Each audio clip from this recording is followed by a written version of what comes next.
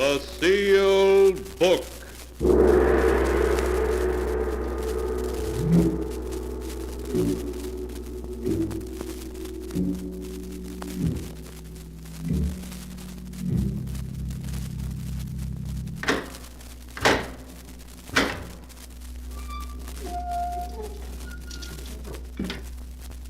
Once again, the keeper of the book has opened the ponderous door to the secret vault, wherein is kept the great sealed book, in which is recorded all the secrets and mysteries of mankind through the ages.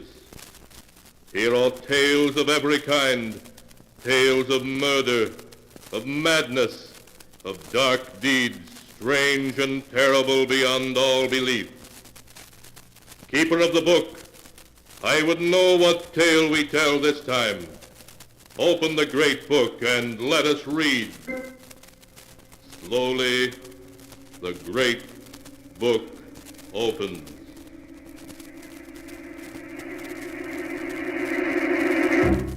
One by one, the keeper of the book turns the pages and stops. The strange story of a web of death woven by fate to trap three unsuspecting mortals in an evil design more terrible than the mind can conceive. A tale titled Design for Death.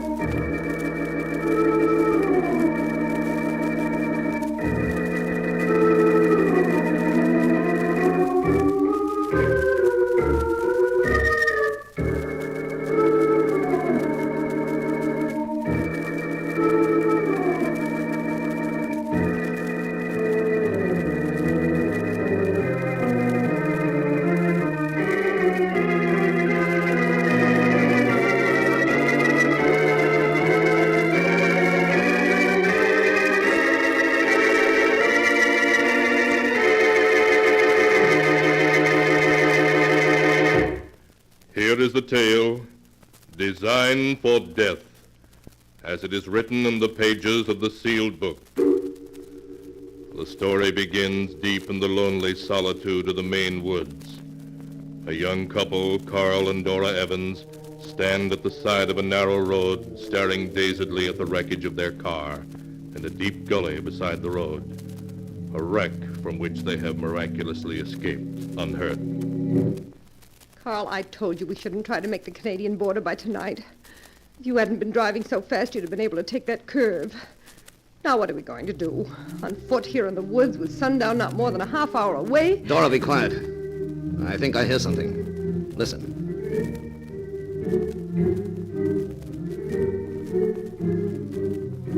Music. Organ music. No, we must be imagining. We're not imagining it. Look, there's a path leading into the woods. There must be a house back in there someplace. Aha. Well, yeah. Yes, I can see it now. A stone house almost hidden in the trees. Carl, how strange. Strange? You mean lucky. That's where we're going to stay tonight, Dora. Come on. Carl, what'll we tell them? The people that live in the house, I mean. We'll tell them we're brother and sister on a vacation trip, that we accidentally wrecked our car. You act as if you'd sprained your ankle, and they'll have to put us up for the night. By morning, I'll have our next move figured out. All right, Carl. Look how big the house is. Who in the world do you suppose would live out here? So many miles from even a crossroads. How do I know? A hermit, maybe. Here we are. Now, come on, take my arm. That's it. Limp. Good. Wait, Carl. Listen to that music. That's no radio. That must be a real organ. What strange music. All right, so it's a real organ. What of it? I'm going to knock. Now, remember, play up your sprained ankle big. We've got to get invited to spend the night here. All right, Carl. Here comes someone. Oh, good afternoon. I'm afraid I wasn't expecting any callers. We've had an accident. My sister has been hurt. May I bring her inside? Why, of course. Come in, by all means. Thank you. Oh, my ankle. Oh, I'm so sorry. Here, come this way, into the library. Can you make it? Yes, I think so. Sit down here. You'll feel much better. It's very kind of you, sir, if you let my sister rest here for a few hours. My dear sir, it's almost dark. You must both stay here until morning. I insist. Why, thank you. No, don't thank me. I lead a very lonely life, and I'm delighted to have some company. Truly delighted.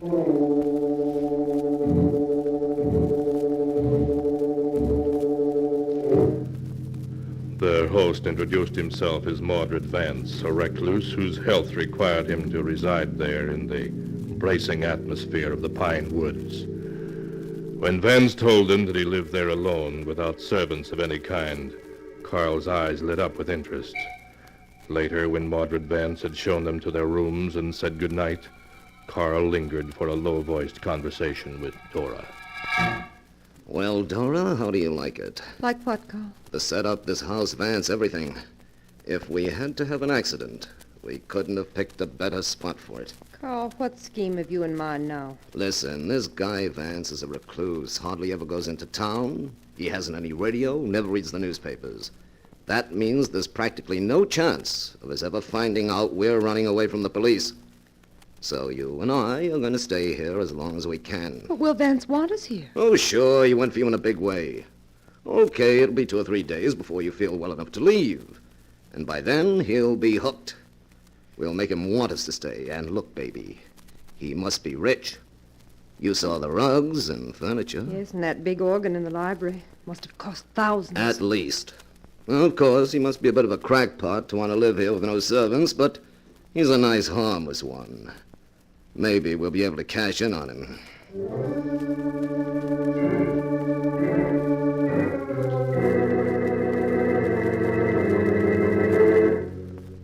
That night, Carl slept well.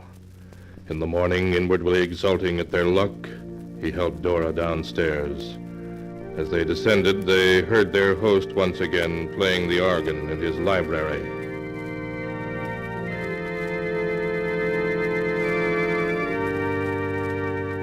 Funny music he plays. Last night, that weird stuff. This morning, something sounds like church. Yeah, he's a queer dog, but he'll be easy to handle.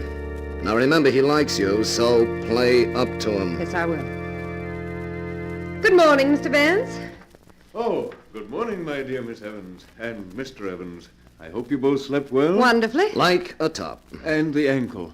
Oh, I see it still pains you. Oh, it's much better this morning, Mr. Vance. Really it is. I'm glad of that. But you must be hungry. I've fixed breakfast there on the serving wagon. Sit down and make yourselves at home. I have already eaten. Oh, thanks, we will. Here, Dora, let me help you. Thank you, Carl. Aren't you going to go on playing, Mr. Vance? No. Truth is, I was just playing to put out of my mind a tragedy which happened last night when I drove to town for a few extra supplies. A tragedy? The wife of my grocer died very unexpectedly. Oh.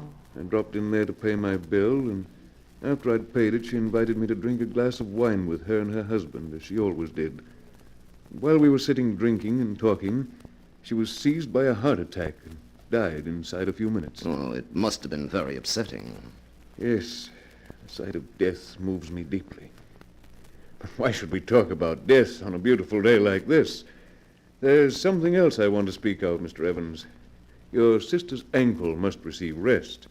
I'm going to insist that you stay with me several days until it's properly healed. Well, that's very generous of you, Mr. Vance. Generous? Not at all. You will be doing me the favor by giving me your company. Well, when you put it that way, how can we say no, Mr. Vance? Good. Then it's all settled. You're going to stay with me just as long as I can possibly keep you.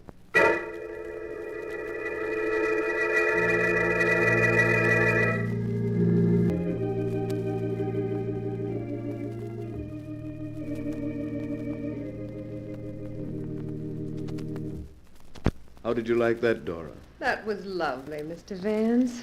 You've never played like that before. So... Romantically? I was playing like that because of you. Because of me? Of course. Listen to me, Dora. You've been here a week, and surely by now you must know I'm in love with you. Yes, I guess I did know it. I'm not a poor man, you know. I'll show you something. Come over here, Dora. Wait till I move this screen. What? There's a safe behind it. Yes. Now watch. I shall open it and you shall see. There. Now this cash box. Look, my dear. What?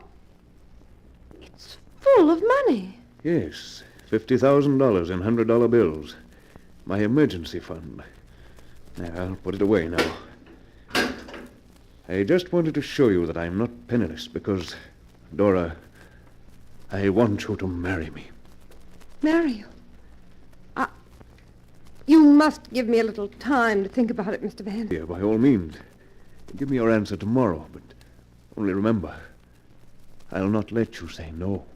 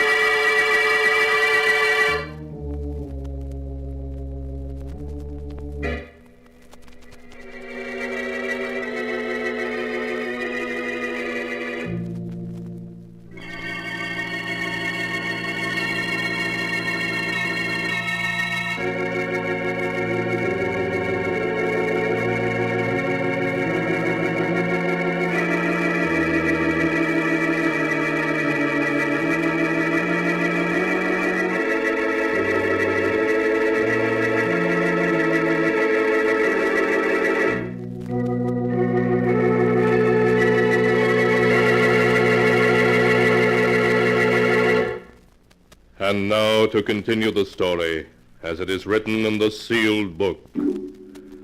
Not knowing that Dora is really Carl's wife, Mordred Vance, a rich recluse, asked Dora to marry him. Carl, for reasons of his own, was annoyed with Dora for not accepting Vance at once. He showed you $50,000 and asked you to marry him, and you said you'd think it over. But, Carl, I'm your wife just because he thinks I'm your sister. I know. But don't you see, if he thought you were going to marry him, we could stay here indefinitely? I didn't think of that. So you're going down and tell him you've decided to... Now, wait. What is it, Carl? I have a better idea. We need that $50,000. It would fix us up for life. What are you getting at? Listen, Dora. Not a soul knows we're here outside the three of us. If Vance were dead, no one would know we'd ever been here. You mean kill him? And take the money? Yes, I do. Oh, no, Carl. We've never killed anyone. Don't be a sap. It'd be a cinch. Now we're going back downstairs. To put him off his guard, you're going to tell him you'll marry him. Then tonight, after he's asleep, I'll make sure he never wakes up.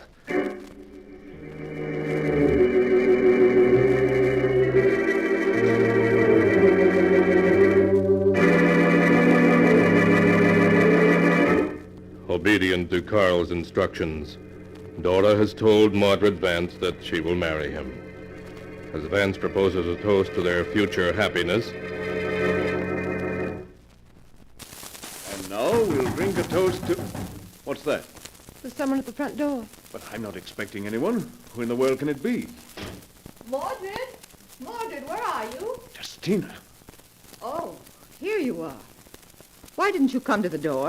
I was just going to. I have guests. Yes, so I see.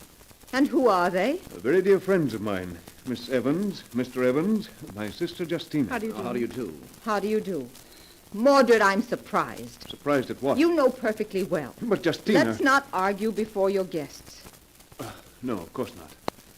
Dora, Carl, will you excuse me?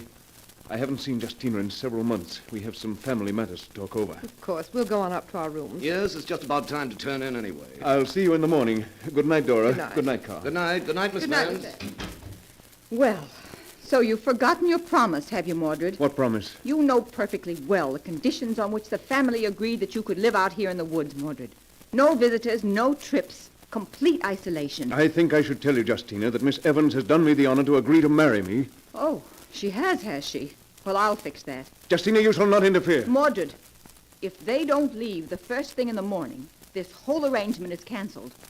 Much as the family will regret it, we'll have to see that you go to an asylum. I'm perfectly well now, Justina. Just what brought you here anyway? An impulse brought me. I suddenly got to wondering about you, and I drove up here to see how things were. Just in time, too, apparently. I see. You just happened to drive up here. Very well, then. They shall go. I suppose you plan to stay all night. Yes, I do.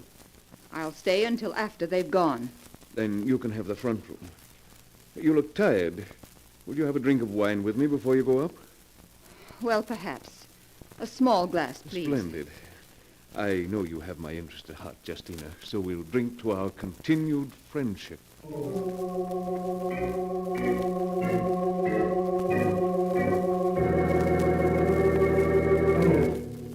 But as Mordred Vance went to fetch a bottle of wine, Dora and Carl were talking upstairs, for they had lingered outside the closed door of the library long enough to hear what passed between Mordred and his sister Justina. She threatened to send him to an asylum. Carl, he's mentally unbalanced. Yes, that would explain everything. He's living here in such isolation, seeing no one. It's his family's way of keeping him out of trouble. Oh, he's probably perfectly harmless. Well, anyway, we're going in the morning. And I'm glad it turned out this way. Well, there's no point in staying any longer. Now that his sister has seen us, it would be too risky to try our little scheme. Oh, in the morning, we'll be on our way.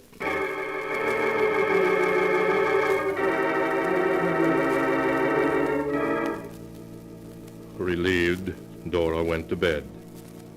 Just as she fell asleep, she heard the sound of music from downstairs.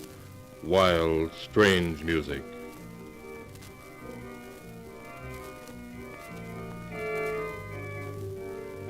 She listened a moment, but she was used to hearing the organ play now, and it did not disturb her sleep. In the morning, when she and Carl descended, their host was again playing, as he had been the first morning after their arrival. Curious music, almost unearthly in quality. But he stopped as they entered the library. Oh, good morning. I hope you slept well. Yes, very well. How is your sister this morning? Oh, the truth is, my sister and I quarreled last night. Quarreled? We both have violent tempers, and, well, the argument brought on a heart attack, and my sister... A heart attack? Yes. Her heart has been weak for years. Before I could go for a doctor, she was gone. Gone? You mean dead? Yes, Dora. She died just after I got her upstairs to her room. Oh, how horrible. But what are you going to do? Do? What is there to do? I mean, you're going to call a doctor, notify the authorities. No, I don't think I shall. You mean you're going to do nothing? Dora, my dear, listen to me. We must be married at once. We'll go away together. You, Carl, shall keep us company. When we're far away, then there'll be plenty of time for letting people know about Justina. Oh, no, I couldn't. I've changed my mind. I can't marry you. You've changed your mind. Dora, be sensible. No, I'm sorry, but I just can't. We're leaving today, Carl. Why, Dora, I love you very much. I couldn't let you leave me. Of course we're not leaving. Dora, dear, please. Wait at least until tomorrow before you make up your mind definitely. That's not much to ask, is it? Of course it isn't. She'll think it over, at least until tomorrow.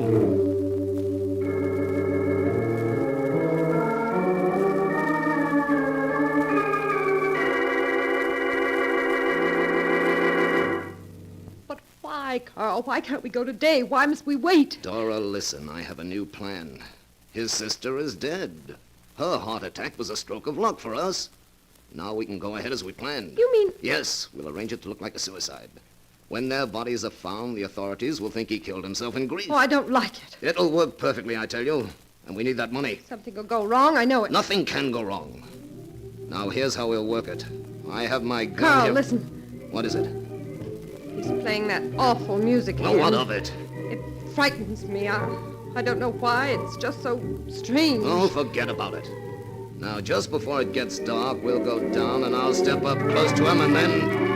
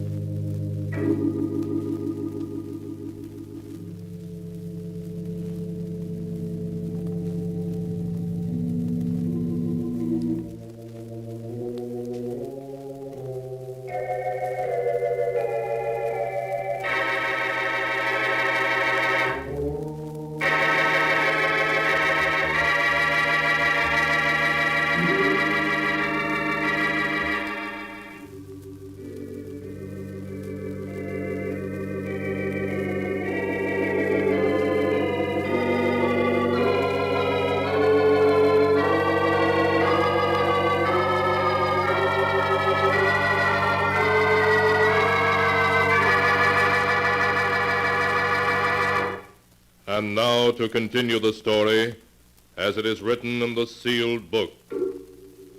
In spite of Dora's forebodings, Carl is going ahead with his plan for murdering Mordred Vance and getting his money. Just as it was getting dusk that evening, Carl and Dora entered the library to find Vance sitting in his easy chair with a decanter of wine and glasses beside him. Oh, there you are. I was just wondering what happened to you. We were just out for a little stroll. Then you must be tired. Here, let me pour you both some wine. I don't think I want any. Of course you do. Here you are. In a moment.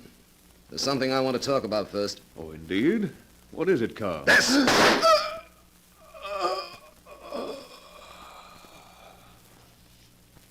He's dead. Yes, and it couldn't have been neater either. Now I'll clean my fingerprints off the gun. Then I'll put his fingerprints on it like this.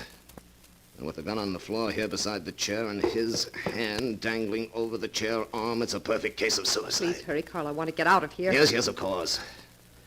We can use that wine now. You need a drink, and so do I. Yes, I do. Thanks. That helps. But now let's get that safe open. Over here behind the screen, isn't it? Yes, that's it. Yes, here it is. I hope you were smart enough to notice the combination when he opened it for you. Yes, I did. I'll open it. There. Good. Now, let's see what we've got. The money was in that cash box. Right. There we are. Did you ever see a prettier sight? Just take the money and go, please, Carl. Don't be in such a hurry. Let's see what's in this other box. That's funny. What's in it? Just a bunch of old newspaper clippings. Some of them are so old they've turned yellow. Good heavens. What is it, Carl? They're all clippings about Oh, murders. what does it matter, Carl? I really don't feel well. Can't we go now? Just a moment. Look at this headline. Local organist sought for murder. Santa Barbara, California, June 17th, 1935. Maxwell Vanning, organist, is being hunted by local authorities following the death of a choir singer from apparent heart failure. The police, becoming suspicious, searched Vanning's apartment and have found a bottle of rare poison whose symptoms duplicate those of heart failure. What does that mean, Carl? I don't know.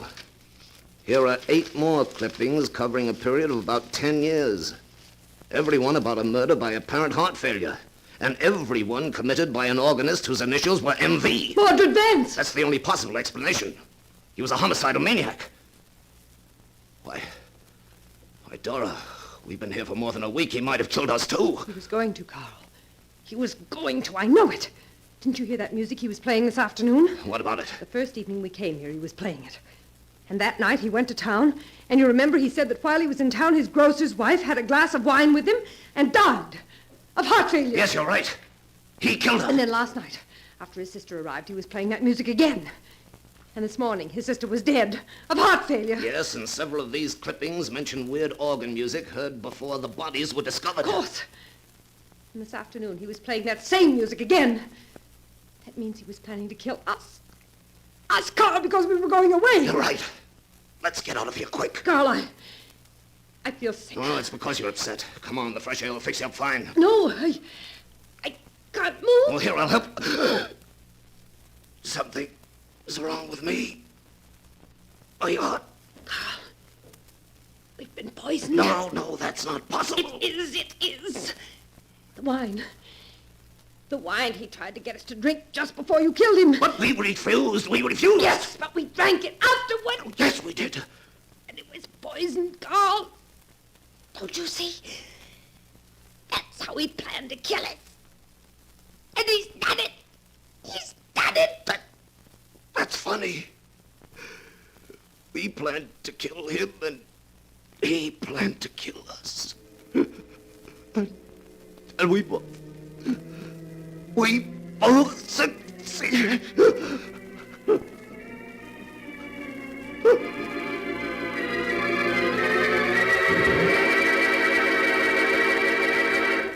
And that is the story of the strange and incredible web woven by fate, as the tale is written here in the sealed book. Two murderers, each seeking a victim, met, and so brought about each other's downfall. Twisted indeed are the strands of fate in which destiny entangles mere mortals.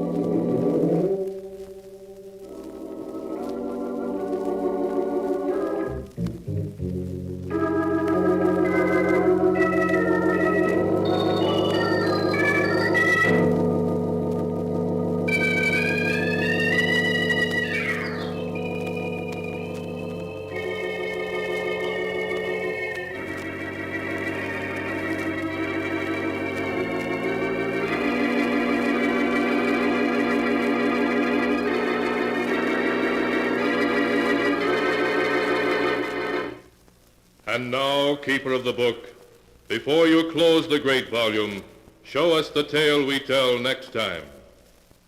This one, yes, a tale of two men who tried to drive an old woman insane by turning themselves into ghosts while they were still alive, and of the strange and terrible success that crowned their efforts. The tale is called The Ghost Makers.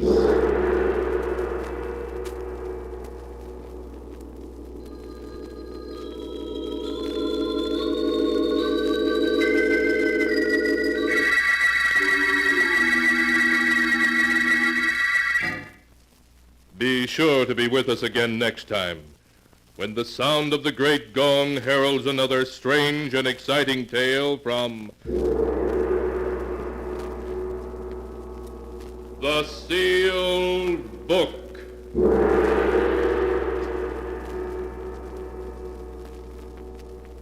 The Sealed Book, written by Bob Arthur and David Cogan, is produced and directed by Jock McGregor.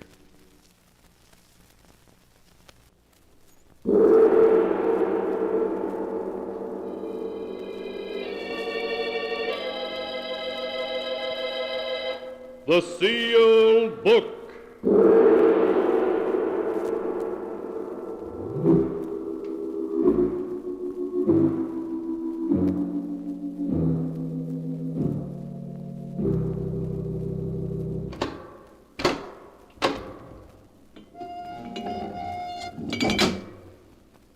Once again, the keeper of the book has opened the ponderous door to the secret vault, wherein is kept the great sealed book, in which is recorded all the secrets and mysteries of mankind through the ages.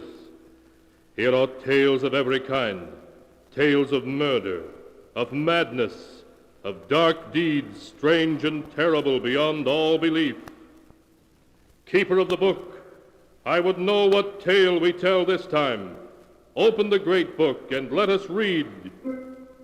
Slowly, the great book opens.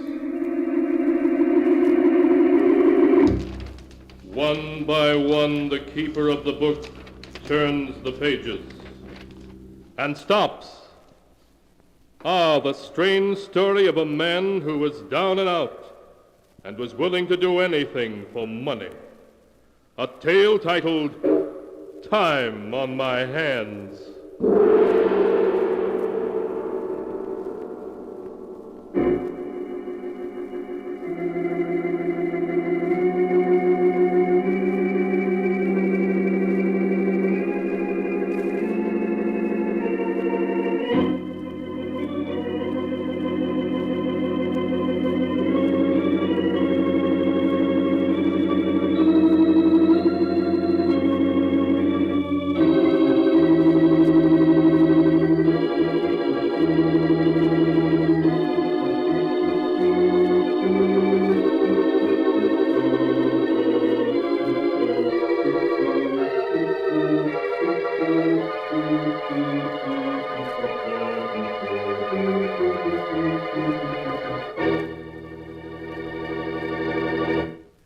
Here is the tale, Time on My Hands, as it is written in the pages of the sealed book. Our story begins in one of the cells of the state penitentiary. Joe Martin, his face white and tense, is speaking to Father Dolan. Father Dolan, I'm not faking insanity. I'm not. Everything I've told him is true. Look, you can make him see why it can't be tonight, why it mustn't be tonight. Oh, even if it's only put off until tomorrow, that'll be all right. Then I'll know that what Mr. Benedict said won't come true. Listen, this is how it happened. It all started late one night last September. It was awful cold. It had been getting darker and darker all afternoon. Then, just about midnight, the storm started. Can't sleep here in the park, Joe. Not with all this rain coming down. Yeah. Oh, it's really pouring now, isn't it?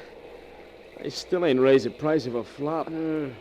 Oh, I just about sell myself to the devil for the price of a bed. Hey, look. Eh? What's that you're picking up? It's a fountain pen, see? I can hock it.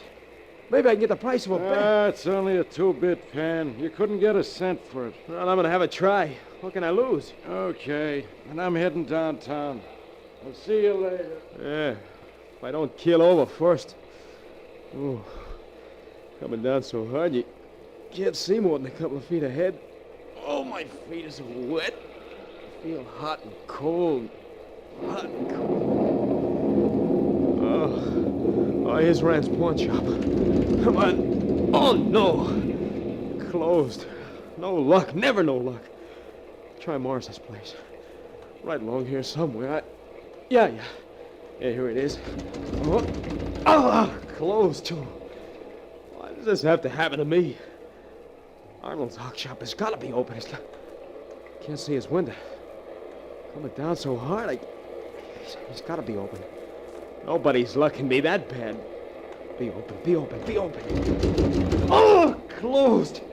Oh, he's closed, too. Now what? Gotta keep walking or I'll keel over. No one in sight. I'm all alone. No friends, no place. No... What's that? A hawk shop? Never noticed this place before. Must be a new one. Yeah, I gotta get in. Gotta get some dough for this pen. I gotta. Must be the boss up there in the back of the shop working on his books. Yeah. Good evening. Oh, good evening. Good evening. You're new on the street, huh? Why, yes, I am. But I've been in this business quite a number of years. Quite a number. You, have something you desire to pawn? Huh? Oh, yeah. This here fountain pen. May I see it, please? Oh, sure. It's a fine pen. Writes good, too. I'm afraid I wouldn't be interested in that. Well, look, mister, couldn't you let me have something on it? I'm sorry, but this pen is worthless. Yeah, just my luck. Possibly you have something else you can pawn. Something else? Me? Well, I got time on my hands. Time. Nothing to do with it. Nothing but starve and freeze. Ah, then perhaps we can do business after all. Huh? In fact, I can make you a very handsome offer. If you're prepared to sell, say, 5 years of your life. Sell 5 years of my life? Look, how can you buy 5 years of my life? Oh, it's very simple. Our firm, shall I say, does it all the time. You merely sign an agreement, and the 5 years are deducted from your lifespan. You mean I'd die 5 years sooner than I should? Yes, but then think how unhappy your years are. Well?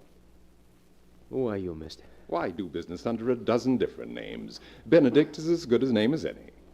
Now come. Are you willing to sell 5 years of your life? I'm prepared to offer you, shall we say, $1,000 a year. $1,000 a year? Yes, $5,000 in all. Think of it. With that money, you can live as you've always wanted to live. Yeah, I know, but 5 years? What will they mean to you? Cold, hunger, wet feet. Yeah, wet feet. Sure would feel good to have a new pair of shoes on my feet. You got the money here, mister? Yes, I always pay in cash. $5,000, huh? Sure, why not? Why not, indeed? I'll have to look your record up in my files. What is your full name, please? Joseph Henry Martin. Let me see. Joseph Henry Martin. You mean you got my name in that file? Why, yes. We try to keep our records complete. You were born December the 22nd, 1912. Yeah. Your father's name was Richard. Your mother's name was Margaret. Yeah, you're right. Very well, Mr. Martin. Your record is satisfactory, and we can do business. If you'll just sign this form, please. Yeah, mister. This line, huh? Yes, please. Your name in full and the date. Joseph Henry Martin, October 5th. Yeah. What about the dough? Of course.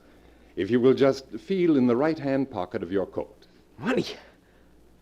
A handful of $500 bills. Please count them to make sure the sum is correct, Mr. Martin. Yeah, be glad to. 1, 2, 3, 4, 5, 6, 7, 8, 9, 10. It's all there. $5,000. It's been a pleasure to do business with you, Mr. Martin. Good night. Huh? Oh, yeah, it's mutual. Good night. $5,000. Ah, I'm rich. Oh, am I gonna have me a time?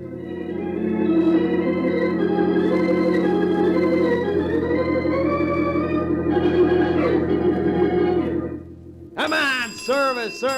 How about some service in this hotel? I want a room, see? No. I want a suite. The best suite you got, Mac. With a bath. Never mind how I look. Never mind. I got dough, see? $500 bill. Now do I get that suite or don't I?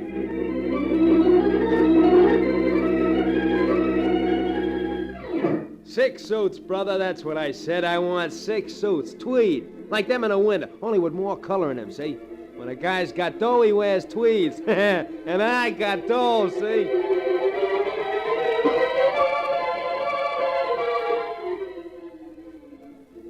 Any fur coat you like, baby. Just name it. Go ahead, name it. That one? Okay, mister, wrap it up. Go on, you heard what the lady said.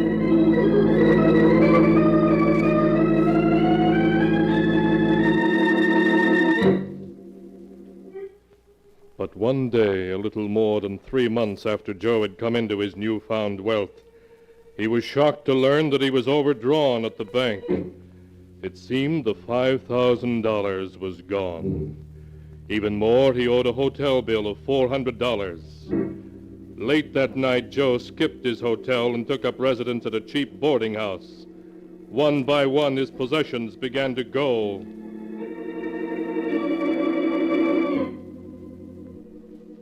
What do you mean, only... What? $10 for these suits? Look, they're worth 60 anyway. Look, Mac, I paid a tailor... $10, huh? Okay, let me have it.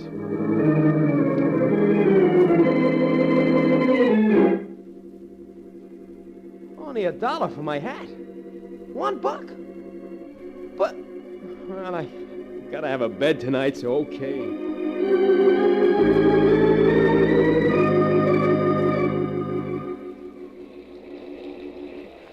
Say, Bud, can you help a fella that's down and out, huh? Huh? Can you help me out with a little something, mister, huh? Just a little... Yeah, you louse. Didn't even look at me. Midnight ain't even get the price of a flop yet. Raining again. Always it rain.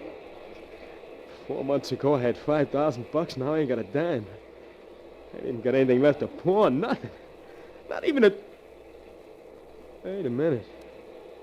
Yeah, sure I am. Why didn't I think of that before? Benedict's pawn shop. I'm still young. I got plenty of time left. I'm gonna see Benedict.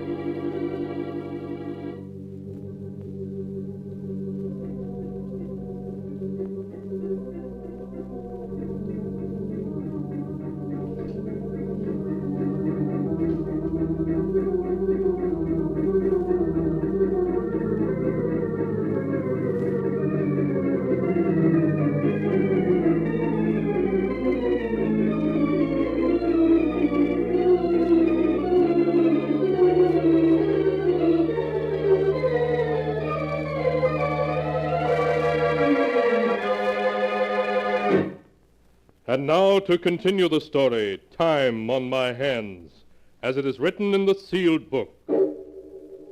Soaked to the skin, his shoes leaking, Joe Martin trudged through the rain toward Benedict's pawn shop.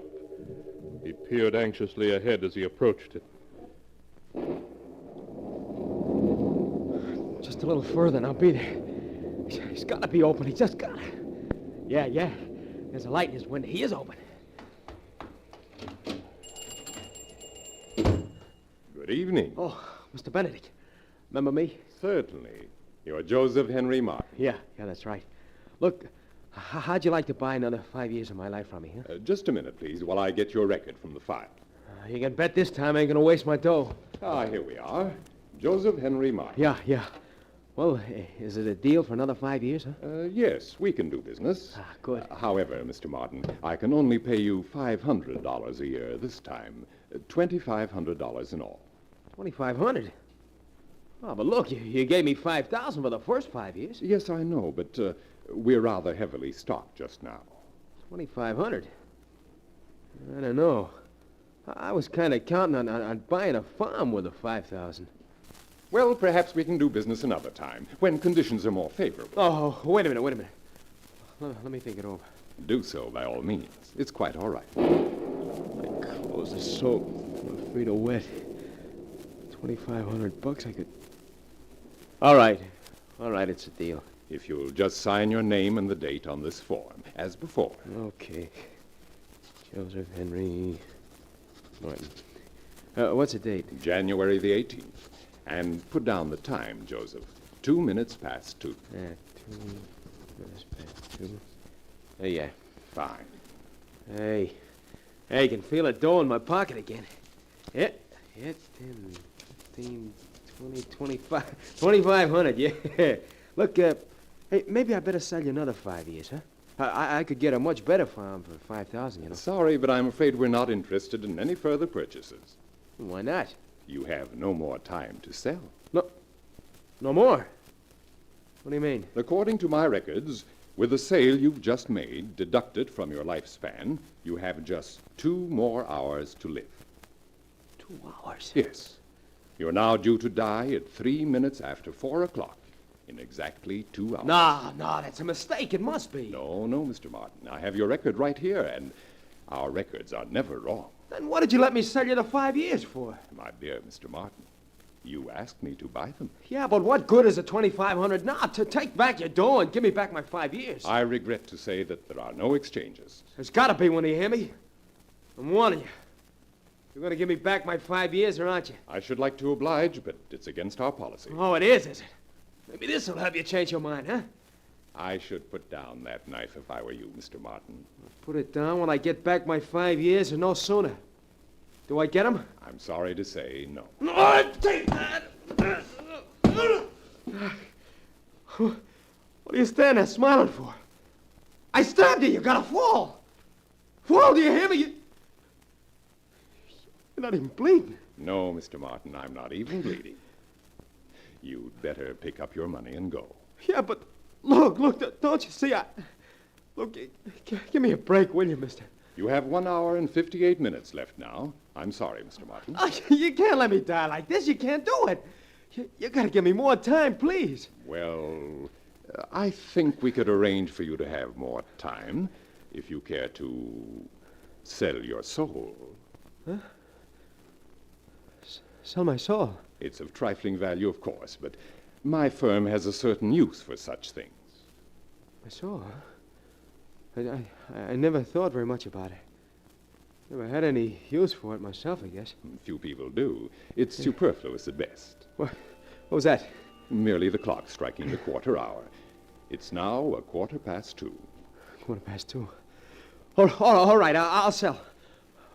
Where do I sign? Well, unfortunately, in this matter, your signature would not be binding. There's only one way I could be certain of getting my property when the time comes. What way is that? You'd have to, shall we say, remove some person from this life. You mean kill someone? Exactly. And in return, you shall have the balance of the victim's life. You may be fortunate enough to find someone who has 30 or 40 years to live. Just think, all that time would be yours. Yeah, but to have to kill somebody... Oh, you don't have to. It's just a suggestion. Yeah, but if I don't... I'd die in 2 hours. 1 hour and 47 minutes, to be exact. No, I couldn't kill no one. Even if it means I die tonight. I can't do it, you hear me? I'm getting out of here.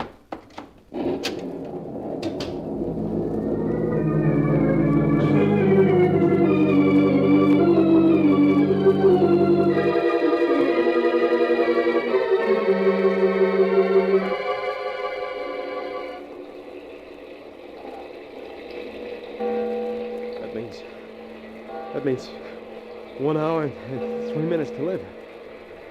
1 hour and 3 minutes. I gotta get out of the storm. There's a bar room. I could use a drink.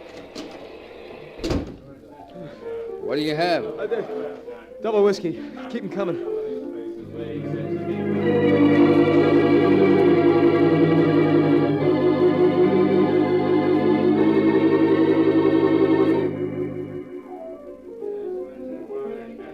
Let me have another. Say, pal, you already put away a bottle. Don't you think you had enough for one night? Look, you just keep setting them up. I'm paying for it, ain't I? Okay, it's your funeral. Don't say that! All right. I didn't mean nothing by it.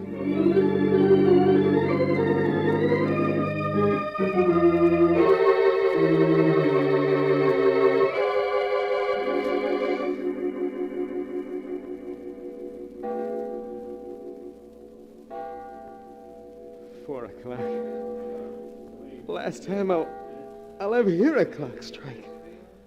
Only 3 minutes. 3 minutes. Did you say something? No! Listen. What's that? What's what? What's that clock ticking? Where is it? Clock. There ain't no clock ticking in here. There is! Listen, guy, you had a couple too many, I guess. Look, I can hear it, I tell you. It's ticking. Tell me I've only got 3 minutes left. Look, fella, it's time you was going. I don't like the way you're talking. Yeah. Gotta get out of here. Gotta get away from that clock.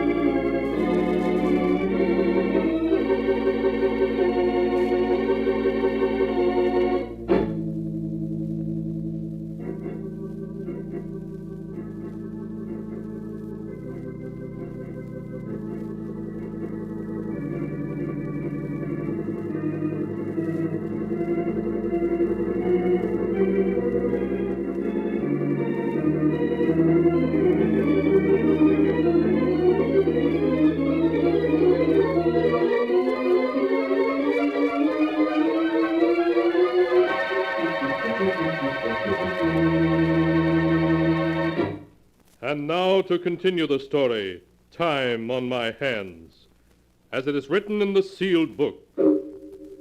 His heart pounding in his ears, Joe ran out of the bar and down the street, terror clutching his heart. Try as he would, he couldn't rid himself of one thought. The clock had just struck 4. The end was fast approaching. Breathless, he came to a stop, looked around wildly. 3 minutes to live. 3 minutes. No. Must be only 2 now. I don't want to die. I want to live. I've got to do it. I've got to. Time is going so fast. The street's empty. No. Here comes somebody. Mister, you got a match?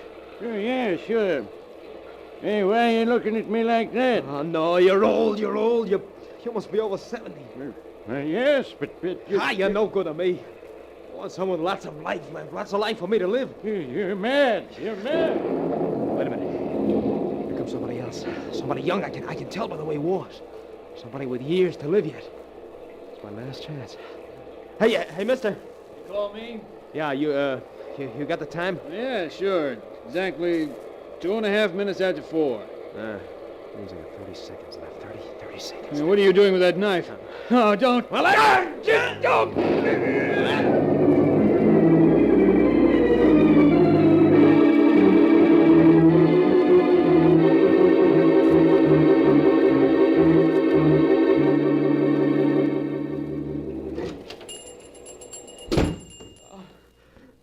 I've done it.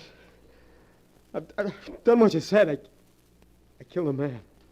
I kill him, do you hear me? I kill a man. Yes, I know you have. I'm a murderer. But you're alive. And as you see, it's 4:15. Yeah, I'm alive. And his time... I'm sure you'll put it to excellent use. Yeah. Took his wallet so as to get his name. Proved I did it. His name is Frank R. Caldwell. Frank R. Caldwell. I'll look it up in the files.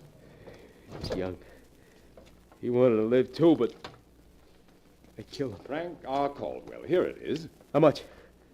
How much time I got to live? Now, let me see. His file expires on August 20th. August 20th. What year? This year. this year? Yes. You received just 7 months from him. 7 months? No, you must be wrong. He was so young. I'm sorry, but 7 months was all he had. Oh, no, he You'll can't. find our records are quite correct. So your card will be removed from our files at 10 minutes after 11 p.m. on August 20th. No. Ah, August 20th. Oh, that's wonderful. So that's what you've done to me. August 20th. Oh, no. August 20th. August 20th. That's the man who stopped me. Hey, you, just a minute there. Yeah, that's the man, all right. He's the one that killed that poor boy. Yeah, come along, you. You're under arrest. August 20th, he said. 7 months. Just 7 months.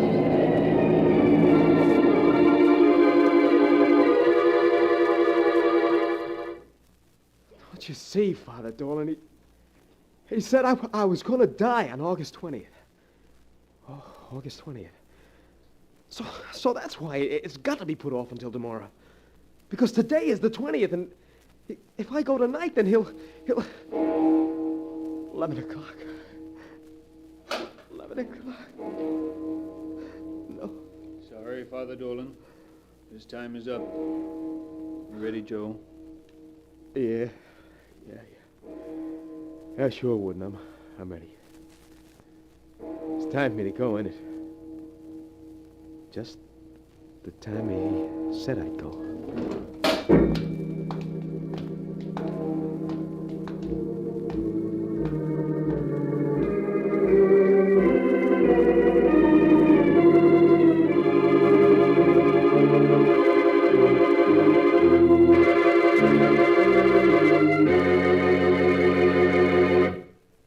And so ends the tale, Time on My Hands, as it is written in the sealed book. As Joe was strapped into the electric chair, there was a look of terror in his eyes. It was not death that terrified him, but the thought of Mr. Benedict. Mr. Benedict, who would be waiting for him.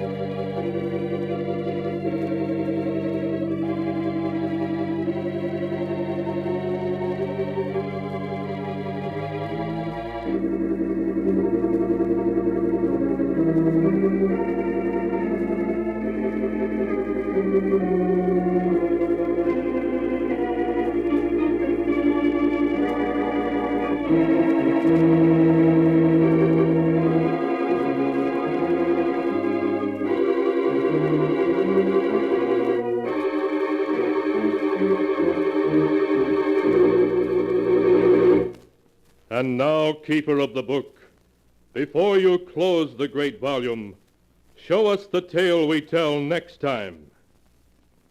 This one? Ah, yes. The tale of a man who committed the perfect murder, only to discover that every murder must be paid for. The tale is titled Death Laughs Last.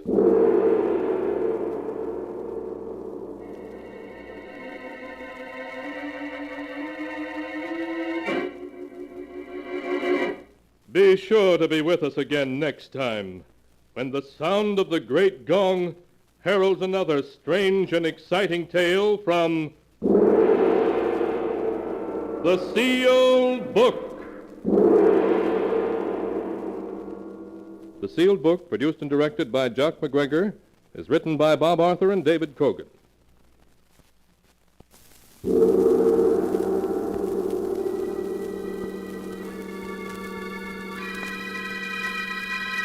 The Sealed Book.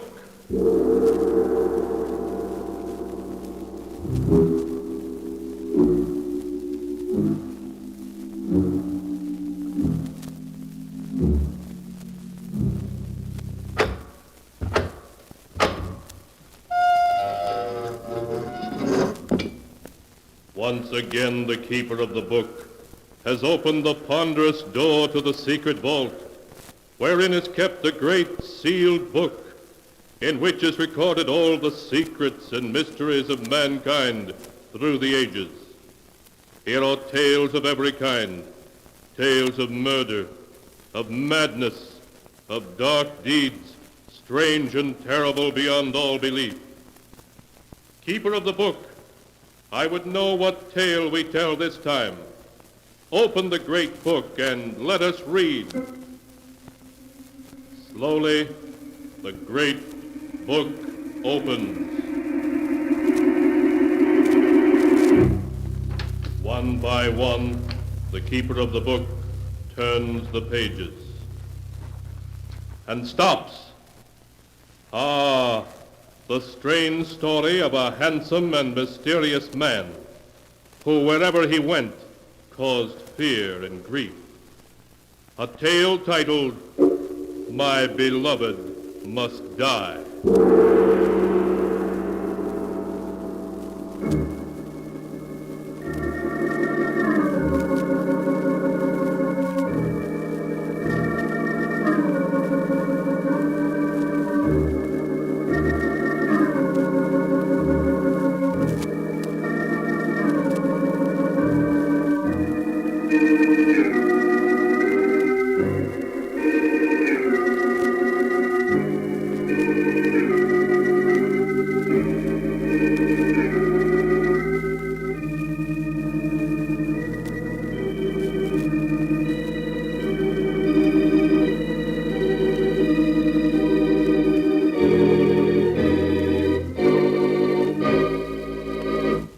Here is the tale, My Beloved Must Die, as it is written in the pages of the sealed book.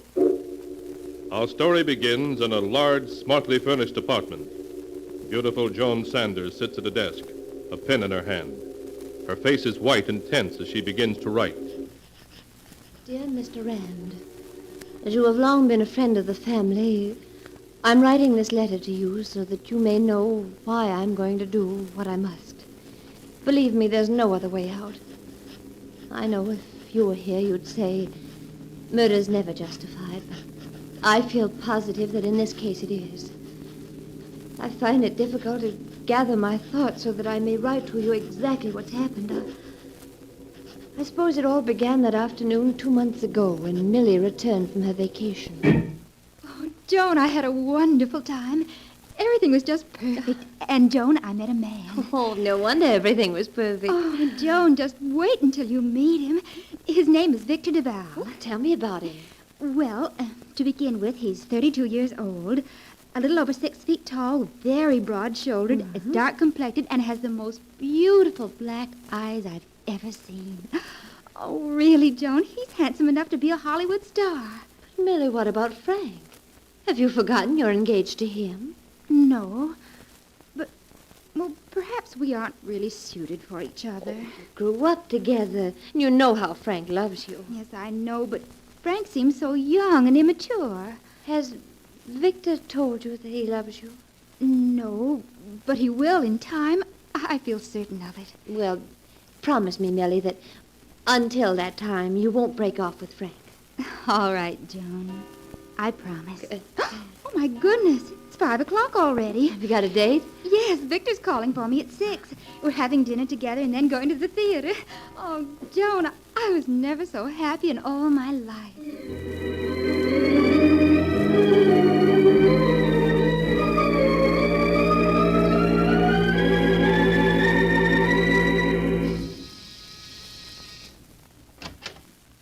Good evening. You must be Joan, Millie's sister. Yes. And of course you're Victor.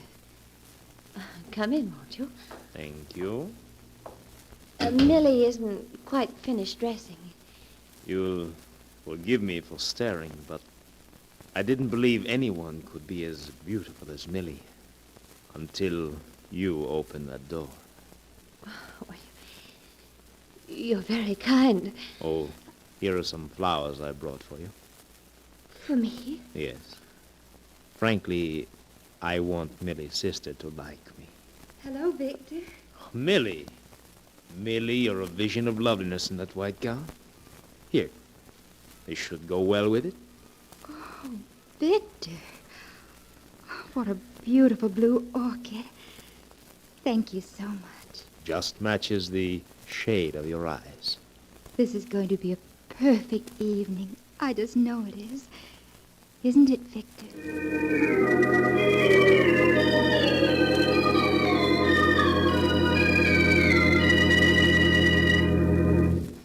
Millie hadn't exaggerated in her description of Victor.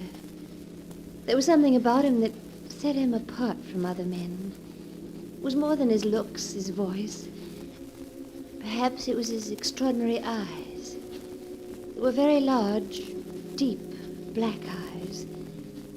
And when he looked at you, they seemed to exert a hidden power, an almost hypnotic power. Whatever it was that set Victor apart from other men, you sensed it the moment you saw him. Later that evening, the doorbell rang. I opened the door to find Frank there. Hello, Frank. Can I see Millie a moment, Joan? Well, she isn't here. She's gone out for the evening. Gone out? With Duval? Why, yes. So that's why she refused to see me tonight. Might have known it. What do you think of Duval? Well, I only saw him for a few minutes. He seems very nice. You women are all alike. We're all taken in by his good looks and his fine manners. But I tell you, he's not to be trusted. There's something strange about him. Strange about him? Well, what do you mean? It's hard to put into words. Wherever Duval goes, trouble seems to follow. Duval apparently has nothing to do with it.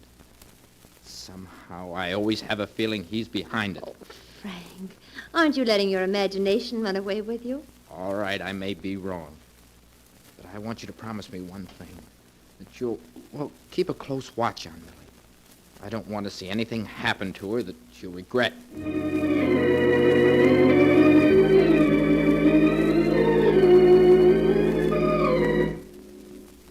In the weeks that followed, Millie saw Victor constantly.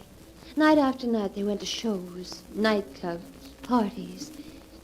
Millie was rarely home before dawn. Almost overnight, she had changed from a sweet, unspoiled girl of 21 to a woman I no longer knew. Life to her had become Victor, and the excitement and gaiety he represented. Oh, hello, Frank. Come in, won't you? Thanks, Joan. Suppose Millie's out with Duval as usual? Yes, she is. And Frank, I'm worried. So terribly worried about her. Oh. So at last you're beginning to realize that Duval isn't just another man. There might be something to what I told you. Yes. Well, you have good reason to worry about Duval. What do you mean? I don't know who Duval is or where he came from. But in the short time we've known him, he's ruined several people we know and has broken up more than one home. Frank, what are you saying? You didn't know that our friend Duval is a gambler of the wildest type, did you? No. A few nights ago, he won $40,000 from Dan Richards. That ruined Richards and broke up his home. Oh, poor Dan. And his wife, Helen. Yes, and speaking of wives, did you know that Doris Anderson has filed suit for divorce? Doris Anderson? Yes. It seems that one night Duval was dancing with Doris, and he said to her, "What a pity you're married." Now Doris is in Reno. Oh, Frank, it just doesn't seem possible that anyone could want to do such things. Joan, those are only a few things that Duval has caused. Everywhere he goes, he seems to create attention, bring about trouble, delights in it. I tell you, there's something unnatural about him. Frank, what can we do? I was hoping that if we just let Millie alone, she'd get over this infatuation for Duval, but she hasn't. I'm going to wait here until she returns. Then we're going to have it out, once and for all.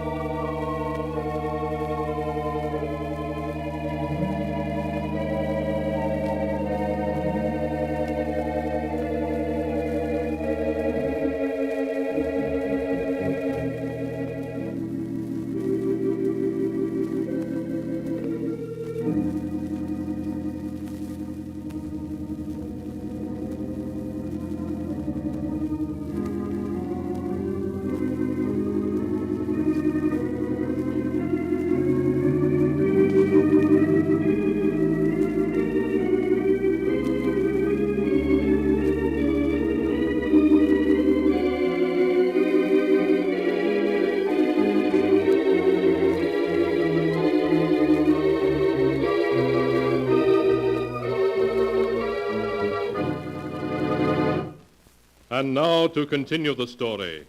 My beloved must die, as it is written in the sealed book. The hours slipped by as Frank and Joan awaited the homecoming of Millie and her escort, Victor Duval. A little after 3 a.m., the door to the apartment was quietly opened, and Millie slipped in, followed by Victor. Good evening, Joan. Joan, I didn't expect to find... Frank, what are you doing here at 3 o'clock in the morning? It's time you and I had a little talk, Millie. Frank, you're not going to lecture me, are you? Millie, you must listen to me. Can't you see what Duval's doing to you? He's making you cold and cynical like himself. There's something evil about him. His eagerness to create trouble, to see people unhappy. One time you would have despised him. Now you've changed. You've become like him. Oh, really, Frank, you're going too far. Millie, you know I love you. I'm only saying this for your own good. I'm tired of your constantly interfering in my life. I think our engagement's a mistake. Millie, what are you saying? Millie, you don't mean that. You know I love you and that I can't live without you. I'm afraid you'll have to, Frank. Here's your ring. We're through. All right, Millie. I know when I'm licked. But I warn you, Val will bring you nothing but heartbreak if you don't give him up. Someday he'll stand smiling at you, just the way he's smiling at me now. And then you'll see him for what he really is.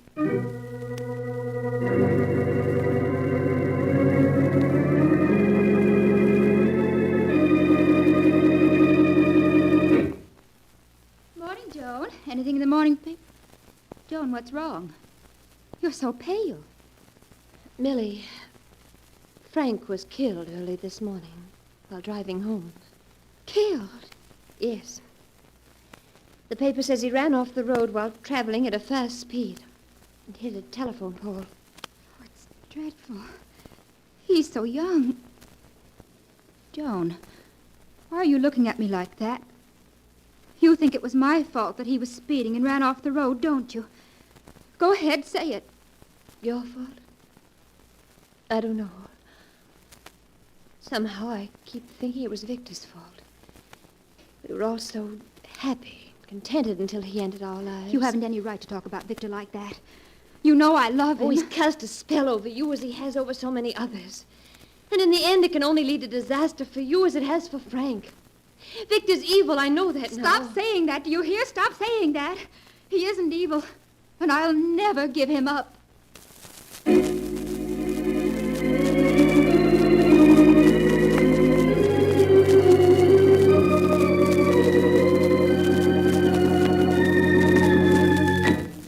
During the weeks that followed Frank's death, I scarcely saw Millie. I sensed that she was avoiding me, afraid of the accusation she imagined she saw in my eyes. I knew that she was still seeing Victor every night. I began to hear stories from a dozen sources about the two of them and the life that Millie was leading. As time went by, Victor became involved in one scandal after another, and Millie with him. One night I went to his home, determined to have it out with him. Victor, you and I must have a talk. But of course, Joan. What is it you wish to say to me? Victor, you mustn't see Millie anymore. Oh? May I ask why? You know very well why. Since you've entered Millie's life, there's been nothing but trouble. Before Millie met you, she was unspoiled and contented, ready to marry a nice boy, but you changed all that. Perhaps, my dear, it's a change for the better. You know that isn't true. If Millie weren't in love with you, she'd never be leading the life she is. You've taken her and tried to change her into someone like yourself. Someone who's evil and corrupt. You know, you're very beautiful when you're angry. You're amused by all this, aren't you? You enjoy knowing I'm worried. Well, all right, but just remember, you'd better not see Millie again. Joan, you wouldn't by any chance be forbidding me to see Millie because you happen to be in love with me yourself? Me? In love with you? Yes. Does that sound so incredible? Well, many women are in love with me. You're the last man in the world I'd fall in love with. You're nothing but an egomaniac with an overwhelming desire to possess and to destroy. And yet, from the moment we met, you have been in love with me, haven't you? Oh, Oh, you fought against it, told yourself I'm a scoundrel, which I admit I am, and you've tried to forget me. But you can't. That isn't true. I've never loved you, and I never will. You have, and you still do. You dreamed of my taking you in my arms like this. You've hated yourself for it. Victor, let go of me. You do love me, don't you? No. No, I don't love you to hear. I don't. Oh, Victor. Now tell me you don't love me. Oh, darling.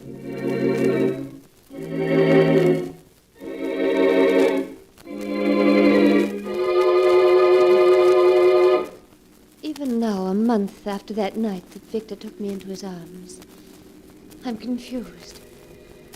How can a person hate Victor as I do and yet love him at the same time? I know he's evil, that he's ruined the lives of many people. Millie's, Frank's, perhaps my own. And yet, in spite of that, when I'm with him, it doesn't seem to matter. When he called at the apartment a few nights later, I was happy to see him. Victor. Good evening, John. May I come in? Yes, of course. Thank you. Millie isn't home yet. I haven't come to see Millie, but her sister. Oh, what did you want to see me about, Victor? About us? Oh, Victor, you must forget what happened that night. Perhaps I do love you. I don't know, but in any case, it isn't fair to Millie. Oh, please, Victor, if you care for either of us, you'll go away. Leave us alone. In your heart, you know you don't want me to go. You want me close to you, as I am now. No. No, Victor. No. Darling, you shouldn't. Forgive me. Millie. I should have made more noise when I opened the door. Oh, hello, Millie. I hope you're not angry with me, Victor, for having turned up at such an inopportune moment. Please, Millie, you must let me explain. There's nothing to explain, Joan. It isn't your fault, it's Victor's. This isn't the first time I've caught him making love to other women, but to make love to my own sister behind my... Come now, Millie. You aren't being fair to me. You know I shouldn't hesitate to make love to Joan in front of you, would I? No, you wouldn't. Nothing matters to you, nothing. You're no good and you never will be. But, my dear Millie, I've always told you that I'm a rogue and a scoundrel. It isn't my fault if you took me seriously. I was a fool, an utter fool to fall in love with you. Yes, I'm afraid you were. I only hope that you're not going to be difficult like the others were. No, Victor. You needn't worry about that. I won't come crawling to you like the others did. I've got too much pride for that. Millie! Oh, Victor. Victor, let go of me. I must go to her. No. Stay here. She'll get over it. How could you speak to her like that? Haven't you any heart? No, my dear. None at all, I'm afraid. Oh, I hate you. Do you hear me? I hate you. You only think you do, darling. But you don't. Oh, let go of me. I'm going to her. All right, Joan. Though I don't think it'll be much use. Millie! Oh, Millie! Oh, darling, what's wrong? That bottle. Millie, what have you done? Victor, come quickly. Yes, Joan? What is it? Millie's taken poison. Taken poison? You don't say. Oh, don't just stand there. We've got to do something. Joan, it burns so. Oh, you're going to be all right, darling. Victor, get a doctor. I'm afraid it's too late, Joan. I've seen this happen before. You and Frank were right, Joan. He is evil. I came to realize it too late. Oh. Millie. Millie! I'm afraid you're wasting your time. She's dead.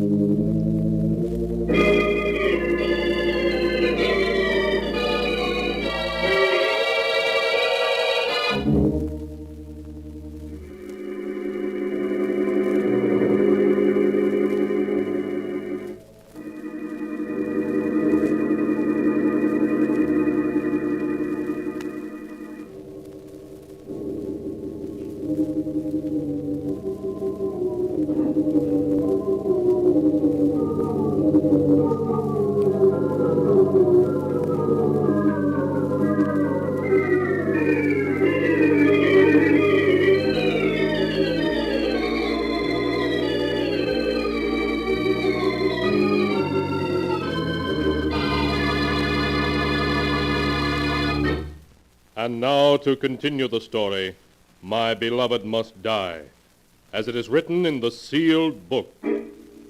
Joan Sanders, her face white and tense, sits at her desk, writing to a family friend, explaining why she is going to do what she must. It's been a month now since Millie died. A month in which I've suffered all the torments that she must have undergone when Frank died. At times I fear for my sanity. I know I should forget the past and live for the future, but I can't. For the evil of the past is with me in the present. This afternoon, Victor phoned me. It was the first I'd heard from him since that night Millie died. When I heard his voice, I'm ashamed to say I was thrilled. Thrilled to hear the voice of the man who's responsible for Frank's death and Millie's. In spite of everything, I know I still love him. There's only one way out. Victor Duval must not be allowed to go on ruining lives. I expect him here any minute now. So I must close this letter. What I'm going to do must be done. Victor.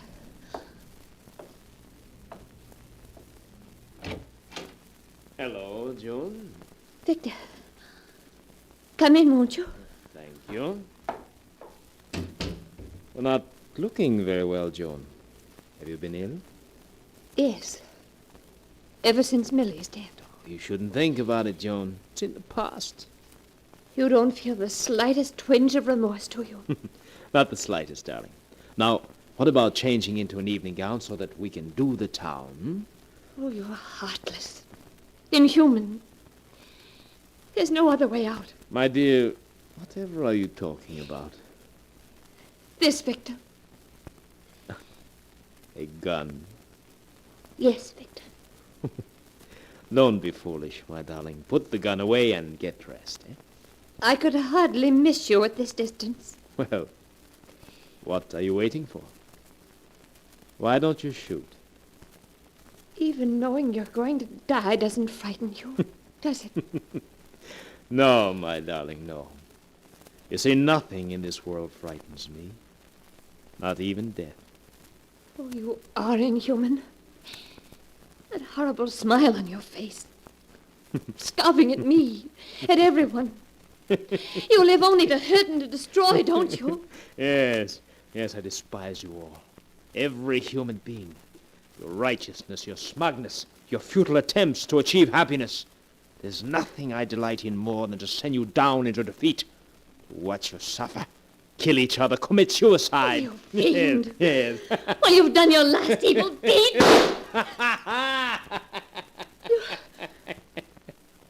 don't you fall? I've shot you. Evidently, you missed. Well, I won't miss this time.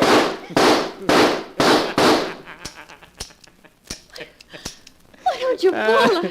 Your gun seems to be empty. Oh, I couldn't have missed you. I couldn't have.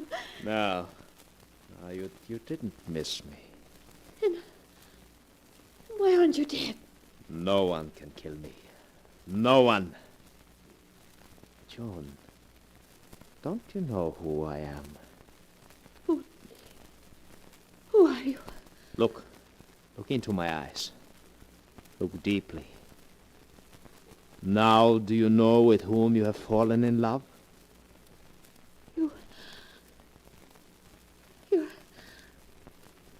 You're the devil. Yes, yes, darling. The devil himself. Oh, no. No, I won't be in love with you. I won't be. Oh, but you will, darling. You will. Even though you know who I am. You'll be in love with me forever. Forever.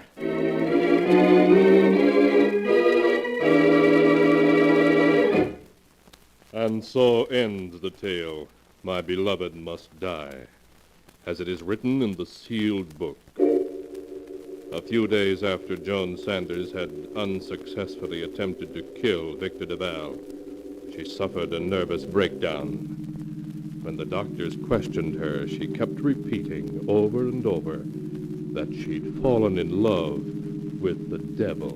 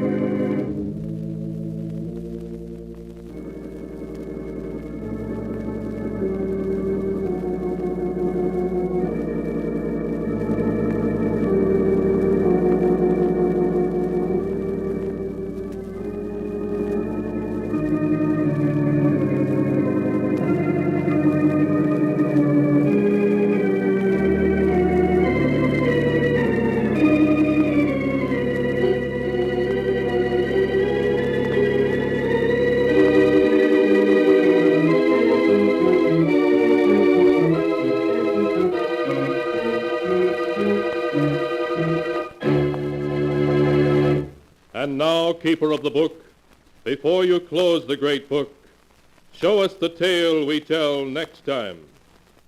This one, ah, yes, the tale of a scientist who ventured into the unknown and whose experiment brought disaster into his laboratory. A tale titled, Beware of Tomorrow.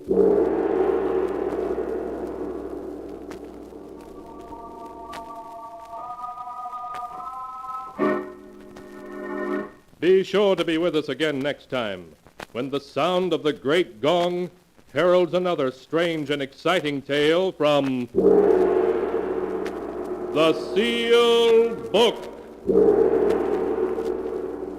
The Sealed Book, written by Bob Arthur and David Cogan, is produced and directed by Jock McGregor.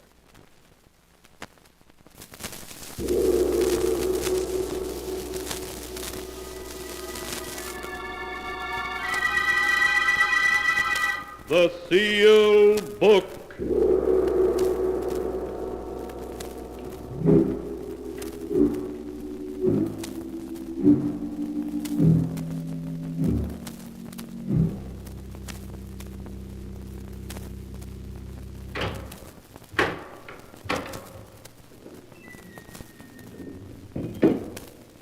Once again, the keeper of the book has opened the ponderous door to the secret vault, wherein is kept the great sealed book, which records all the secrets and mysteries of mankind through the ages.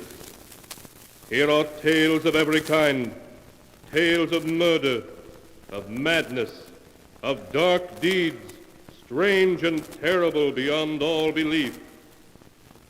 Keeper of the book, I would know what tale we tell this time. Open the great book and let us read. Slowly, the great book opens.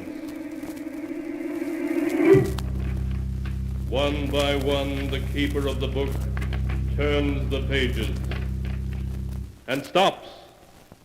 Ah, the strange story of a woman who was born with the soul of a cat.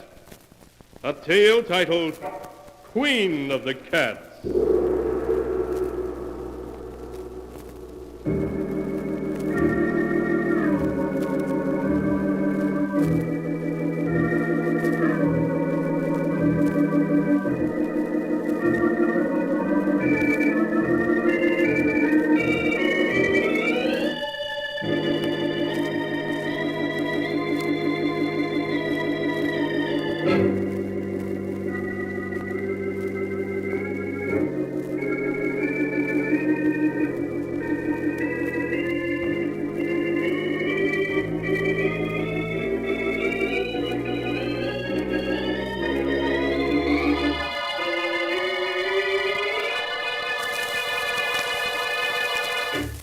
Here is the tale, Queen of the Cats, as it is written in the pages of the sealed book. It is early evening, and in a large, old-fashioned living room filled with gloomy shadows, young Chris Arnold, his face haggard, sits glowering at his fiancée, Jane Elliott, and the serious-faced doctor, whom she has brought to see him. Chris's hand trembles as he tries to light a cigarette while he speaks.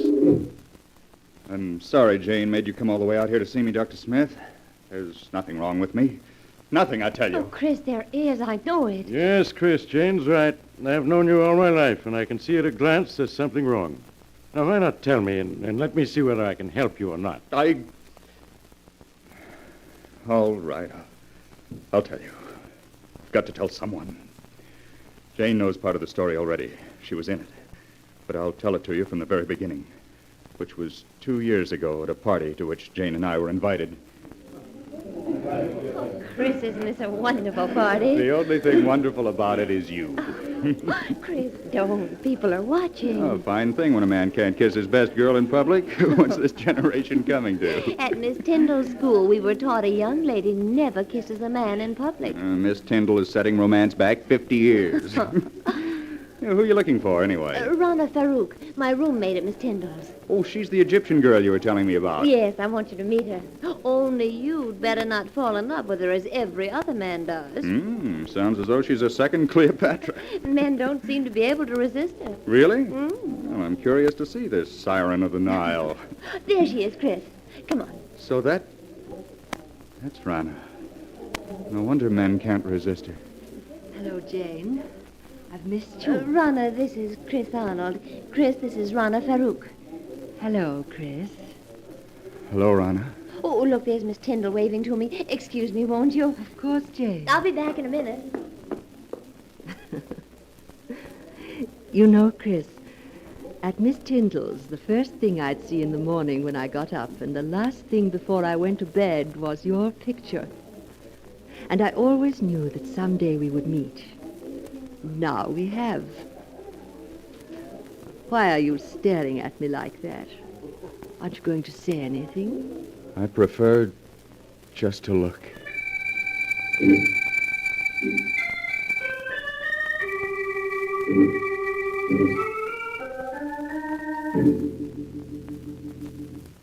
Even now, Doctor, 2 years after our first meeting, I find it difficult to describe how beautiful Rana was. I was her slave from the moment I saw her. And a month after we'd met, we were married. I see. Please go on, Chris. After Rana and I were married, we took an apartment in town. In the months that followed, I began to see Rana not as the image I'd been infatuated with, but as she really was. Vain, selfish, and possessive. It was a possessiveness verging on madness. She couldn't bear to have me out of her sight. And when I was, upon my return, there'd be questions, countless questions. I began to dread seeing her. And then there were the cats. The cats? Yes. The apartment was always full of cats. She'd sit for hours stroking them, whispering to them, till I felt I'd go mad. And that was when I got the strange idea that Rana wasn't really human at all, but a great cat herself, wearing human form. She and the cat seemed to talk together as if they understood each other perfectly. Life became a nightmare for me. A nightmare full of cats and Rana asking questions, endless questions.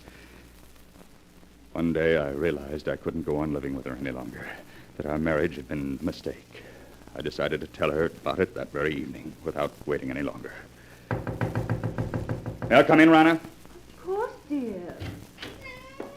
Rana, there's something important I want to talk to you about. Please, Chris, there's so little time just now. We can talk after the party. But, Rana, this is important. I think that... Darling, whatever you have to say can wait. Now, please hurry. But, Please. Well, all right. We'll discuss what I have to say later. Chris, when I called you at the office this afternoon, why didn't you tell me that you'd had lunch with Mary Walker? How did you know I had lunch with her? Oh, a friend told me. A friend? Who was it? What is it, my beauty? What are you trying to tell me? Rana, put that cat down and answer me. Who was the friend that told you I had lunch with Mary Walker? Someone you've never met, darling. How is it you always know what I've been doing? Whom I've been seeing? It's as though you have people spying on me. Chris, what a thing to say. Now, please hurry or we'll be late. There's something strange about the way you always know what I've been doing. Sometimes I suspect... Chris, look out! You stepped on Sabina's tail. Well, if there weren't so many cats underfoot, I wouldn't have stepped on it. Why must you keep 5 cats around? Because I love cats. They're beautiful, sacred. Thousands of years ago, my ancestors worshipped cats. And the great cat goddess Sakonet. On the River Nile, close by the ancient city of Hamadi, where I was born, are the graves of 100,000 sacred cats who've been mummified and buried with reverence. Rana, I can't go on like this anymore. Why, darling, what do you mean? Our marriage was a mistake. I want a divorce. Chris, you can't be serious. But I am. No, Chris. I love you and I won't give you up. You're mine, darling. You always will be. Nothing shall ever separate us.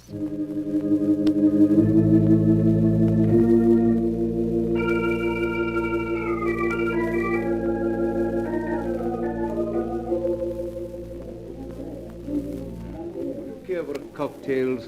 No, thank you. Well, even if you won't have one, Mr. Arnold, I will. Jane!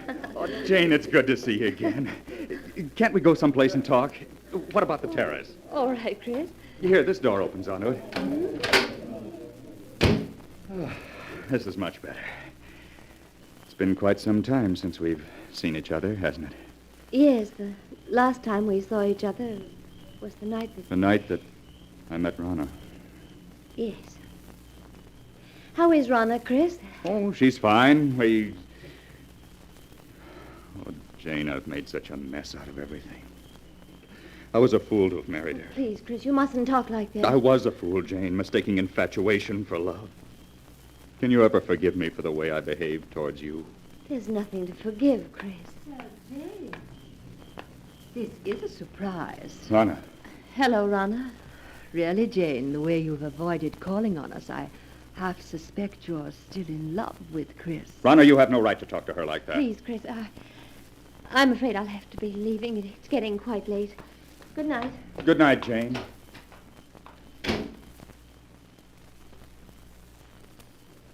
I hope I didn't interrupt anything by coming out here so unexpectedly, Chris. Yes, Rana, you did. I was about to tell Jane that I love her and that I always will. Rana, you've got to give me a divorce. I'll never give you a divorce. Never. Do you hear? You're mine and you always will be. If I can't have you, no one else will.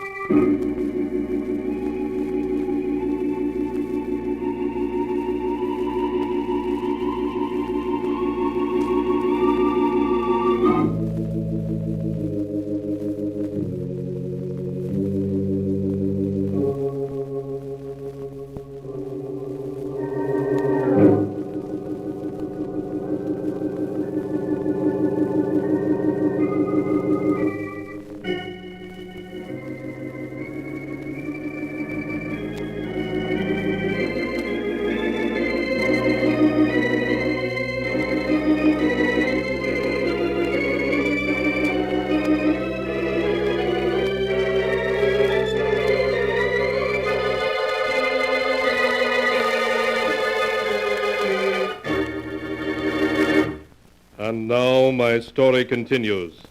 as it is written here in the pages of the sealed book.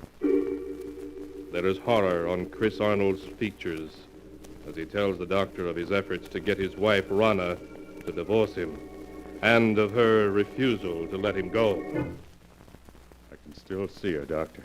She stood there, glaring at me. She looked like a cat. A great angry cat. Her green eyes were cold and murderous. Her long nails dug into my arm. Her body was tense. For a moment, I thought she was going to scratch my eyes out. And she turned and stalked away. What happened after that night, Chris? I ceased speaking to Rana. We lived in the same apartment, but that was all. Rana waited for me to come around, with all the patience of a cat playing with a mouse. But when a month had passed and I still refused to talk to her, she made an attempt to win me back. It happened one night as we were driving to this house. Why are you slowing down, Rana? I want to talk to you, Chris, and I can't talk to you while I'm driving. There's no point in your stopping. We have nothing to say to each other. But we do, darling. Chris, we could be so happy together if you wanted to. You know how much I love you. I'd do anything to make you happy, anything. Anything? Then you can give me a divorce. Chris, you haven't any right to treat me like this. I'm your wife. Only in the eyes of the law, not in my eyes. I hate you. I hate you! Oh, you cat! You almost took my eyes out with those claws of yours. I will scratch your eyes out before I let any other woman have you. You're mine and yours will be. Perhaps this will bring you to your senses. Slide over.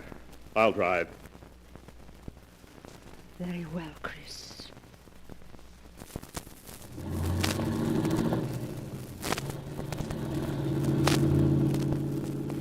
You think you've beaten me, Chris.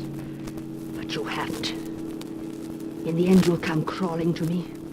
It may take a year, 2 years, 5 years. But I can wait. You have everything planned perfectly, Rana, don't you? But I have one way of escape from you that you never thought of. Really? And what way is that? I can escape through death. Death? Yes, Rana. If I should fail to take the curve 100 yards ahead, we'd plunge off the side of this mountain. Chris, you wouldn't. Why not, Rana? You've showed me there's nothing to live for. This at least is a clean way out. No, Chris! Chris, don't! No! No!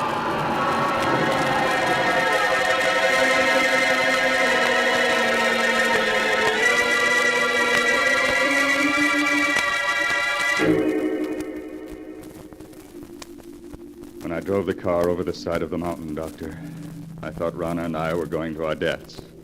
But fate decreed otherwise. When I recovered consciousness 48 hours later in a hospital, I learned it was only Rana who had died. I only had a few bones broken and was out of the hospital in a month. It was just a week later that I ran into Jane. Oh, Jane! Oh, Chris, it's you. Janie, you always seem to pop up just when I need you most. These past weeks must have been so difficult for you. Oh, I don't want to look back at the past, Jane, but only to the future. The future I once hoped we'd share, and still do.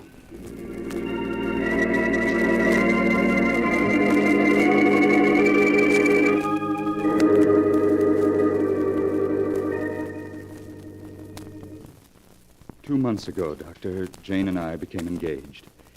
It was just about that time that I first began to notice that everywhere I went, there always seemed to be a cat following me. Are you sure you weren't imagining it, Chris?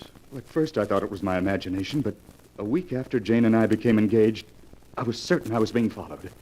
Well, tell me, Chris, was it always the same cat that followed you? No. One day it'd be one cat, and another day a different one. Then one night, I saw her. It happened in this very room 6 weeks ago. I had great difficulty in falling asleep that night. Suddenly, the silence was broken by the faint crying of a cat. The crying grew louder and louder. I lay in the darkness listening, realizing that the cat crying was real, living, and in my room. I could feel my heart pounding as I sat up in bed and looked about my darkened room. And suddenly I saw her. Two burning green eyes in the darkness. There was no mistaking those eyes. They were Rana's. I stared into those eyes for what seemed like hours. Then, as though listening to a stranger's voice, I heard myself speak. Rana! It is you, Rana, isn't it? Yes, I'd recognize those green eyes anywhere. So you've come back, and in the form I've always thought of you as, a cat. I know why you've come back. It's because of Jane. You always said that if you couldn't have me, no one else would. That I was yours and always would be. Well, you're wrong, do you hear? Jane and I are going to be married. You came between us once, but you aren't going to this time. I will marry her, and there's nothing you can do to stop me. Oh, you fiend! Try to scratch my eyes out, would you? Well, we'll see about that. That'll show you. Nothing you can do will stop me from marrying her.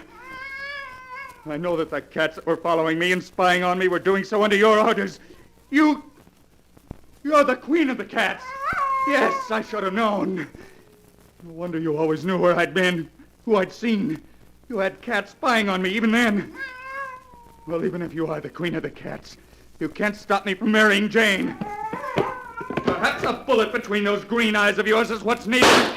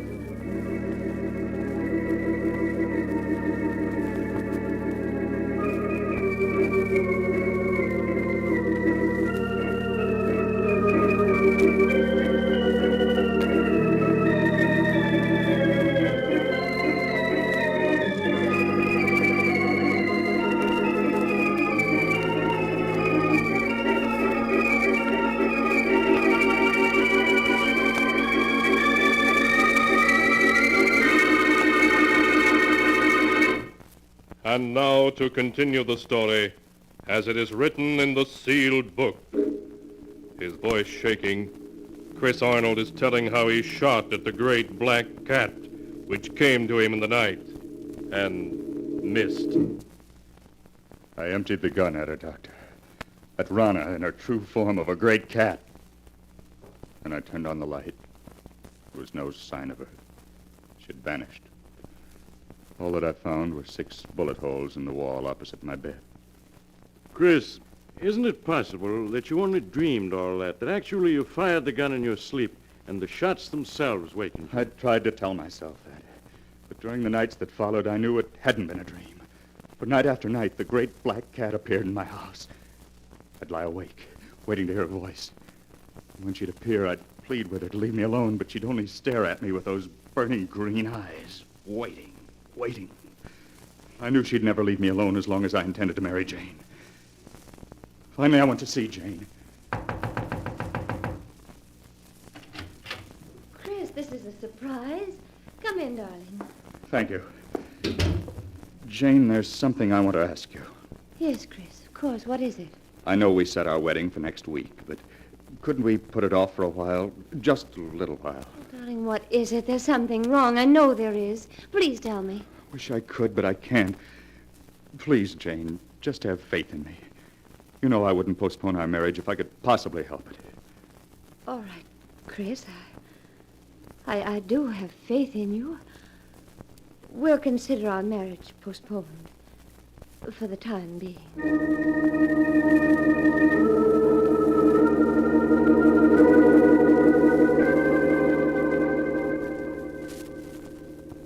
The night I put off my marriage to Jane, Doctor, was the first night that Rana didn't appear. And the first night in a week that I was able to sleep. You think, Chris, that she didn't appear again because you had postponed your marriage to Jane? I know it. Weeks went by. Weeks in which I was able to sleep soundly without being awakened by her. I came to think that perhaps it had all been part of a horrible nightmare and that I was over it at last. A week ago, I asked Jane to set the date for our wedding. She did so, and that same day we took out a marriage license. But that night, Rana appeared again, her eyes shining in the dark, cold and murderous. And I've seen her every night since. I tell myself that I mustn't be afraid, but I keep hearing her voice over and over. If I can't have you, no one else will. You're mine, and you always will be. Chris, darling, I wish I'd known all this before. You feel, Chris, that somehow she'll prevent you from marrying Jane? You know I sound mad, but I do. I have a feeling something horrible will happen if I attempt to marry her. You still have the marriage license? Yes. Why do you ask? Chris, you've reached a crisis in your life. You're faced with fears that are threatening to overwhelm your sanity. Now, the best way for you to challenge your fears is to go through with your marriage to Jane now, tonight. Tonight? Yes. It's quite late, but I'm sure a friend of mine who's a judge will marry you. All right, Doctor. Jane, will you marry me tonight? Oh, yes, Chris. Yes.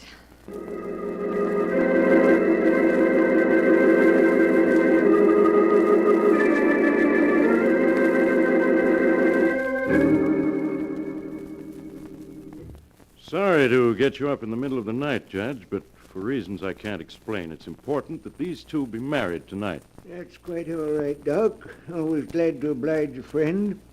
Have you got the license and ring, young man? Yes, sir. Here's the license and here's the ring. Good. Now, young man, if you'll take her right hand. That's it. Now, shall I give the long ceremony? The short one. The short one, please. Just as you say, young lady. This is the shortest one I've got. And do you, Jane Elliott, take this man to be your lawful wedded husband, to love, honor, and obey as long as you both shall live? I do. Do you, Christopher Arnold, take this woman to be your lawful wedded wife, to love, honor, and cherish as long as you both shall live? It's she! It's Rana! Oh, Chris, please, it's only a black cat. You mustn't pay any attention to it. Of course not. Now It's Rana, I tell you. Look at her eyes. I told you she'd try to prevent my marrying Jane. Well, I'll get rid of her for once and for all. Chris, what are you doing with that gun? Put it down. Oh, she got away. Well, wherever she's gone, I'll find her and kill her. Chris! Chris, come back!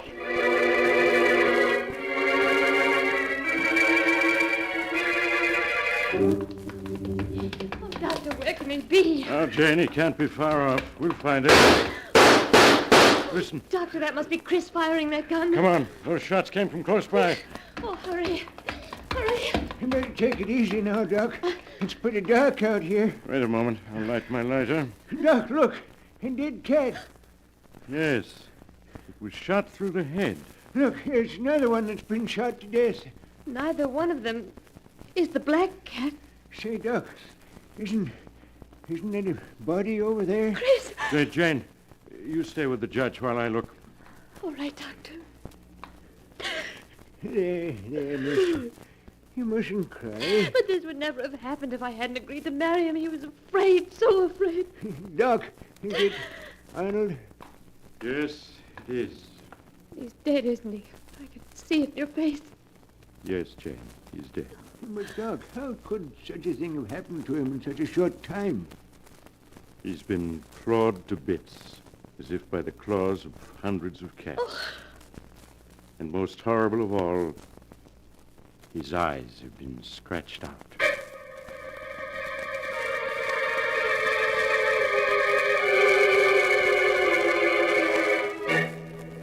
2 days later, at Chris Arnold's funeral, a great black cat appeared as if from nowhere, sitting close by the edge of the grave and licking its paws as it watched the coffin lowered into the earth. When they tried to catch it, it leaped away and seemed to vanish and was never seen again.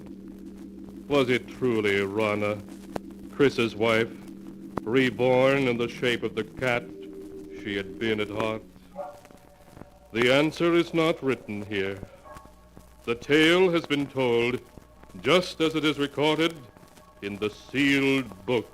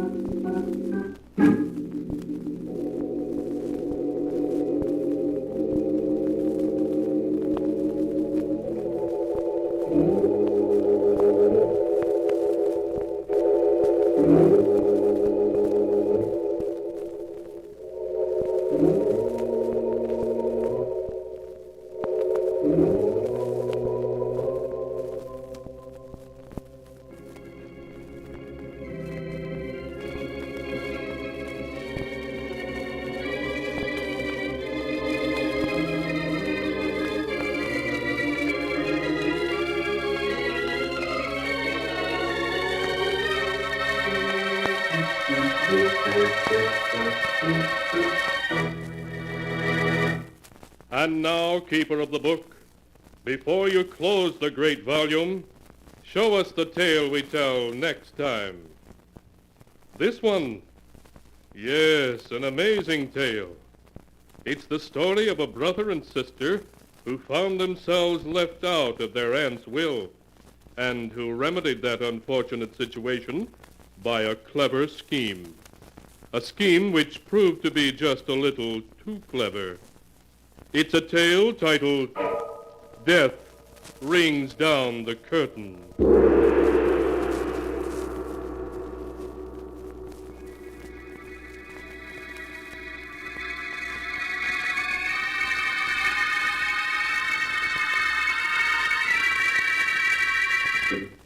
Be sure to be with us again next time, when the sound of the great gong heralds another strange and exciting tale from the Sealed Book. The Sealed Book, written by Bob Arthur and David Cogan, is produced and directed by Jock McGregor.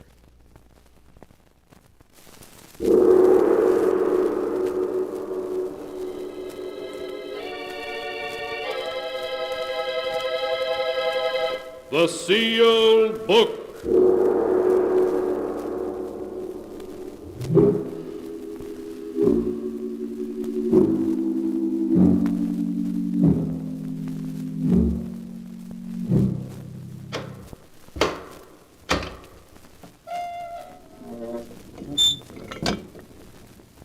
Once again, the keeper of the book has opened the ponderous door to the secret vault, wherein is kept the great sealed book, in which is recorded all the secrets and mysteries of mankind through the ages.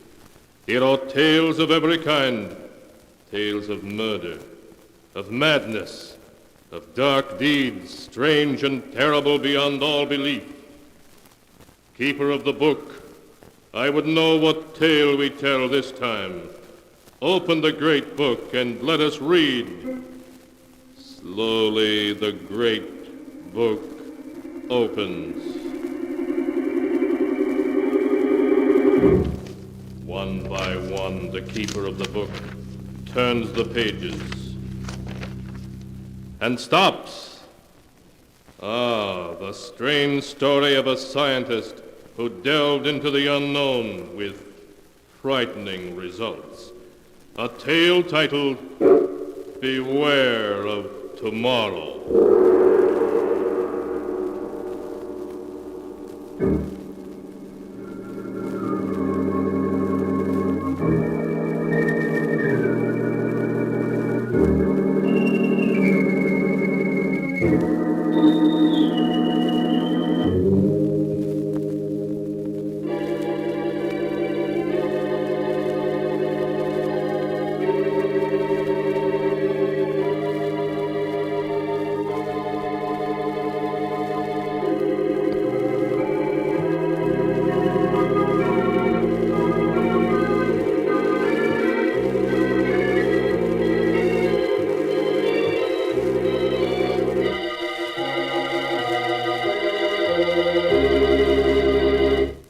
Here is the tale, Beware of Tomorrow.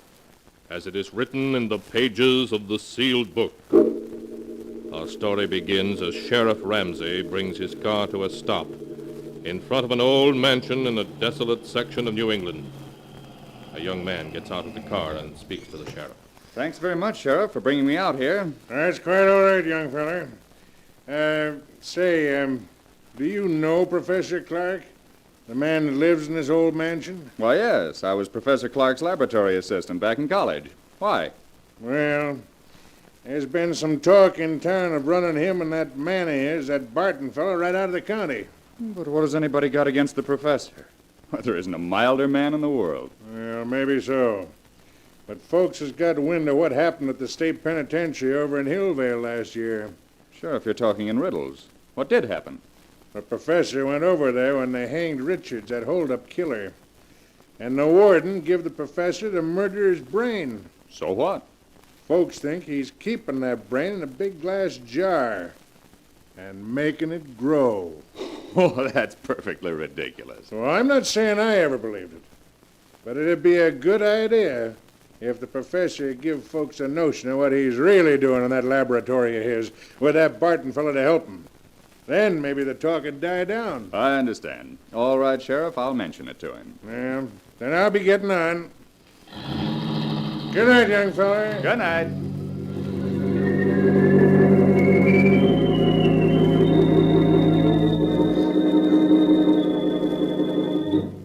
A few moments after Dr. Richard Dale had knocked on the door of the ancient mansion, a frail, white-haired old man answered the door.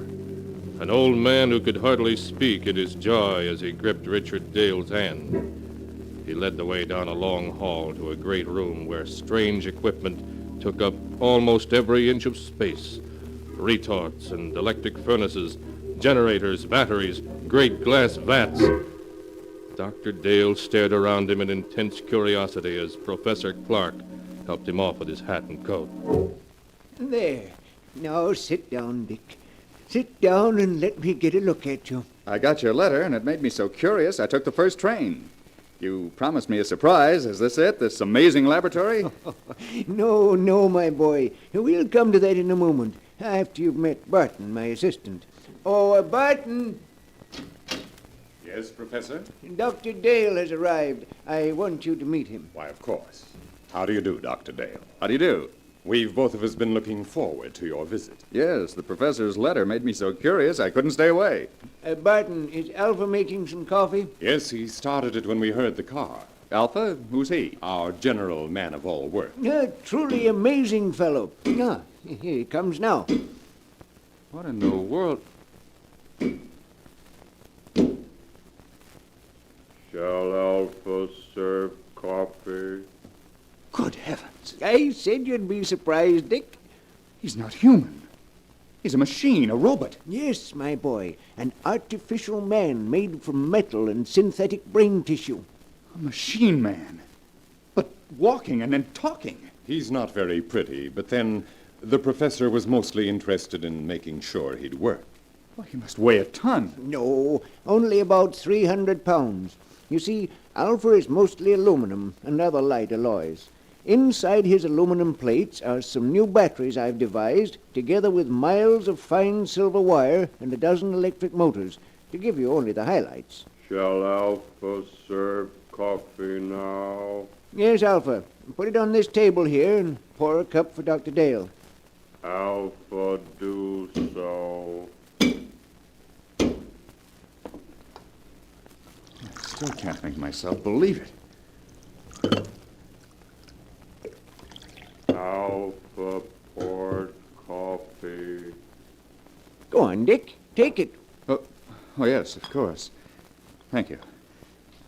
Well, he looks clumsy, but he poured the coffee as well as a man could. Yes, my boy.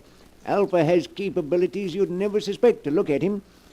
We won't need you any more tonight, Alpha. You can go back to your room now. Alpha goes. Be sure to switch off your batteries. They're going to need recharging tomorrow. Alpha understands. That's the most incredible thing I ever saw. You see, Dick, like any machine, He's completely inactive when his batteries have been switched off, but his brain continues to function. It's an artificial protoplasm that I spent 8 years creating. It's the only thing that makes him different from any other machine. But it means that Alpha can think like a man. A machine that can walk and talk and think. But Alpha isn't the only surprise I have for you, Dick. He's not? No, I have another one, even more astonishing. But you'll have to wait until morning to learn what that is. Barton will show you to your room, Dick. Of course, Professor. I'll see you in the morning, then. Yes. We'll have a long talk tomorrow. Good night. Good night, Professor Clark. Oh, Dr. Dale. Yes, Barton? Could we talk for a minute before I show you to your room? Why, yes, of course. It occurs to me that the professor forgot to tell you why he asked you here. It was his hope that you'd stay indefinitely and help us carry forward the work we've been doing here. Stay indefinitely? Why? Oh, I have my own work. Now, don't say no yet. Just think, Dr. Dale. Alpha is stronger and more rugged than a man. He needs no rest, no food, yet he can do the work of 3 men. He can plow, reap, run machinery. Think how much drudgery a million like him could lift from mankind's shoulders. Yes. Yes, that's true. And already Alpha is technically old-fashioned. Professor Clark has blueprints for a new machine man as superior to Alpha as an aeroplane is to a bicycle. We want you to help us build them. Well, I'm certainly tempted to stay. Perhaps I could arrange it. Good. Then I'll show you to your room now, if you wish. Yes, I am sleepy. If you'll just come this way.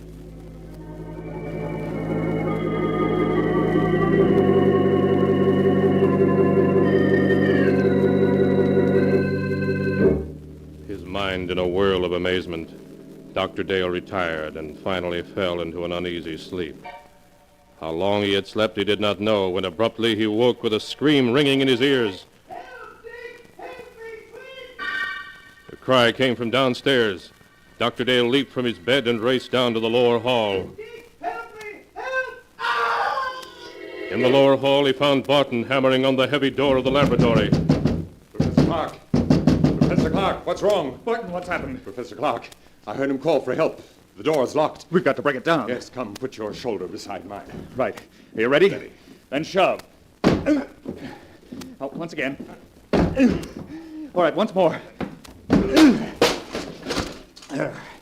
Professor Clark, where are you? Professor Clark, he's not here. Yes. Yes, he's here. Lying on the floor beside the window. He's been murdered. It was Alpha. It must have been. No one else could have done it. Where is Alpha? The window, it's open. He went out that way. We've got to go after him. I'm afraid it's hopeless. At night in these woods, we couldn't possibly find him. No. No, you're right, of course. It'll be morning soon. Then I think he'll come back.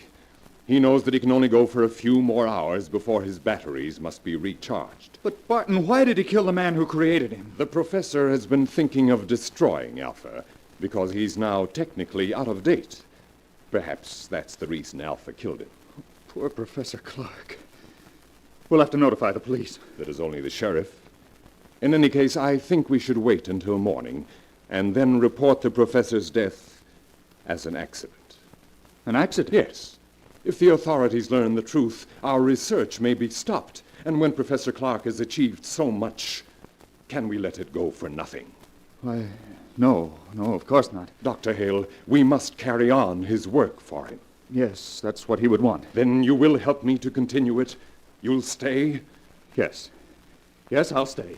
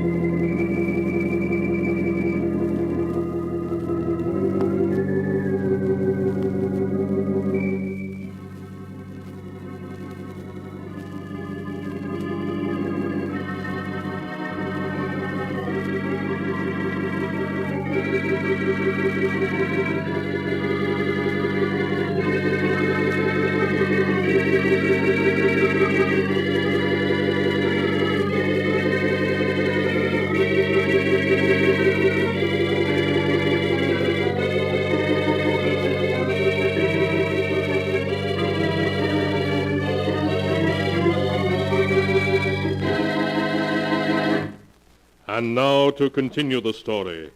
Beware of tomorrow, as it is written in the sealed book. Greatly upset by Professor Clark's tragic death, Dr. Dale returned to bed and at last fell again into an uneasy sleep, a sleep in which he was haunted by dreams of Alpha, the metal monster Professor Clark had created. When he awoke, the sun was shining, and he could hear Barton moving about downstairs. He dressed and went down to find Barton getting breakfast ready. Ah, good morning, Dr. Dale. Good morning, Barton. Any sign of Alpha? Not yet. I thought that while you ate, I might outline some of the problems facing us. Yes, that's a good idea. You see, though Alpha's brain is of synthetic protoplasm, it is not completely artificial. I was wondering about that. Sheriff Ramsey mentioned that the professor had secured a human brain from... From an executed killer, yes. The professor found that to give life to his artificial brain tissue, it was necessary to add a small amount of tissue from a real brain.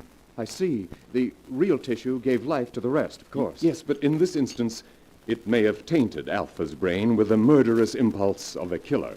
It sounds perfectly plausible. So our first problem will be to obtain untainted brain tissues to blend with the artificial tissues we will make according to the professor's formula.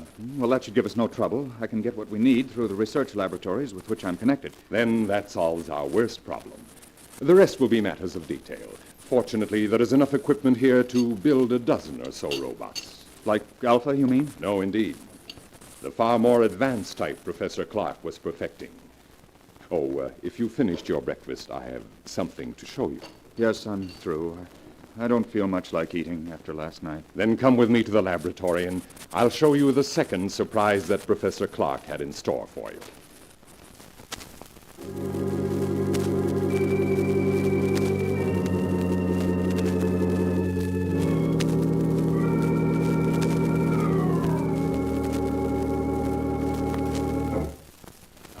Here we are. Now, what I'm going to show you is in this box. Not another robot? Yes. A second mechanical man the professor built a few months ago. This one, though, was a failure. You mean it wouldn't work? It worked too well. I don't follow you. It was too intelligent. Professor Clark called it Beta, and Beta's brain power was greater than that of any human scientist who ever lived. But Beta was insane. Good heavens. He represented, however, a tremendous technical advance. Look.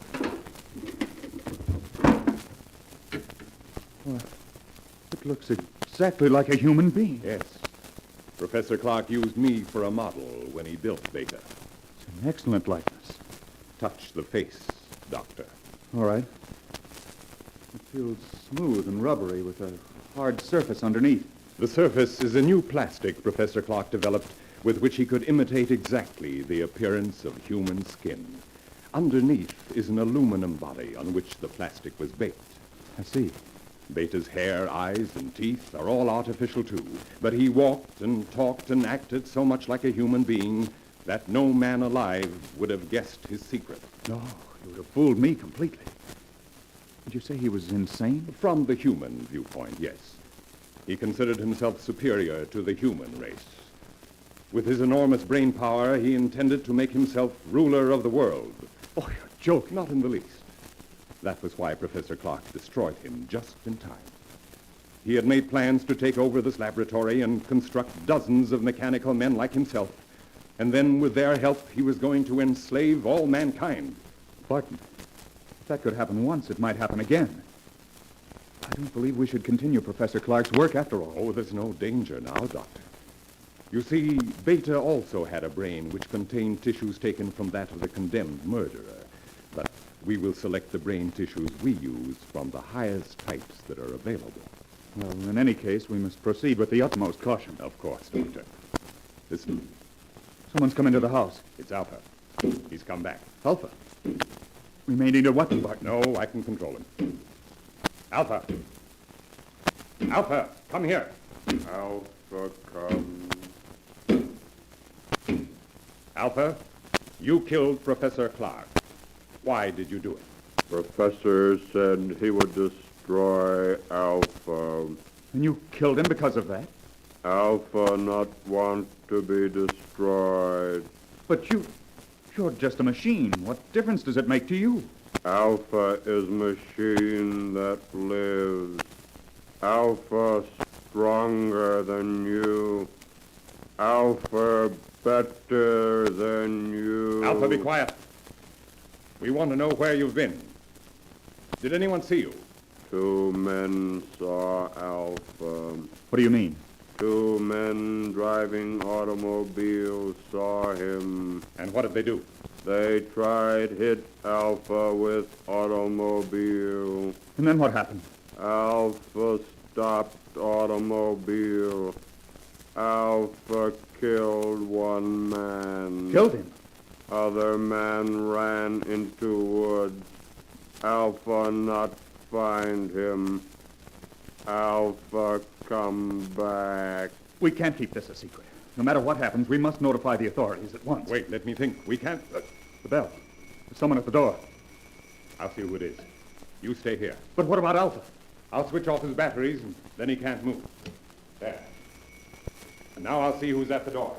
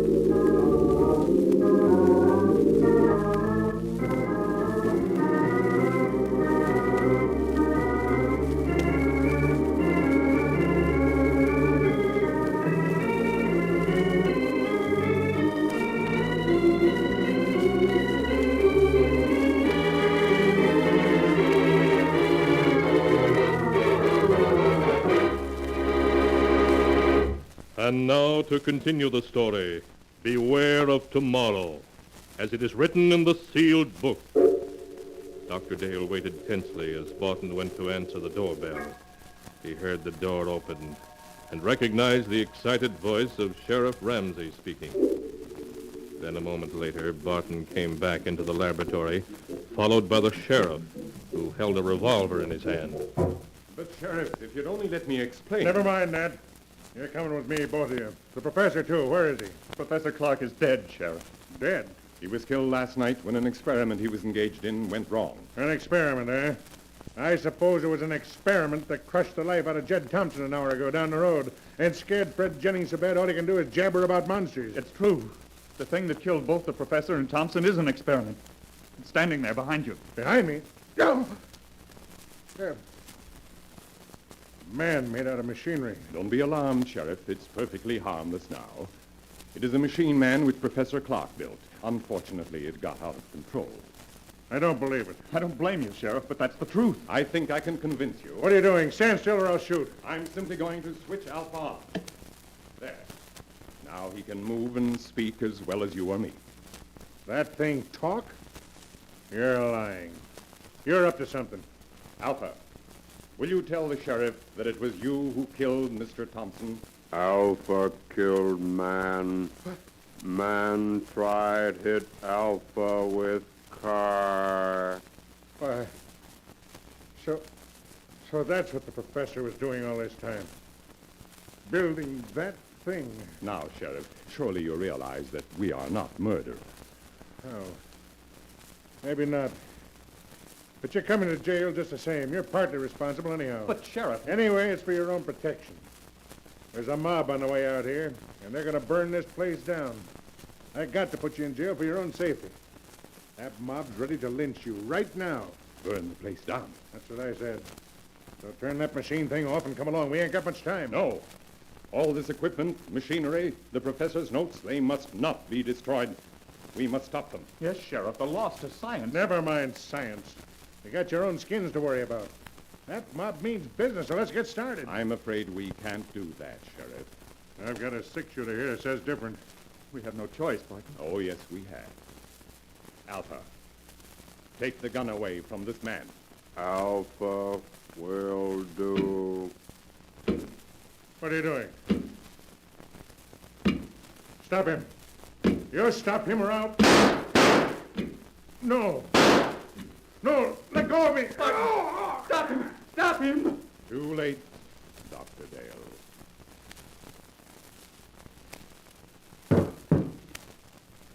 Alpha has crushed him. Yes, Dr. Dale. The sheriff is dead. Now you are a murderer. In a good cause. The life of one man or of a dozen men cannot stand in my way. You don't expect me to keep silent about this, do you? I think you will. Alpha? Alpha! He doesn't answer. His batteries have gone dead.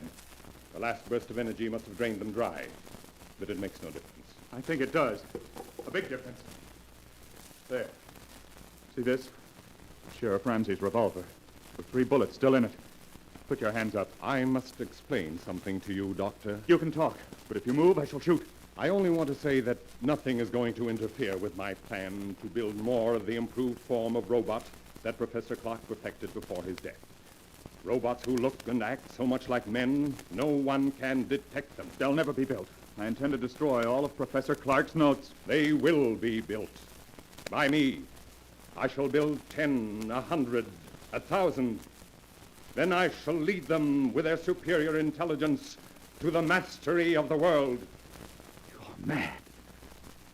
Of course I should have guessed it. No, Doctor, that's not the answer. I shall tell you the truth. And then you must die. Stand still or I'll kill you. You remember last night when the professor said he had another surprise for you? An even greater surprise than Alpha? Yes? That surprise, Doctor, was Beta, the second robot. So perfect it looked like a man, but so intelligent that human beings were his children in comparison. But Beta was destroyed. No, Doctor. Beta was not destroyed. But you must be destroyed. Stand back. Stand back, I say. All right, then, I shall shoot. And now, Doctor, your bullets are gone. You aren't even hurt. Bullets cannot harm me. That's what I'm trying to tell you. Beta, the second robot, was not destroyed. But I saw him. What you saw was only an initial attempt that failed. The real Beta still exists. You see, Doctor, I am Beta. You? Yes. I, too, am what you would call a mechanical man. And now, you must die. No. No. Stay away from me. Stay away. No!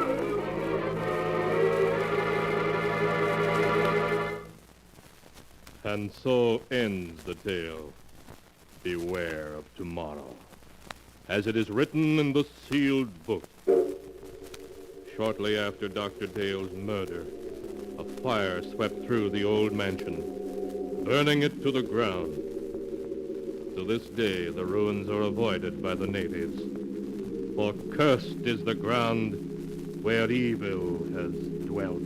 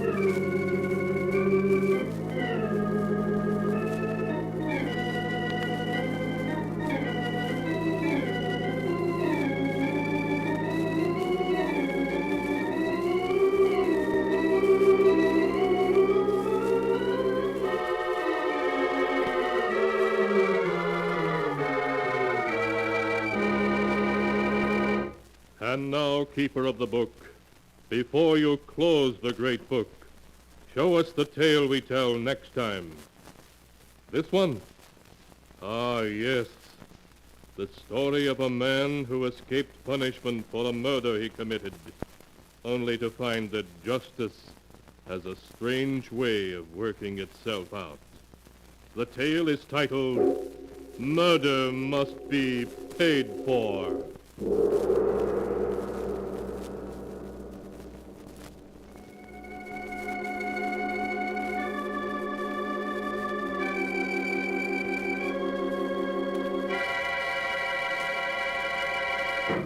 Be sure to be with us again next time, when the sound of the great gong heralds another strange and exciting tale from the Sealed Book. The Sealed Book, written by Bob Arthur and David Cogan, is produced and directed by Jock McGregor.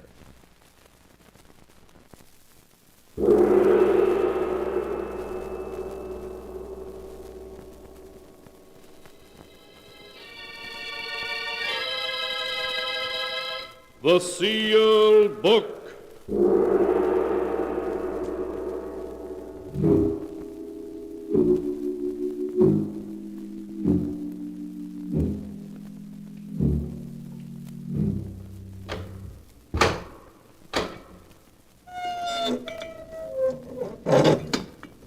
Once again, the keeper of the book has opened the ponderous door to the secret vault, wherein is kept the great sealed book, in which is recorded all the secrets and mysteries of mankind through the ages. Here are tales of every kind, tales of murder, of madness, of dark deeds, strange and terrible beyond all belief. Keeper of the book, I would know what tale we tell this time. Open the great book and let us read. Slowly, the great book opens.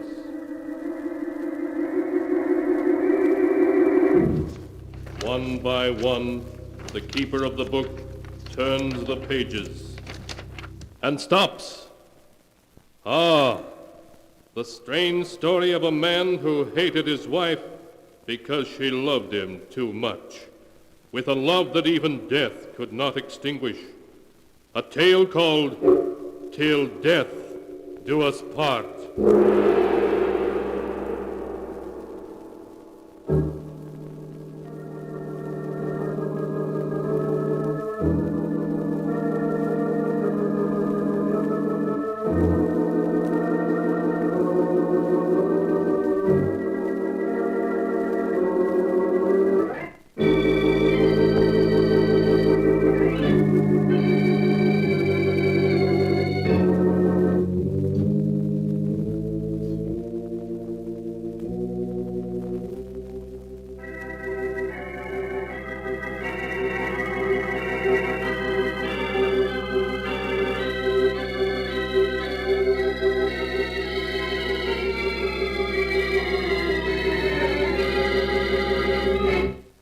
Here is the tale, Till Death Do Us Part, as it is written in the sealed book. The story begins in the pleasant suburban home of Chris and Blanche Werby. It is late at night, and the moonlight shining through the window shows Chris Werby tossing and turning in his sleep, suffering from a nightmare about his wife.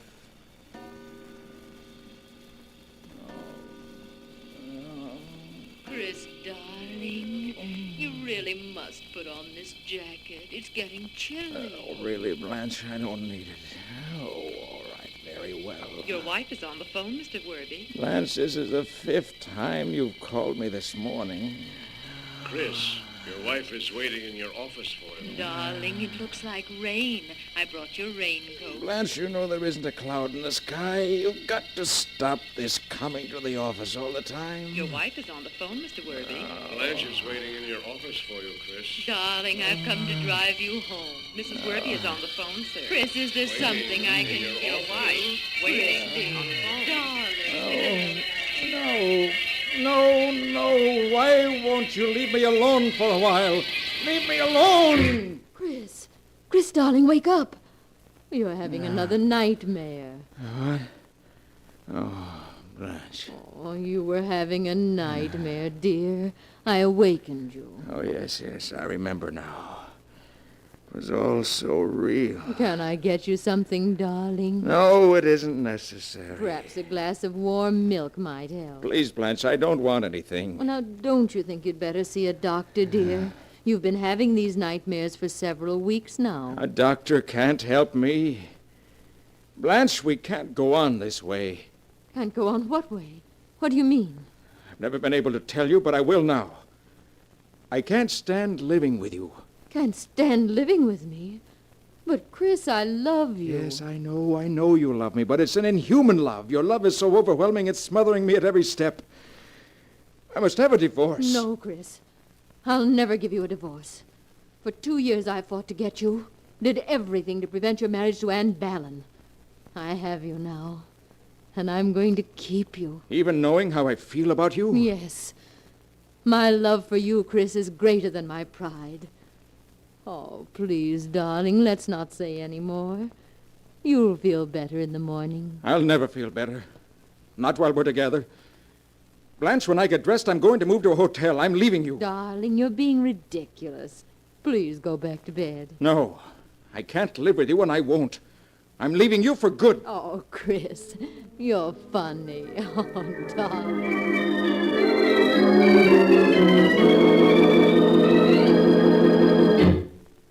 Your wife is outside, Chris, waiting to see you. Oh, no, not again. I'm afraid so, Chris. I can't go on this way. Day after day, she phones every hour, comes down here to see me. Well, now, perhaps you had better see her, Chris. Maybe you can reach an amicable agreement with her. No, not with Blanche.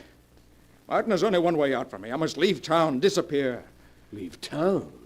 What's your business? That doesn't matter now. Nothing matters but to be free. I'm leaving the running of the business in your hands. Yes, but where are you going? I haven't decided yet. All I know is it's going to be someplace far away. Someplace where even Blanche can't find me.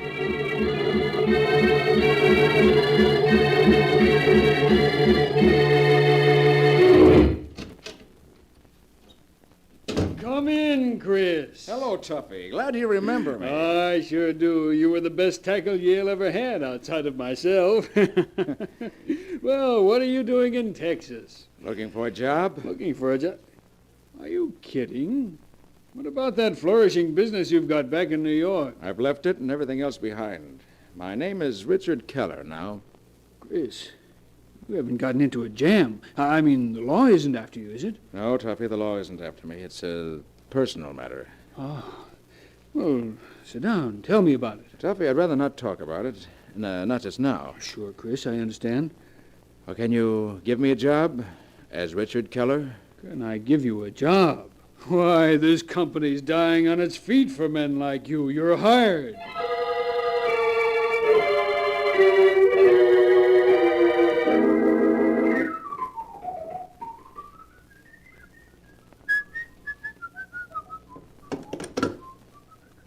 Oh, this is room 313. Will you send up a waiter, please? Oh, and the morning paper. Thank you. Well, it's fast service. Come in. Hello, darling. Blanche. Yes, darling. How are you? I changed my name. I traveled all over the West before coming here. Never told anyone where I was. How did you find me? Oh, I love you, Chris. No matter where you went or how far it was, I'd find you. What do you want? Well, I want you to come home. No, never. I'm not coming back, and that's final. But, Chris, I'm your wife, and I love you. Oh, just give me another chance, darling. I'll do whatever you want me to if you'll only come home. No, it'll just be the same thing all over again. No, it won't, dear. I'll change. Really, I will. Do you remember you're objecting to my calling you every hour at the office? Well, I promise I won't anymore. You mean that? Yes, Chris, I do. Won't you please come home? All right. We'll have another try at it. But this is the last time. Oh, Chris, you'll never regret it.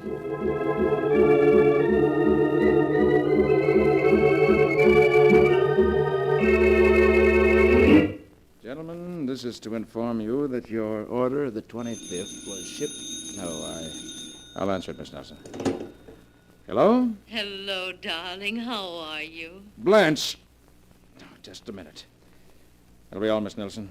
We'll finish the letter later. Yes, Mr. Worthy. Blanche, this is the 4th time you've called this morning. The one thing you promised you wouldn't do. But I only wanted to know if you wanted me to drive in and pick you up. Oh, I'm sorry, dear, if I've upset you. You say that every time you call. I see now that I'll never be rid of the sound of your voice till death parts us.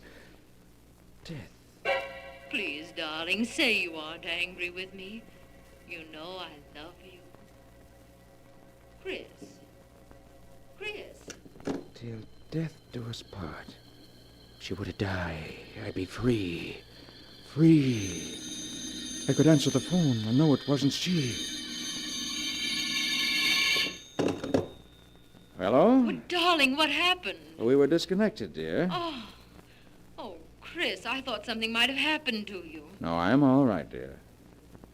I'm sorry I spoke so harshly to you before. Oh, you know I don't mind, Chris. It's your nerves. You work too hard.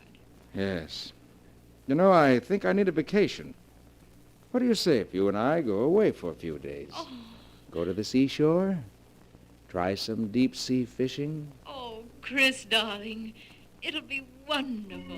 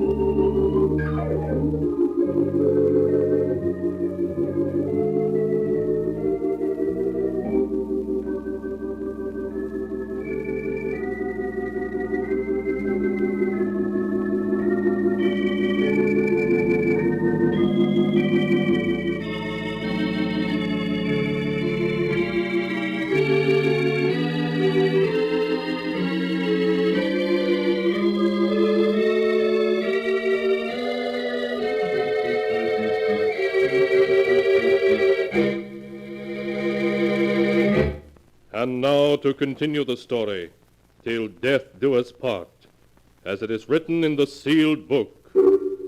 Having made his plans with care, Chris Worthy has taken his wife Blanche to the seashore for a holiday. And in a rented motorboat with fishing tackle spread about them, they are now far out from shore. Just Chris and Blanche. I think we're far enough out now. I'll shut off the motor. Ah, looks like a good spot. Oh, Chris, it's wonderful out here on the water. And I have you all to myself here. That's what you've always wanted, isn't it, Blanche? To have me all to yourself. Yes, darling. Oh, Chris, look. There's smoke coming out of the engine hatch. The boat is on fire. Yes, you're right. Flames are shooting out of the hatch. The whole boat is catching fire. Blanche, we'll have to swim for it. Oh, The gasoline tank is liable to explode any second. But, Chris, you know I can't swim, and we're a mile from shore. I'll keep you afloat until another fishing boat comes to our rescue. I'll jump first, then you follow. But, Chris... It's our only chance.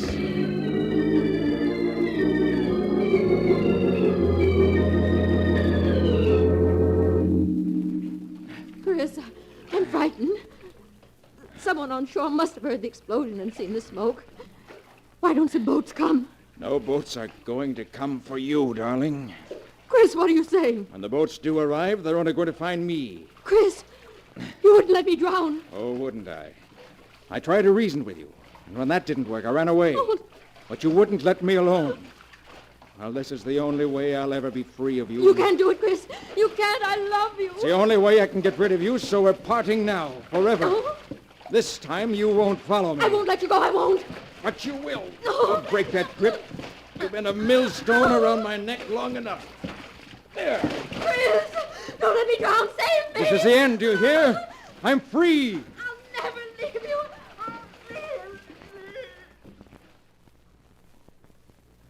She's gone. I'm free. Free at last. Forever.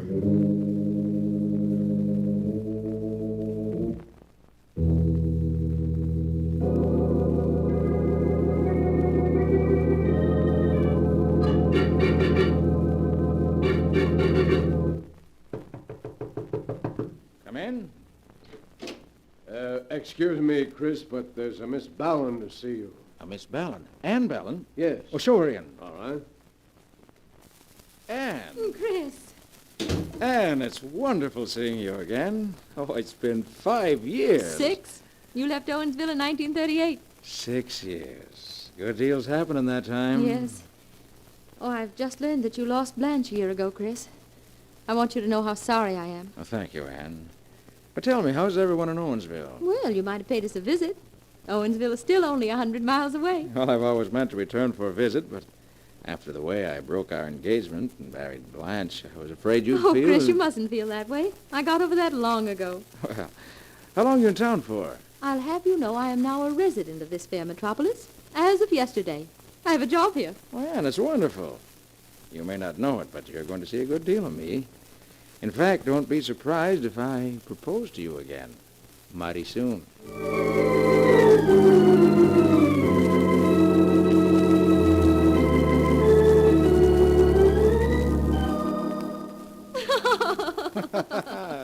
Oh, Chris, it's the most beautiful house a new bride ever had. Well, if you'll carry me across the threshold, Mrs. Worby, you can see what it looks like inside.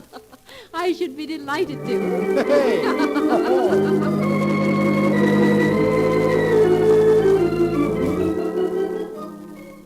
Oh, Chris, it's a lovely present. But you shouldn't have spent all that money. What are you talking about? We're married 1 week today. Oh, Chris, I'm so glad we found each other again at last. We're going to be so happy together.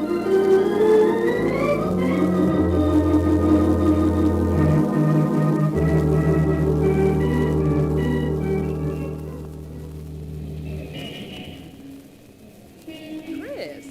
Why, Chris Worthy. Why, Sidney Rand. I thought I recognized you. How are you, Chris?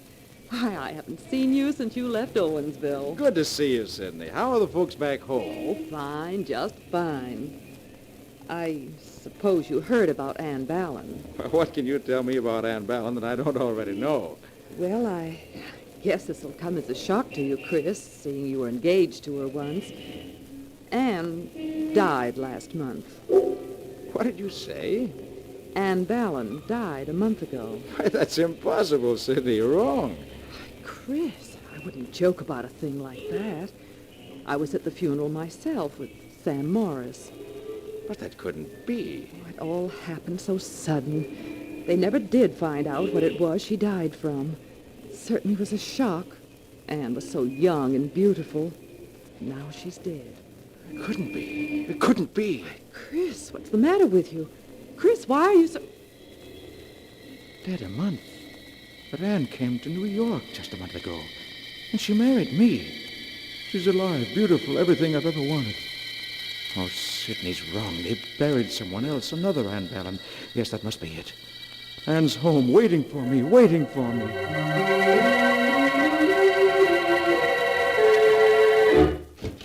Anne! Anne, where are you? Anne! Anne, answer me, Anne! I was at the funeral myself with Sam Morris. Sam Morris. Yes.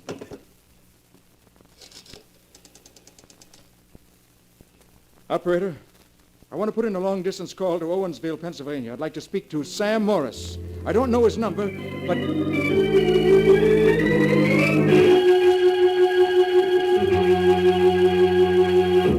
Hello, Sam. Sam Morris? Yeah, speaking. Who's this? Chris Worby. You remember me, Sam. I used to live right next Why, door... of course I remember you, Chris. How are you? Oh, fine, thank you. Sam, I want to ask you something. Sure, what is it? How's Ann Ballon? Ann Ballon? Yes. Well, didn't you hear, Chris? She's been dead for over a month. Are you sure? Am I sure? I was at her funeral. But Sam, couldn't they have buried someone else by mistake? Well, hardly, Chris. I saw her in the coffin just before they laid her away in the family plot. Chris! Chris! Are you there? Couldn't be Anne they laid away. It couldn't be. There's someone else lying in the Ballon plot. Must be someone else. Must be. I'll drive out there now. I'll find out who it is.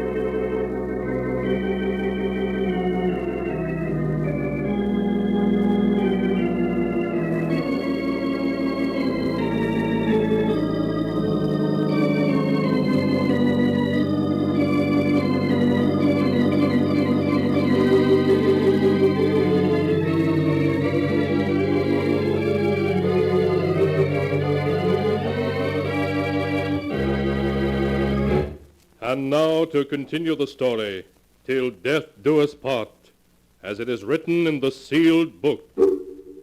After driving frantically for hours, Chris has reached Owensville, his hometown, and on the outskirts of town, at the entrance to the ancient cemetery, he is arguing with the old caretaker, who has come to the door in nightshirt and trousers. But I tell you, I have to know tonight.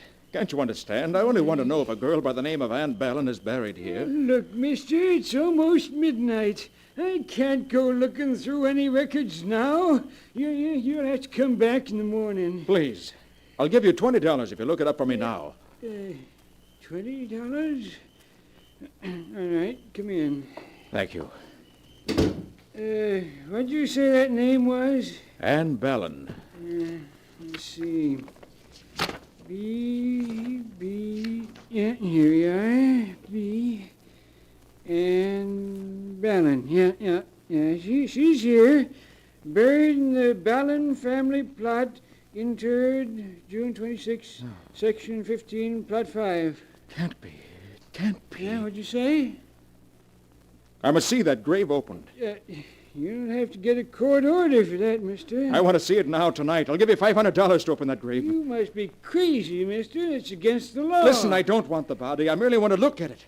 Would $1,000 make it worth the risk? $1,000? Yes, 1,000. You'll never make an easier 1,000. We'll be finished by dawn. Well. $1,000, huh? All right, I'll do it.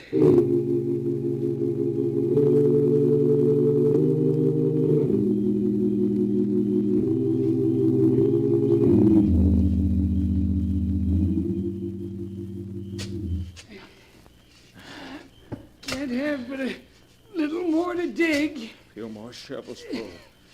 We should reach the coffin. Blast that moon. Anybody comes past this graveyard, they can see us. You don't have to worry about anyone being around at 3 in the morning. Keep digging. We shouldn't be disturbing the dead. Rest in peace. That's what the minister always says. There, I've reached it. The coffin. Quick, help me clear all this earth off it so I can open the lid. All right. Anything to get this over with. Hurry up. There, that's enough. All right, now hold up the lantern. I'll open it. All right. There you are. Now go ahead. There. It's unlocked. Well, what are you waiting for? Go ahead and open it. All right. Stand back a bit.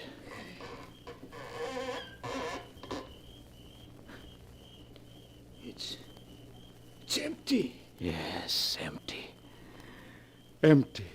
I knew she couldn't be buried here. She's alive, do you hear? Anne's alive.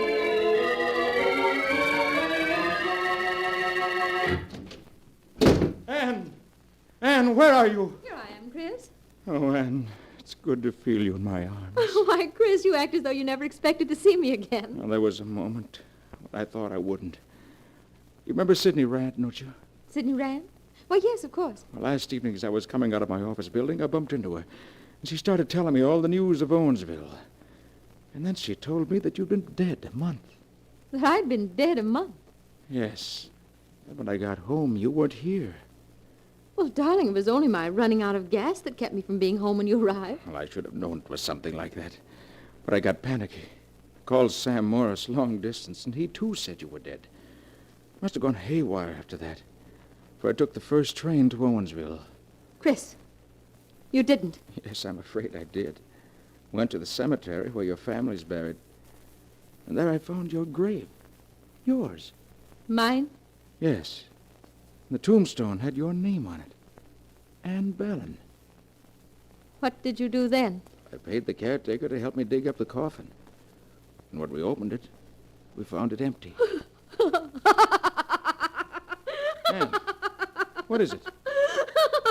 Why are you laughing like that? Anne! Chris, Anne Ballin is dead. Anne, you don't know what you're saying. You're Anne Ballin. No, Chris, I'm not. Look deeply into my eyes, darling. Don't you recognize me? Recognize you? Yes. Don't you know who I am, darling? Do you remember that day at sea? I told you I'd never leave you, remember? No, it can't be. You're Anne, you're Anne. Close your eyes, Chris. Just listen to my voice. Don't you recognize me, darling? Blanche. Yes, Blanche. Blanche in Anne's body, because mine was lost at sea. No, it can't be. It can't be. But it is, Chris. I couldn't come back in my own body, so I killed Anne to get this one. You killed Anne? Yes, Chris. And then took her body. I did it so that you and I could be together again. No. Forever, darling. Together. Forever. Yes, forever. No. Oh, no, I'll never leave you, darling. Never, never, never.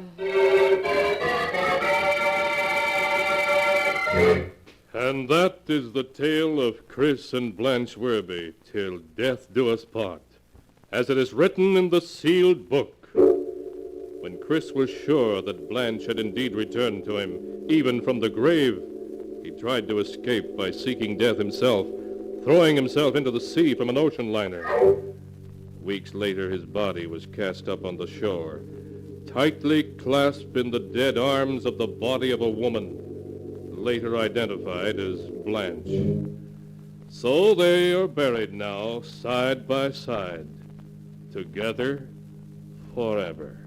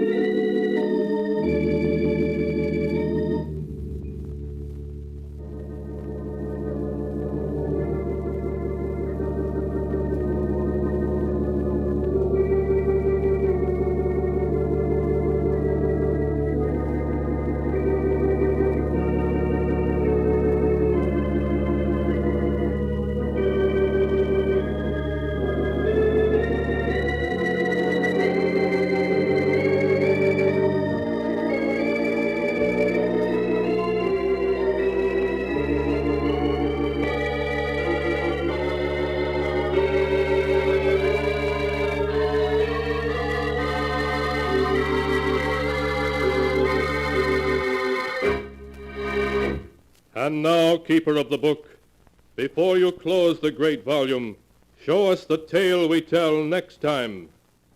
This one?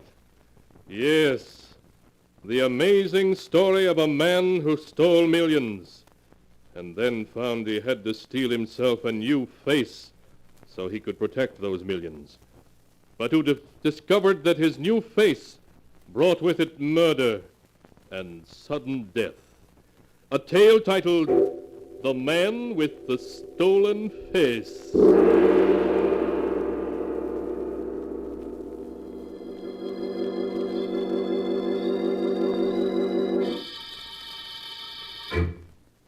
Be sure to be with us again next time, when the sound of the great gong heralds another strange and exciting tale from The Sealed Book. The Sealed Book, written by Bob Arthur and David Cogan, is produced and directed by Jock McGregor.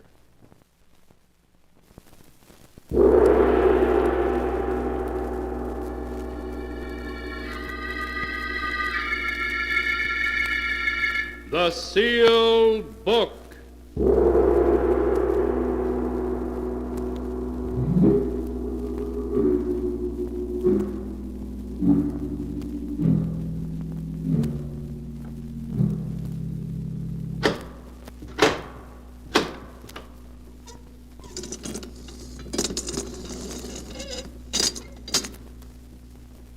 Once again, the keeper of the book has opened the ponderous door to the secret vault, wherein is kept the great sealed book, in which is recorded all the secrets and mysteries of mankind through the ages. Here are tales of every kind, tales of murder, of madness, of dark deeds strange and terrible beyond belief. Keeper of the book, I would know what tale we tell this time. Open the great book and let us read. Slowly, the great book opens.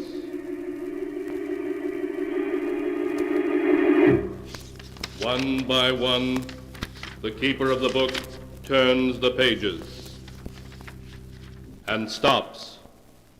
Ah, the strange tale of a dying man told on his deathbed. A story of madness and horror. A tale called Out of the Past.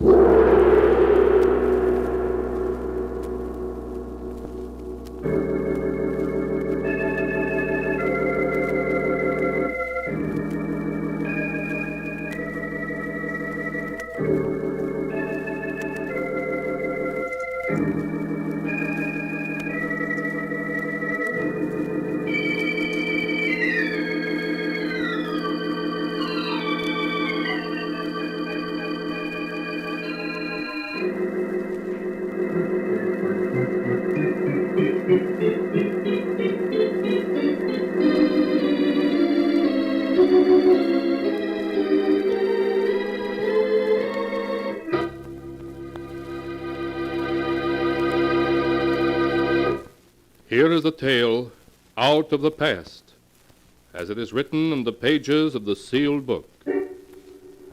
It is 5 o'clock in the afternoon, and Helen Morgan has just received the afternoon mail. As she is about to look at it, her husband Gerald enters their luxurious suite. Hello, beautiful. How's my one and only? Oh, hello, darling. Oh, Gerald. No wonder every actress wants to have you for her leading man. Nonsense. I'll have you know the only person I kiss like that is my wife. You'd better say that. How was the matinee today? Fine. I got 7 curtain calls. I see the afternoon mail came. Anything for me? Yes, there's one letter for me and one for you. Thanks, dear. Mine's a bill from the hotel management. Darling, we're living beyond our means. Oh, now, Gerald, you're not going to start that again, are you? Why, we have over $500,000 in our joint account. I've told you a dozen times, darling, I won't touch that money. It's yours, not mine. Gerald, it isn't a question of it being yours or mine. It's ours. Helen, I made it clear to you when we got married that we'd have to live on the money I earn. All right, Gerald. I wonder who my letter can be from.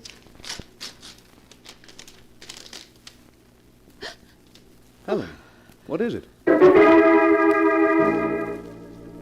For a moment, as Helen stared at the letter in her hand, she felt as if her heart had stopped. Then it began to beat again wildly, as though it would burst. Over and over, she read the few lines in the letter. A friend from England expects you tomorrow afternoon at 2 o'clock at the Hotel Edgewood. Please bring $25,000 in cash, or else I shall be forced to take action. John Benedict. Helen fought to suppress a cry of fear as the specter of her past returned in one overwhelming moment. From a great distance, she seemed to hear Gerald calling. Helen, what is it? What's wrong, darling? I said, what's wrong? You look so upset. Is it that letter you're reading? A letter? Oh, no. Then if it isn't the letter, what is it? Oh, it's nothing, darling, nothing at all. It's just I have a headache. Oh, I'm sorry. Can I get you something? No, Gerald, I'll be all right. All I need is a little rest.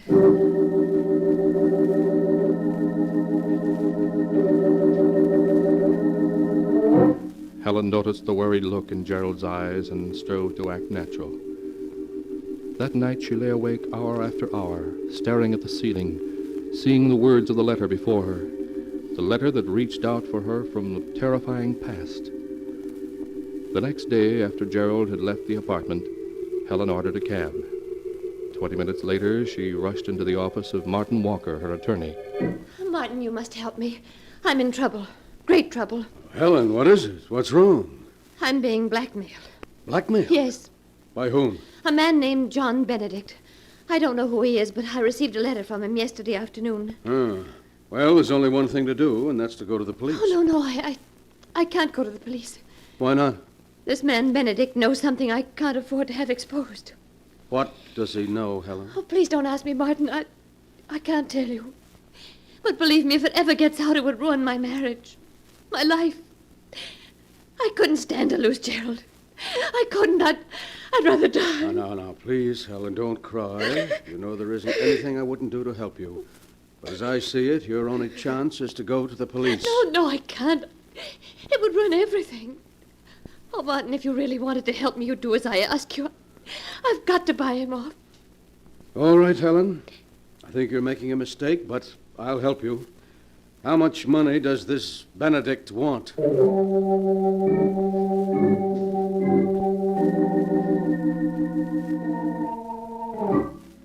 At 2 o'clock that afternoon, an hour after Helen had withdrawn $25,000 from the bank, Martin and she entered a small, dingy hotel on a side street. Following the hotel clerk's instructions, they climbed one flight of stairs and walked down a long, dark hallway to room 14. Come in. As Martin opened the door, revealing a squalid and dimly lit room, Helen saw for the first time John Benedict. He was a large man with coarse features and a thick black beard. In the half-light, he appeared to be about 50. His clothes were of a fine English cut, but time and wear had taken their toll. He stared at Helen for a moment, then spoke. How do you do, Mrs. Morgan? Won't you please come in? Thank you. This is Mr. Walker, my attorney. Yes, of course. How do you do, sir?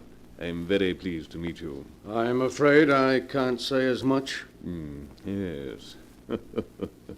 I trust you'll forgive me these dismal surroundings, but alas, I'm quite penniless. So you thought it would be an excellent idea to blackmail this lady for funds? I'm afraid you misunderstand me, Mr. Walker. I'm not forcing this beautiful lady to give me £5,000. Rather, I'm, shall we say, requesting a loan. Yes, but if she doesn't give you this loan, you'll ruin her marriage, her life. It would distress me to ruin anyone's life. But then it also distresses me to live in a pigsty like this. A much more suitable place would be the state penitentiary. Martin, please don't talk like that. Evidently, Mrs. Morgan, your friend is more interested in having me placed in prison than in saving you from disaster. I'm afraid you haven't revealed our little secret to Mr. Walker, have you? No, I haven't. Well, perhaps if we were to tell him, he wouldn't be quite so eager to imprison me. Perhaps if he knew that at one time you had... No, don't say any more. I'll pay you. Allow me to commend you on your good judgment. Martin, give him the money. Give it to him. Very well. Here's your filthy blood money. Thank you.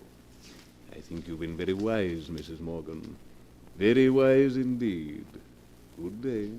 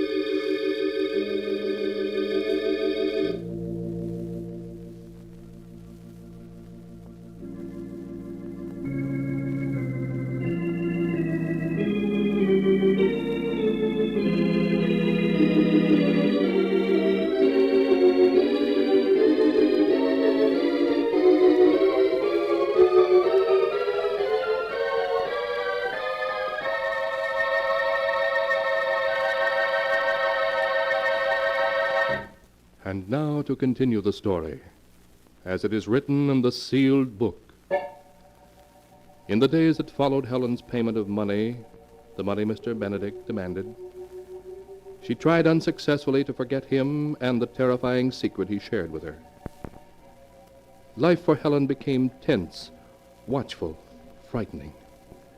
Then one afternoon, while Gerald was at a rehearsal of a new play, she received another call. A call that sent her in panic to Martin Walker's office. Martin, I've heard from him again. Who? Benedict? Yes, he phoned an hour ago. He wants $50,000. $50,000? Now maybe you'll have sense enough, Helen, to let me turn this over to the police. No, I can't do that. You can't? You mean you're going to buy him off a second time? Yes, I must. But you can't, Helen, you can't. What's to prevent his extorting money from you a third and a fourth time? He'll squeeze you dry. The money doesn't matter, do you hear? Nothing matters but keeping what Benedict knows from Gerald. If he finds out, it will mean the end of everything for me. Everything.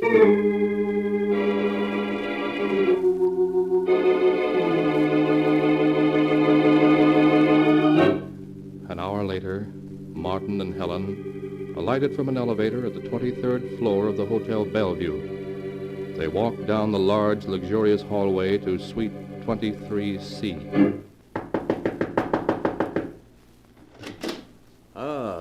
Good afternoon, Mrs. Morgan. Oh, I see you brought Mr. Walker. And I was counting on a pleasant afternoon. May I take your coat? No, thank you. Benedict, what do you mean by asking for $50,000 now? We paid you $25,000. That was supposed to keep your mouth shut. Well, it has, up to now. However, now I need more money. Well, you shan't have it.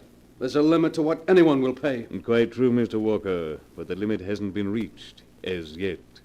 Mrs. Morgan is very much in love with her husband and would pay considerable more to keep him from learning what I know. He must never know. Oh, you swine. If I had my way, I'd call the police and put you where you belong.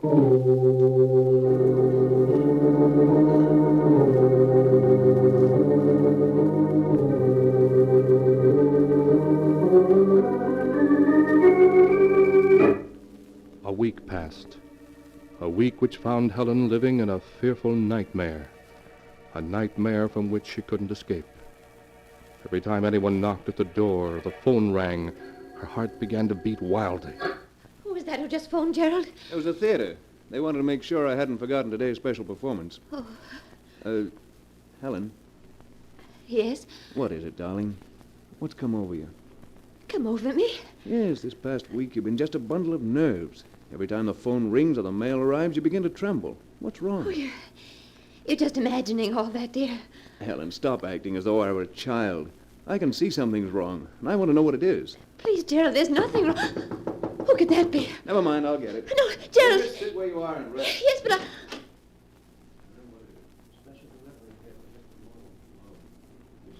Oh, why doesn't he come back? What's taking him so long? Gerald, who is it? Gerald! Helen, what is it?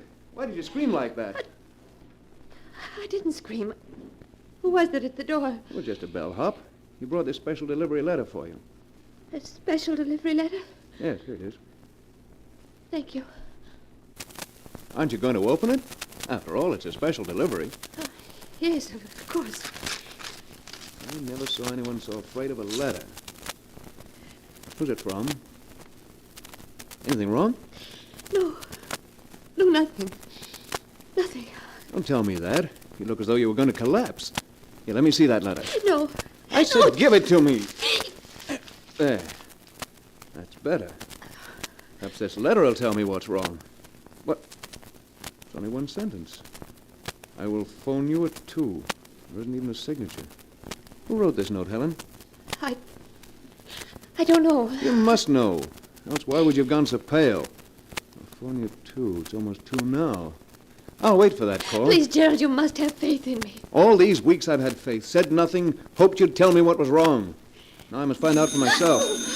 Well, right on time. It's just 2 o'clock. Gerald, please don't answer it. Take your hand off that phone, Helen. No, I won't let you answer. I said take your hand off that phone. No, Gerald, please.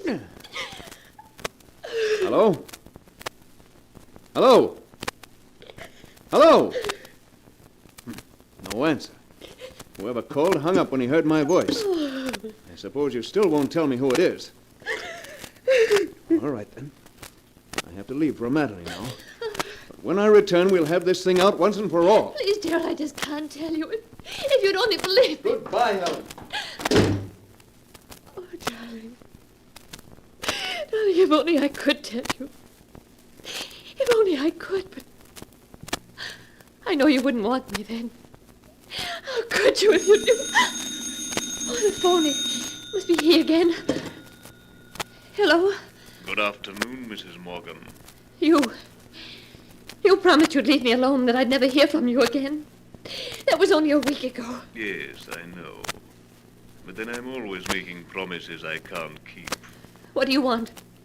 I'm tired of your playing cat and mouse with me. I should like you to call on me at 5 o'clock this afternoon. If it's money you're after, I won't pay you another cent. Not another cent, you hear? There's no end to your demands. Ah, but there is, dear lady. I assure you that this is the last time you'll ever hear from me or see me. If I could only believe that.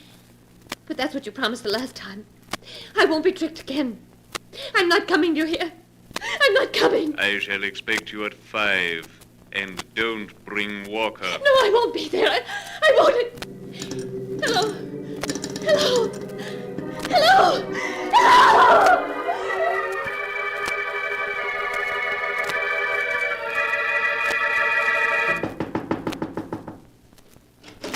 Ah, come in, Mrs. Morgan. You're right on time. It's just 5. It's good to see you without that bounder Walker around. If I gave you money now, how do I know you won't be asking for more in another week? Oh, that's very simple. Because after you pay me off this time, there won't be any point in my bothering you again. What do you mean? I mean, Mrs. Morgan, that this time I want $500,000. $500,000? Yes. If I'm not mistaken, that's what your balance is. Don't you see, once you paid it over to me, there'd be no point in my bothering you any more, as you wouldn't have any money left. Simple, isn't it? Oh, you must be mad. I? Oh, no, Mrs. Morgan, not I. Come now, you love your husband and he loves you. There are years and years of happiness before you. If he doesn't learn your little secret, if you're wise, you'll turn the money over to me. But I can't. I can't. My husband and I have the money in a joint account. If I were to withdraw $500,000, he'd know about it at once. Ah, but there's always a chance that he won't find out. But if you don't do as I ask, I assure you he will. Oh, no. No. Yes, Mrs. Morgan. Your husband will learn that while you were in England in 1934, you murdered your sweetheart. I won't listen. I won't listen. But your husband will, and he'll learn that after you committed this murder, you spent the following 7 years in an English insane asylum. No, you can't tell him. You can't tell him. But I will.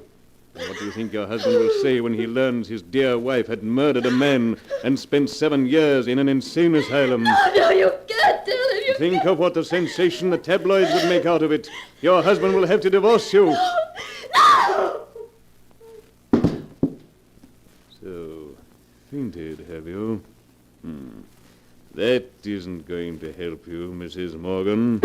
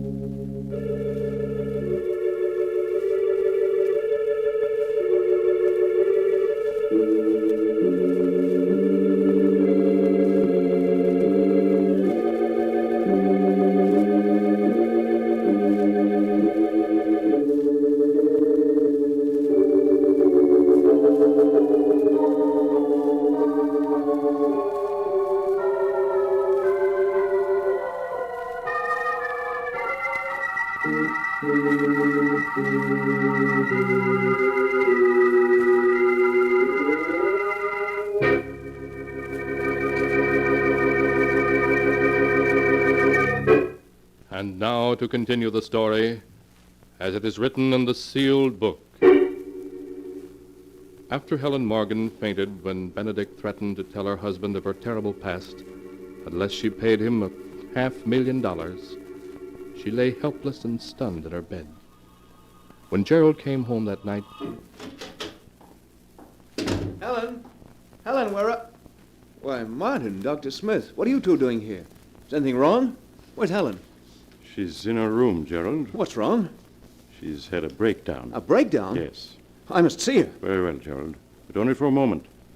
I'm afraid you'll have to wait out here, Mr. Walker. I understand, Doctor. Now, you must be very quiet, Gerald. Yes, of course.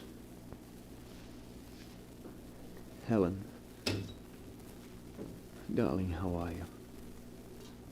Helen, please speak to me. I'm not Helen. My name is Grace. Grace Arnold. Helen, what are you saying? Yes. Grace Arnold.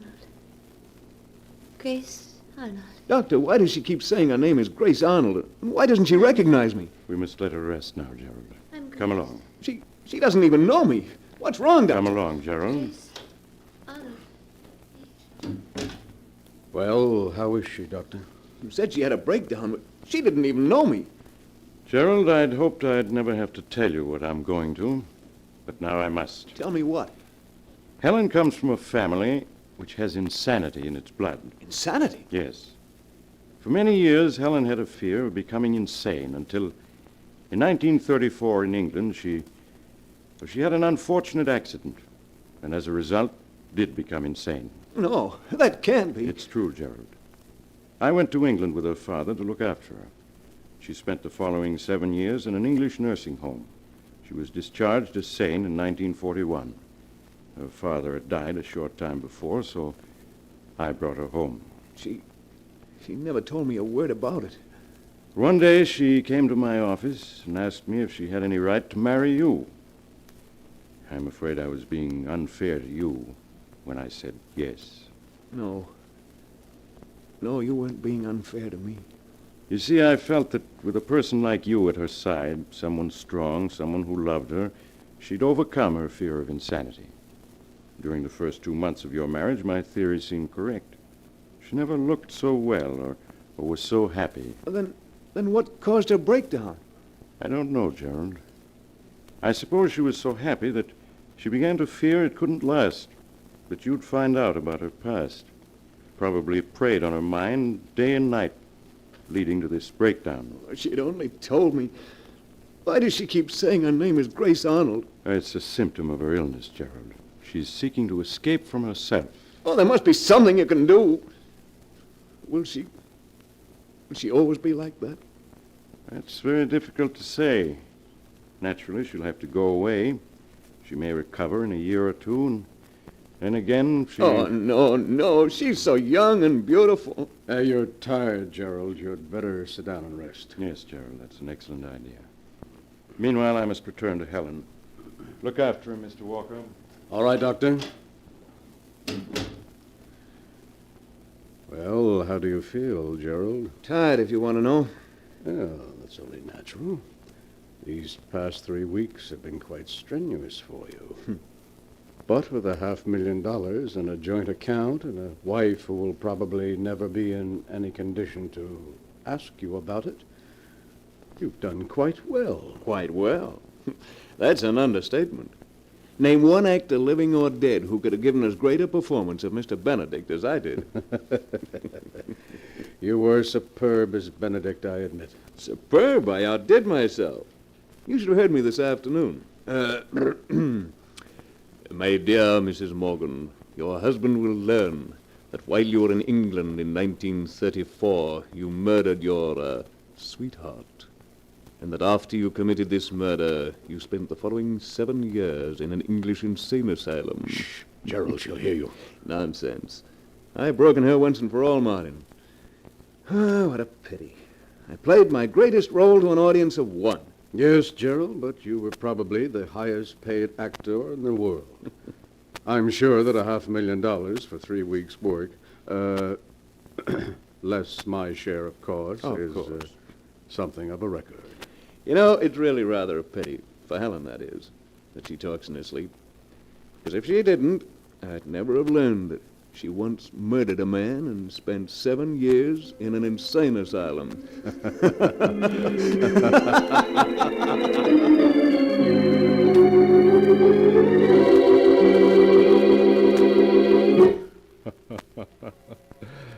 Clever of Gerald, wasn't it? The way he played his wife's love against her. But unfortunately, he never had a chance to enjoy his ill-gotten gains, for 2 weeks later he died as a result of an automobile accident, and on his deathbed confessed to everything. Even after Helen's recovery, which took some time, she was never told the truth about her dear departed husband.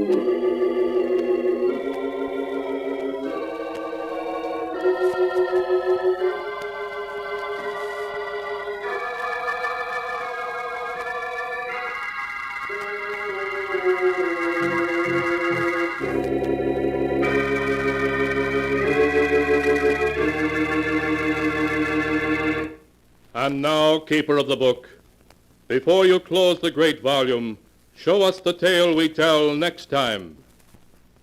This one, Ah, yes. A story about the dark and mysterious Louisiana bayou country, and voodoo in the night, and the water rising in an old mausoleum built underground. A tale called Welcome Home.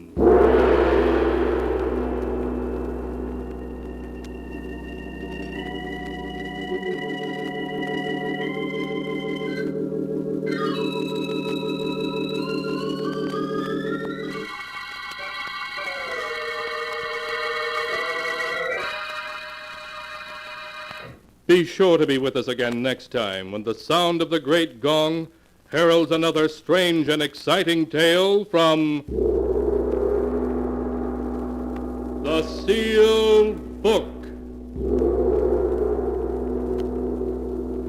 The Sealed Book, written by Bob Arthur and David Cogan, is produced and directed by Jock McGregor.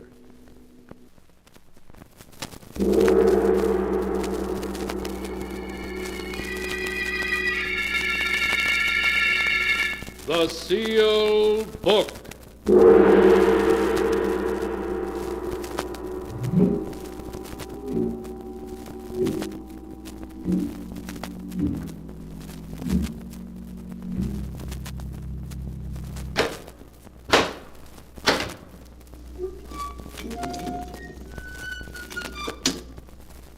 Once again, the keeper of the book has opened the ponderous door to the secret vault, wherein is kept the great sealed book, in which is recorded all the secrets and mysteries of mankind through the ages.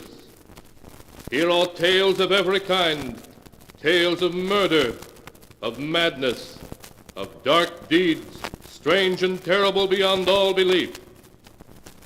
Keeper of the book, I would know what tale we tell this time. Open the great book and let us read. Slowly, the great book opens.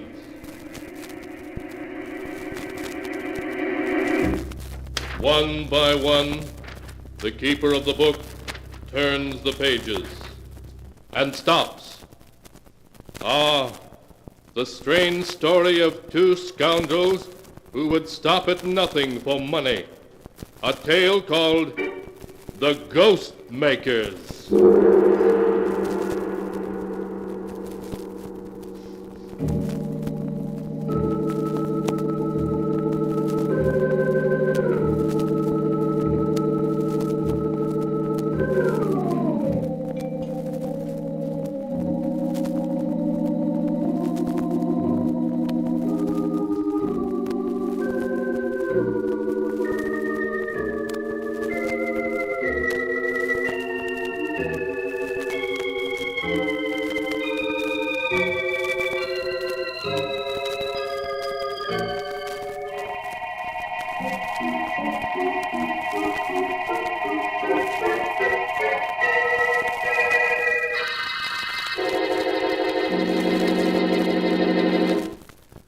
Here is the tale, The Ghost Makers, as it is written in the pages of the sealed book. It is an autumn afternoon in the ancient New England village of Wilton. In an old stone house a mile from the town, Agatha Wainwright is serving tea to her nephew Ned, and a little man Ned has introduced as Professor Piedmont, a friend who has come to spend a few weeks with them while he works on a book to be called Old Graveyards of New England. So this is your graveyard, friend Ned. He looks like a man who'd be happy staring at tombstones. They make a fascinating study, Miss Wainwright. Well, I'll take your word for it, Professor Piedmont. Myself, I'd rather read about them in a book. The professor not only writes books, Auntie, but he's also an expert on psychic phenomena. Psychic phenomena, eh? Oh, you mean ghosts. Foolish fiddle-faddle, dreamed up by silly people without the brains to know better. Ah, but Miss Wainwright, I assure you, you are wrong. Oh, nonsense. When a person's dead, he's dead. When I see anything I'm willing to call a ghost, I'll know I'm crazy, and I'll admit it. Why, Auntie, this very house is supposed to be haunted. You know that. Oh, rubbish. This is a perfectly normal house. I've lived here a month, and I haven't heard so much as a board squeak. Ah, but Miss Wainwright, that may be only because you're new to the house and not yet sensitized. It takes time to become aware of occult influences. Oh, stuff and nonsense.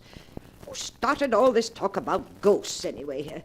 Here, now let's have some tea, and no more talk about ghosts.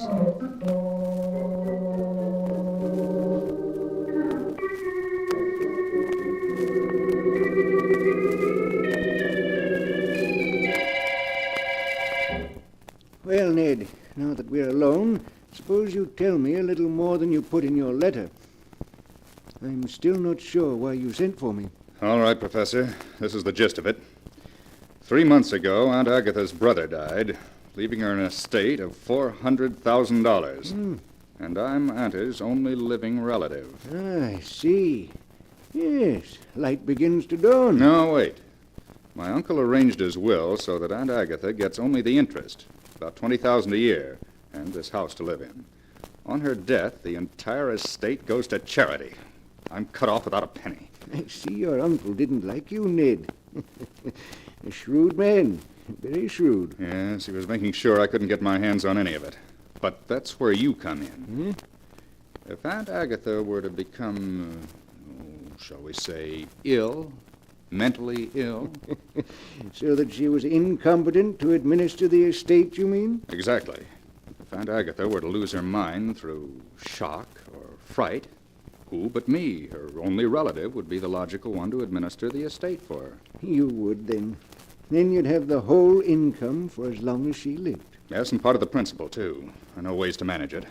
But I've got to get my hands on some of it before the end of the year, or I'm sunk. I owe a little money, about $25,000. If I don't get it quickly, well, the people I owe it to are rather short-tempered. I understand. Yes, Ned, I remember when I knew you in Chicago. You liked to gamble, didn't you? But that's your affair. Personally, I prefer to stick to my own profession, creating ghosts.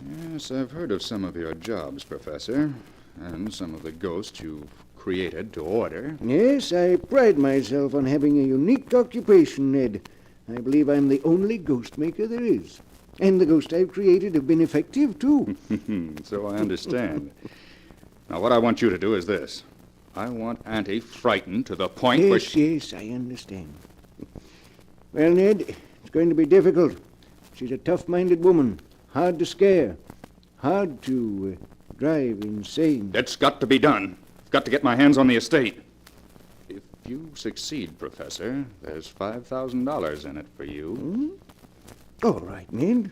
I'll try. It won't be easy, but she may crack suddenly when the time comes. That type does, you know. Good. That's settled then. You brought everything you're apt to need? All my apparatus and gadgets are in my trunk. They'll be here tomorrow. I'm not altogether sure I like this job, Ned. I hope you're not going to turn moral on me, Professor. No. There's something about this place that disturbs me, though. You know, I am psychic at times. Not altogether a faker. Next, you'll be scaring yourself with your own stories. As we were driving past that old cemetery this afternoon, I suddenly felt a premonition and a chill. The kind of chill you're supposed to feel when you go near the place you'll someday be buried. Oh, it was just the wind. We'll have to get you some red flannels. Here. Here's something that'll give you your courage back. Drink it down. Yeah, that does me good. Of all the different kinds of spirits, I prefer those in bottles. I thought you'd like it. Now let's go downstairs again. We won't talk about ghosts anymore tonight. But tomorrow night, who knows what may come knocking at Aunt Agatha's door.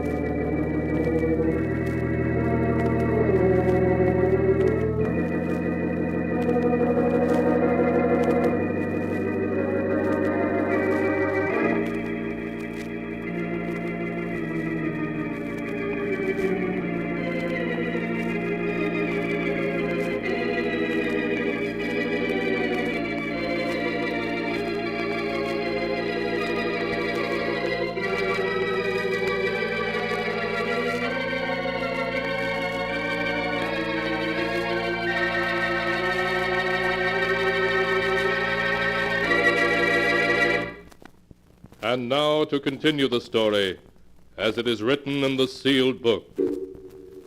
The following evening, Ned and the professor joined Aunt Agatha by the fireplace, where she sat knitting. Outside, a cold winter wind blew. Oh, listen to that wind. We may be in for a storm. We're in for an early winter, that's what. First snow will fall any day now. Yeah, it's good to have a fireplace to sit by when the wind blows like that.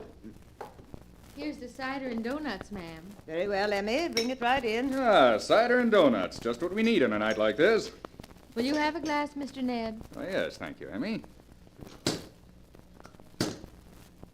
Will you have some cider, Professor Piedmont? Professor, Emmy's trying to give you some cider. Yeah? Excuse me. I was listening. Thought I heard someone knocking on the front door. Someone knocking? Well, there is someone there.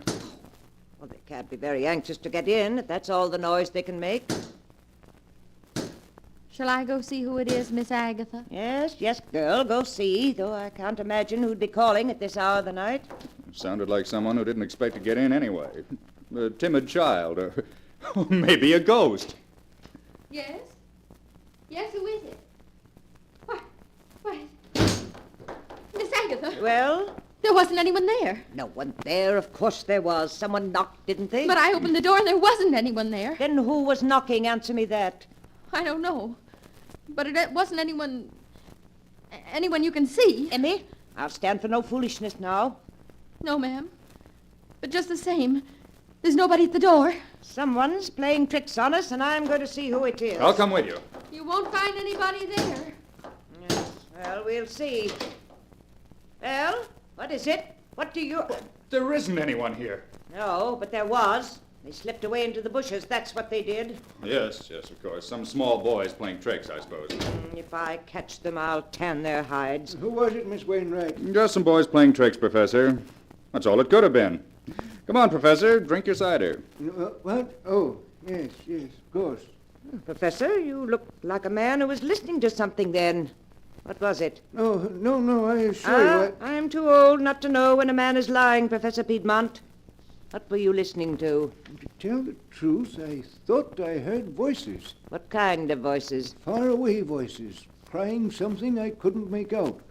I bet it was just the flames in the fireplace. I'm sure it was. Of course, that's all it was. Well, what do you say we all turn in? This New England air makes me sleepy.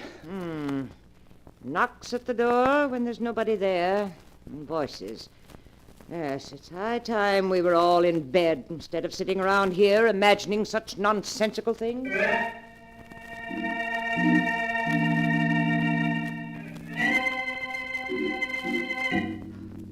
Highly pleased with their first effort in creating ghosts that didn't exist, Ned and Professor Piedmont went to bed. But before they retired, they held a brief, low-voiced conference in Ned's room. Well, Professor, that door-knocking act was all right. You did it very nicely. Yes, Ned. An ordinary length of black thread run through a crack in the window sash and attached to the door knocker can create a very satisfactory ghost indeed. Now tell me, what comes next on the program? Well, we can't work too fast. Tomorrow, the hired girl, Emmy, will spread the story of tonight's happenings. The whole town will start talking about it. Good. And then? And tomorrow night, nothing happens. Your Aunt Emmy is reassured. But tomorrow, I'll be busy. I noticed today there's an old hollowed tree in the woods about 100 feet from the house. What about it? I'll run wires to it, hiding them under the leaves, and install a small loudspeaker in it. I'll conceal the microphone and batteries behind the drapes in the living room. I see. So 2 nights from now, we'll hear ghostly voices, eh? Exactly. They'll accompany the ghostly knocks on the door. But that won't be all.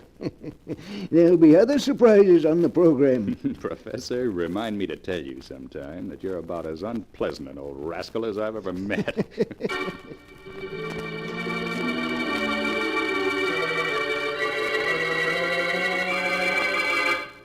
The next evening, Agatha Wainwright listened nervously for a repetition of the ghostly knocks. But nothing happened, and she regained her composure. The evening following that, however, as she and Ned and the professor sat in the living room around the fire... 9 o'clock. The evening may just be starting in New York, but here in Wilton, it's bedtime. Seems to be someone at the door. So there is. Shall I go? No, Emmy can answer the door. She does little enough to earn her money. Emmy? Emmy? Yes, Miss Agatha? There's someone at the door. See who it is, please. Must I, Miss Agatha? Must you indeed? Answer the door, Emmy. I'd rather not, ma'am. Emmy, see who is at the door. Yes, Miss Agatha. I'm going. Who is it? There's no one there. There's no one there again. Emmy, get control of yourself. But I tell you, there's no one there. Then it's someone playing tricks. That's all you hear, Emmy. Yes. Yes, Miss Agatha, I hear. But I don't believe it. Go to your room. Yes, ma'am. I'm sorry, Miss Agatha. But there wasn't anyone there. I hope I'm not going to have to discharge that girl. Shall I go this time, Auntie? No, Ned. Let the rascals play their tricks, whoever they are. They'll soon stop when they see we pay no attention. I wonder if I could see them from the window. Maybe we could trap them if we were to go quietly out the back door and slip around to the front. What was that?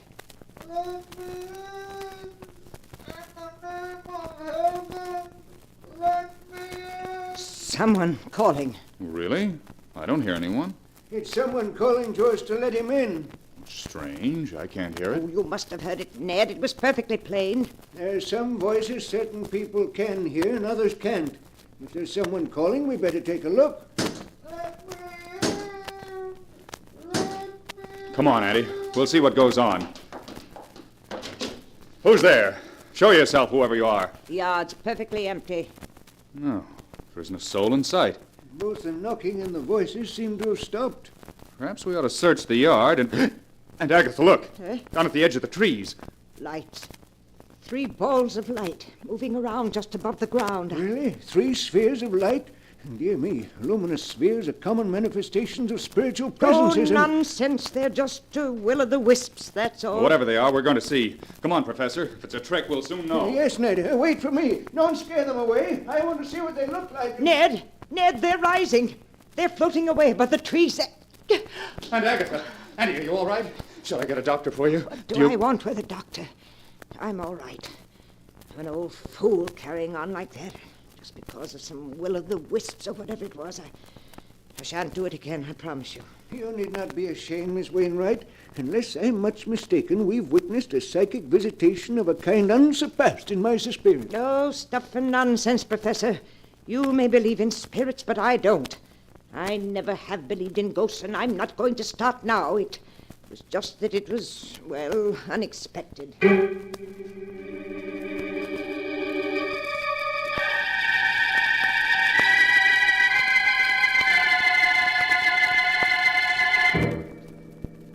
In the days that followed, Ned Wainwright and Professor Piedmont found it impossible to shake Agatha Wainwright's iron nerves. Emmy, the hired girl, resigned in terror, but Agatha remained seemingly unmoved. Resolutely, she ignored the ghostly knocks, voices, and footsteps that Professor Piedmont's ingenuity devised. The whole town buzzed with tales of her haunted house, but she refused to pay any attention to them. After a month had gone by, Ned was ready to admit defeat. Well, Professor, you're a washout. And Agatha hasn't turned a hair at your ghosts. No, Ned, I told you it might take a long time. She's a very strong-minded woman. Believe me, anyone else would have cracked by now. Well, she hasn't, and she's not going to. I still say it may happen all at once. She's nervous and distraught. She doesn't sleep well. Every evening she sits listening for ghostly voices, though she won't admit it. But she's made up her mind not to believe in ghosts, and I'm afraid she never will. Well, what do you suggest? It's the middle of December. I've got to get my hands on her money by the end of the year, and I'm sunk. We must play our last card. You. Me? What do you mean? She's fond of you. You're her only relative. What are you getting at? How would she feel if you, her only relative, were to die and come back here as a ghost? I don't follow you. My plan is simple. We'll say goodbye to your aunt and drive off as if we were going away. Then, secretly in the night, we'll return to the house. Yes? And then what? We'll see to it that she receives a phone call from a friend of mine in Boston. He'll announce to your aunt that you and I have been in an automobile accident, and that we've been killed. Oh, I see. Yes, I begin to understand. Immediately after the phone call, we'll knock. She'll come to the door and see us standing there. And having just heard that we're both dead... Exactly.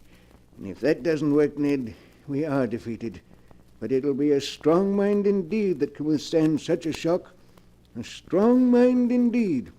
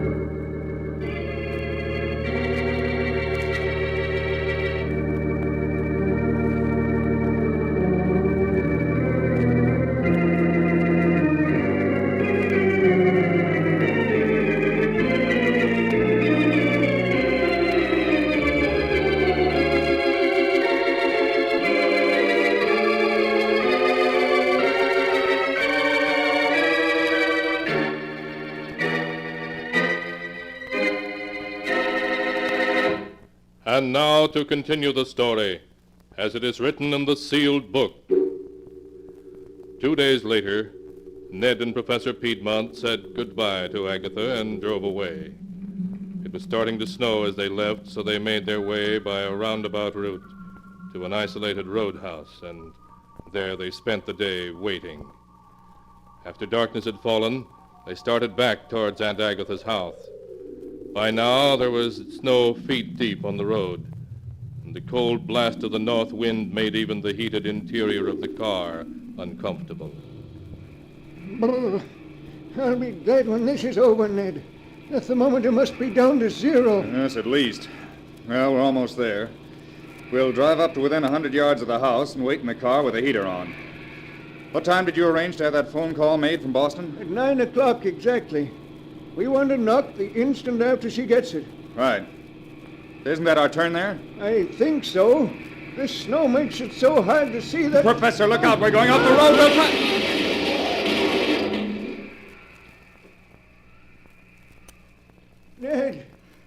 Ned, are you hurt? Oh, my ankle.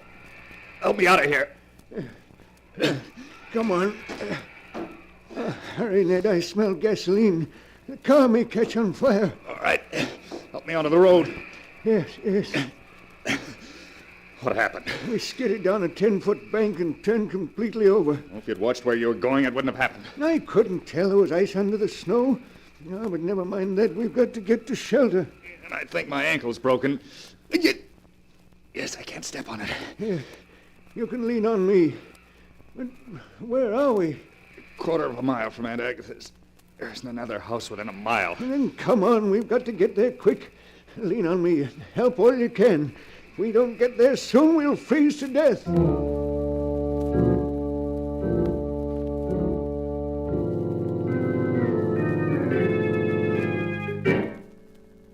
Half an hour later, numb with cold and scarcely able to struggle on, Ned and Professor Piedmont staggered up to Agatha Wainwright's house.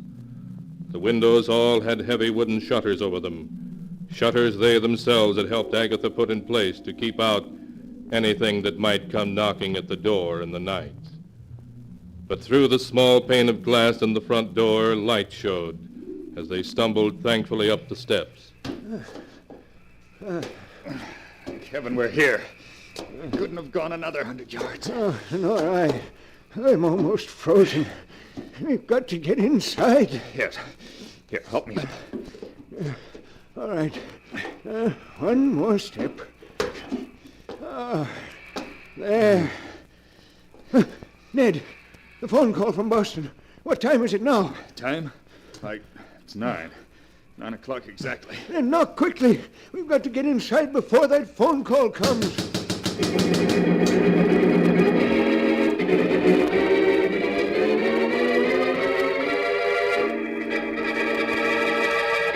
Inside, Agatha Wainwright heard the knocking, but before she could go to the door, the telephone rang and she answered it first. Hello? Yes, this is Wilton 317. Boston, calling long distance? Yes, I'll hold on. Just a minute. Hello? Yes, this is Miss Wainwright speaking. The Boston General Hospital. My nephew Ned. What is it? What's happened to him? Oh, dead. An automobile accident. Both of them killed? No. Oh, no.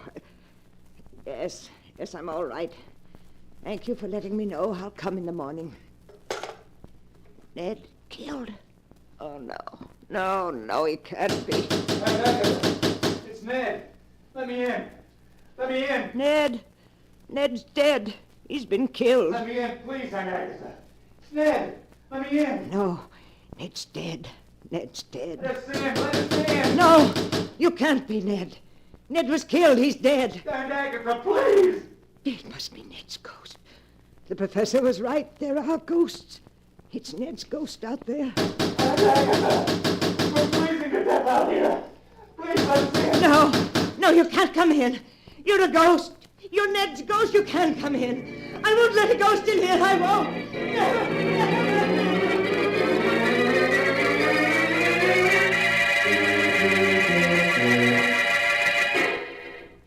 The next morning, Ned and Professor Piedmont were found frozen to death beside the house, where they made a vain effort to pry open the heavy wooden shutters that covered the window. You see, Agatha never did let them in. She knew better than to open the door to ghosts.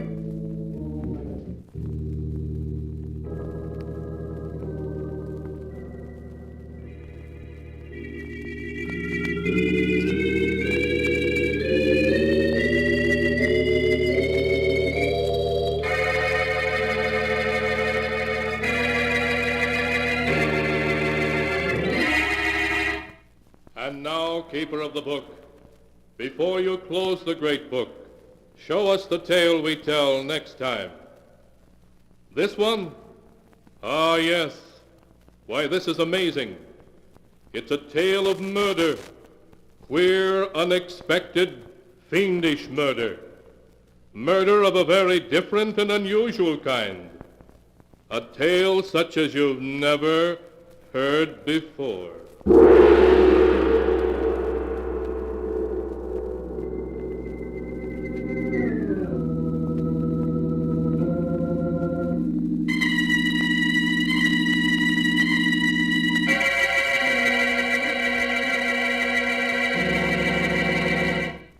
Be sure to be with us again next time, when the sound of the great gong heralds another strange and exciting tale from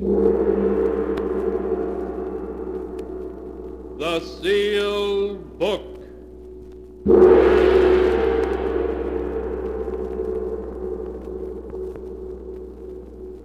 The Sealed Book, written by Bob Arthur and David Cogan, is produced and directed by Jock McGregor. The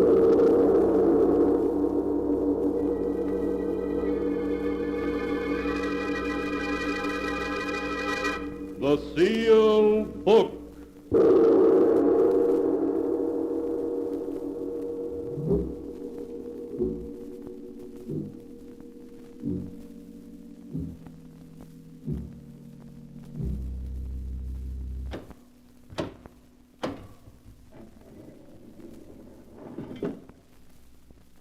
Once again, the keeper of the book has opened the ponderous door to the secret vault, wherein is kept the great sealed book, in which is recorded all the secrets and mysteries of mankind through the ages.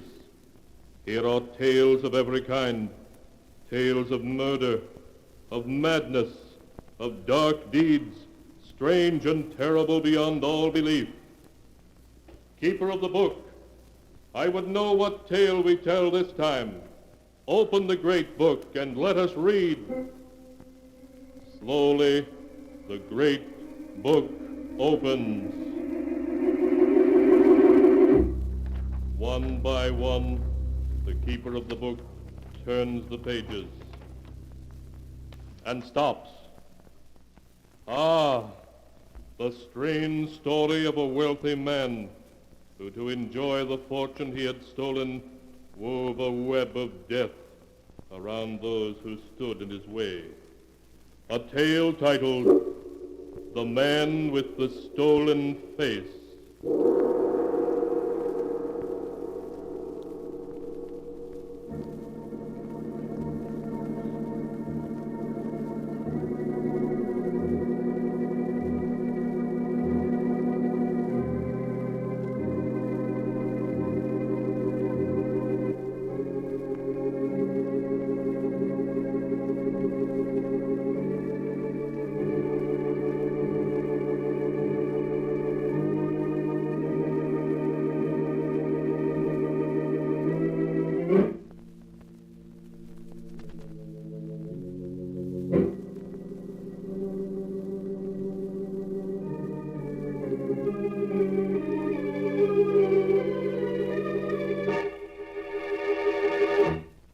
Here is the tale, The Man with the Stolen Face, as it is written in the pages of the sealed book.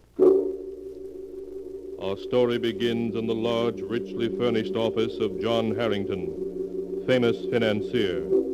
It is late afternoon, and Harrington is speaking to Matthew Briggs, his very confidential secretary.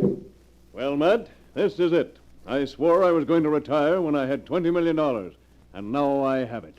I worked hard, and now I'm going to play hard. And do your plans include me still? No, of course they do, Matt. I couldn't get along without you. I see. Yes, I suppose you still need someone to do your dirty work for you. Why, Matt, what a thing to say. Now, where would you be if you hadn't hooked up with me? Executed and buried these 14 years, that's where. I know. You don't need to remind me. Because after all, you did kill that man, Matt. Killed him in cold blood. No, you and I belong together. You could send me to jail, but I still have carefully locked in my lawyer's safe all the evidence necessary to send you to the gallows. Yes, I know. Now, why don't you run along to the apartment?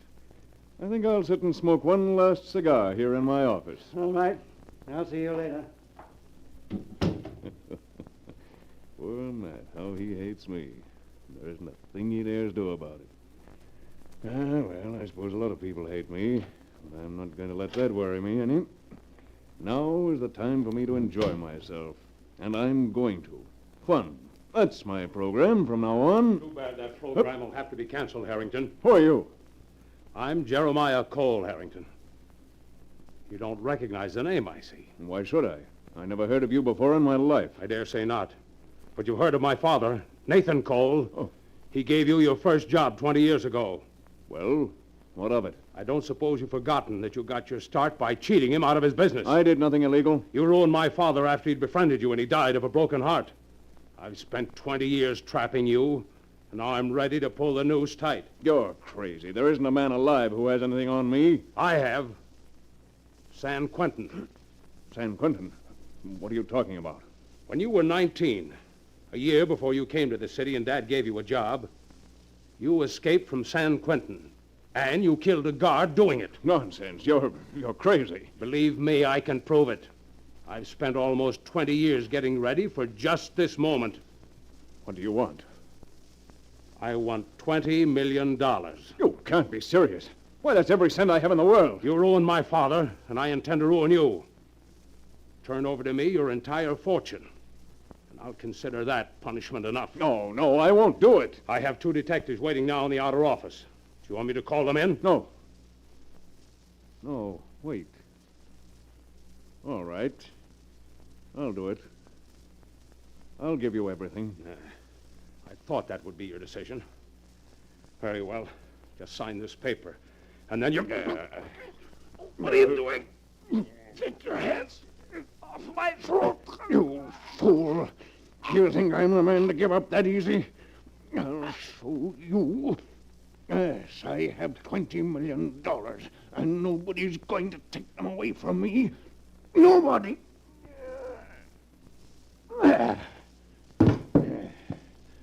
Threaten me, would you? That's what happens to men who threaten John Harrington. Now I've got to get your body out of sight. Yes, of course, the vault. I haven't locked it yet. Plenty of room in it for a dead blackmailer. So, in you go. There you are. Now to close the door and set the time clock. And nobody will be able to find you before Monday. As for your detectives outside, there's a back door to this office by which I can leave. You didn't know that, did you, Mr. Cole? There's a lot of things you didn't know. And one of them is that you shouldn't try to get the better of John Harrington.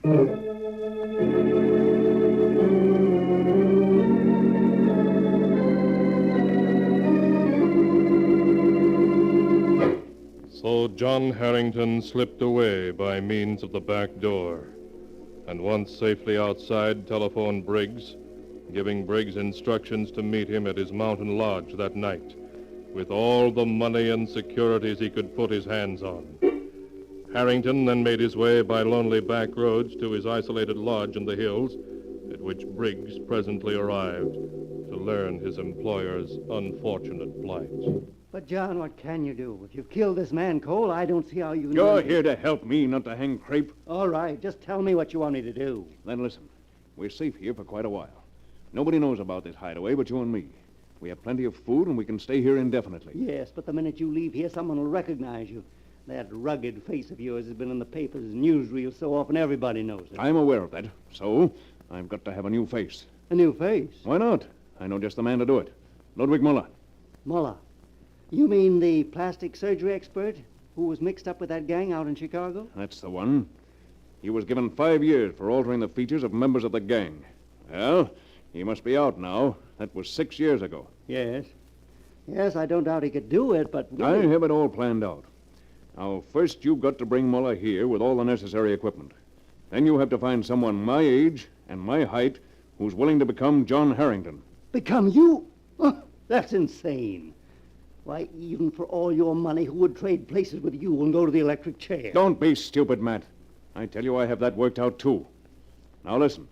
You've got to find someone my age and general build who has no wife or family, who's not wanted by the police, and has never been involved with the law in any way, who's lived an inconspicuous life and has never attracted much attention. I'll take his place and live his life. He'll take mine and become a millionaire. But, John... Don't argue. You find such a man and bring him here, and I'll guarantee to persuade him to make the exchange. When I make a plan, it doesn't go wrong.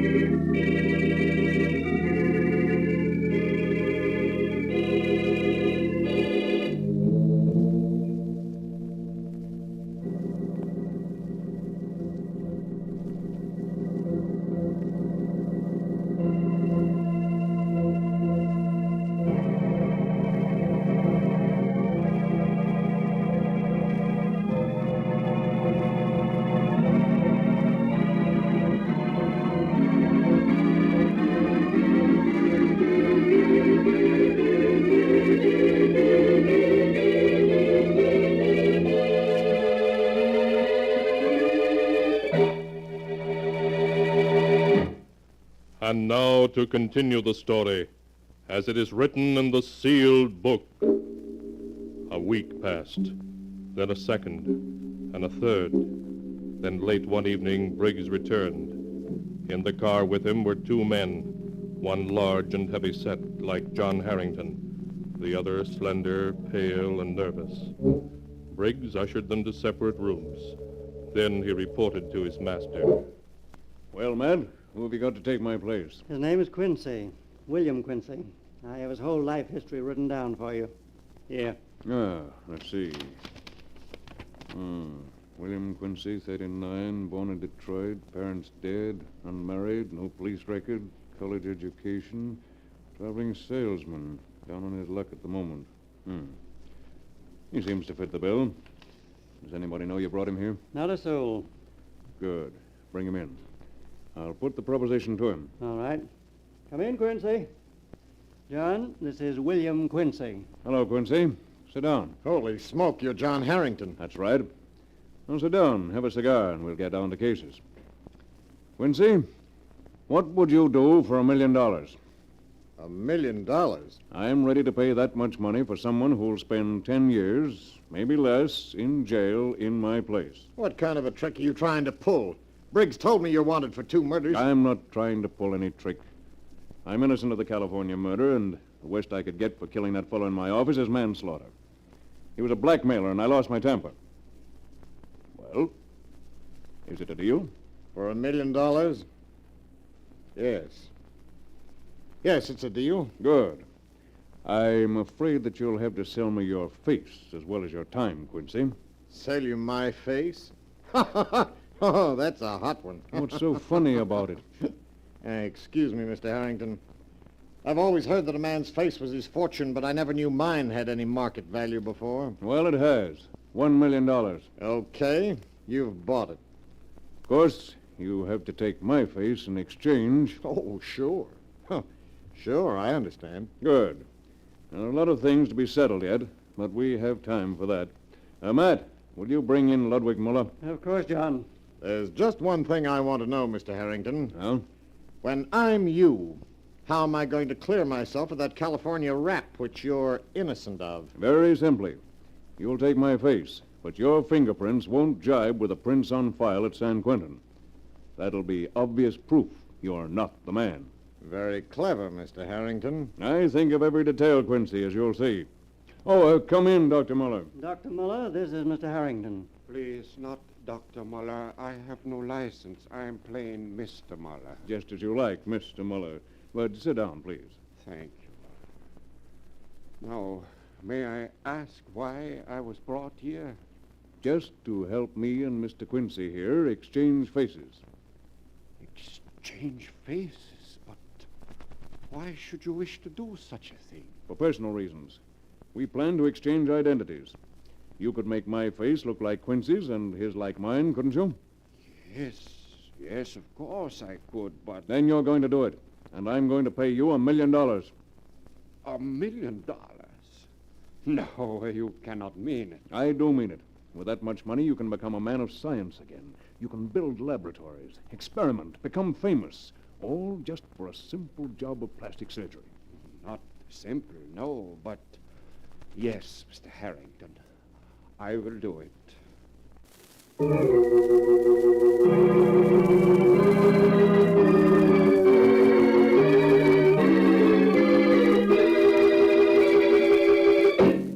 Muller began work upon the two men.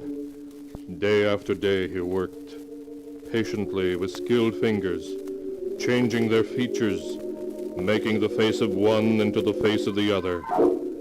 It was a long and difficult job, but as the time for the removal of the final bandages came closer, John Harrington was in excellent spirits.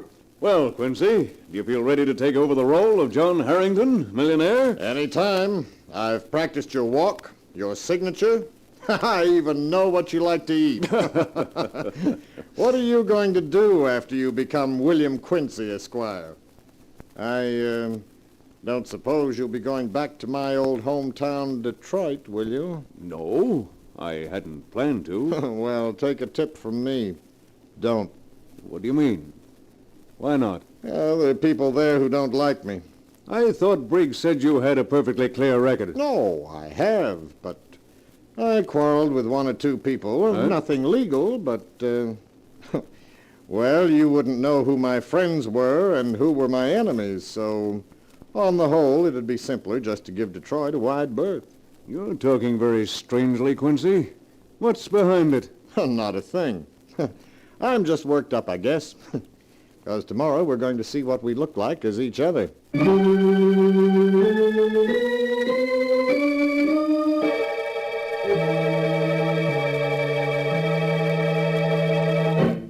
The next day, Ludwig Muller removed the bandages from their faces and from Harrington's hands. And when he held mirrors for them to see themselves... Good heavens! You do not recognize yourself, huh, Mr. Harrington? I should say not.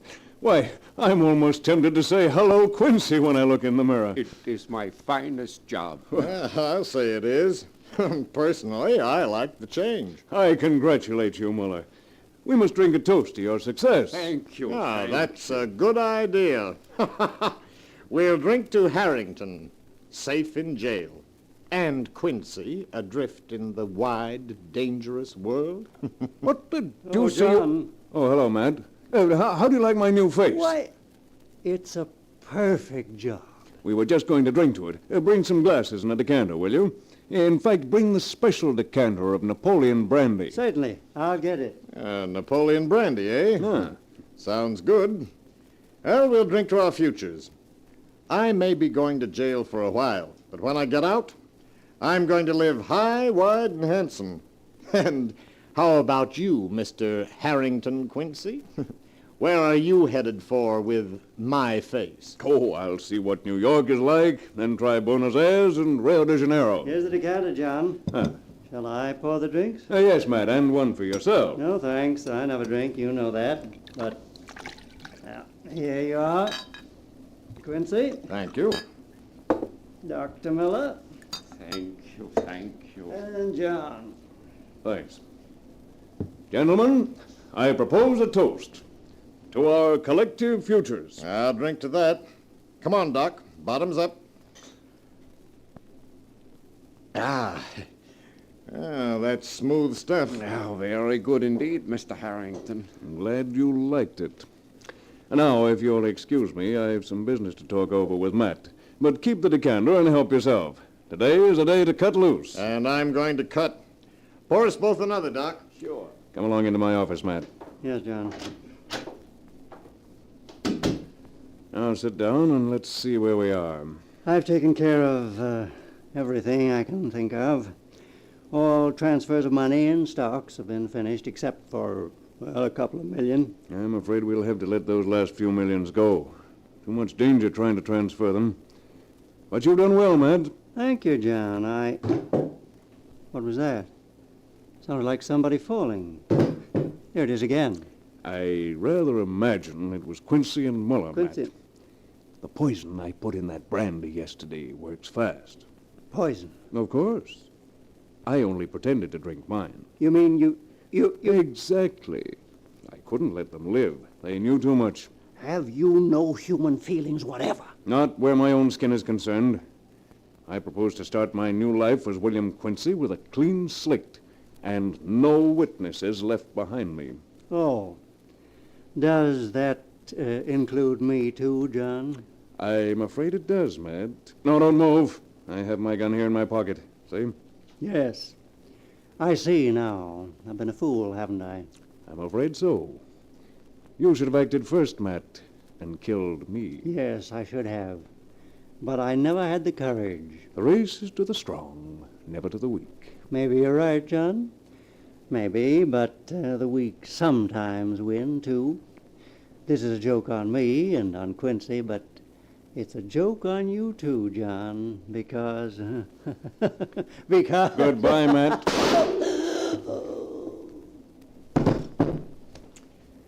Well, that's that. When the police find you, Matt, together with my body, the story of John Harrington will be over for good and all. But the story of William Quincy, footloose and fancy-free, is just beginning.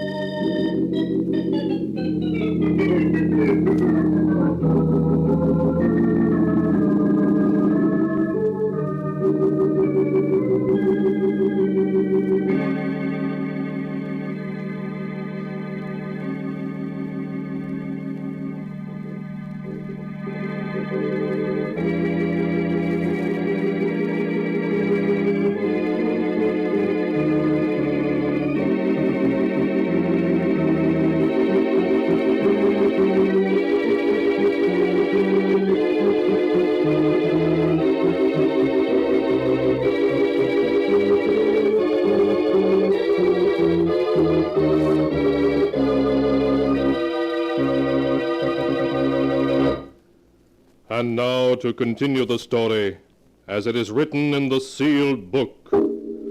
A day later, John Harrington slipped away from the mountain hideout, leaving death in sole possession. He had no qualms and no fears. His new face was that of another man, and he became the other man. As William Quincy, he reached New York and went to the hotel where Matt Briggs had made a reservation for him by mail. Yes, sir. Can I help you? My name's Quincy, William Quincy. You're holding a suite for me. Oh, yes, sir. 17E. If you'll just register. Certainly. And here's a letter we've been holding for you, Mr. Quincy. A letter? Thank you. Well, it's in Matt's handwriting. And there were two gentlemen asking for you yesterday. Two gentlemen? Yes, sir. What did you tell them? That you hadn't checked in yet, sir. If they ask for me again, tell them I've canceled my reservations. I'm here for a vacation, and I don't want to be disturbed by anyone.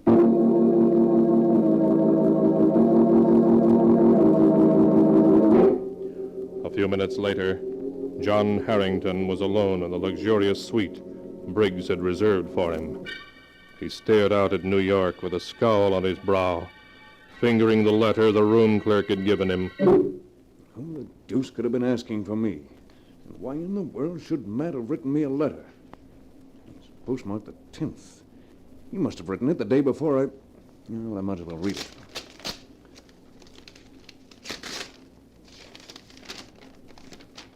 Dear John, you'll get this letter when you reach New York. By then you will be William Quincy for good and all, and Quincy will be John Harrington. I've talked with him, and he has agreed as his first act to ask your lawyer for the evidence you've been holding over my head all these years. He will destroy it.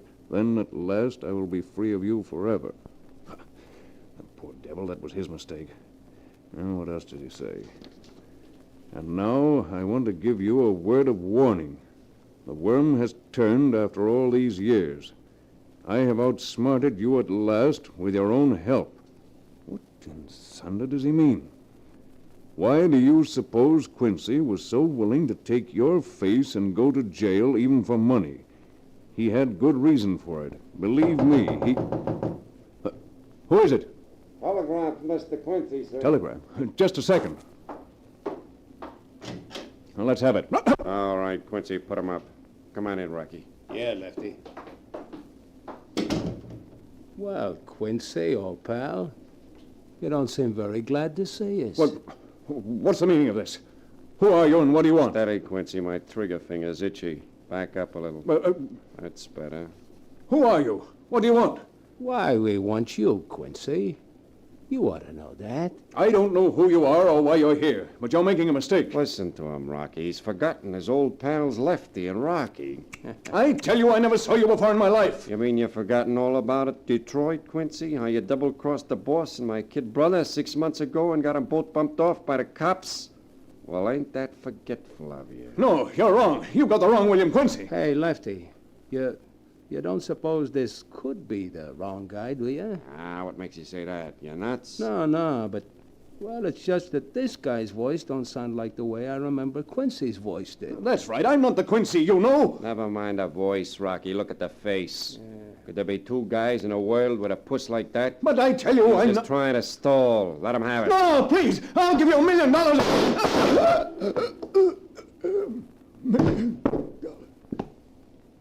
Well, that takes care of that. Yeah, that pays off for the boss and your kid brother. He should have known we'd keep looking for him till we found him. Did you hear that stuff about $1 million? He must have been nuts to think we'd listen to guff like that from a cheap dope peddler like Bill Quincy. Yeah, but, you know, Lefty, I'd still kind of like to know who sent us that letter, tipping us off we'd find him here at the Clark House in New York.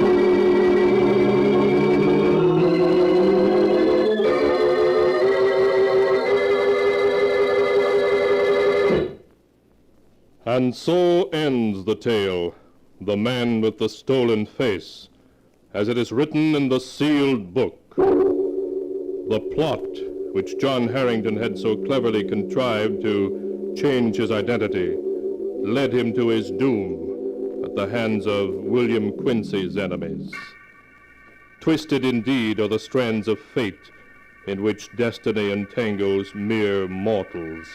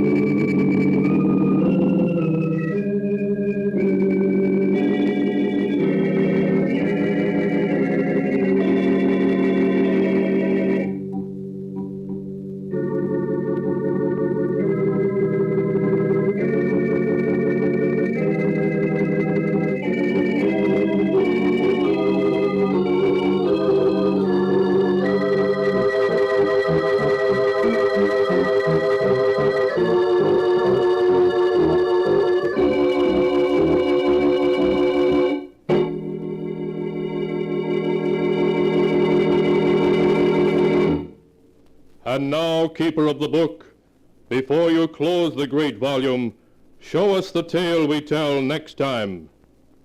This one, yes, the tale of a handsome and mysterious man who had a strange power over people and who caused heartbreak and ruin wherever he went.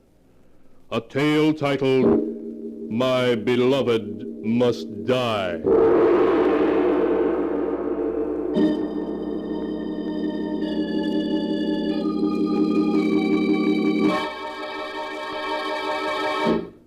Be sure to be with us again next time, when the sound of the great gong heralds another strange and exciting tale from the Sealed Book. The Sealed Book, written by Bob Arthur and David Cogan, is produced and directed by Jock McGregor.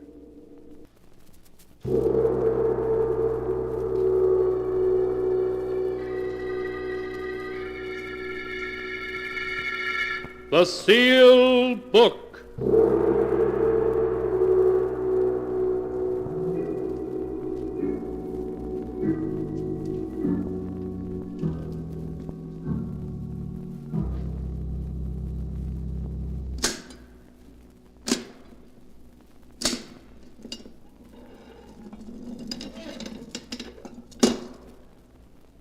Once again, the keeper of the book has opened the ponderous door to the secret vault, wherein is kept the great sealed book, in which is recorded all the secrets and mysteries of mankind through the ages.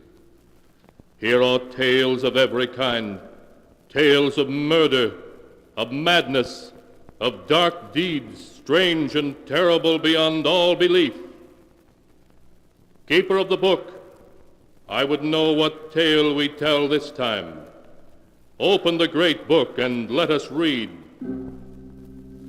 Slowly, the great book opens.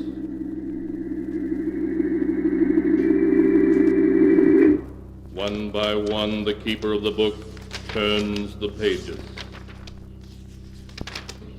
and stops. Ah, the strange story of a man who would stop at nothing to accomplish his ends. A tale called The Accusing Corpse.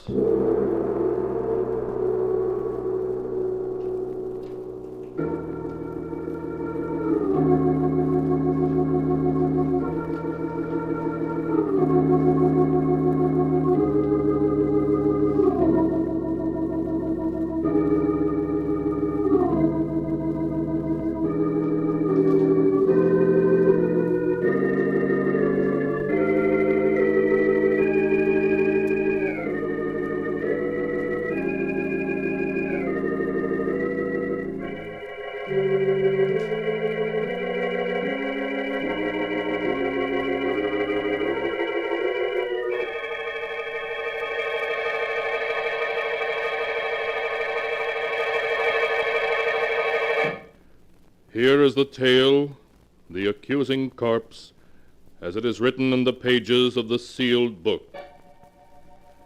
Philip Drake, the wealthy stockbroker, is pacing nervously back and forth in the drawing room of his country mansion.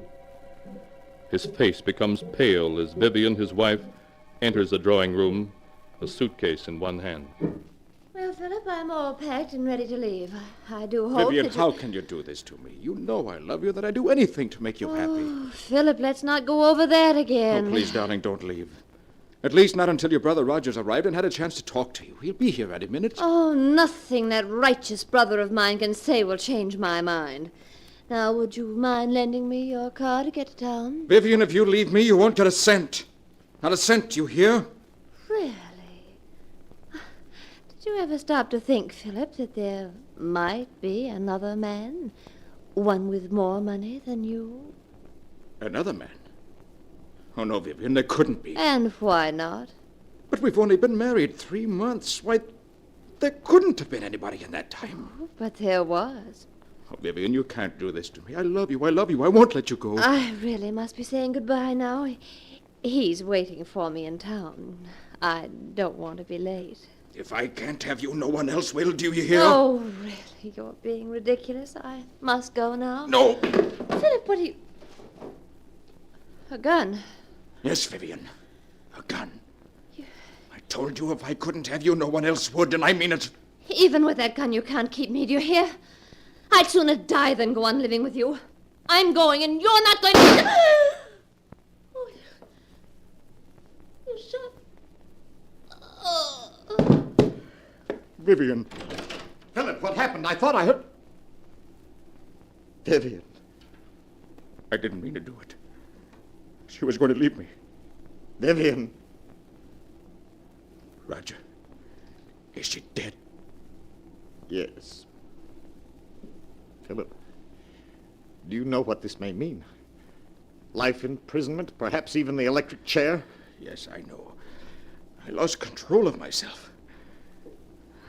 Nothing seems to matter now. You simply can't throw your life away like that. Even if Vivian was my sister. I don't mind telling you that I always felt you were far too good for her. She didn't deserve to be your wife. Oh, please, Roger. Look, if we were to get rid of the body, who could possibly know that she didn't leave here tonight as she'd planned? No. It wouldn't work, Roger. You can't get away with murder. That's nonsense, Philip. Now, if we were to bury her in the woods, no one would ever find her body. Bury her in the woods? I couldn't do that. Philip, you must let me handle this. Oh, and you better give me that gun. All right, Roger. Here you are. Good. Now you wait here. I'm going to get rid of the body.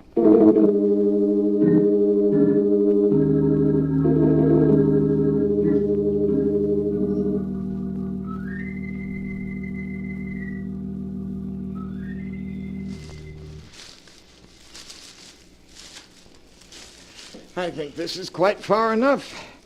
I'm afraid I'll have to bury you now, my dear Vivian. Put me down, Roger. I'm tired of being carried like a sack of potatoes. All right. There. Oh, and let me congratulate you on your performance as a corpse as I carried you out. Roger, do you think he suspects anything? Of course he doesn't. He's positive that he shot and killed you. It was very clever the way you taunted him into doing it. You've got the gun, haven't you? Certainly I've got it. You don't think I was going to let him discover that the bullets had been removed and blank cartridges substituted, did you? No, not you, Roger. You always know what you're doing. It was a lucky day when you met me. Look, now here's the key to the apartment I rented in town. You'll find my car a quarter of a mile down the road. All right. I'll be waiting for you at the apartment. I'll be there in a few hours. Well, now let's see. This seems like a nice place to dig.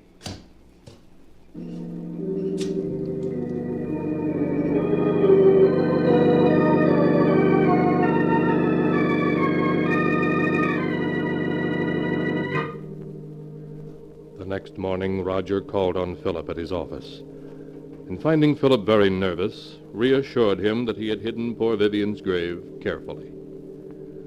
When Philip expressed his gratitude for Roger's help, Roger suggested that Philip could do him a favor in return by lending him $20,000 to swing a business deal. Philip was startled, but after a moment's hesitation, wrote out a check. As he wrote it, Roger smiled. Things were working out just as he'd planned. Roger, did you get it? Well, what does this look like? Oh, darling, that's wonderful. Now we can clear out it. What? Roger, there isn't 100,000 here. Why, no, dear. I only got 20,000 from him. But we were after 100,000. Why didn't you get it all this morning when you saw him? My dear Vivian, it simply isn't done that way. Blackmail is an art that calls for the use of psychology.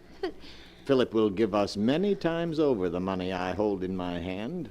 All in due time, of course. You mean I'll have to go on hiding in this miserable apartment until you've finished your little game with him?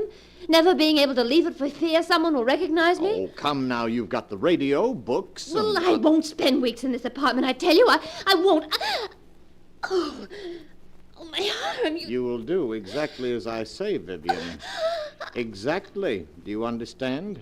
Roger, you're hurting me. It's nothing to what I will do if you disobey me. Do I make myself clear? Oh, yes. Yes, I'll do whatever you say.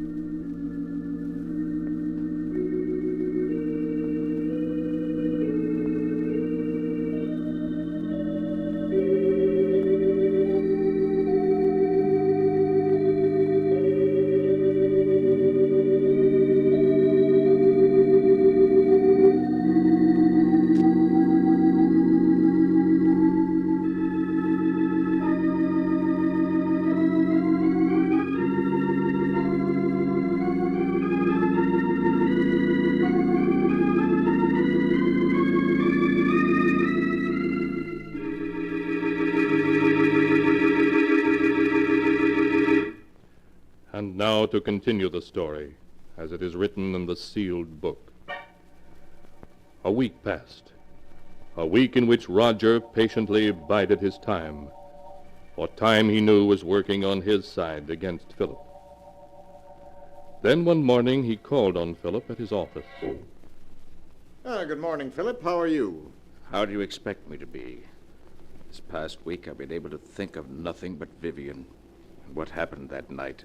Philip, you must stop brooding over it. Whatever happened was her fault, not yours. Yes, you're right. Perhaps what I need is a vacation. Of course. A trip would do you a world of good. And if I could afford it, I'd go along with you. You mean you haven't any money? I'm afraid not, Philip. That's what I've come to see you about. I must have $40,000 at once. 40,000? Yes. If I don't get the 40,000, it may mean prison for me. You wouldn't want to see that happen, would you? No, of course not, Roger. After all, Philip, I saved you from prison. In fact, I made myself an accomplice to Vivian's murder by not turning you over to the police. Yes, I know, but... You could hardly expect me to remain loyal to you if you weren't willing to help me, could you? I see. Seems I haven't any choice. Very well, Roger. I'll write you out a check.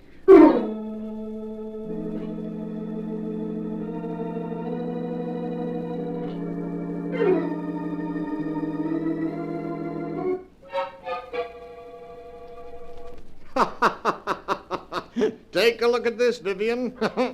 $40,000 in cash. Oh, darling. Wasn't this worth staying in hiding for? And there's plenty more where this came from. What? Oh, who could that be? You better get behind that screen. All right, Roger. Yes? COD for Miss Brown.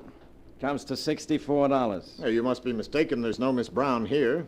Well, this is the address she gave. It's in care of Mr. Roger Martinson. That your name? Why, yes, but I Those don't... packages are for me, Roger.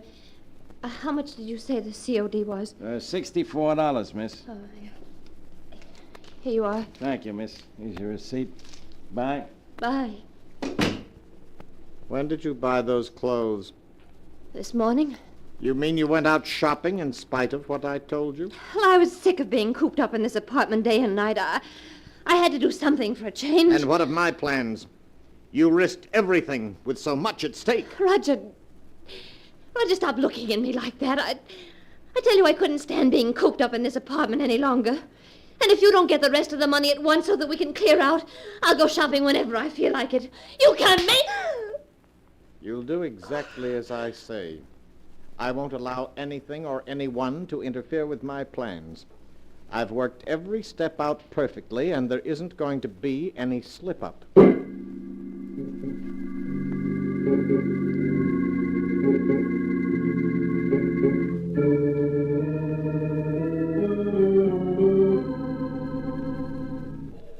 Another week passed.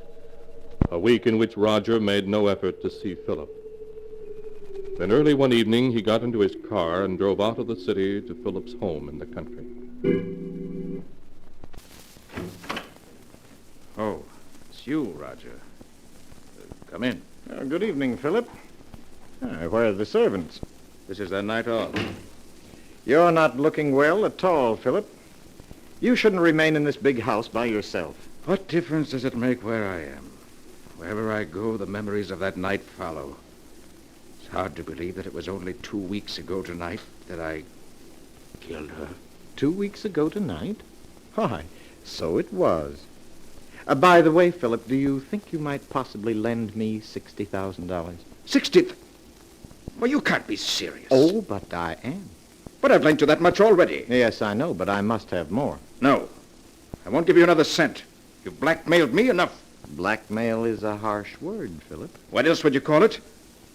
You're just as hard and grasping as Vivian was. Oh, yes, but you must remember I'm alive and she isn't. I suppose you're glad she's dead. In life, she was worth nothing to you. In death, you were able to get $60,000 for her. In death? How do I know she is dead? Don't be foolish, Philip. You shot her yourself. Yes, but how do I know she was dead? It was you who examined her, you who told me so, and you who buried her body all by yourself. I just wanted to spare you, Philip. Just exactly where did you bury Vivian? As a matter of fact, how do I know the whole affair wasn't staged for my special benefit? You're quite capable of such a scheme? I tell you she's dead, Philip, and buried out in the woods. And I want to see the grave. And the body you say is in it. This is ridiculous. I won't go searching for a grave in the middle of the night. You shouldn't have to search for it, Roger, not if you really dug one. Come along. I won't do it. Why, this is I said all... come along, Roger. Oh, very well. But I'm not certain I'll be able to find the grave. After all, the woods is fairly large, and it's been 2 weeks since I buried her. It's quite all right, Roger. We'll stay out there until you do find her.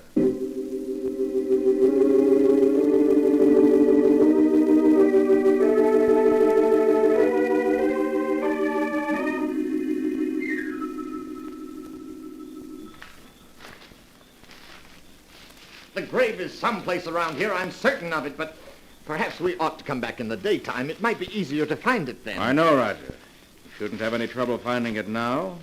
If it exists. It does exist, I tell you. It's just that the woods are so confusing at night. Everything looks so different. Just keep on searching, Roger. Well, perhaps this is the spot. It looks something like it.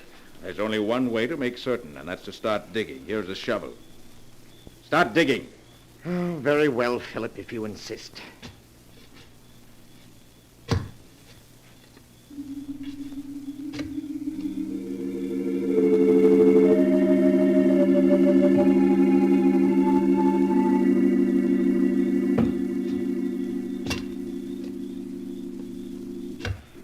Well, Roger, you've been digging for 20 minutes now, and you haven't uncovered a body.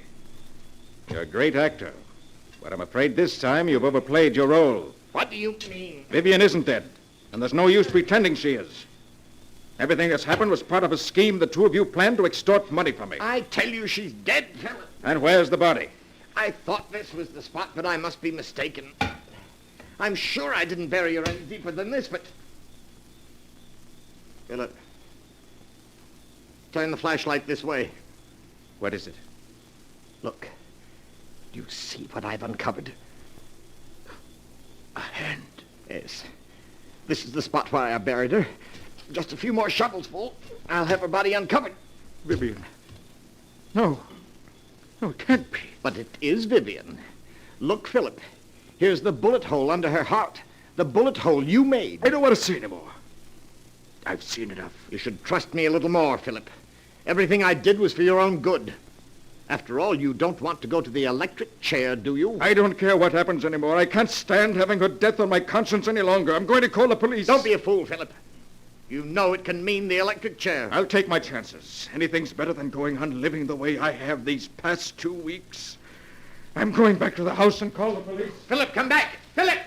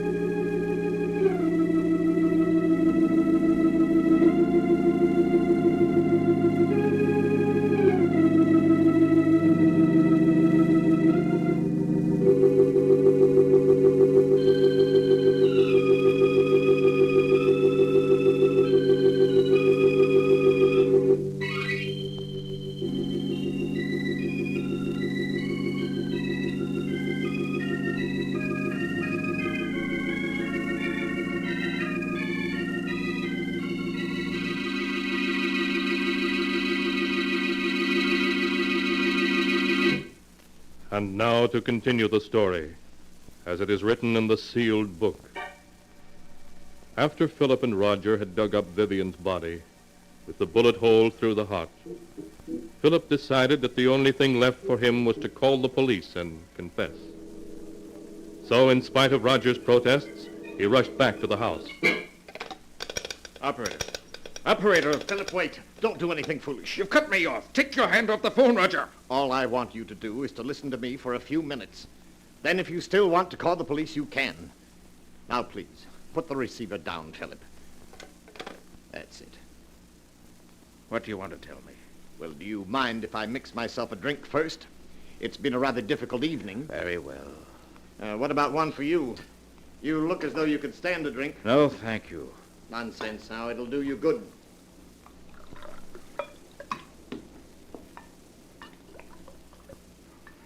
What is it you want to say to me, Roger? Say to you? Oh, yes. Here's your drink. Thank you. Well, what shall we drink to?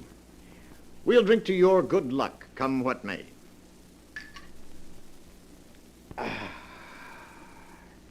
There, I feel a good deal better. All right, now we've had our drink. What have you got to say? Oh, yes. What I wanted to say was, I never let anything interfere with my plans, Philip. I can't allow you to go to the police, and therefore you shan't. It would spoil my plans. It would it? But I'd like to see you stop me. I have, Philip. In a very little while, in fact, in just a few seconds, you'll be dead. Dead? What do you say? Yes, Philip. The drink I mixed you was poisoned. Aren't you finding that it's becoming difficult to breathe? No. You couldn't have... My throat... It burns. Yes, I know, but it'll all be over in a matter of seconds. Now I see it all. You murdered her. Yes, Philip. Just a week ago tonight. She died according to plan. I'll call the police. I'll tell them that... I'm afraid you haven't the strength left to reach the phone, Philip. I will...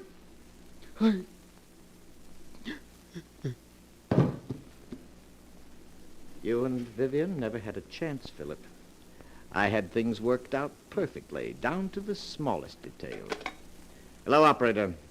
Operator, please connect me with the police.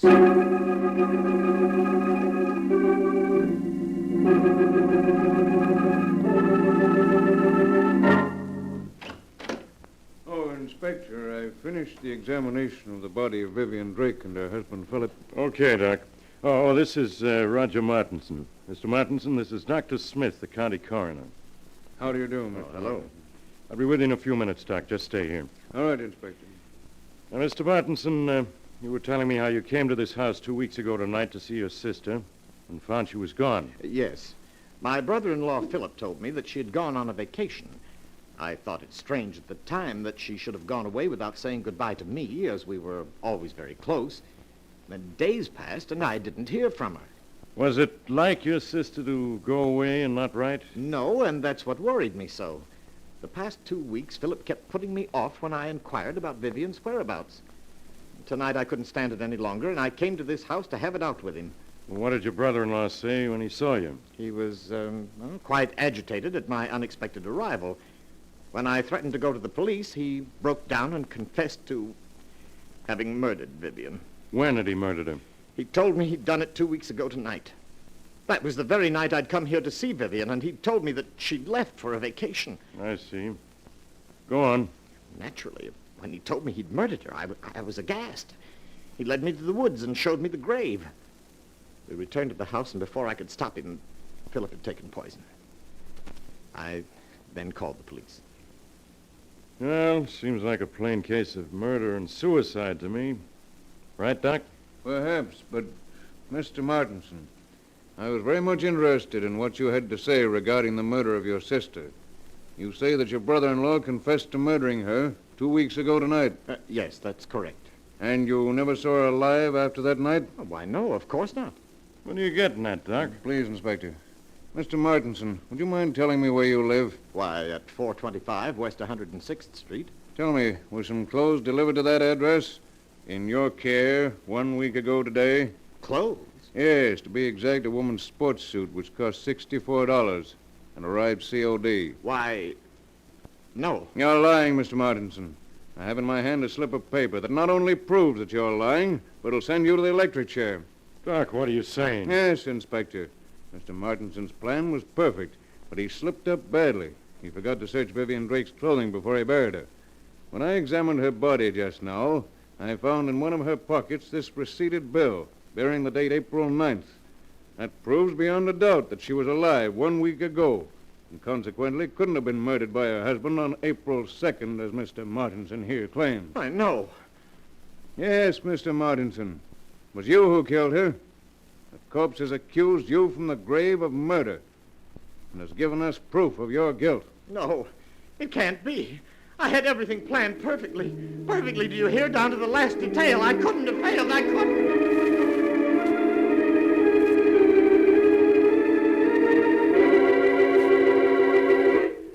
But Roger Martinson had failed, and all because of a mere sales slip that was found in a corpse's pocket. A dated sales slip that gave the lie to his testimony and sent him to the electric chair. For murder is always without, though it takes the dead themselves to tell of it.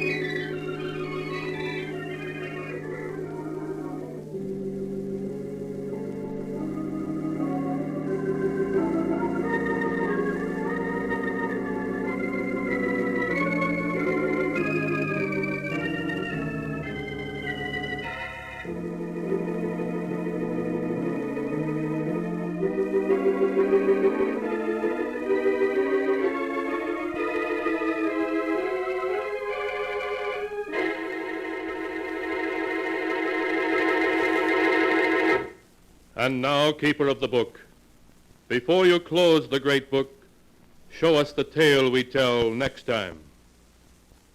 This one? Ah, yes, an incredible story about a young married couple who bought an old New England colonial house, a house that was cursed with the evil spirit of a dead woman. A tale called Stranger in the House.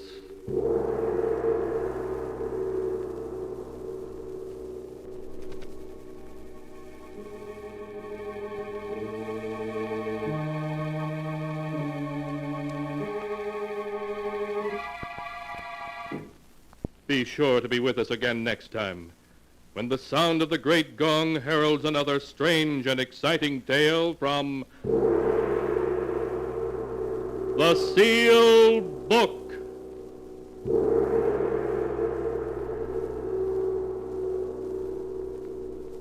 The Sealed Book, written by Bob Arthur and David Cogan, is produced and directed by Jock McGregor.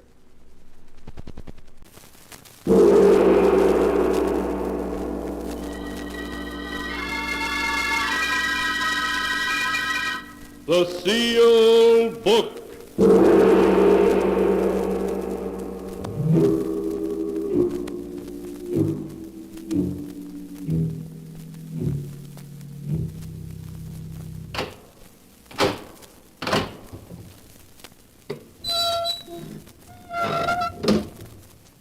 Once again, the keeper of the book has opened the ponderous door to the secret vault, wherein is kept the great sealed book, in which is recorded all the secrets and mysteries of mankind through the ages. Here are tales of every kind, tales of murder, of madness, of dark deeds, strange and terrible beyond all belief. Keeper of the book, I would know what tale we tell this time. Open the great book and let us read. Slowly, the great book opens. One by one, the keeper of the book turns the pages and stops. Ah, the strange story of a murderer who found that justice has an uncanny way of working itself out, as in the tale titled, Murder Must Be Paid For.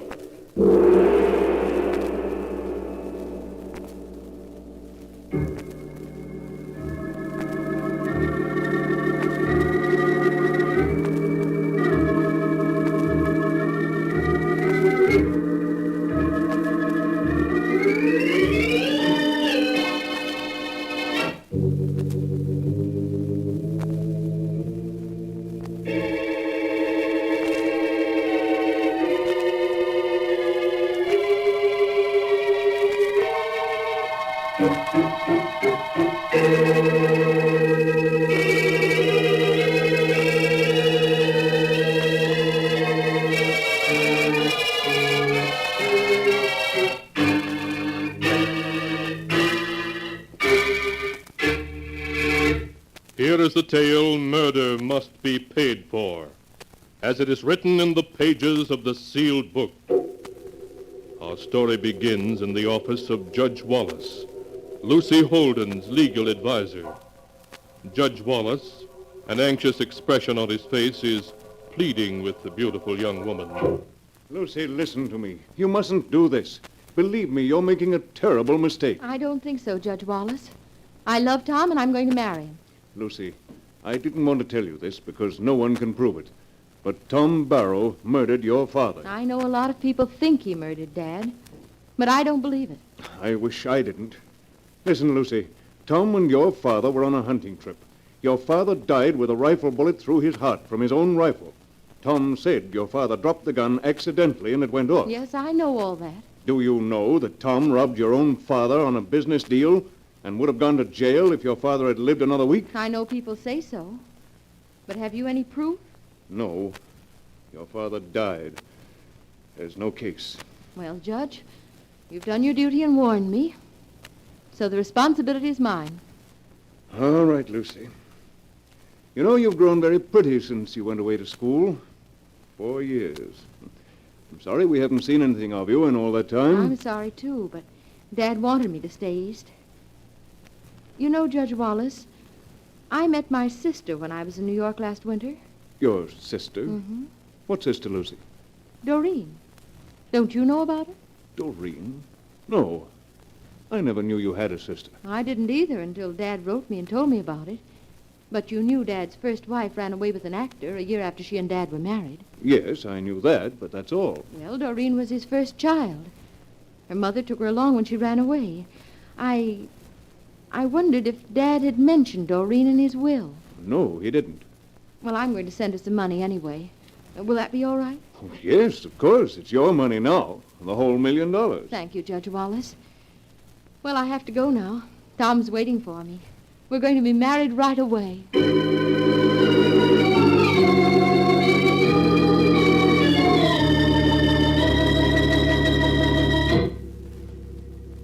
And Lucy married Tom Barrow, big and blonde and arrogantly self-assured.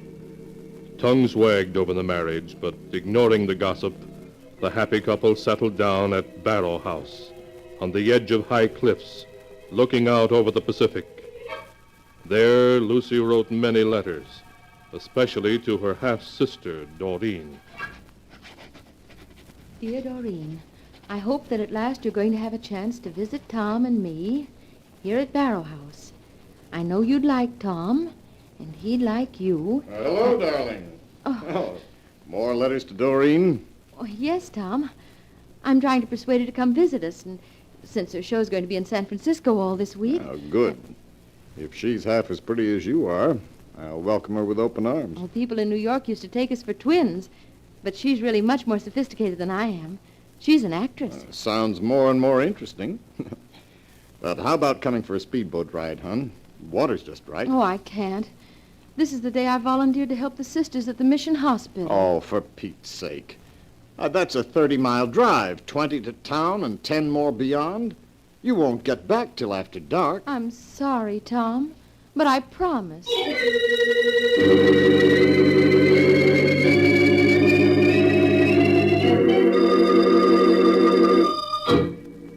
And so, a short time later, Lucy drove off to her volunteer nursing work. So she was not present to see the dusty taxi that drove up to the house several hours later, leaving a visitor. I wonder if anyone's home. Ahoy, the house! Is anyone in? Nobody but me. Who are you? Why, Lucy. Wrong guess, mister. Try again. Holy smoke, I thought... No, your hair's done differently, and you're taller. Say, well, you can't be Doreen. Why not? Is there a law against it? The mystery sister here at last. And on the day Lucy's away. You mean I've missed her? Oh, she'll be back tonight, and you're staying, aren't you? Can't. I have to get back to town to catch the 7 o'clock train for Frisco. No, that's too bad, but, well, there's no reason you and I shouldn't get acquainted before then, is there? None I can think of offhand. Well, then come on in. I'll show you around, and then I'll mix us a couple of drinks. Okay? Okay.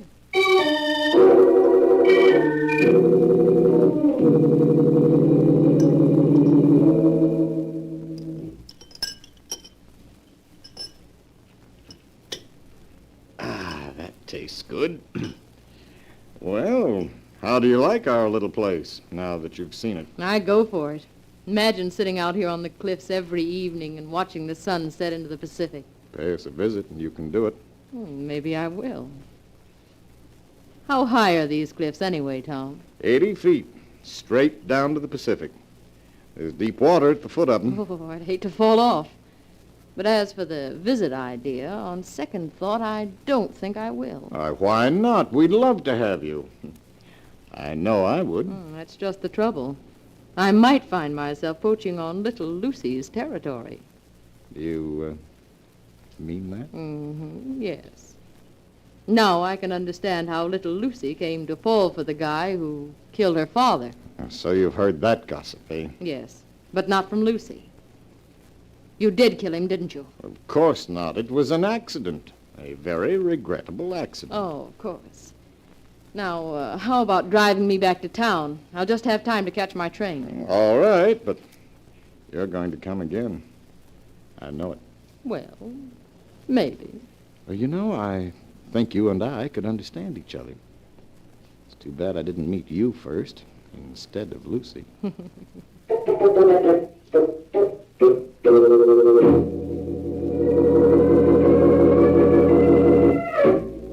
That evening, when Lucy returned, she was upset to learn that she had missed Doreen. But Tom said that Doreen had promised to come again in a few weeks. And then, because Lucy was tired, they retired early. But during the night, Tom awoke to find Lucy shaking him. Tom! Huh?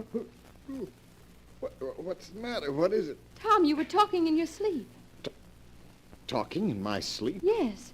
I thought you might be having a nightmare. No. No, I'm all right. Oh, I'm sorry, Tom, but when I heard you talking in your sleep, I thought what was I saying? Well, nothing that I could understand. Why? No reason, just curious, that's all. I've never talked in my sleep before that I know of. Oh, yes, you have, darling. Several times the last few weeks. Lucy, are you telling me the truth? Why, of course. Why should I lie about such a silly little thing? No, of course you wouldn't. Lucy. Yes, Tom? Suppose I sleep in the corner room after this. In the corner room? Why, Tom, you aren't serious. I'm perfectly serious. The realization that I might be disturbing you would make me more and more nervous until I wouldn't be able to sleep at all. Well, if that's really the case... It is, and anyway, we'll try it for a while, shall we?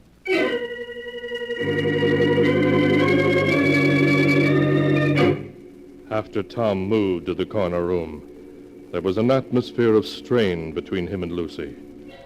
Lucy, however, pretended not to notice it and went about as though everything was just as it had been.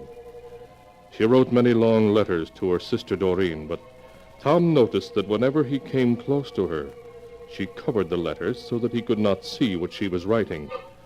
His suspicions aroused, he waited until she left one of them in the mailbox for the rural delivery carrier to pick up. As soon as she was out of sight, he swiftly ripped it open and read it. Now, Lucy, we'll see what you're so carefully hiding from me. Dear Doreen, I have dreadful news for you. Now I know that Tom did kill my father. Night after night, I've been listening outside his door, becoming more and more certain. Last night, he cried out distinctly, I killed him, but they'll never prove it, never. Doreen, what shall I do? If he killed Father, he may kill me. I go in fear of my life. I've taken one of his hunting knives, and I carry it around with me to protect myself in case he attacks me. So that's how it is. That's what you've been up to, eh? Well, Lucy, I think that you and I must have a little talk.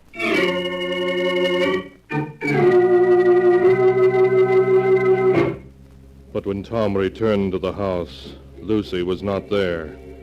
At last he located her, standing at her favorite spot on the cliffs near the house, a spot that overhung the sea which beat unceasingly against the rocks beneath, his footsteps muffled by the sound of the surf. Tom came quietly up behind her. Lucy! Oh, Tom, you frightened me. Lucy, I want to talk to you. What about?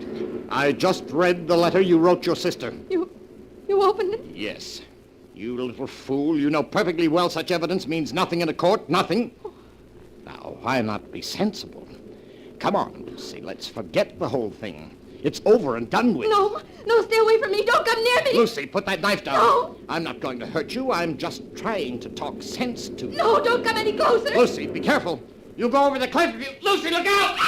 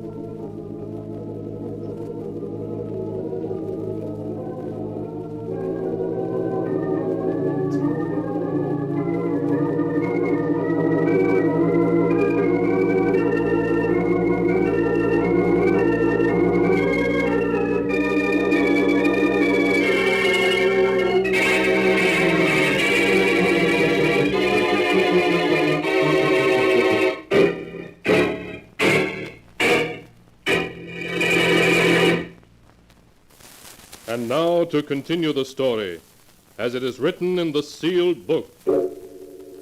Tom Barrow, a look of horror on his face, stared over the edge of the cliff from which Lucy had fallen.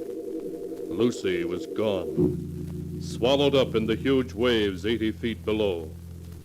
Tom searched desperately for her until darkness fell and forced him to return to the house. He strove to calm his nerves and plan a course of action.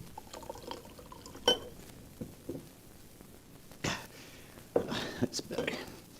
Now maybe I can think. They'll say I murdered her, but they won't be able to prove it. No matter what they think, they'll be able to prove nothing. Then the joke will be on Lucy. I'll inherit the whole estate her father left her. And that is a laugh. Hello? Hello, brother-in-law. Doreen, where are you? In town. Is Lucy there? I thought I'd come out and visit you two. No, she's not here just now. Well, when'll she be back? Or don't you want me to come see you? Yes, but... Doreen, listen. Yes? There's something I've got to talk to you about, privately. Where are you now? At the restaurant across from the railroad station. Stay there for half an hour. I'll meet you there. I have a proposition for you, and I think you're going to like it.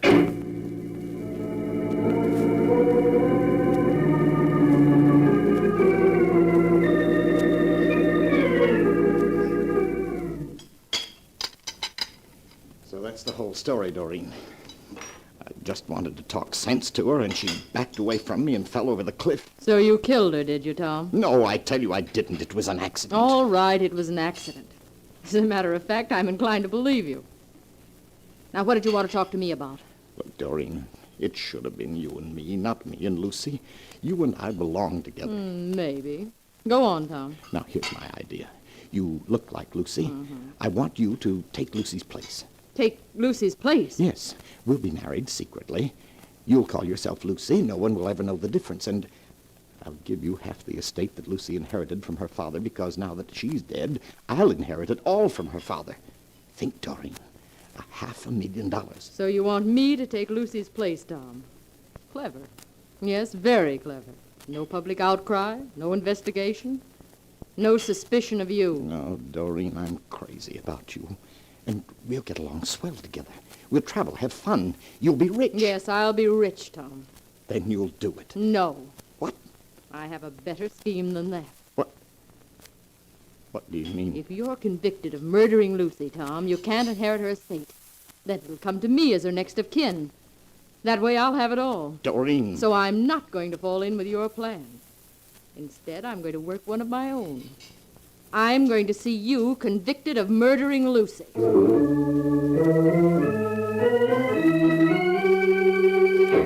And so, despite Tom's frantic arguments, Doreen insisted that he go with her to Lucy's old friend, Judge Wallace. Judge Wallace called in the prosecuting attorney, and they heard Tom's story in silence. It won't wash, Barrow. First the father, then the daughter die in accidents, with you the only witness. It's too much for anyone to believe. Judge Wallace, I have letters from Lucy proving that she'd heard him admit in his sleep that he killed her father and that she was afraid of him. How about it, Mr. Roden? Can we hold him for murder? I'm afraid not, Judge Wallace. The letters would help, but they're not enough legally to win a conviction. Unless Lucy's body can be found with some evidence of murder about it, the law can do nothing. Lucy's body will be found sooner or later. I'm going to offer a reward for it. And then we'll see whether you can be convicted or not.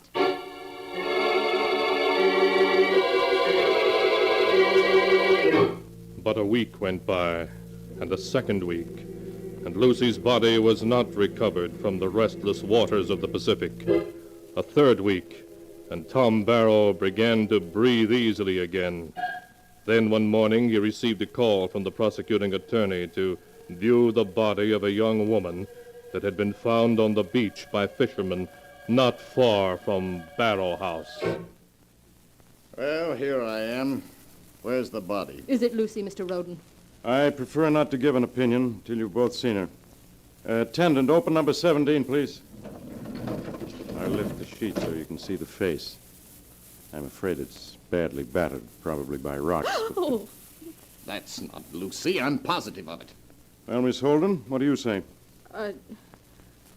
I'm not sure. Now, I have everything that was on the body here in this envelope. 2 rings and a silver pin. Here they are. Mr. Barrow, do you recognize them? No. No, I don't. I can't be sure about the rings, but that pin was Lucy's. I sent it to her for a wedding present. If you look on the back, you will see engraved, "To L from D with love." That would be to Lucy from Doreen, wouldn't it? It would. I think that settles the identification. But there's one more point, as you'll see when I turn back the sheet further. A knife. A knife through her heart. No, it can't be. Your knife, Mr. Barrow, with your name stamped on it. Thomas Barrow, you're under arrest for murder.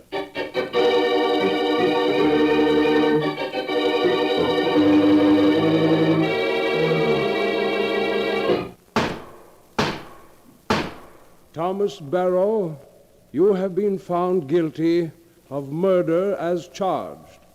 The sentence of this court, accordingly, is that at 4 o'clock in the afternoon on the day of June 3rd, you shall suffer death in the lethal chamber of the state penitentiary, and may God have mercy on your soul.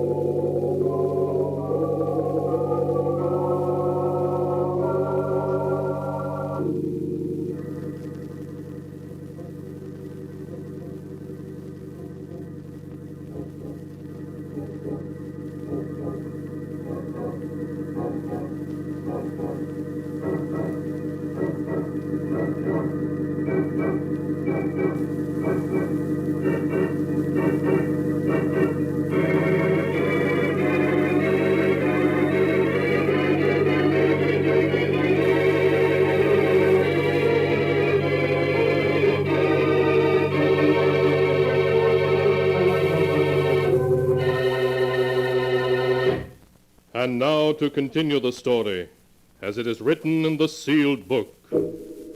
Tom Barrow's lawyer appealed the death verdict, but his appeal was rejected. The evidence was far too overwhelming. Tom kept protesting, but of course no one believed him, except the visitor whom the guard brought to his death cell one afternoon.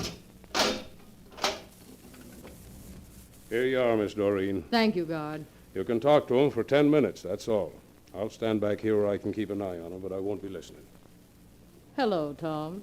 You devil. You did this. If it hadn't been for you, I wouldn't be here now. But you are here, where you belong. You ought to be amused at the way things turned out, Tom. If it hadn't been for you and those letters and that knife. You know how that knife came to be in Lucy's body. Yes, I do know. Lucy put it there. Lucy put it there. Yes, Tom. You killed Lucy's father, but the law couldn't touch you. So Lucy married you, just so she could see you punished. I don't believe you. You will. First, Lucy made you think that you talked in your sleep, that you'd admitted the truth that way. Made me think I'd talked in my sleep. Yes, because you didn't, ever.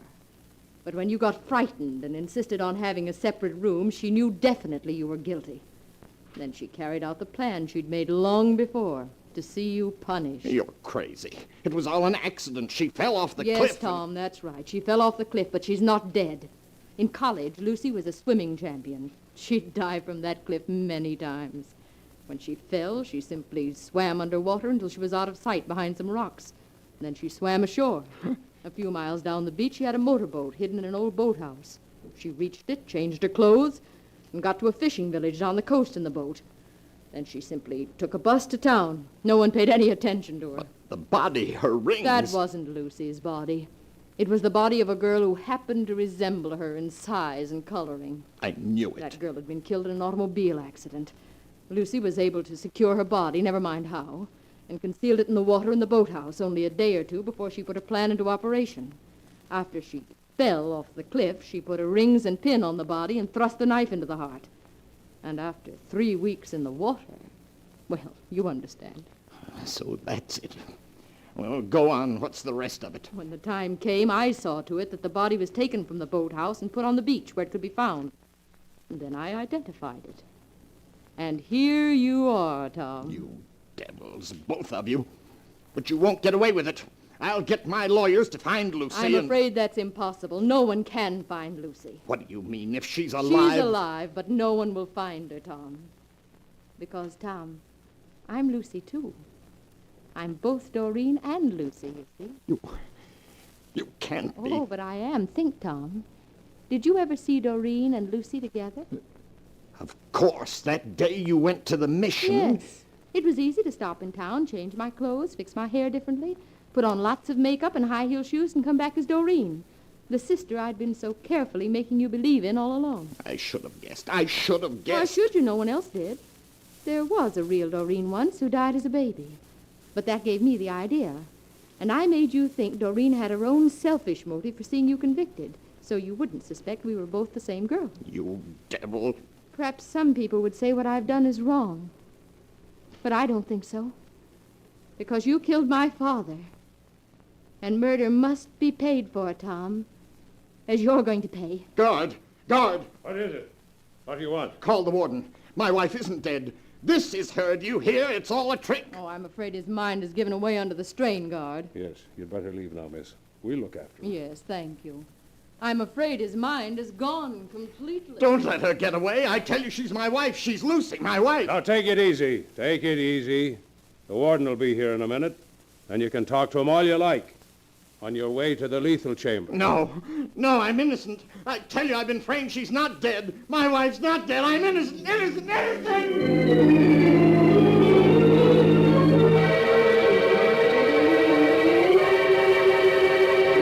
And so ends the tale.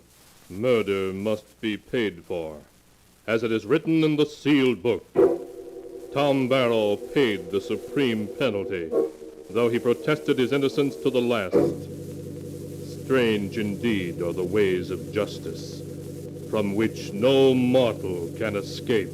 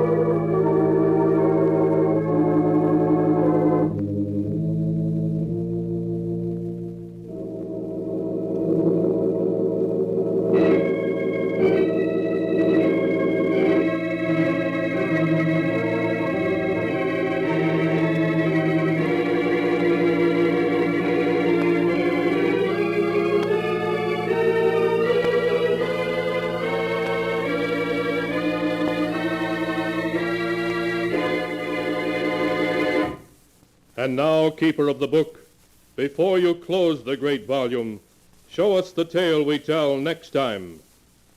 This one. Ah, yes.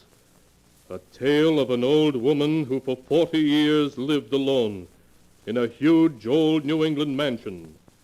A mansion in which death was the master. A tale titled, To Have and to Hold.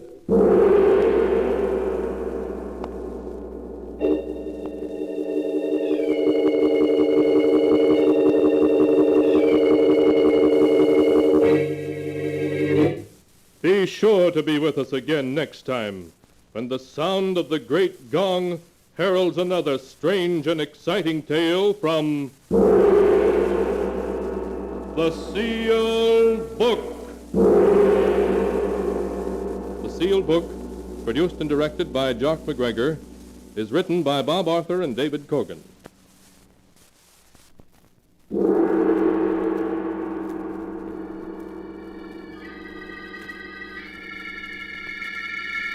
The Sealed Book.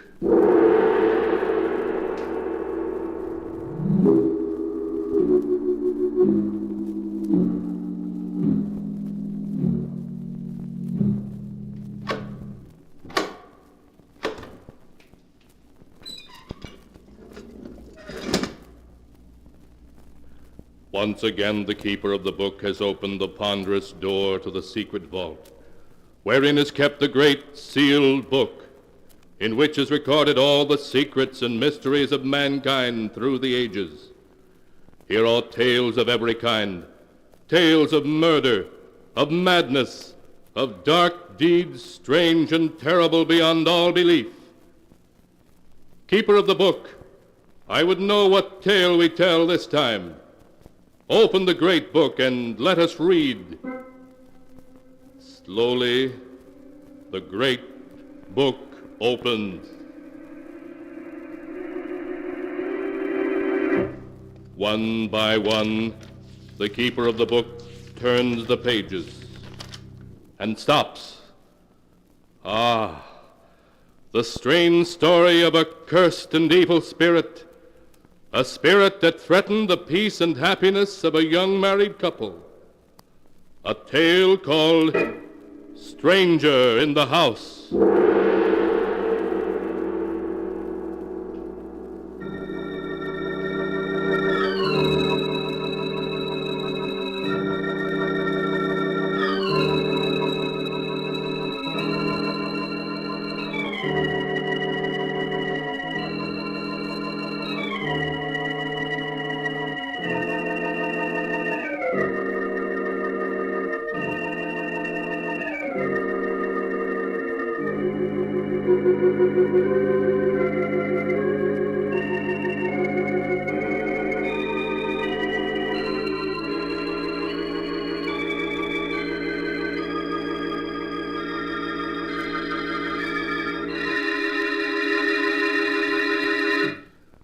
Here is the tale, Stranger in the House, as it is written on the pages of the sealed book.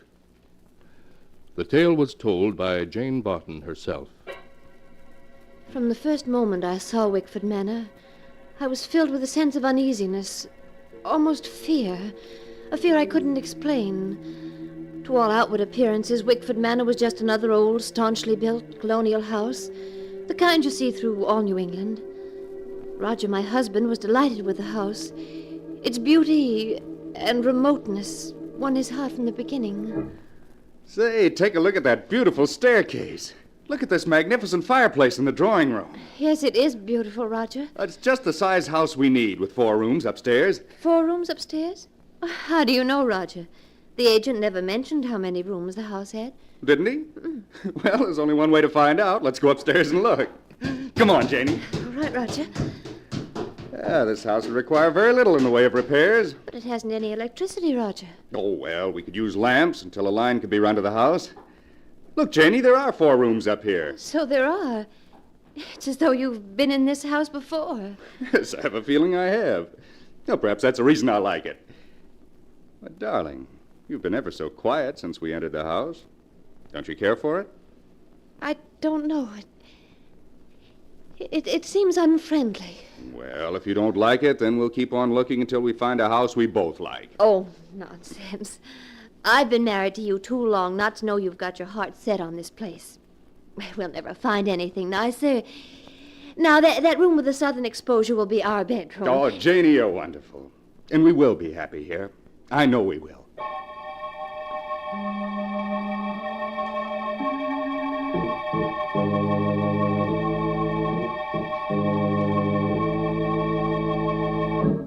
Because I loved Roger and wanted to see him happy, I buried my fears and agreed to the purchase of the house. The first evening in our new home, as I went about the drawing room unpacking our belongings, I suddenly realized how cold and clammy the room was in spite of the roaring fire. Beyond the feeble light of the oil lamp, the room was thick with fog. Suddenly it seemed to engulf me like a shroud, and I felt the icy coldness of the grave upon me. My heart pounded in my ears. I felt faint. After what seemed like eternity, the fog rolled away. The light of the lamp became brighter. I felt unbearably alone. I rushed out of the drawing room. As I opened the door to the study, I saw Roger seated before the fireplace. He was staring unseeingly at the ashes of a fire long since gone out. Roger. Roger. Roger! What? Oh, it's you, Jane. Roger, is anything wrong? Wrong? Yes, you seem so far away, remote. It frightened me. Do you smell perfume in here? Perfume? Why, yes. It's the perfume I gave you for your birthday, isn't it? No. No, it isn't my perfume. It smells like narcissus. Yes, so it does. How strange. Roger, what were you thinking of when I came in here? Why, I don't know. My mind was reaching out for something. Something in the past. But it was also confused. It was as if I were wandering in a fog. Wandering in a fog? Yes. Well, Jane, you're so pale. Aren't you feeling well? I'm just tired. It's been rather a tiring day. Now, you go up to bed, Jane. I'll be along later. All right, dear. Don't forget to turn out the lamp when you come up. I won't.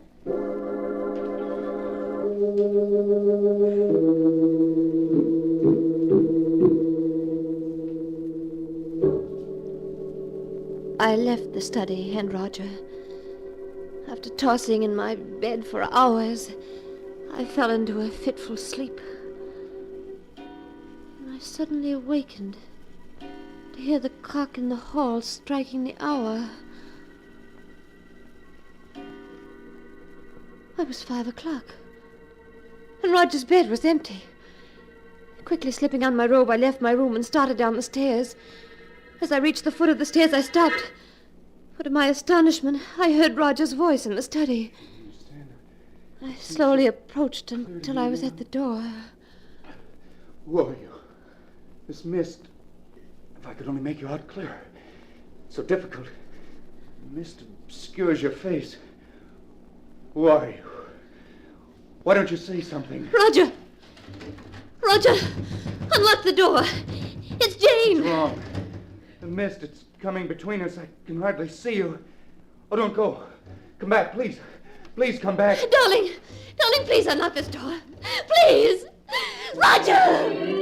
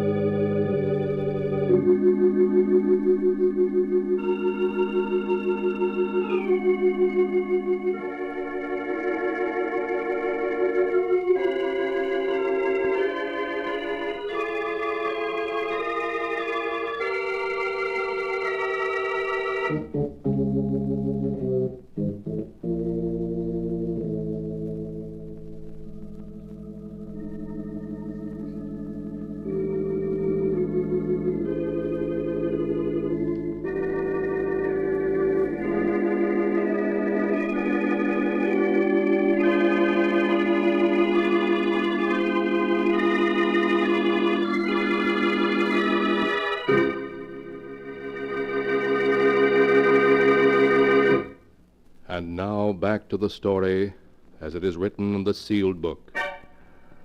It was 5 o'clock in the morning when Jane suddenly woke and found Roger locked in his study. He was apparently talking to someone, although there could be no one there. Hysterically, Jane pounded on the study door. Darling! Darling, unlock the door, please! Roger! Oh, Roger. What is it, Jane? I was so frightened. Who are you talking to? Talking to? I don't know. I must have been dreaming. Oh, yes. Yes, you must have been. There isn't anyone in here. Roger, the scent of narcissus. So strong in here. Yes. Much stronger than it was at midnight. Roger, what were you dreaming about? It was night. All around me was a mist. And there was a woman. A woman? Yes. I could barely make out her face in the swirling mists, but it was a beautiful face. The most beautiful face I've ever seen. Did you feel you'd seen her before? Yes. I couldn't remember where. Oh, what do you make of it, Roger? Make of it? Oh, it was just a dream, I suppose. What else could it have been?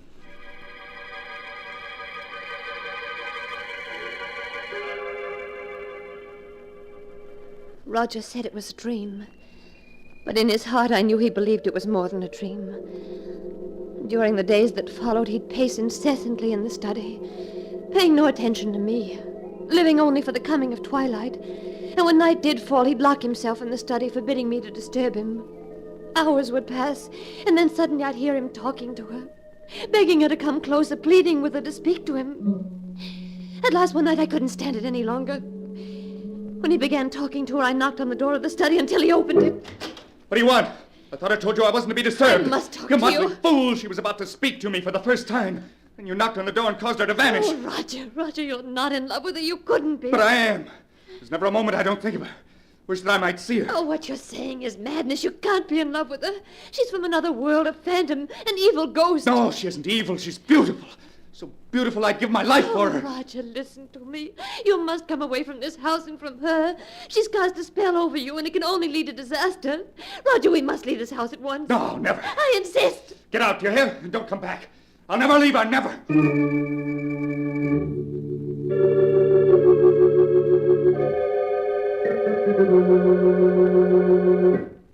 Dr. Smith, in view of what I've told you, do you think you can help me? Now, you say, Mrs. Barton, that when you drove out to Wickford Manor for the first time, your husband seemed to recognize the house? Certain things about it, yes. There's a history to Wickford Manor, though few people are familiar with it. A history to Wickford Manor? Yes. The house was built in 1811 by Martin Wickford for his bride, Harriet. A year later, Harriet's sister Isabel came to live with the Wickfords. She was a remarkably beautiful woman, so beautiful that Martin Wickford fell in love with her, and she with him. Then what happened? Well, one day, while Martin was hunting in the mountains, he was killed in a fall. When his companions brought his body back to Wickford Manor, they found Harriet, his wife, dead. She'd been poisoned. Poisoned? Yes. At the sight of Martin's body, Isabel went to pieces and confessed that she had poisoned her sister. Before she could be arrested, she committed suicide in the study. In the study? Yes.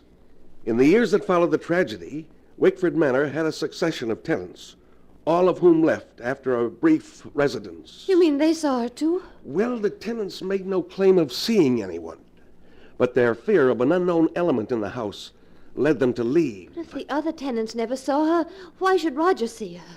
Mrs. Barton, you said that your husband seemed to know many things beforehand about the house. Yes, I recall joking with him about it. I said it was as though he'd been there before. Perhaps he had, long ago, as another person. As another person? Yes. You mean Roger had once known Wickford Manor in some previous life? How else do you account for his remembrance of things that he'd never seen in this life? Oh, you're trying to tell me something, Doctor. What is it? Perhaps your husband and the spirit of the woman Isabel are able to bridge the gap of time and space because they had once known each other in another life. Doctor, you don't believe that Roger was Martin Wickford? I don't know. What is happening at Wickford Manor is beyond the knowledge of the living. But this I do know. We must return to the manor at once, for the spirit that's abroad in the house is one to be feared more than death itself.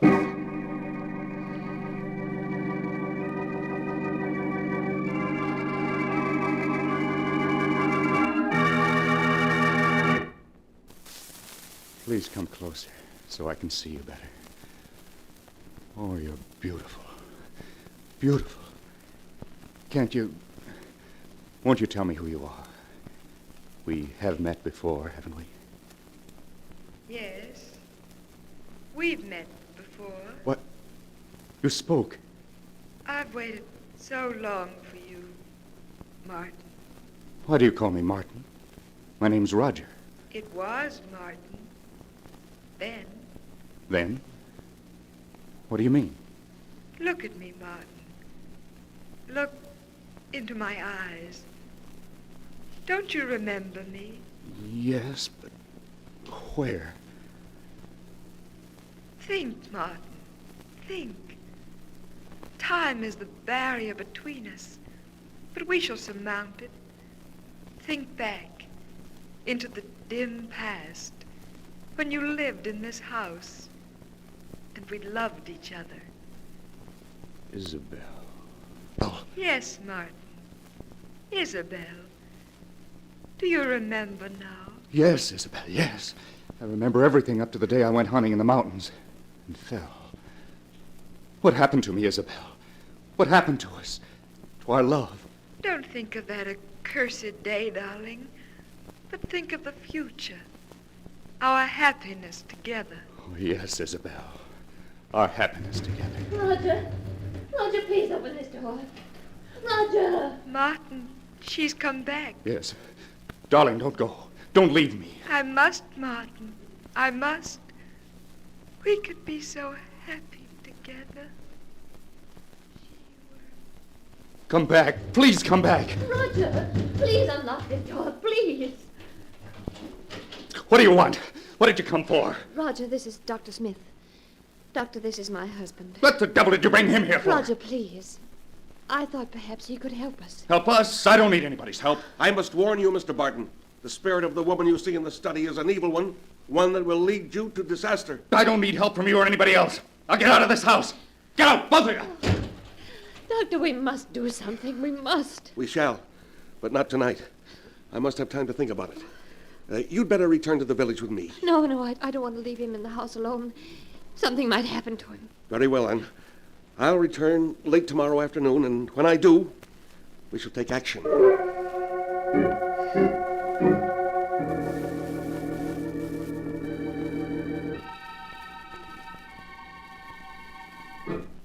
Isabel, where are you? I'm alone now, darling. Please come back. I'm here, Martin. I'm here. Oh, yes, I see you now. Promise you'll never leave me again, Isabel. I don't want to leave you, darling. But that woman is trying to come between us. Jane? Yes. She hates me, Martin. She will come between us if you don't get rid of her. I tried to make her leave, but she wouldn't go. Then that leaves only one thing to do. One thing to do? Yes. Come. We must hurry. It's almost dawn, and I'll have to leave you soon.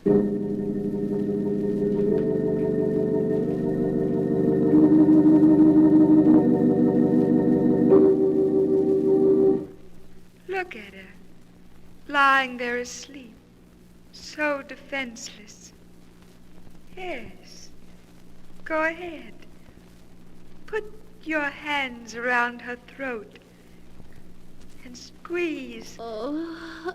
Hurry, Martin, before she awakens. Who's there? Answer her. It's Roger. Oh, for a moment I was so frightened. What time is it? It's just dawn. Hurry, Martin, I must leave. Yes. Roger. Roger, why are you looking at me like that? Oh, no, Roger. No, Tighter, Martin. Tighter until she stops struggling and is still forever. Isabel, don't leave me. Isabel, where are you? Isabel, please don't leave me, Isabel. Roger, she made you do it, didn't she? Oh, Roger, Roger.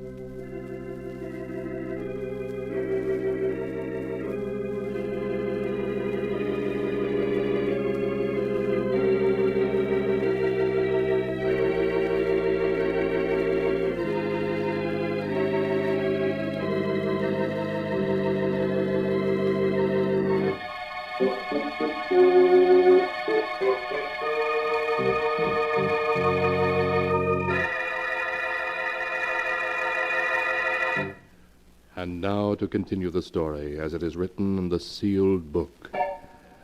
As Jane finished describing to the doctor how Roger, urged on by the sinister spirit he called Isabel, had nearly strangled her, the doctor spoke. And then, Mrs. Barton, you say your husband stopped choking you and ran out of your room and down to the study? Yes, Dr. Smith. Oh, I should have known better than to let you remain in this house last night. Don't you see? This Isabel knows that if he murders you, he will then join her cursed spirit forever in this house. Oh, look. Look, it's growing dark out. Soon she'll appear to bewitch him again. Doctor, we must do something. Very well. This woman, Isabel, has been denied the peace of the grave because her sister's blood is on her hands. She belongs neither to the living or the dead, only to this house. If we could get your husband to leave, perhaps it would break the spell she's cast over him. Yes, but he absolutely refuses to leave. Then we must force him to. I could very quickly give him a hypodermic and render him unconscious. Yes. Then we could carry him away. And to make sure he never returns to this house, we must burn it to the ground before we leave. Yes, we will burn it. And the evil that's in it. Then if you'll lead me to the study. All right, Doctor. Have you the hypodermic ready? Yes. Now, when your husband opens the door, just gain his attention for a moment. Long enough for me to give him the injection. Yes, very well. Roger. Roger, open the door. I want to talk to you. What do you want? Why has he come back to this house? He's come to take me away, Roger. To take you away? Yes. Good. I'm glad to see you. What have you stuck me with? What's that in your hand? Just a hypodermic, Mr. Barton. A hypodermic? What are you up to? You're trying to take me away from this house. From her. Well, I won't go. I won't go. Do you hear? You'll... Oh, Doctor, quick, he's falling. I've got him, Mrs. Barton. Now I suggest you take that lamp and smash it on the floor. Yes. Let's burn the place down to the ground. Yeah, that's it. Now you'd better help me carry your husband out of the house. In a little while, this house will be a raging inferno.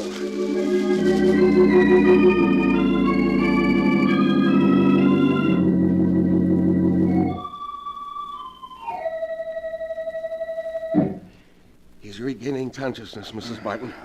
Will he remember what's happened? I don't know. How are you, darling? Oh, hello, Janie. Oh, but I had a terrible dream. I'm so confused. You've been very ill, but now you're going to be all right. Of course. Oh. Where am I? You're in my home, Mr. Barton. Yes, darling. Our house burned down last night. Burned down? Oh, that's too bad. Well, we only had one night in our new home. One night? Oh, yes, of course, Roger. Well, Mrs. Barton, in spite of the loss of your home, I think you were very fortunate, for there are things far worse than fire. Yes, Doctor. And I can never thank you enough for breaking the bridge between the past and the present. What are you two talking about? Oh, nothing, darling. Nothing at all.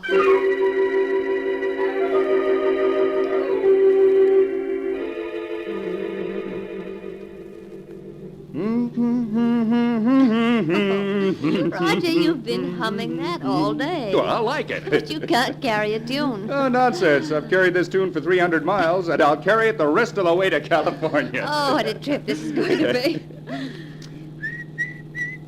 Roger. What?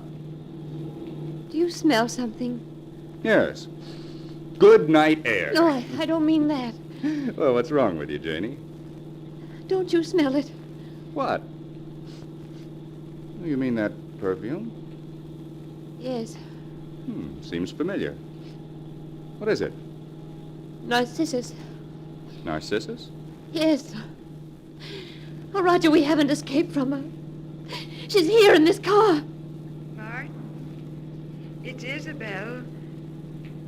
Think, darling. Think. Roger. You look as though you're listening to her. You do remember everything now. Don't you, Martin? Yes.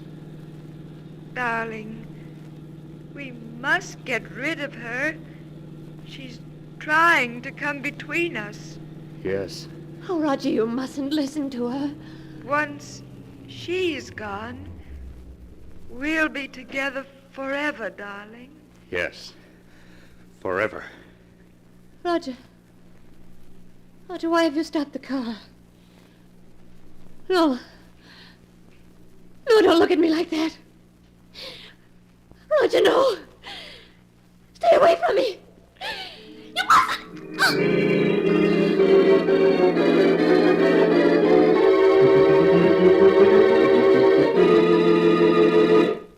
A few hours after Jane was found strangled in the abandoned car, state police arrested Roger Barton and charged him with murder.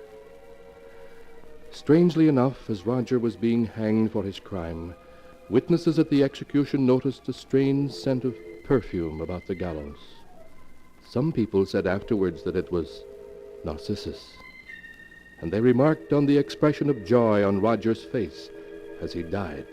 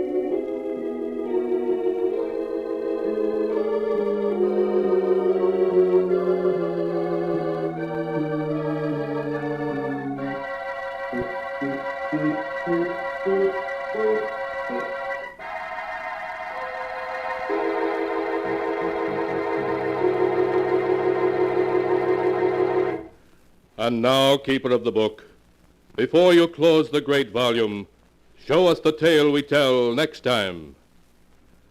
This one. Ah, yes, a weird and incredible tale of a wife who was being blackmailed because of her past. But because she did not know the identity of her blackmailer, she suffered 1,000 times over. The tale is called Out of the Past. Be sure to be with us again next time when the sound of the great gong heralds another strange and exciting tale from The Sealed Book.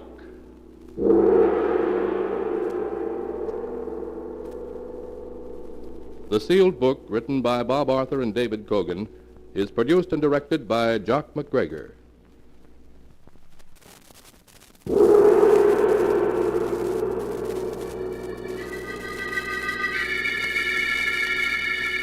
The Sealed Book.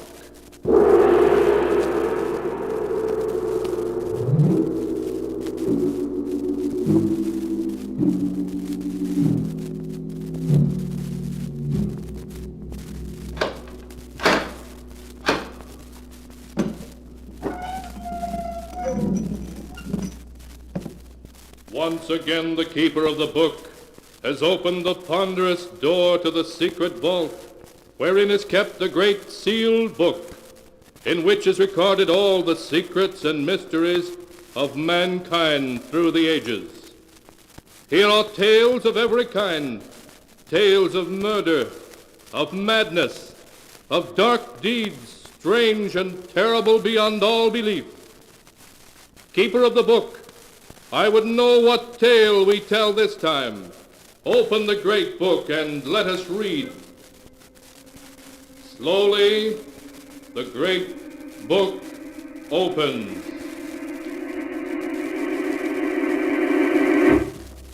One by one, the keeper of the book turns the pages and stops. Ah, the strange story of three people who ventured into a long-lost cavern, a cavern cursed by the ancient Aztecs. A tale called I'll Die Laughing.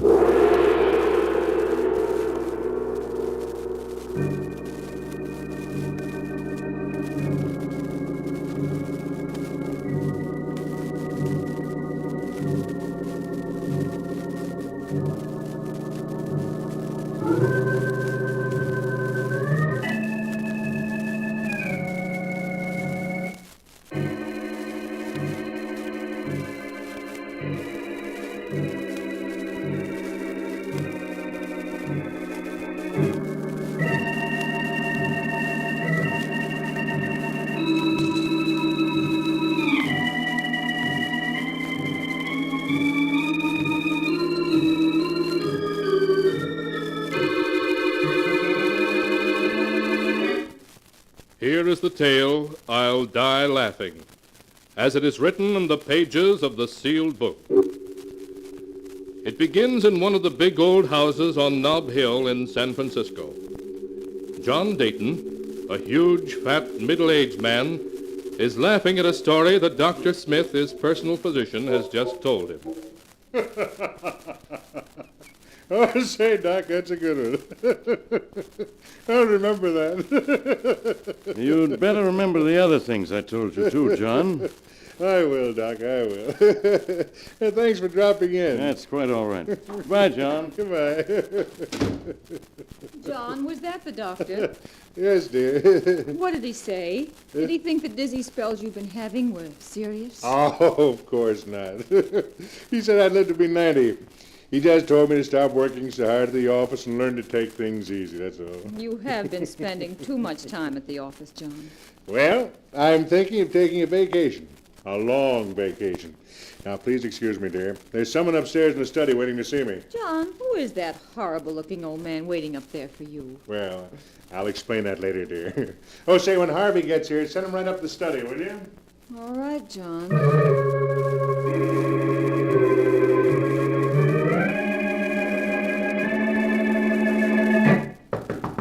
Yes? Oh, Harvey, come in. Hello, Laura. John phoned. Said he wanted to see me. Is he in? Yes, he's upstairs now. Laura, listen. Is it about us? Oh, no. He doesn't suspect anything. This is about something else. He has a perfectly weird old man up there with him now who... Yes, I know. An old prospector named Gippy Gordon. I sent him to John. You sent him? What do you mean? Well, this Gordon came to the office last week. John was out, so I talked to him. He told me a ridiculous story about a lost Aztec treasure in a secret cave in New Mexico. I knew it was just the kind of thing that John would love, so I told Gordon to come and see John here at the house. And I warned him to be sure not to mention having spoken to me. But why, Harvey? I want John to decide to go looking for that treasure and to take us along. I don't understand. Darling, John is like a boy in many ways, but he isn't a complete fool. If he finds out about us, we'll both be out in the cold. You'd lose this lovely mansion and all the things you enjoy so, and I'd lose my job as lawyer for the John Dayton Enterprises. Oh, I wish we could make a clean breast of it. Tell John we love each other and that... And live in a garret someplace on love and a crust of bread? No, Laura, it wouldn't work. No, I suppose not. Oh, what are we going to do? Suppose something should happen to John. An accident, say. Harvey, you don't mean that... Harvey, is that you? Yes, John, I'm on my way up now. Well, hurry up, old man. I've got something mighty interesting for you. Right away, John.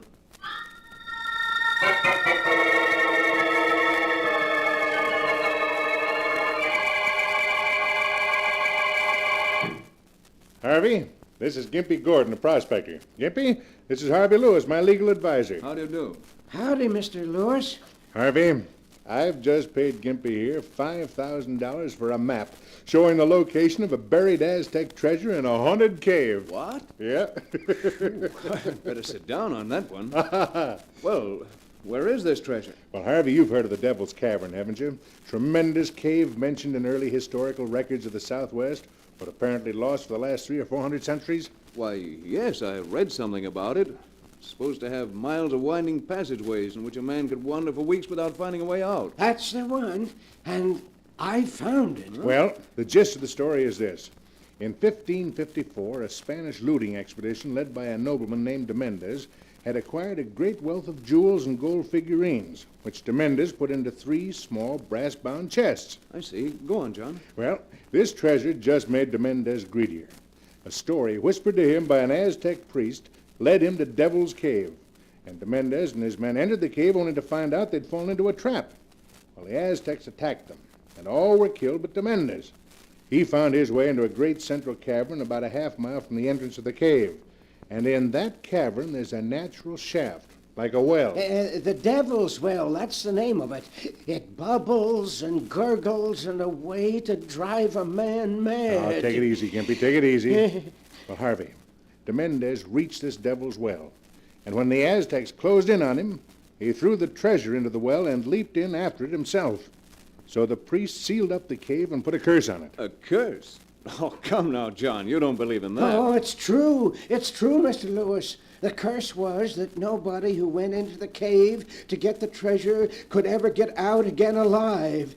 They was doomed to die there. I see. But you say you went into the cave and came out again alive, so it can't be much of a curse. Oh, but it is, Mr. Lewis.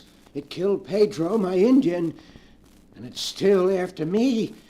I wouldn't go back there again if it was worth $1 million. But assuming your story's true, how could anyone find their way into the cave and out again? There's a string marking the route, Mr. Lewis. 2 months ago, me and Pedro found the entrance. We tied the string to a rock and went in, letting it unroll behind us. Took us a week, it did, to find our way to the big room where the Devil's Well is. But we made it. Huh? And then what happened? Well, I had a 100-foot rope and some big hooks. We fished around in the well for the chests, and by, we drew one of them up. You actually fished up one of the treasure chests? Yeah. It was about so long and so wide and 6 inches high. I shook it, and we could hear the jewels rattle inside of it. Where is it now? What happened to it? Well, when Pedro seen the chest, he grabbed for it and tried to push me into the well. Well, I ducked, and Pedro got hold of the chest when all of a sudden he fell over into the well with it. Well, what did you do? Oh, I run for it before the cave and the well could get me, too. I followed the string back, and I didn't stop till I was outside. All the way, I heard Pedro calling to me for help. And now whenever I hear the well, I hear him too, calling to me, still calling to me. Well, Harvey, that's the story. And making all due allowances, I think it's well worth investigating, don't you? Say, it is an interesting yarn, John. And I think it'd be a lot of fun to look into it, whether we find any treasure or not. Good. Then we'll do it. You and me and Laura. It'll be a vacation for all of us. Oh, no. No. What is it, Gimpy? What's the matter? He looks scared to death. The Devil's Well. I hear it again. It's calling me. Oh, come now, Gimpy. You're letting your nerves get the better of you. No. I hear it, I tell you. Listen. We don't hear a thing, Gordon. It's just your imagination. No. I hear it. I hear it.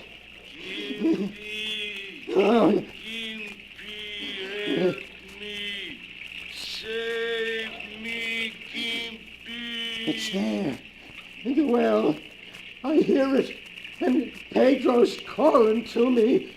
I hear him. Oh, nonsense. I It's just hear your him. imagination, Gimpy. He looks as if he's going to faint. There he is. Help me.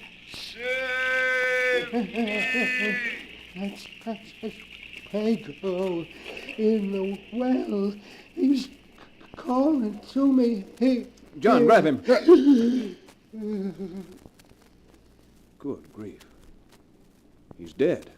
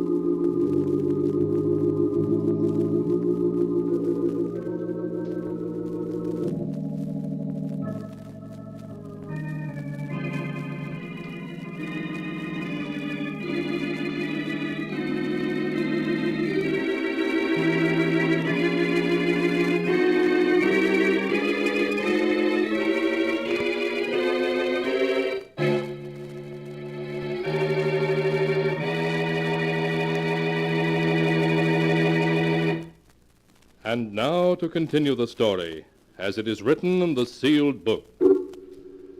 The doctor's examination showed heart failure to be the cause of Gimpy Gordon's death, not an ancient Aztec's curse. In spite of the tragedy, John Dayton went ahead with his plans with undiminished enthusiasm.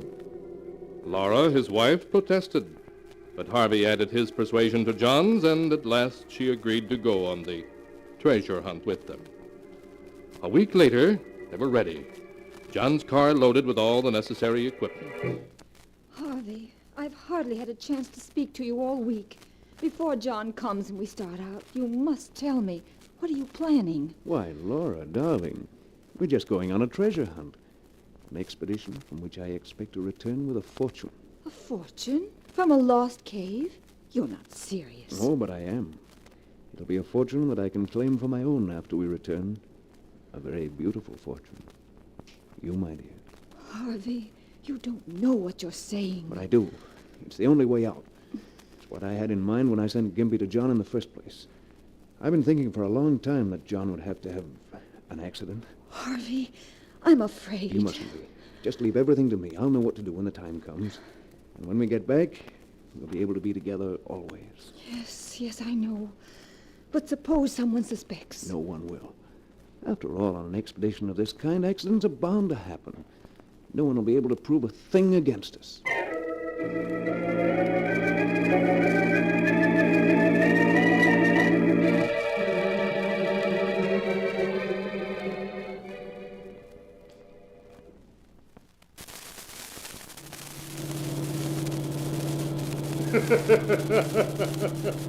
Just imagine how Gus Wilson and Duck Arnold will look when we invite them over and show them a couple of chests full of old Aztec jewelry. Their eyes will pop right out of their heads. John, for heaven's sake, stop laughing. I can't stand it anymore. Oh, what do you mean, stop laughing? Why, Laura, what's wrong with laughing? I like to laugh. And when I die, I hope I'll die laughing. Well, if you don't stop it, John, I'll die.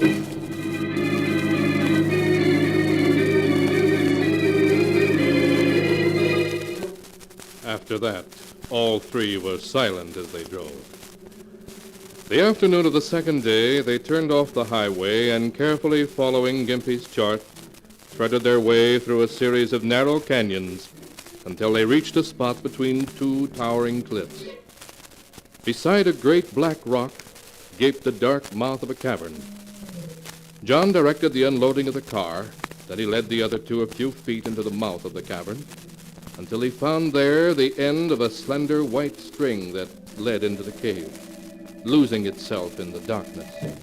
Look, there's the string.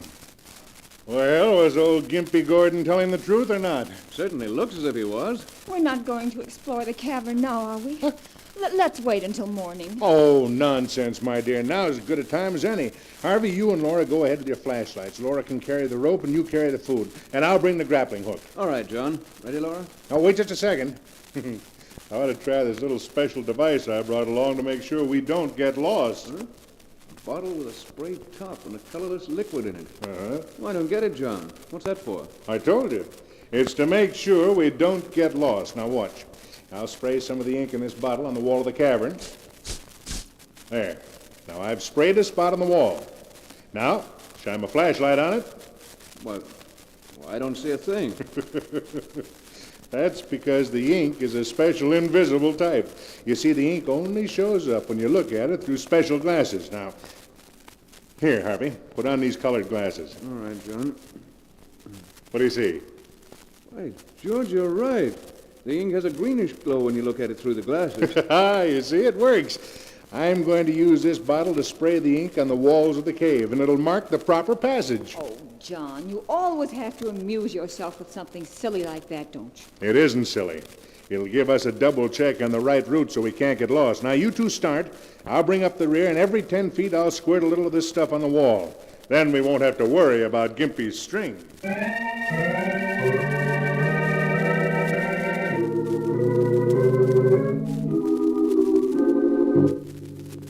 Uncertainly, the little party groped its way forward, through winding passageways that opened constantly into dozens of other passages. They would have been lost in no time but for the slender white string that led them ever deeper in the echoing depths. Half an hour later, they came out into a great chamber far below the surface. Huge stalactites hung from the ceiling, glistening damply in the beams of their flashlights. They advanced a little way into the underground chamber and put down the ropes and other equipment they were carrying. A low gurgling and moaning of water echoed through the cavern. That's the sound Gimpy mentioned, Harvey. It means we've reached the Devil's Well. Look, over here. A round opening in the floor of the cabin. Yes, this is it, all right. John, be careful. Don't worry about me, Laura. You stay there with our equipment if you like. Say, water isn't gurgling anymore. No. Oh, but Gimpy said it came and went. Must be an underground stream causing it. Say, Harvey, shine your light down here. Let's see how deep it is. 100 feet at least. And to think there's a fortune down under that water. By George, before we go back, what do you say we drop the grappling hook down and see what we can find, huh? Now? Yeah, sure. All right, John. I'll admit I'm kind of curious myself. Harvey, get me the rope and the grappling hook, will you? We may bring up one of those chests the first try. Of course, John. It won't take a second to try our luck. Laura, have you got the rope there? Yes, right here. Harvey, you're not going to do it now? Yes, I am. There's no sense in waiting. We'll be out of here in 30 minutes, free to live our own lives just as we wish. Have you got that rope yet, Harvey? It was tangled, John. I'm bringing it now. Just keep your nerve, Laura. It'll be all over in a minute. Right. Here's the rope, John, and the grappling hook, too. Oh, fine. Just give me a hand with it. Harvey, what are you doing? Just giving you the rope, John, but not quite as you expected. Yeah. Now try to move your arms. Well, you've bound my arms to my sides, Harvey. What's the meaning of this? I'll tell you what it means, John. It means that you're about to die. Die? Have you gone crazy? You fool. Why do you think I arranged this silly treasure trip anyway? You arranged it? Why, I arranged it. That's what you think, but you're wrong. Old Gimpy Gordon came to me first with his ridiculous story, and I passed him on to you. I knew to give Laura and me the opportunity we needed to get rid of you. Laura, is this true?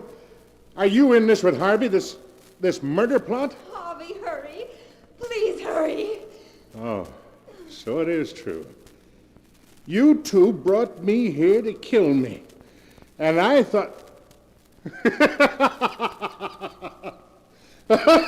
What a joke on me. You won't think it's a joke for long, because in just a minute you're going down in that well, John.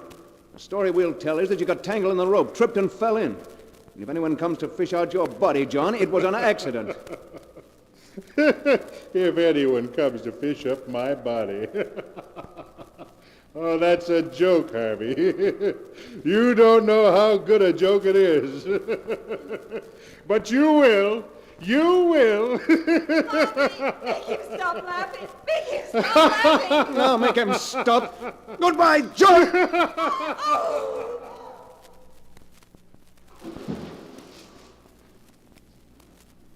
He laughed.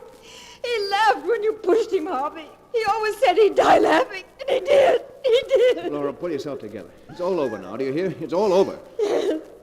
Yes, Harvey, I'm all right. Only let's get away from here. Let's get out of here. No!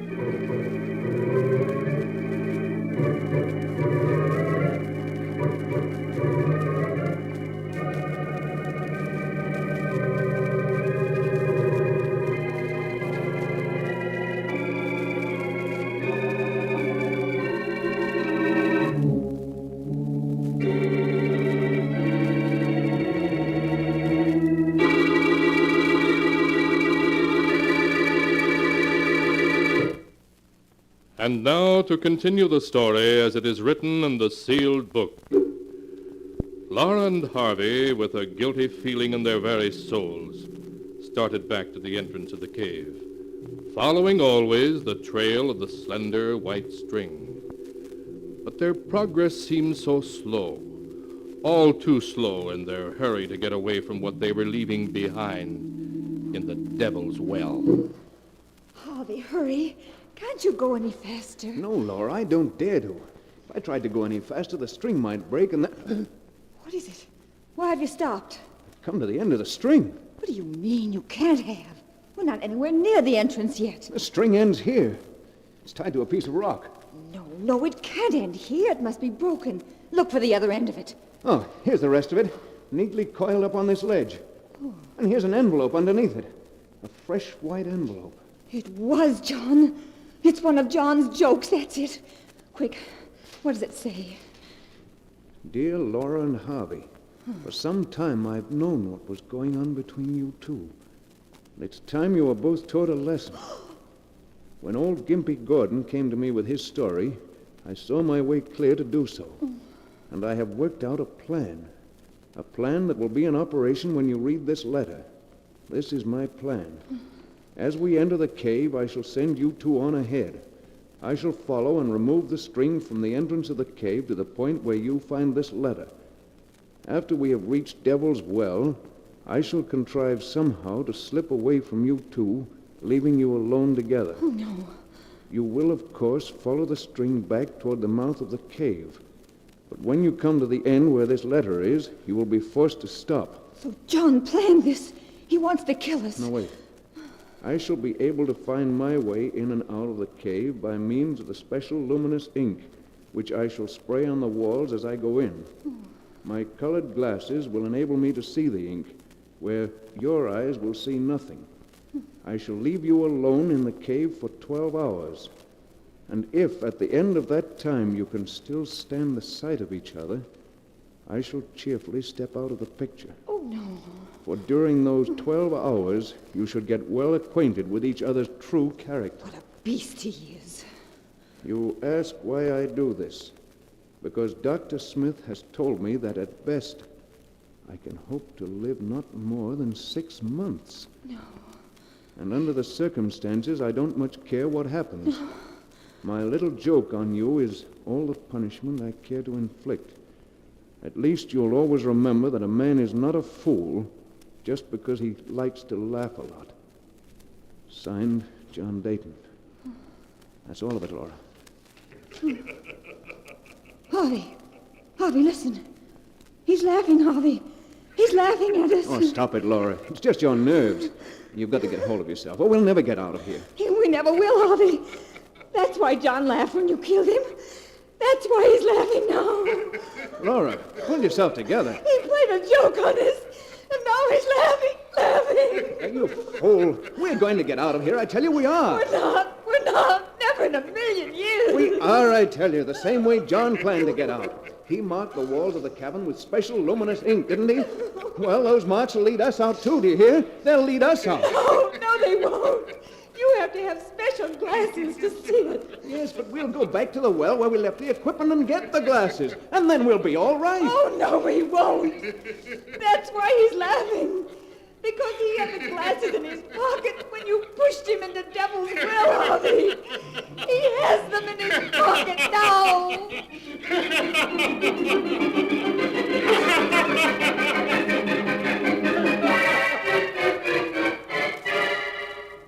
And that is the tale of I'll Die Laughing, as it is written in the sealed book.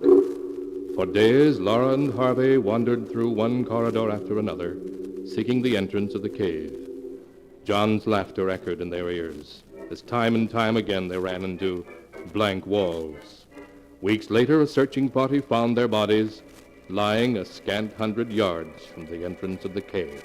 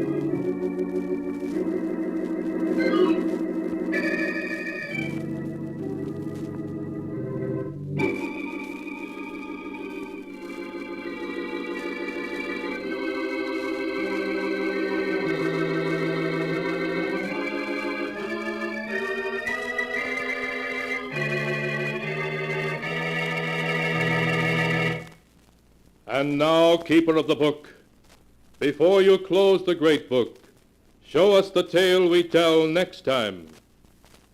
This one. Ah, yes. Why, this is amazing. It's the tale of a mad killer who lived alone in a great country house. That is, until two murderers came to live with him. A tale called Design for Death.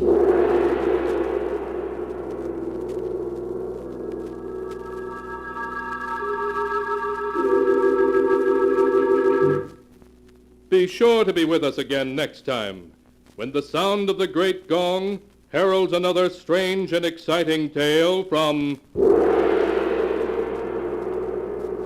the Sealed Book.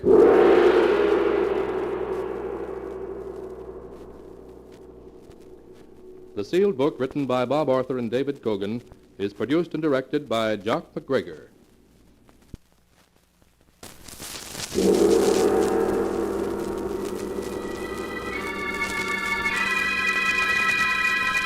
The Sealed Book.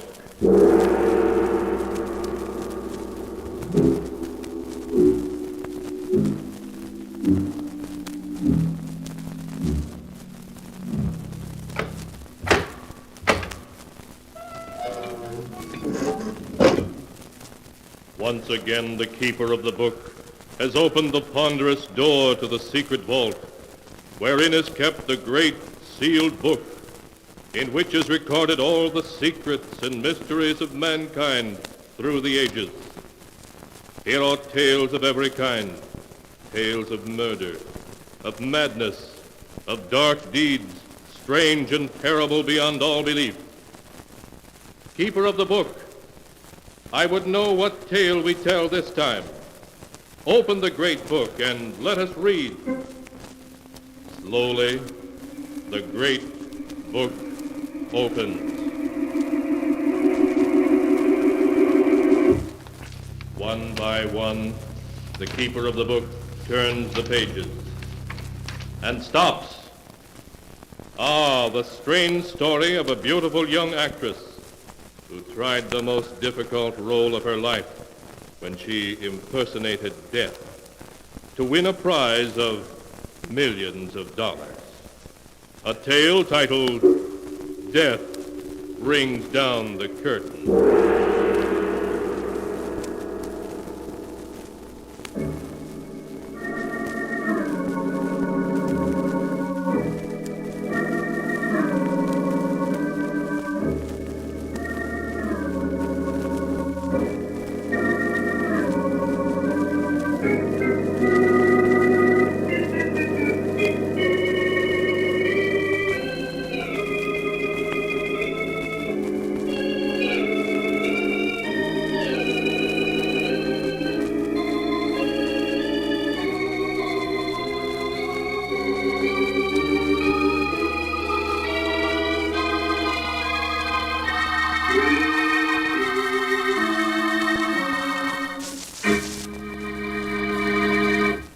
And here is the tale, Death Rings Down the Curtain, as it is written in the pages of the sealed book. In the darkened bedroom of Martha Richards, a room where the blinds are always shut, young Dr. Smith is listening intently through his stethoscope to the laboring heart of his elderly, crotchety patient.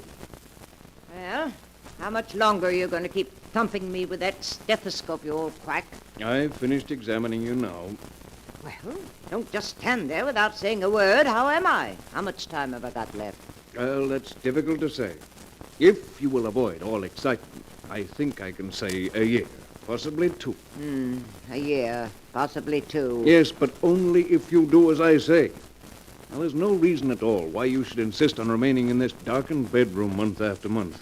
Why, it's been a year since you've been out of this room. Oh, you're going to start on that again. And what's more, Mrs. Richards, this living in utter seclusion is bad for your health. You should leave this room and see people. No, Doctor, no. I won't have my maid pushing me around in a wheelchair, the object of everyone's pity. I prefer to remain in this room and have people think of me as I was, not as I am. Very well. Only I can't see why you refuse to have visitors. It'll give you some interest in life. It may surprise you to know, Doctor, that I'm expecting 2 visitors, though it isn't because of anything you've said. I'm sure it isn't. But the way my heart is, I think it's about time I was drawing up a will. Before I do so, I want to get acquainted with my only living relatives, a niece and a nephew from my husband's side of the family. And they're the 2 visitors you're expecting? Yes, I haven't seen Gerald and Mildred since they were children. I'm very curious to see what they grew up to be like. I understand Mildred's an actress. An actress? You don't mean that Millie Richards is your niece, do you? Yes. Have you heard of her? Of course. Everyone has. She's one of Broadway's leading actresses. I saw her in a play recently and thought she was excellent. Probably drinks and smokes and has been married 3 or 4 times. And her brother Gerald is probably an heir-to-wheel who's never worked a day in his life. Aren't you being a bit unfair, judging the 2 of them before you've even seen them? That remains to be seen, Doctor. Before I draw up my will, I intend to learn everything about them. I'll give them both every opportunity to prove they're worthy of part of the Richards' fortune. When do you expect them? They said they'd be here in time for dinner, which means they should be on their way here now.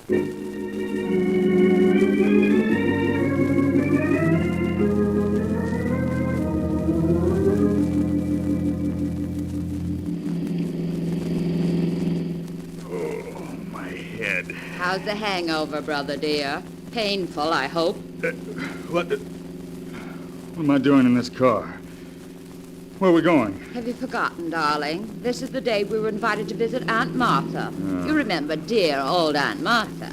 She's the one with all that lovely money. Oh, save it, will you? I'm in no mood for your witticisms. Considering that I spent half of last night looking for you under nightclub tables, Gerald, you might be a little more grateful. Oh, my head. What a night. Yes, wasn't it, darling? Every place I went looking for you, they gave me IOUs you'd left behind. Exactly how much do you owe around town? $11,000. Millie, you gotta help me. If I don't pay up soon, I'll be in real trouble. What exactly am I supposed to do? You've got to lend me enough money to hold off my creditors. Lend you money? You may not know it, brother dear, but I'm far deeper in debt than you are. But you were getting $1,000 a week as the lead in Let Us Be Merry. How can you possibly be in debt? It's all very simple, darling. I was getting $1,000 a week and spending $2,000 a week. Well, that makes everything just perfect. Both of us so deeply in debt, we probably don't dare go back to town. Perhaps after our visit to Aunt Martha, we will be able to go back to town. What do you mean by that? Why do you think Aunt Martha sent us an invitation to visit her? Your guess is as good as mine. Aunt Martha's getting on in years, and unless I'm very much mistaken, she's decided to draw up a will. Naturally, before doing so, she wants to see what her only living relatives are like. Millie, do you really think she'll leave us some money? If we play our cards right, all we've got to do is convince Aunt Martha that we deserve it. How are we going to do that? By showing her that we're lovable, simple, and unspoiled. Gerald, do you remember the ingenue role I played in I Dream of Love? Yes, of course. You weren't half bad. Half bad? Why, I was superb. The critics were mad about me. How dare you say I was only half bad? All right. You were superb. What about it? I think I shall play that role for Aunt Martha. Just a simple, unsophisticated girl, untouched by success. How am I supposed to behave? I'm no actor. You just play the strong, silent type, Gerald, and leave all the talking to me. And when the curtain rings down on my special performance for Aunt Martha, the Richards' fortune will be ours.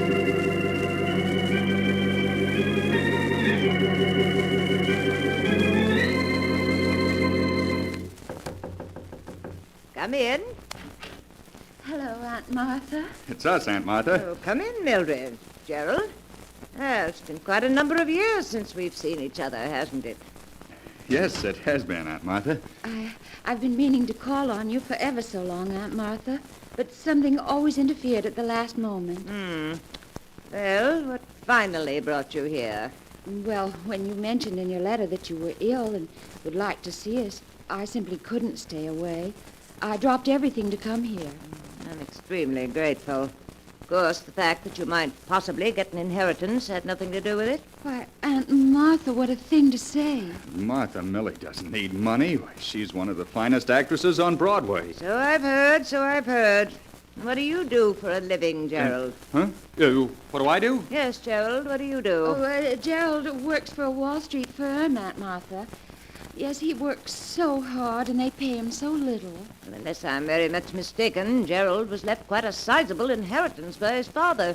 Whatever became of that? The inheritance? Oh, that was lost in poor investments, Aunt Martha. I see. Well, I'm afraid there's a good deal about you two that I don't know. I haven't done very much. I haven't gotten very far, Aunt Martha, but Millie's really been a credit to the family name. Everyone's heard of her. Now, see here. I want you and Millie to be my guests for a week. Frankly, I want to know what you're like before I draw up my will. Of course, Aunt Martha. And I do hope that you'll take care of yourself so that you'll live for years and years. Thank you, Millie. Now, I'm afraid I must ask you two to leave, as I'm a bit tired. Why, certainly, Aunt Martha. If we can do anything for you, please don't hesitate to ask. Thank you.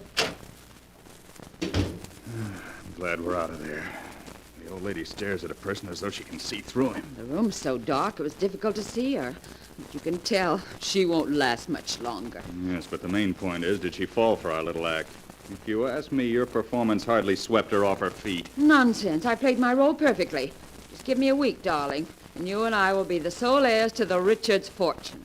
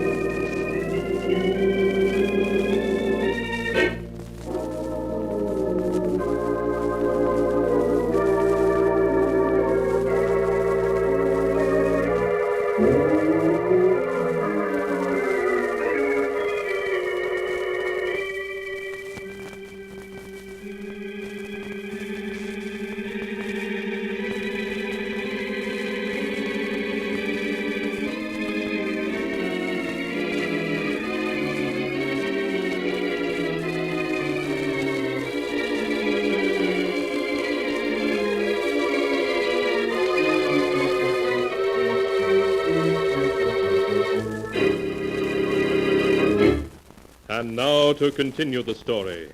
Death rings down the curtain, as it is written in the sealed book. For a week, Millie and Gerald have been living with their Aunt Martha, trying to convince her that they are worthy of inheriting her great fortune. And Millie, sure that they have succeeded, is waiting for Gerald to return to tell him the news. Hello, Millie. Gerald, where have you been all night? I've looked everywhere for you. I spent the night in town. Well, you've been drinking. So what? Oh, you fool. What if Aunt Martha were to hear about it, just when everything's working out perfectly? So everything's working out perfectly, is it? Yes. I told you if you'd leave her to me, it would. Last night, Aunt Martha made a phone call to New York. Gerald, it was her attorney she was calling, and he's coming here tonight to draw up her will. You don't say. Well, well.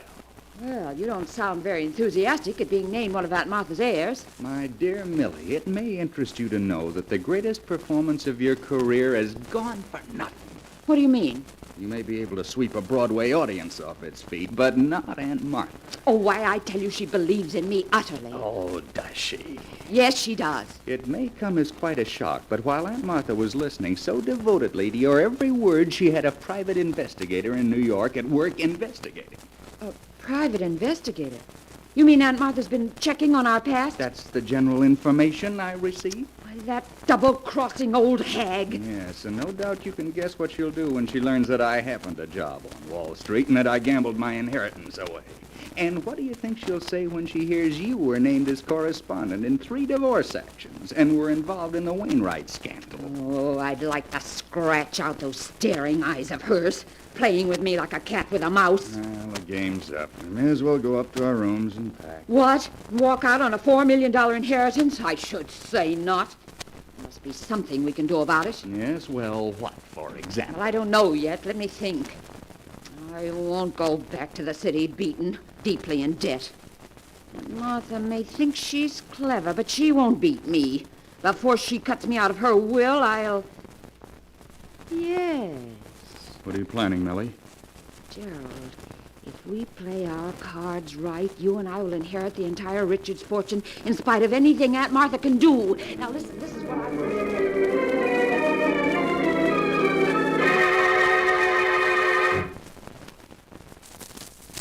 As Millie explained her idea, Gerald's face became white. But in spite of his fears, he finally agreed to do exactly as Billy asked. Then in the hours that followed, Millie locked herself in her room and practiced her aunt's signature over and over until she was finally satisfied. And that evening, as the clock struck 8, Millie and Gerald silently stole down the hall to the door of their aunt's room. Millie, let's not go through with this. It's madness. Be quiet, you fool. I tell you it's the only way out. But what if we're caught? You know what that'd mean. I tell you we won't be caught if you do exactly as I say. I've everything worked out perfectly to the last detail. Get hold of yourself. I'm going to knock. You know exactly what you're to do. Yes. Good evening, Aunt Martha. I hope you're feeling well, Aunt Martha. Oh, Mildred, Gerald, eh? Come in. Thank you. It's quite dark in here, Aunt Martha. Would you like me to turn on a light? No, Gerald, that isn't necessary. I'm quite used to being in the dark. Of course. How are you feeling this evening? Much better, thank you. Gerald, perhaps you ought to fix Aunt Martha's pillows. She doesn't seem very comfortable. No, you needn't bother. I'm quite comfortable, I assure you. Gerald, fix Aunt Martha's I can't go through with it. Do you hear? I can't. You fool, I should have known better than to count on you. Mildred, what's Gerald talking about? Nothing important, Aunt Martha. Here, let me fix this pillow I for tell you, I don't want Millie, to... don't. Mildred, Millie, don't. She's suffocating. Quiet, you hear? You haven't got the nerve to go through with it. I have. There. I think that's enough to bring on a heart attack. How do you feel, Aunt Martha? You're nothing but a murderess. Oh, my heart. Millie, is she dead? Yes, Gerald, and not from suffocation, but from a heart attack. I told you it would work out. I had nothing to do with it. Do you hear? You murdered her. I didn't. In the eyes of the law, Gerald, you're my accomplice, and nothing you might say can make it otherwise. We haven't time to discuss that. Aunt Martha's attorney should be here in an hour. Now, will you do as I say, or won't you? I have no choice in the matter. No, you're acting sensibly. Do exactly as I say, and we can't fail.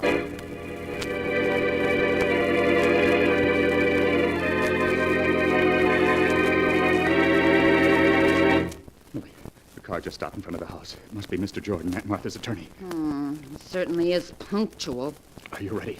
I need a little more shading here under my eyes. Hurry, Millie. He'll be up here in a minute. Gerald, I've never been late for a curtain yet, and I won't be late for this one.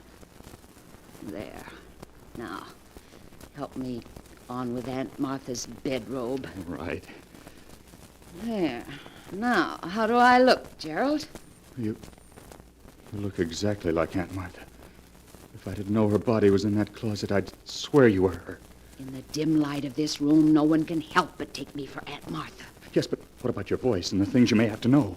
Just listen to this. Don't be ridiculous, Gerald. As mistress of this house, I answer only those questions which I wish to answer, and I assure you I shall not be tripped up. Does that convince you? Yes, I'm convinced.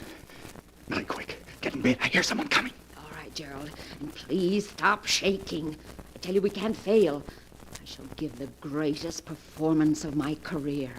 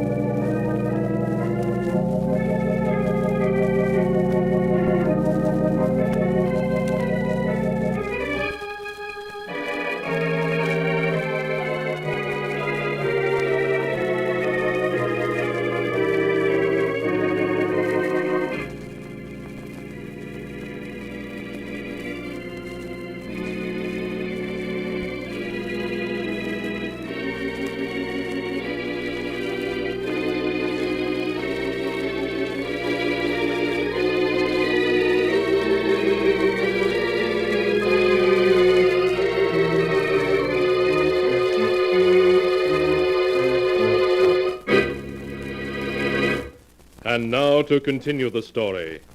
Death rings down the curtain, as it is written in the sealed book. Swiftly, Millie, made up to look like her dead Aunt Martha, slips into her aunt's bed, and then, as Gerald lights a cigarette with trembling fingers, someone knocks at the door. Come in. Good evening, Mr. Jordan. Come in, won't you? Well, Mrs. Richards, how are you? Why, bless me, it's been over a year since I've seen you. Really, Mr. Jordan? Has it been that long? Certainly has. How are your eyes? Still troubling you? My eyes? Oh, they're much better, thank you. Well, that's fine, Mrs. Richards. Oh, by the way, this is Mr. Wilson, my secretary. How do you do? I'm happy to meet you, Mrs. Richards. I don't think, Mr. Jordan, you've met my nephew, Gerald Richards. Gerald, this is my attorney, Mr. Jordan. Well, how do you do, Mr. Richards? Mr. Jordan, I want to have a will drawn up and signed tonight. Tonight? Surely you can't be serious, Mrs. Richards. After all, your vast holdings require a will that will take you days to draw No up. nonsense. I'll have none of your involved 40-page wills. All I want is a simple will dividing my entire estate equally between my nephew Gerald and my niece Mildred. But, Mrs. Richards, there are so many other details that enter into the matter of a will. For example, we must consider Mr. that... Jordan, will you do as I say, or must I get another attorney to draw up my will? Very well, Mrs. Richards. Mr. Wilson, please draw up a will dividing the entire estate between Gerald Richards and Mildred... Mildred Richards. She's Gerald's sister. Yes, thank you. I'll take care of it at once, Mr. Jordan.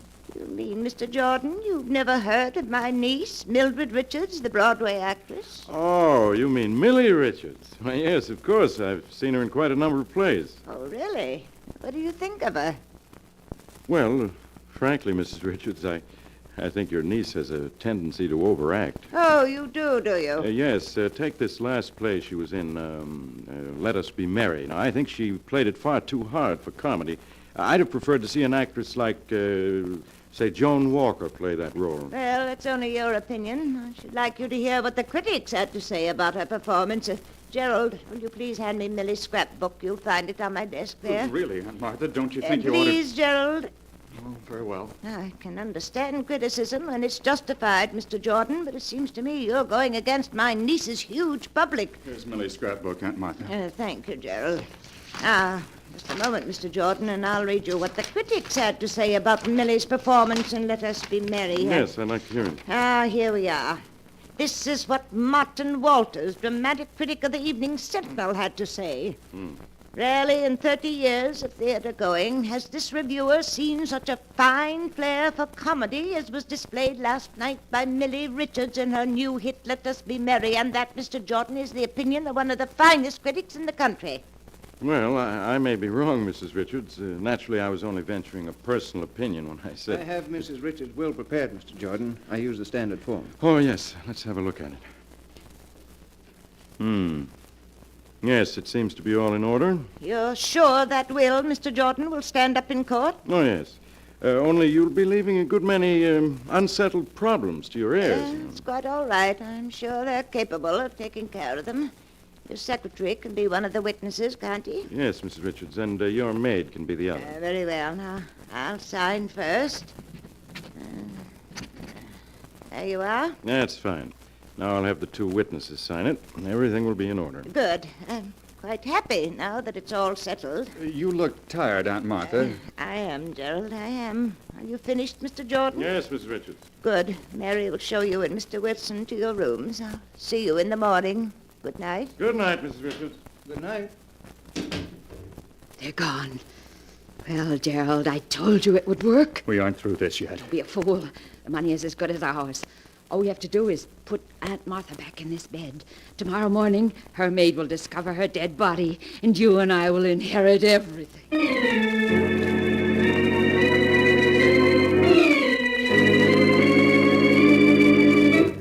The next morning, things went exactly as Millie had foreseen.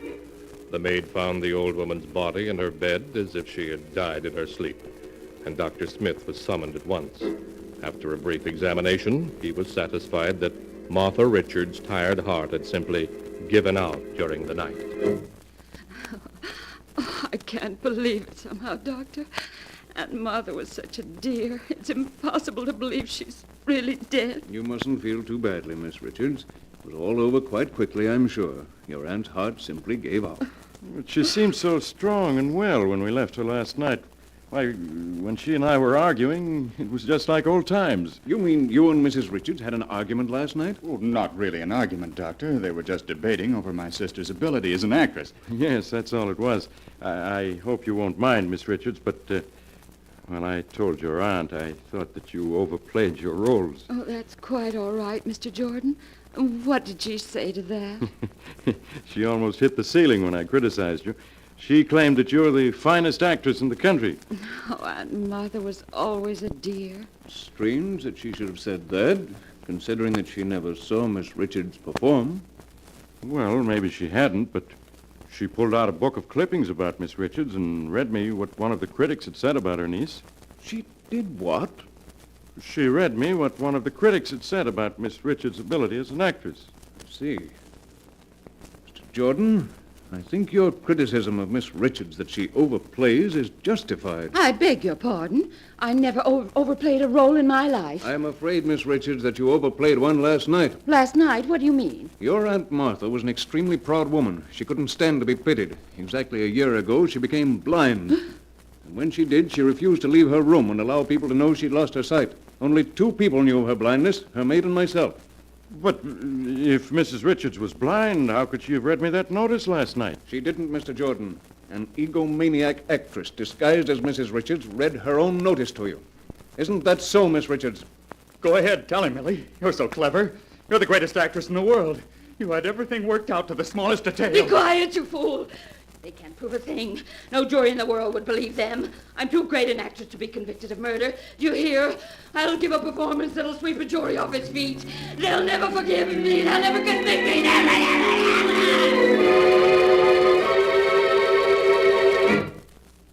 And that is the story, as it is written in the sealed book, of how an actress tried to impersonate death and failed.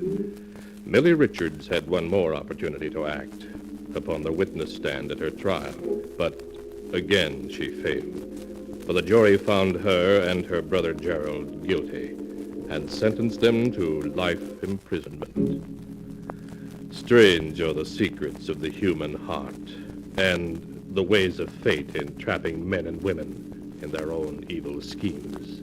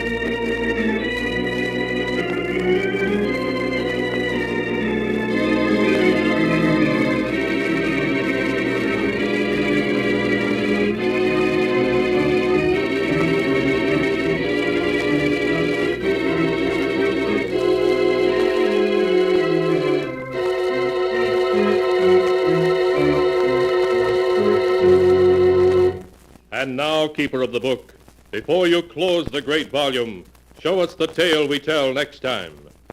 This one, yes, a weird and amazing story of a wife who loved her husband too fondly, and of another wife who came from the grave.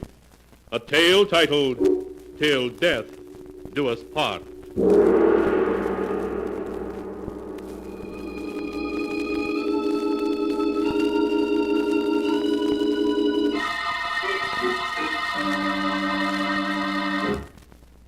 Be sure to be with us again next time, when the sound of the great gong heralds another strange and exciting tale from the Sealed Book.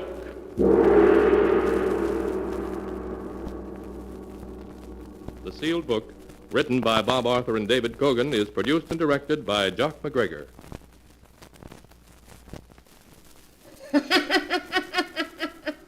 The Sealed Book.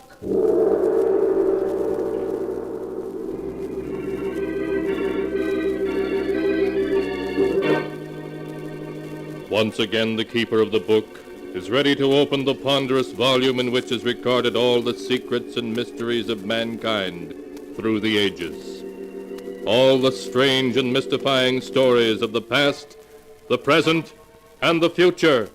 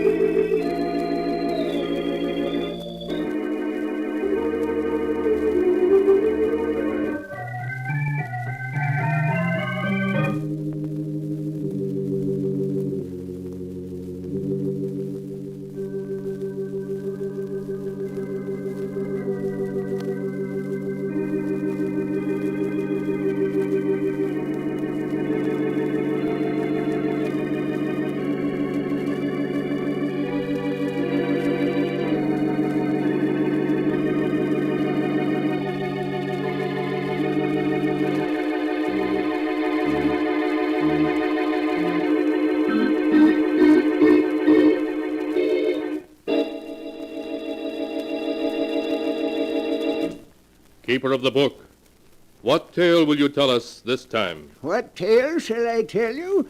I have here tales of every kind. Tales of murder, of madness, of dark deeds and events strange beyond all belief. Now, let me see. Yes, here's a tale for you. The story of a small and desolate island off the coast of New England, and the people who lived on it. The title of the tale is Devil Island.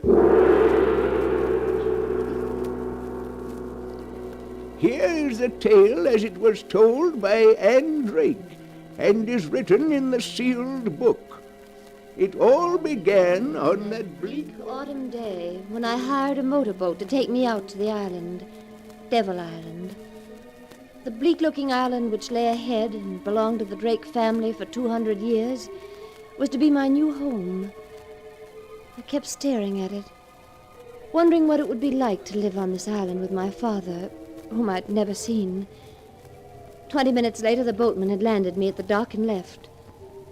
Towering above me was a high cliff, and on top of it was the house, a huge stone mansion that looked as old and weather-beaten as a medieval castle.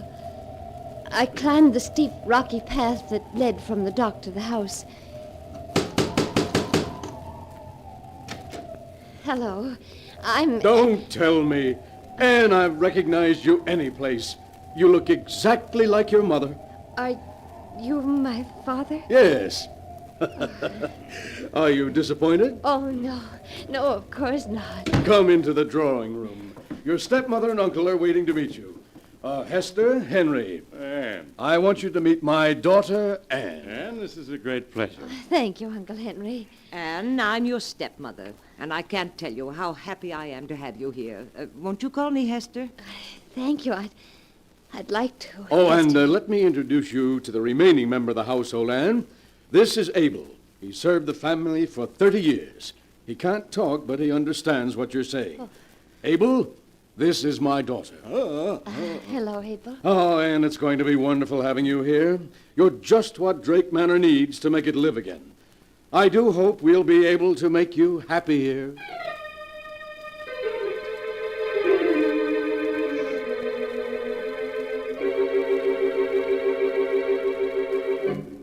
The weeks slipped by, and I was happy. I spent the days reading with Father and taking long walks with Uncle Henry and being taught cooking by Hester. And at night, Uncle Henry and I would play chess.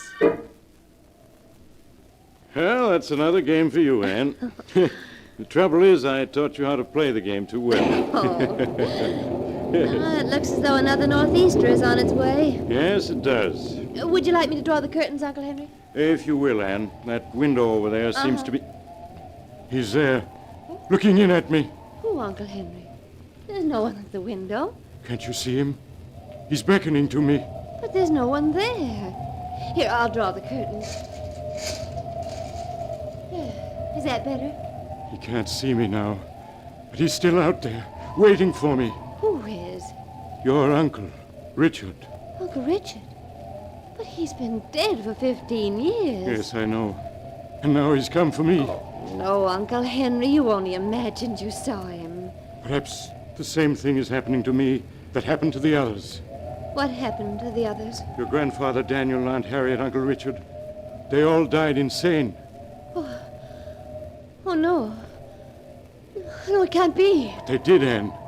There's a strain of insanity in the Drake family. Aunt Harriet, for weeks before she died, kept screaming that Grandfather Daniel was trying to pull her into the grave. And Uncle Richard, he died crying out that Aunt Harriet was at the window calling him. No. They all died during a storm like this one. And now my time has come. Richard is waiting for me. I'll be the next of the Drakes to die. Please, Uncle Henry, you mustn't say things like that. Oh, Anne, I'm so afraid of insanity, of dying. Uncle Henry, I'll spend all of my time with you now. We'll end this nightmare you're living in. The only end to it will be death.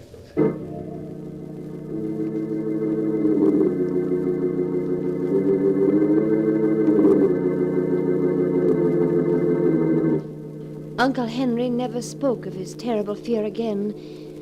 But in the weeks that followed, he grew haggard, became frightened at the sound of a door opening. Then one day, another northeaster set in. By nightfall, it had whipped itself into a gale. At midnight, I woke suddenly to hear Uncle Henry speaking to someone in his room. Richard, stop tapping on my window. Go away, do you hear? Why can't you leave me alone? I don't want to go with you. No, not yet. I quickly opened my door. I stepped into the hall. Don't take me now. Uncle Henry's voice grew wilder and wilder as I approached his room. Why don't you go away? You're dead. Dead. You have no right to bother the living. Uncle Henry, let me in. No. It's Anne. No. Uncle Henry, please unlock the door. I won't go with you, Richard. My time hasn't come yet. No, I won't. You can't make me. Henry. Why are you raising my window? No, Richard. Don't come in! Stay away from me! Uncle Henry! Uncle Henry! Anne, what is it? What's wrong? Oh, Father, do something. It's Uncle Henry. He was screaming and now he... Come here, dear. Hush now, hush. No. The door's locked. I'll have to break it down.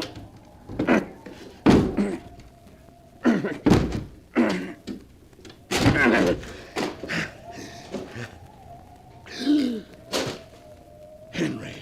Father, is he... Yes. Yes, Anne. He's dead.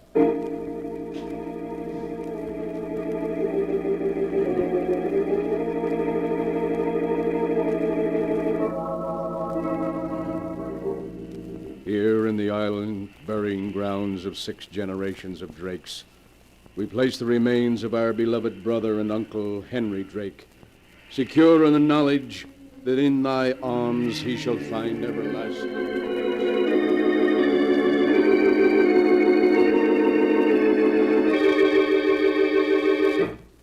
Ah, dear.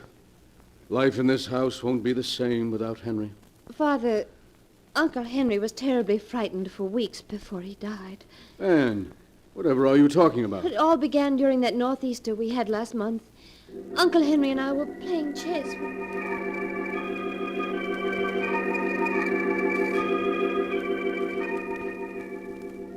But Anne, why didn't Henry tell me about those hallucinations he was having? He didn't want to worry you.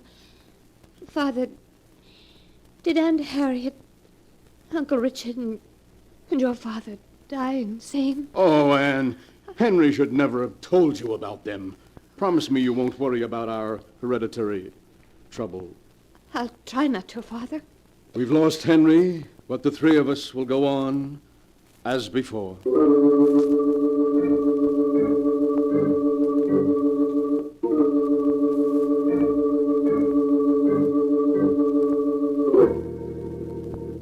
The three of us tried to go on as before, but an unspoken fear had crept into our lives. Often I turned to find Father and Hester watching me anxiously. Then a month after Uncle Henry's death, another storm lashed the island. I'll be glad when this storm blows over. It's getting on my nerves. Father, why don't we close up Drake Manor for a few weeks and take a vacation on the mainland? You mean leave the island? No, that's impossible, Anne. We have enough money to get along on the island, but not elsewhere. But I have all that money my mother left me. We could use that. You won't receive that money until you're 21. That's 6 months from now. Besides... Anne, well, what are you staring at? Look. Look at the window. Eh? It's Uncle Henry. He's beckoning to me. Anne, there's no one at the window. He's there, I tell you, he's there. Look. Now he's gone away. Oh, you saw him, didn't you?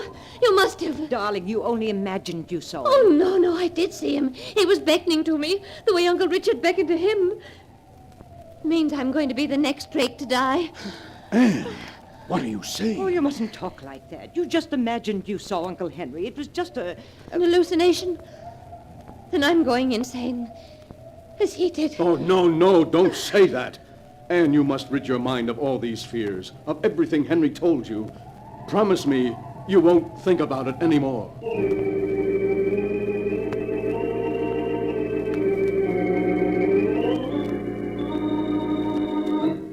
But that was a promise I couldn't keep. At night I'd lie in the darkness of my room, thinking of everything that had happened, listening to the night noises. Then one night I heard footsteps above me in the tower. That limp. Oh, that unmistakable limp. It was Uncle Henry in the tower. There was an icy coldness about the house as I climbed the steps to the tower. I opened the door. The tower was in complete darkness. But by a window, his face ghost-like in the moonlight, stood Uncle Henry. Come to take you with me, Anne. Your time has come. The grave will wait no longer. No. Do not be afraid.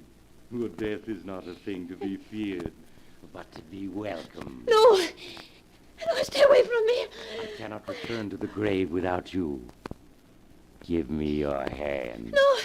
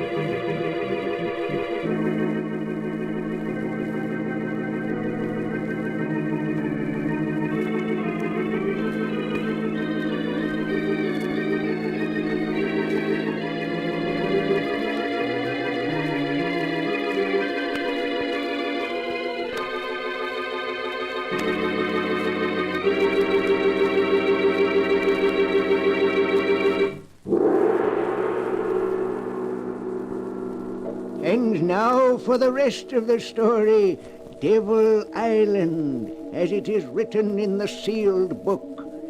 Martin Drake, hearing Anne's screams, rushed up to the tower of the old mansion to find her lying unconscious on the floor. After Martin and Hester had taken the girl back to her bed, Martin went to the mainland. At dawn, he returned with a doctor and waited impatiently for him to finish examining Anne. I've just given her a sedative, Mr. Drake. She's asleep now. Will she be all right, Doctor? Afraid she's on the borderline of insanity. Oh, no. And I'm afraid in a case of this type, where there is inherited insanity, there's very little that can be done.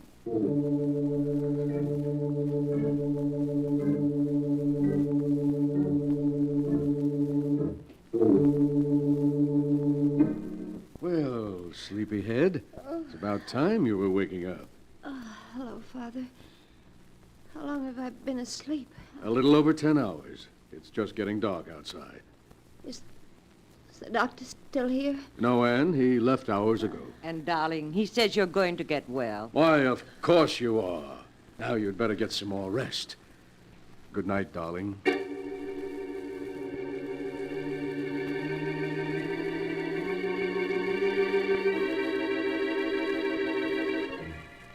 A moment later, they were gone. I was alone again. Alone in the dark. And all I could think of was... I was going insane. Perhaps I was already mad. The hours passed. The very stillness of the house made my heart pound in my ears. And then... the stillness was broken. That limp again. It was Uncle Henry in the tower. Back and forth from one end of the tower to the other he limped. Then silence. I lay in the darkness waiting. And then suddenly, the door to my room was opened. I wanted to scream, but I couldn't. Oh, Abel. Oh, Abel, what are you doing in my room? What are you trying to tell me? I don't understand. Oh, he's walking again. Abel, you hear him, don't you? You do hear it. I told them that Uncle Henry had come back from the grave, but they said I was just imagining it. You mean no? He hasn't come back from the grave? But if he hasn't come back from the grave and you hear what I hear, Abel, you don't mean that he's still alive. But that can't be true. You buried him yourself. I saw you. You mean you didn't bury him? That he wasn't in the coffin? Oh, but you must be wrong. When we broke into his room, Father found him. No, what? What do you mean, no? Are you trying to tell me something about Father? You are.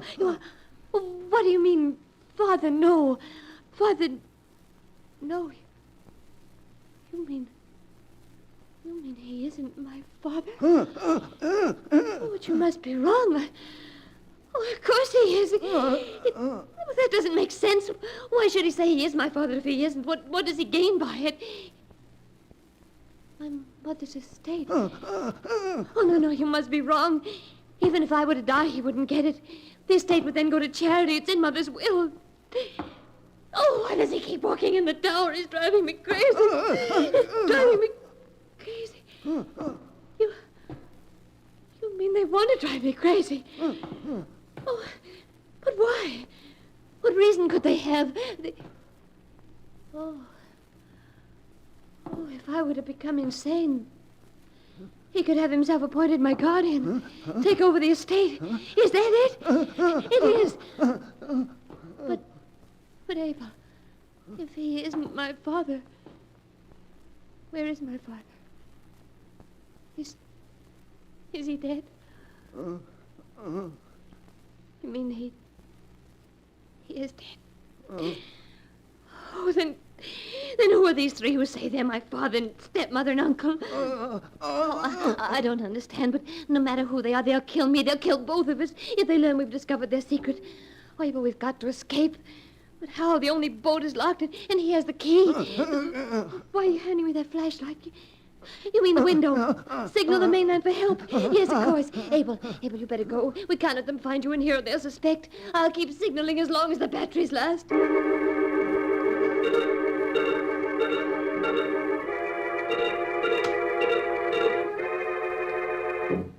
I can't keep signaling much longer. For now, Andy, what are you doing out of bed? And with that flashlight?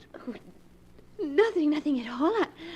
You weren't signaling someone on the mainland, were you? Oh, no. No, I just had the flashlight in case someone came in the room. Oh, why, you're trembling as though you were frightened. You're not afraid of your own father, are you, dear? Oh, no. No, of course not. Now, no more walking around. I want you to get some sleep. Good night, dear.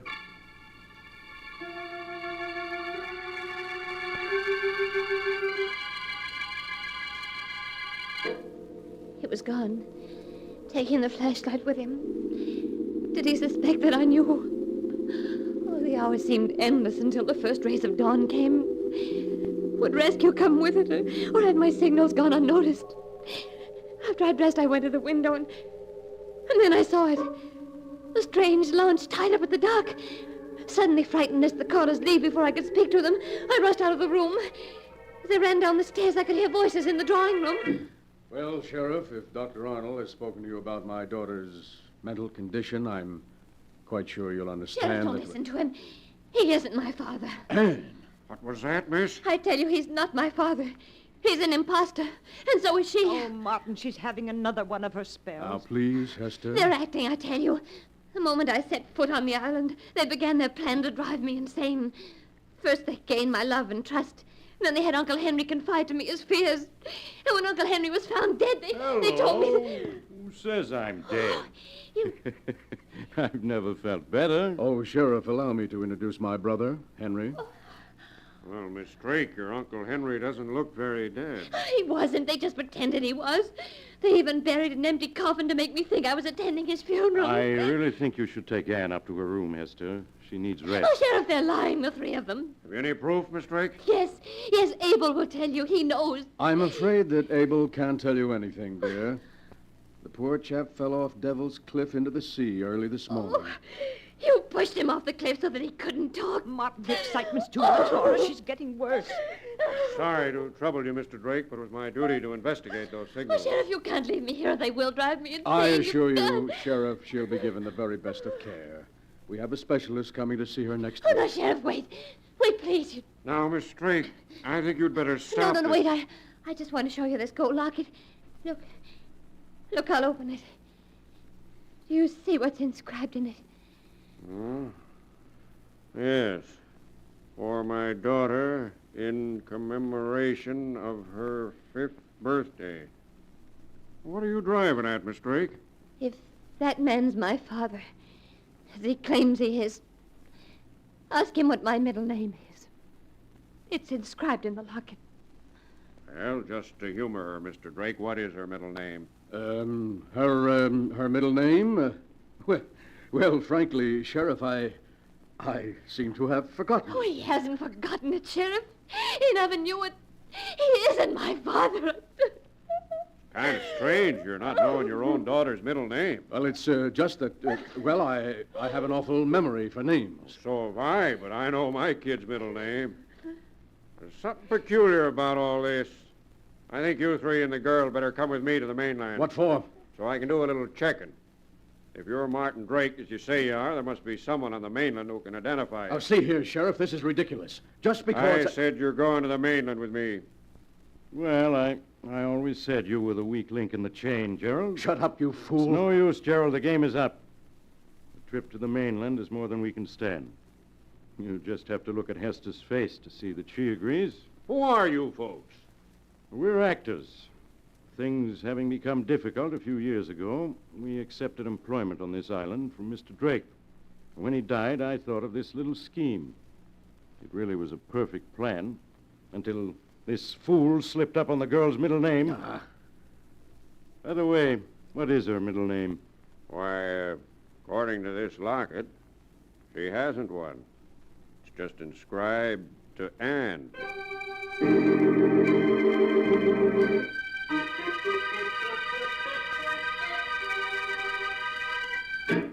And that is the story of Devil Island, as it is written in the sealed book. Because an impostor slipped up on a middle name that didn't exist, an almost perfect crime was prevented by Sheriff Williams, and an innocent girl was rescued from imprisonment and probable death. It was a small slip, but a fatal one. But the sound of the great gong tells me I must close the sealed book once again. One moment, keeper of the book. What story will you tell us next time? Next time? Are you sure you want to know? Perhaps my next story may be about you. For I have here all the stories that ever happened, and many that have yet to come to pass. But I'll find one for you in just a moment.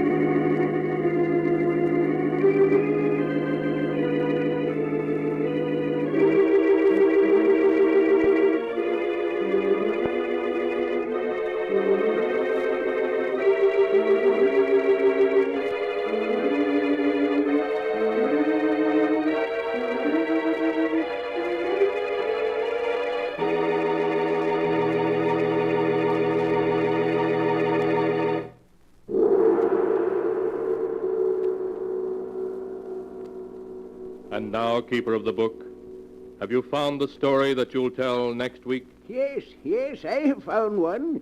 It's the story of two helpless old ladies in fear of their lives and the desperate measures to which they were driven in order to save themselves.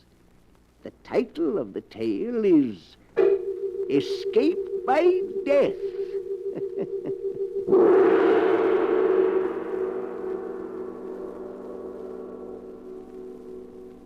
Be sure and be with us again next time when the great gong heralds another strange and exciting story from The Sealed Book. The Sealed Book, written by Bob Arthur and David Cogan, is produced and directed by Jock McGregor.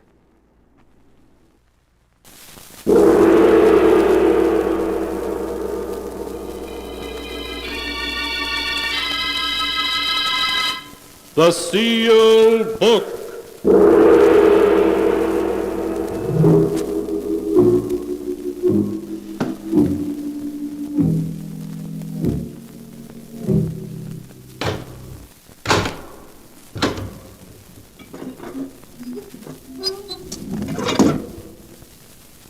Once again, the keeper of the book has opened the ponderous door to the secret vault, wherein is kept the great sealed book, in which is recorded all the secrets and mysteries of mankind through the ages. Here are tales of every kind, Tales of murder, of madness, of dark deeds strange and terrible beyond all belief. Keeper of the book, I would know what tale we tell this time. Open the great book and let us read. Slowly, the great book opens. One by one, the keeper of the book turns the pages and stops. Ah, the strange story of an old lady who for 40 years lived alone in a huge old New England mansion, a mansion in which death was the master. The tale is titled To Have and to Hold.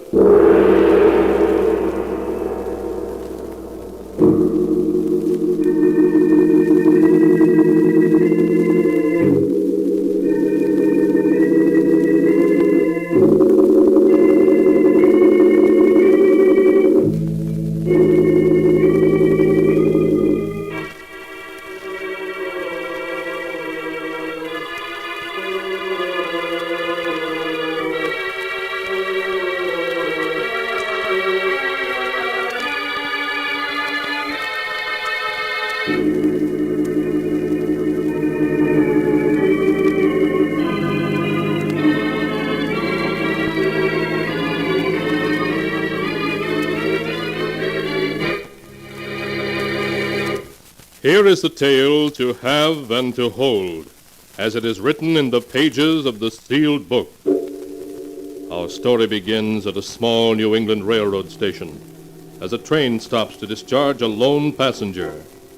The passenger, a young, attractive girl of 20, looks about the station with an air of uncertainty. Looking for a cab, miss? Oh, yes, please. Yeah, get right in. Here, I'll take your bag. Thank you. Where to, miss? The Bradley estate, please. Did you say a Bradley estate? Why, yes. You know where it is, don't you? Sure. Everyone does. In fact, I was just getting ready to go out there to deliver these packages. Oh, good. Miss, are you sure you want to go out to the Bradley estate? But they ain't had a visitor in 40 years. Why, that's funny. You a Bradley? Yes. My family lives in California, and none of us have ever seen our relatives here in the East. I'm attending college nearby and thought I'd pay my aunt a surprise visit. Oh. Well, miss, I'd forget the idea if I were you to take the next train back. Oh, no. Not after I've come 70 miles. I'm not going back to college until I've seen my aunt.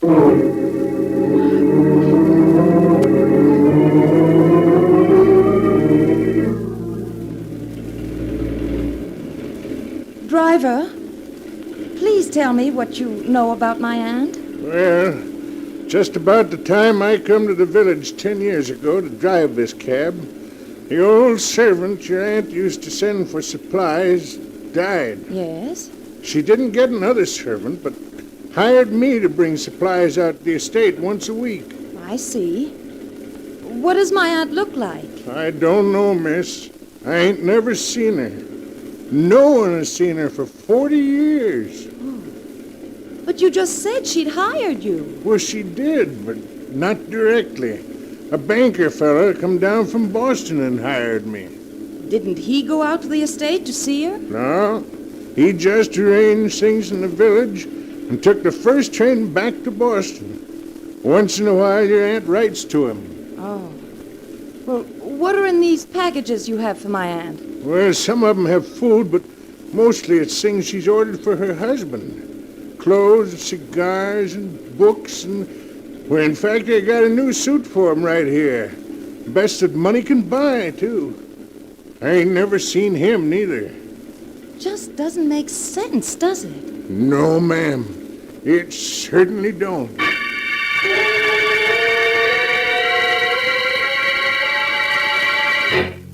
Jane stared into the fast-falling dusk, seeking her first glimpse of her father's birthplace. As they turned into a private road, she was able to make out the many towers of the old mansion and the hundreds of windows, behind which was the unknown and the secrets of 40 years. I had no idea it'd be so large. There's over 80 rooms in it. Used to be a showplace 40 years ago. And the two of them live in that mansion, all alone? Yeah. There isn't a light showing in the whole house. No, hardly ever is. Well, come on. We go in the back entrance here. Just follow me. All right. That's it. Now, I'll just set these packages I brought right down here on the porch. There. What's in that box you're picking up? A note from your aunt. Telling me what to bring for next week. Oh. Seems your uncle is running out of cigars. She want me to order more. You going to knock? Well, all right. Surely she heard the car approach the house. It ain't no use, miss. You better come back to the village with me. No. No, perhaps she'd open the door if you were to leave me here alone. Won't you please go? Well, just as you say, miss. I just hope you'll be all right. Oh, I will.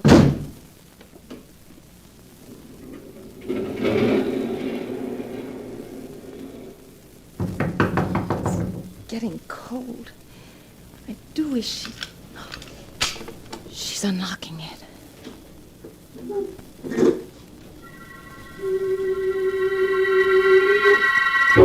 As the door slowly swung open, Jane saw her Aunt Olivia for the first time. Olivia stood with one hand, white and tense, gripping the door, while the other hand shakily held a lamp. The light revealed deep, savage lines in her strong face. Her voice trembled as she spoke. What do you want? I'm Jane Bradley, your brother Richard's daughter. Richard's daughter? Yes. May I come in? Yes, do. But we must be very quiet. I don't want to wake my husband. Oh, yes, of course. We'll go into the drawing room so as not to disturb him.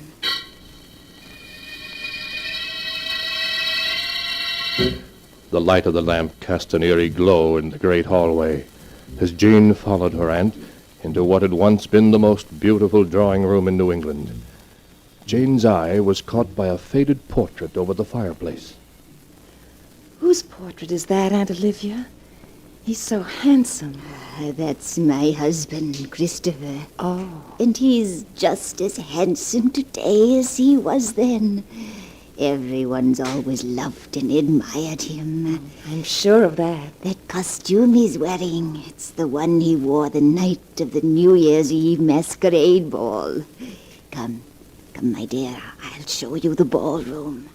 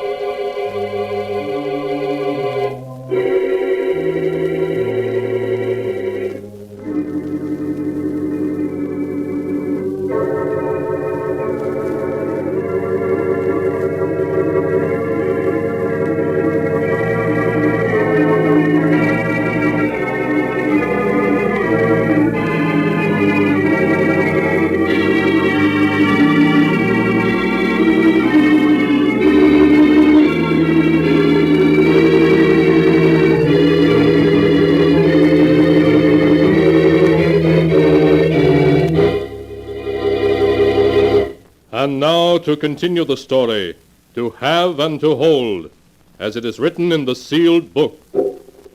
Jane, a look of wonder on her face, followed her Aunt Olivia down a long, dark hall, a hall that was musty with decay. Olivia stopped and opened a large door. This is the ballroom. Why, it's so huge. There were 500 people here that New Year's Eve. Oh, I can remember how beautiful the ballroom.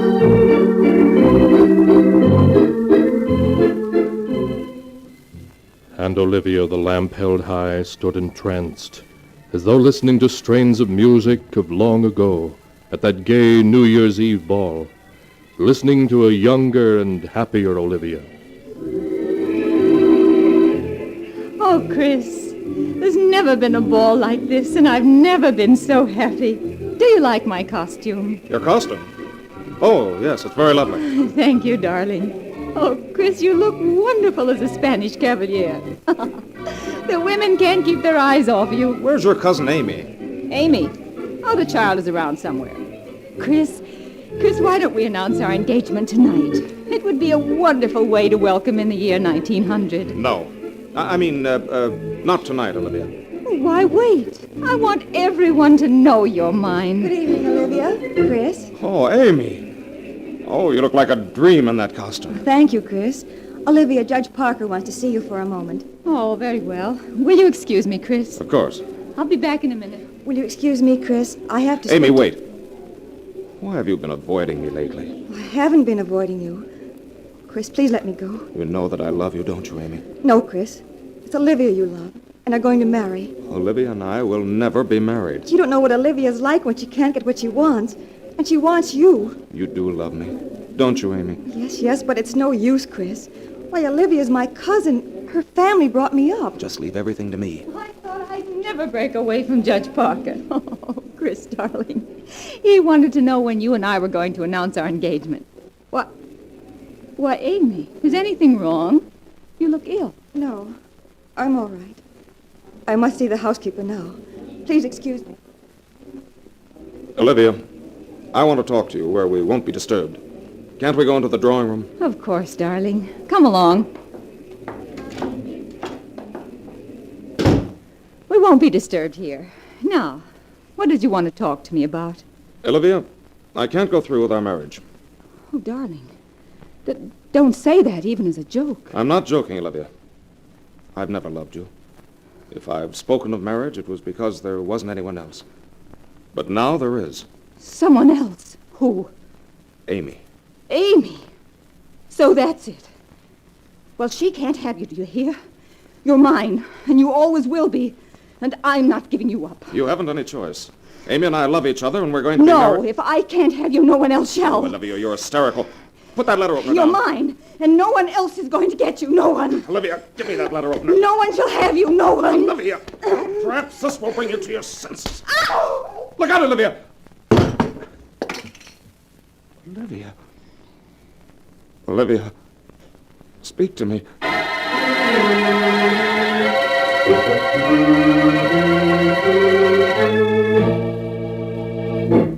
How is she, Doctor? She will be all right, won't she? Well, it was quite a serious blow she got in the back of her head. Oh, Doctor, she's regaining consciousness.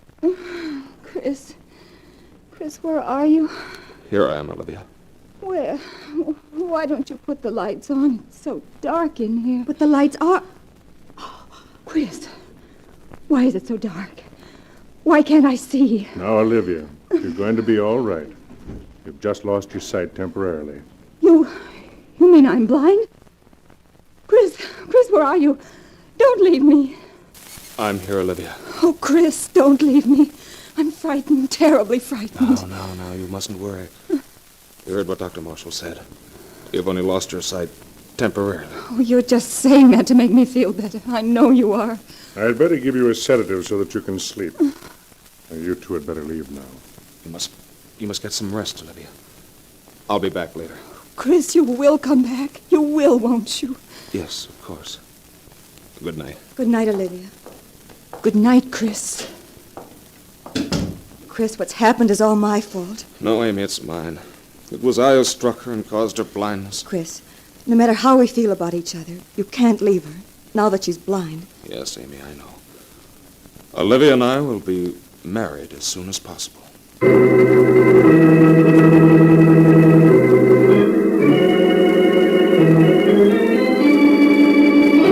A few weeks passed.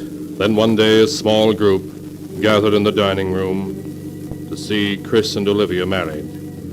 The guests all remarked how radiant and happy the bride appeared as the minister asked the time-honored question, "Do you take this man to love and honor, to have and to hold as long as you both shall live?" The bride smiled happily as she agreed.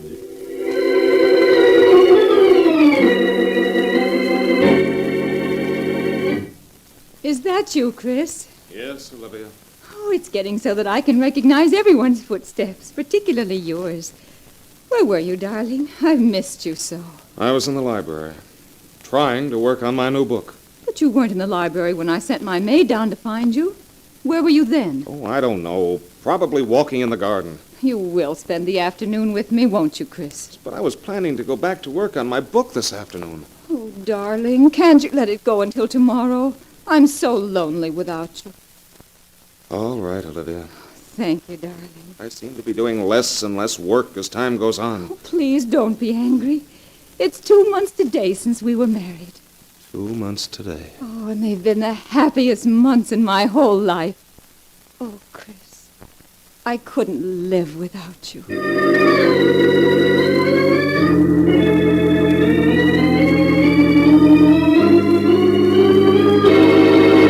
Hello, Chris. Where's Olivia? She's in her room. Chris, you don't look well. Is anything wrong? Amy, I can't go on this way anymore. I've had about as much of Olivia in these past 2 months as I can stand. Oh, please, Chris, you mustn't talk like that. You don't know what it's like. She always wants to know where I've been, who I've seen, what I've been doing. She doesn't let me alone for a moment. You mustn't feel that way about it, Chris. She loves you. Well, if it's love, it's an insane love. She's smothering me to death with her constant attention. Why, I haven't been able to work on my book for 2 weeks now. Yes, I know. I can't escape from her for a moment. When I'm not with her, she has the servants spying on me. Oh, no, Chris, you must be mistaken. I'm not, I tell you. I can't go on this way much longer. I just can't.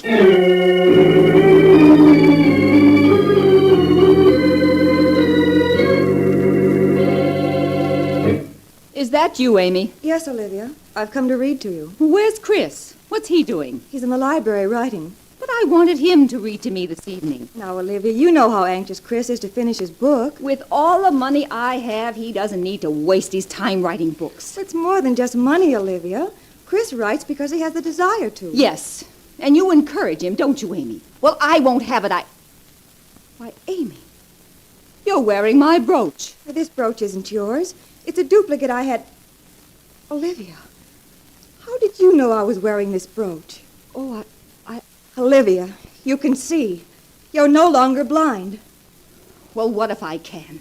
It's none of your business. All this time you've been pretending, keeping it a secret from Chris and all of us. I suppose now you're going to tell him. Then he won't feel obligated to me anymore, and the two of you can go away together.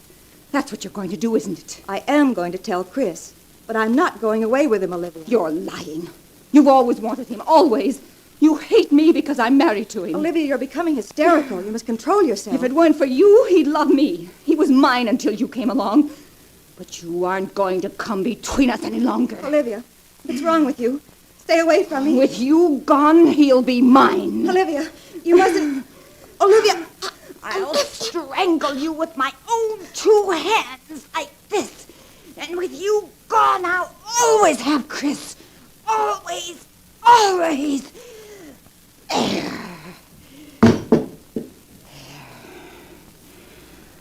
I didn't want to kill you, Amy. But you tried to take Chris from me. Oh, if they find her body here like this, they'll put me in prison. And then I'll lose Chris. Oh, I must do something. If her body were badly burned, they couldn't tell I'd murdered her. Yes, that's it. I could say I heard her lighting the lamp, and there was an accident, and her clothes caught on fire. I was helpless. Yes, that's it. I must burn burn her body, and then they'll never know I killed her.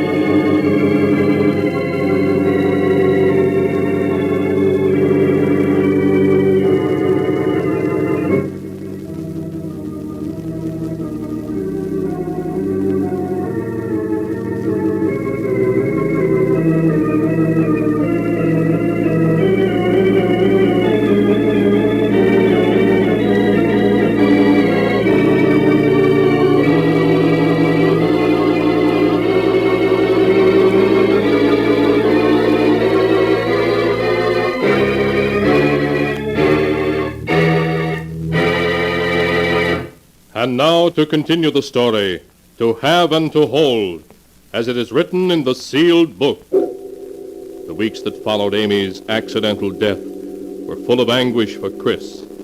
More and more he took to drink, trying to forget the death of the girl he loved. Oh, darling, you've been drinking so much lately. Well, what else is there to do? Oh, Chris, you mustn't talk like that. Why not? Now that Amy's dead, what difference can it make? Oh, Chris, please. The only way I can bear to live with you is to drink. Chris, how can you be so cruel? You know I'd do anything for you, anything. You've done enough. I'm through. I'm leaving you, do you understand? No, Chris, you can't. You're mine, do you hear? You can't leave me. You've done nothing to make me love you. Now we're through. No, you can't say that. Not after I killed to keep you. Killed to keep me? I see. Amy's burning to death wasn't an accident. Was it? Chris! Was it? Chris, my arm, you're hurting. It wasn't an accident, was it? No! She found out that I wasn't blind anymore, that I'd recovered my eyesight. I couldn't let her tell you and spoil everything. Murder. I only did it because I love you It's so. an insane love. A love that destroys everything. I did it all for you, Chris. There's only one thing left for me to do. Chris, no. You needn't be afraid of this gun, Olivia. I'm not going to kill you. Chris! This gun is the only escape I have from my memories. And from you. Oh, no, Chris, you can't. You know how much I love you.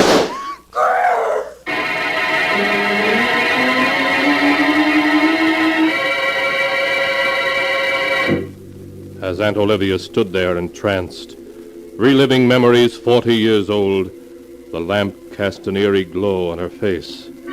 Lost in the memories of the past, she forgot about her visitor. Aunt Olivia, Oh, yes. you seemed so far away, as though you were recalling memories of long ago. Oh, I'm sorry. For the moment, I forgot you were here. Yes. Yes, Chris and I still talk about that masquerade party. You think I might see Uncle Christopher? Yes. But we mustn't wake him if he's asleep. Oh, no, of course not. Here, I'll carry the lamp, Aunt Olivia. His room is at the head of these stairs, on the right. Don't you think you ought to have the house cleaned, Aunt Olivia? Everything's so old and dusty. Oh, Chris won't hear of anything being changed. I do hope he likes this new suit I ordered for him. He's always been so particular. Was this his room? Yes. Now, be very quiet while I open the door. Chris? Chris, are you awake? We have a visitor. Is it all right for me to come in, Aunt Olivia? Yes, yes. But you mustn't disturb him. I won't. It's so dark in here, and this lamp doesn't give much light. I hope Uncle Christopher doesn't. Oh, you've dropped the lamp. He's awake now. Oh, I'm terribly sorry, Chris. I told her not to make any noise. Miss Bradley, where are you? Are you all right? Answer me. Here I am. Yes, good. I come back. Thought I heard you screaming when I come in. It's kind of hard to find my way around this small flashlight. What's wrong? Why'd you scream? Over there. In that corner of the room. Well, there's nothing there but a bed and... Oh, it can't be. Oh, it's horrible. Horrible. A glass coffin with a skeleton in it. Isn't this a lovely suit, Chris? It just came. And I also ordered some fresh cigars for you, darling. Is there anything else you want? And so ends the tale, to have and to hold, as it is written in the sealed book. The body of Christopher Drake, which for 40 years had been encased by a glass coffin, was removed from the old mansion and buried. Shortly afterwards, Olivia died. Her last words were, "I'm coming, Chris."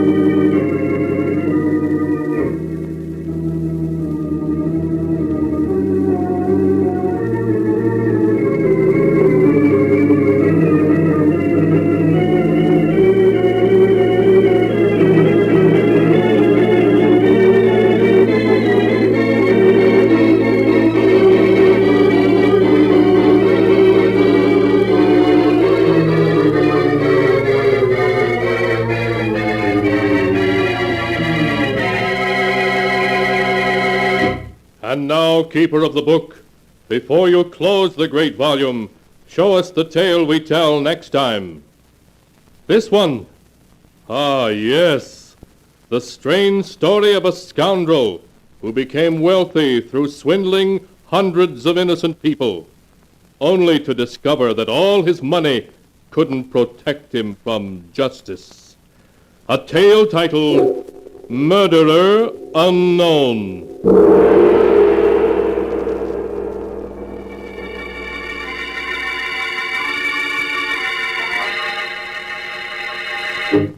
Be sure to be with us again next time when the sound of the great gong heralds another strange and exciting tale from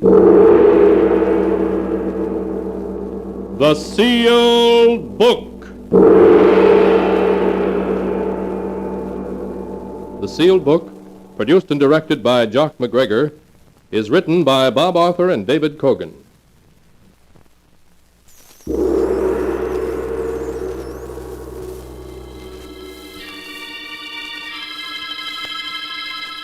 The Sealed Book.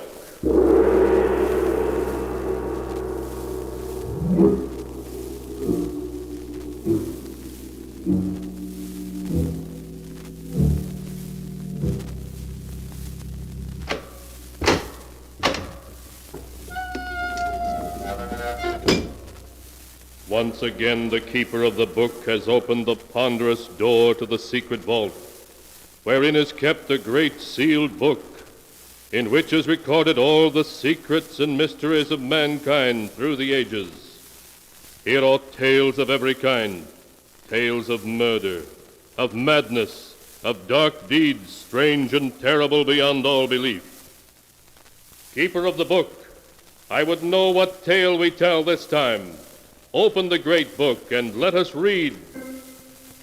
Slowly, the great book opens. One by one, the keeper of the book turns the pages and stops. Ah, the strange story of a scoundrel who swindled the innocent, only to find that all his wealth could not protect him from justice. A tale titled Murderer Unknown.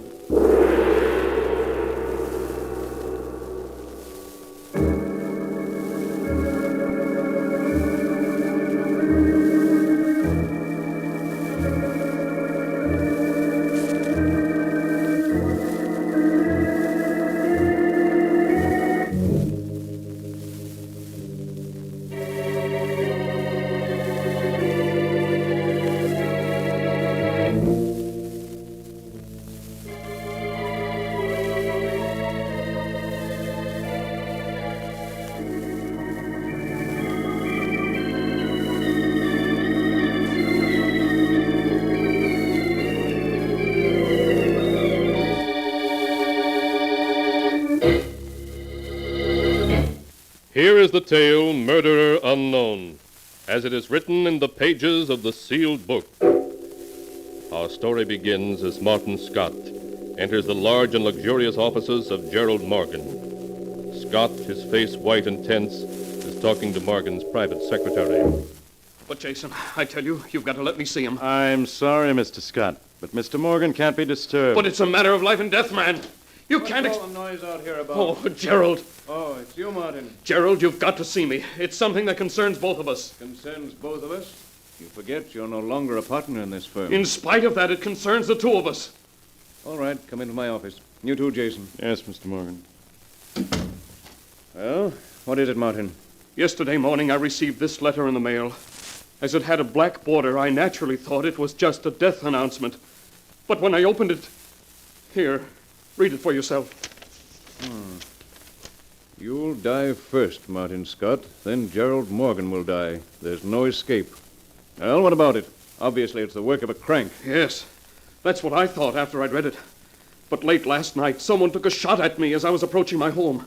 As you can see by this bullet hole in my hat, I had a rather close shave. Someone took a shot at you? But who? You must remember, Gerald, that when you took this company away from me, you also ruined almost 100 stockholders. My gaining control of this company was entirely within the law. Well, from what happened last night, it seems obvious one of the stockholders doesn't agree. Whether we like it or not, we have to combine against this threat. And exactly what do you propose? This morning, I hired a private detective, Philip Walker, to investigate. He wanted $200 for his fee, but I only had $100. And seeing that I'm a party of the second part in this threatening letter, you think it only fair I pay the other half of Mr. Walker's fee? Yes. That's reasonable enough. I'll send you a check for $100. Thank you. I'll keep in touch with you, Gerald. Yes, do. Goodbye, Martin. Goodbye. Goodbye, Jason. Goodbye, Mr. Scott. Well, Jason, you heard Mr. Scott's story. What do you think? Mr. Scott is a poor liar. Exactly, Jason. I'm very curious to know what Martin's next move in this little game will be. What was the name of that private detective he said he hired? Philip Walker. Ah, yes, Philip Walker. Have him call on me as soon as possible, Jason. There are a few things I'd like to discuss with Mr. Walker.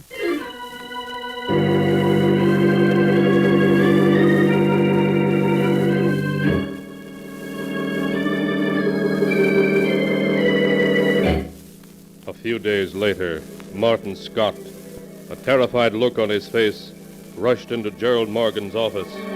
Gerald, I've got to talk to you. Now, we mustn't get excited, Martin. Please. 4 days have passed, and I see you're still alive. Gerald, I've received another letter. It says I'm to die tonight at midnight. Look. So it does. Too bad, Martin. Looks as though I'll have to pay for your funeral after all. Jason, you'd better make arrangements. Don't joke, Gerald. If he kills me, you'll be next. What do you suggest? I want to leave town. Go far away. Oh. And, of course, you want me to lend you the money. Oh, I know I haven't any prospects now, Gerald, but I'll pay you back somehow. All I want is $5,000. It's nothing to you, but to me it's the difference between living and dying. Really, Martin, you give me credit for very little intelligence. What do you mean? Come, Martin, why don't you admit you put the bullet through your hat yourself and wrote those letters all in an effort to get money out of me? You don't believe me? No, Martin, I don't believe you.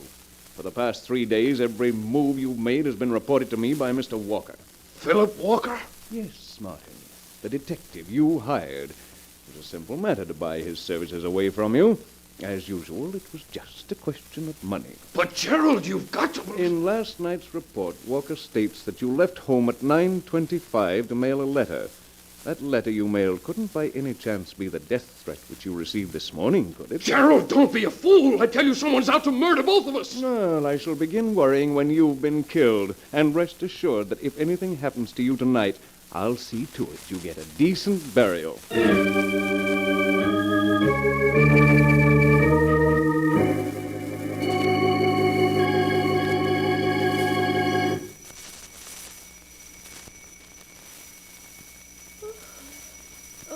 Gerald. I'll wake up. Someone's at the door. What? Who could that be at this hour? There's only one way to find out. Oh, all right. If you won't answer it, I will. Although why you don't think... Oh, shut up. I'll come with you. Does that idiot think we're deaf? Shut up, you fool. Oh, his face is covered with blood. Who is he? I don't know. Gerald. Martin, hold the door open while I carry him in. All right, Gerald. He's almost unconscious. Loss of blood. Yeah. Easy now. That's it. Oh, no use. Gerald, His face looks as though it had been slashed a dozen times. He's horribly mutilated. Gerald, what's he clutching in his hand? It's a letter with a black border. What's it say? Can you make it out? It's difficult to read with the blood on it. It says, "This is the last letter you'll ever receive, Scott. Your time has come." Oh, Gerald, what does it mean? Stop asking so many questions and call Dr. Richards. Oh, all right. Martin, can you hear me? Gerald, at midnight, he came for me. Who, Martin, who? I never had a chance. Tell me, Martin, who did this to you? He said after I died, you would be next. But who, Martin, who? Dr. Richards will be right over, Gerald. It's too late. He's dead.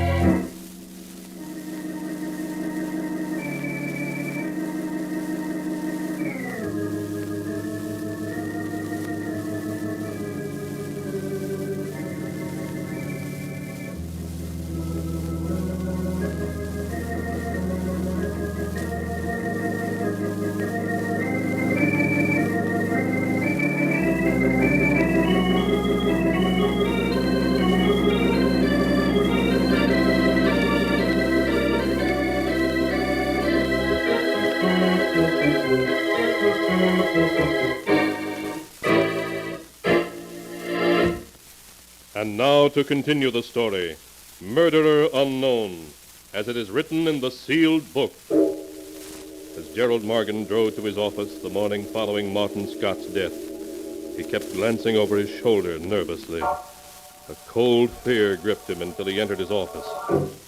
Good morning, Mr. Morgan. Good morning, Jason. I read in the morning papers what happened to Mr. Scott.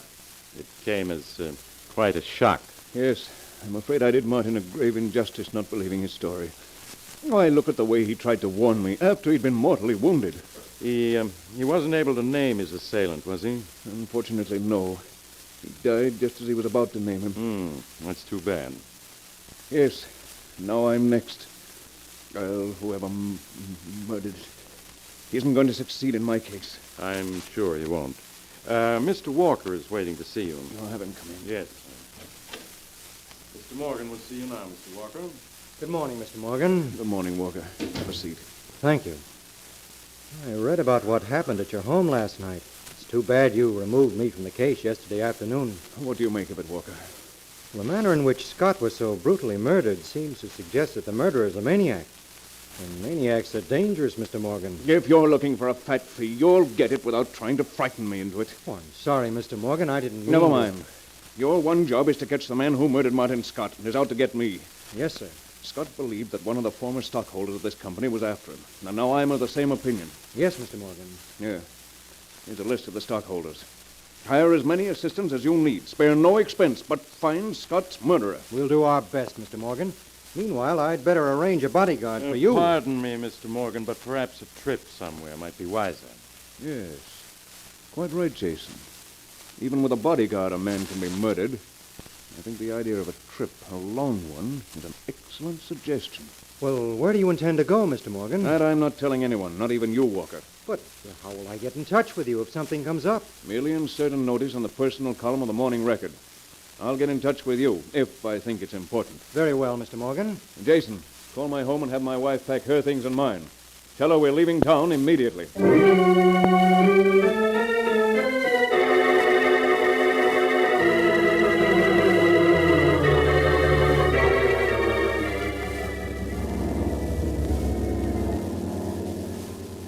Now that we're well on our way, I feel much safer.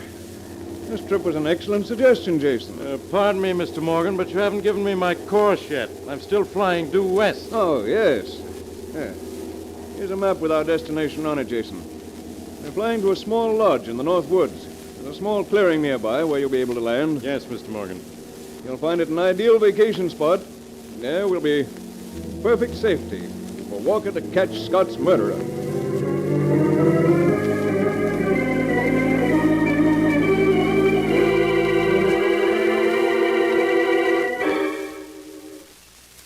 Morning, Jason. Good morning, Mrs. Morgan. Mr. Morgan. Good morning. Did you sleep well? Perfectly, thank you. 2 weeks here has made me feel like a new man. Ah, wonderful air. Yes, it is. I have here a copy of the Morning Record. Is there a message from Walker in the personal column? Yes, sir. The message reads, "Nothing found as yet, but I'm working hard." I see. Well, couldn't expect him to uncover the murderer in 2 weeks. No, sir. After all, there are over 100 stockholders, and any one of them might be guilty. Good morning, madam. Gentlemen, a wonderful day for fishing, no? Yes, it is. What have you got there, Pierre?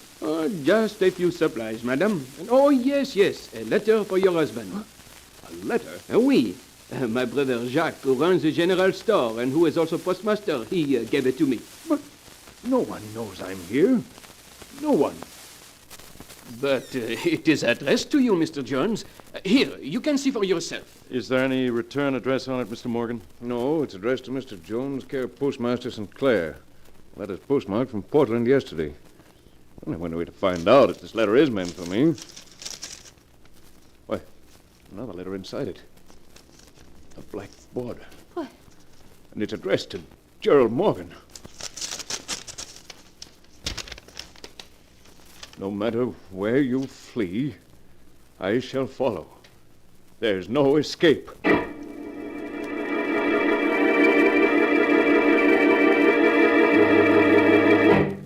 A few minutes later, after a few bags had been hastily packed, a plane took off from a small clearing in the woods. Hour after hour it flew due southwest, and when the fuel was almost gone, it landed near a small village in Indiana. Gerald and his wife went to the only hotel in the village. Gerald, it was dreadful enough flying 1,000 miles in 8 hours, but it's too much to expect me to stay at a miserable inn like this. Just look at this room. Gabe, if you value that lovely white neck of yours, you'll do exactly as I say. We're staying at this inn because it's secluded and safe. Who is it? It's Jason.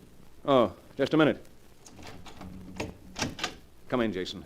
Did you get rid of the plane and send the telegram to Walker? Yes, I did. What did you say in the telegram? Well, I told him that the murderer had been in Portland yesterday, and that he was to fly there and make every effort to apprehend him. Good. Walker's no fool. He'll have his men in every hotel, station, and bus terminal in Portland. They have photographs of all the stockholders, and sooner or later they'll catch up with the guilty man. But suppose he's already left Portland. Walker will still find him. Now stop talking about it. We're perfectly safe here. All we have to do is wait.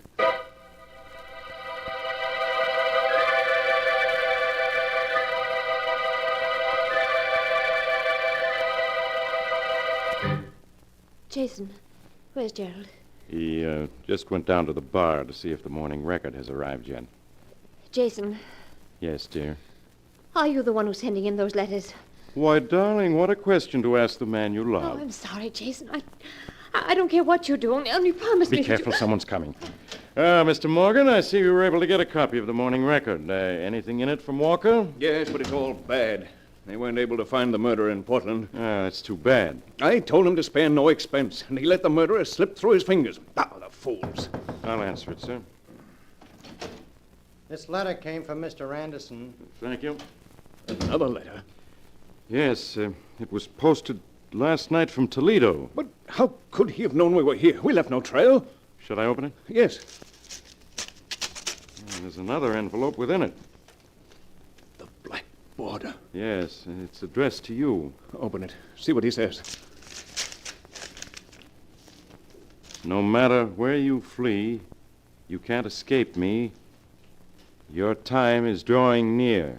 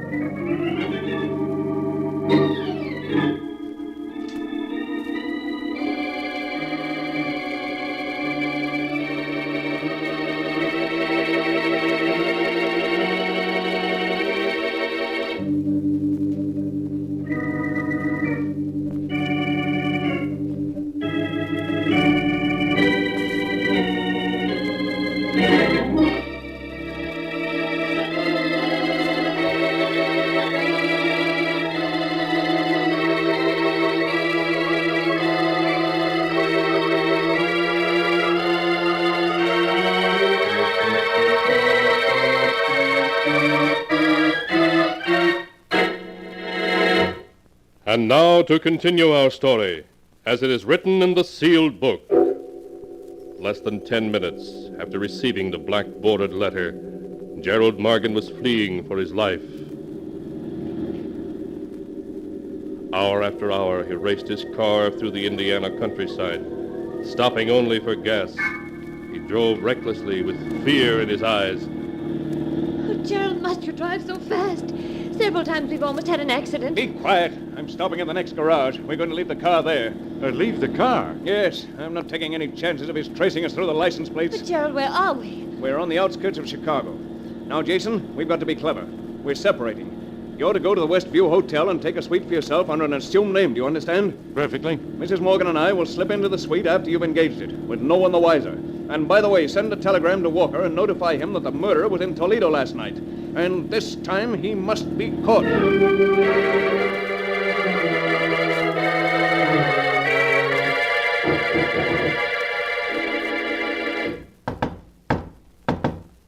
you, Jason. Yes, I'll let him in. Were you able to get a copy of the morning record, Jason? Yes, I was. Give it to me. Let me see. Here we are. No success in Toledo.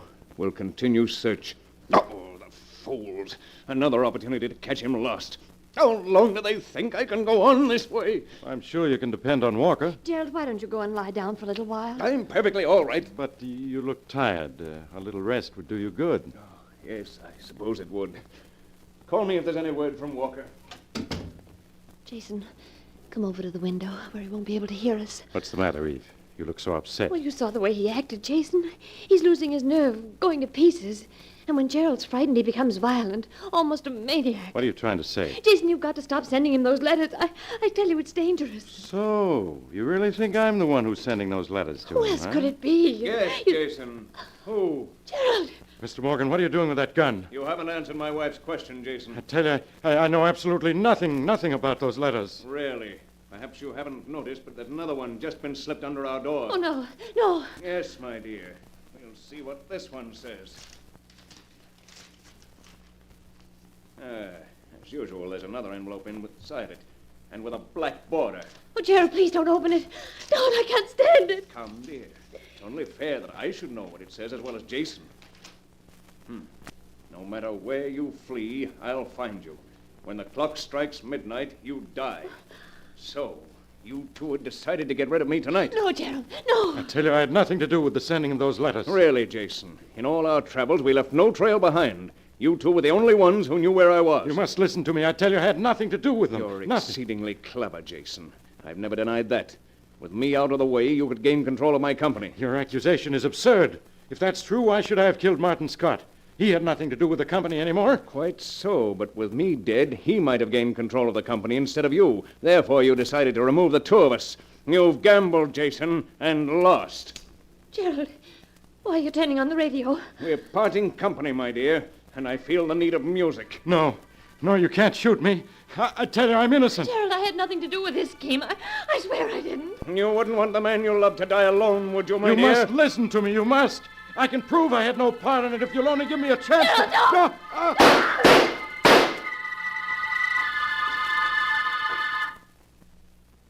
You were both very clever, but you were dealing with Gerald Morgan. You sent your last threatening letter. I've got to get out of here.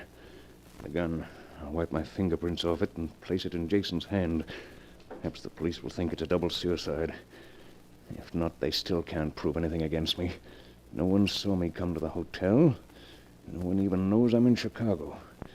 I'll return home and get someone to act as my alibi. The police will never know.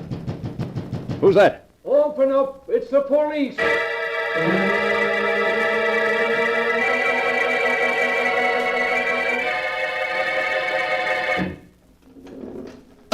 I'm afraid you can only have a few minutes, Mr. Walker. Thank you. Walker, what are you doing here? I've come to deliver a letter. A letter? Yes. Here. What? It's from Martin Scott, dated December 5th.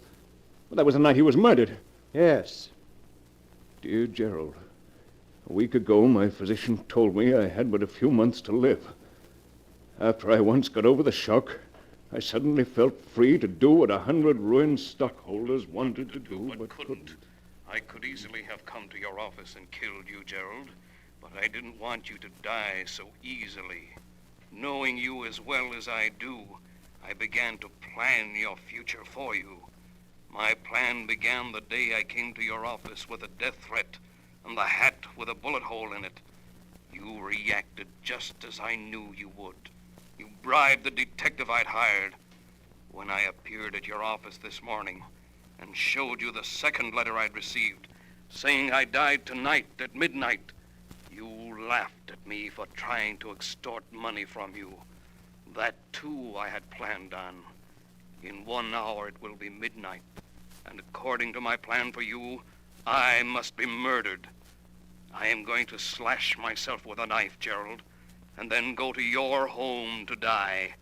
You're going to watch me die, Gerald, and know fear as you've never known it before. After I'm gone, you will begin to receive the same kind of threatening letters which I sent myself. You will run away, Gerald, but wherever you go, a letter will find you. You'll become insanely frightened, and in time you'll turn on the only person who could be logically betraying your movements, Jason. If Things work out as I planned. The great fear in you will drive you to kill him. When you're in prison, waiting for the end, you'll receive this letter. And at last know which one of the stockholders made you pay for your crimes. Martin Scott. No, it can't be. But it is, Mr. Morgan. But if Jason didn't send me those letters, who did? You forget, Mr. Morgan, that I knew where to find you. You had Jason send me telegrams, and they were easy to trace. Then it was you who sent those letters. Yes, I was the one who carried out Martin Scott's plan. But I bought you, gave you thousands of dollars. All of your checks were torn up.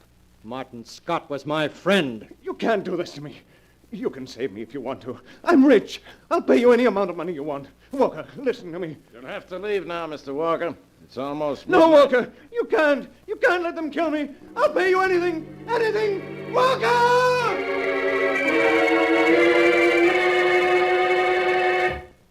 And so ends the tale, Murderer Unknown, as it is written in the sealed book. At midnight, Gerald Morgan was executed in the electric chair. Twisted indeed are the strands of fate, in which destiny entangles mere mortals.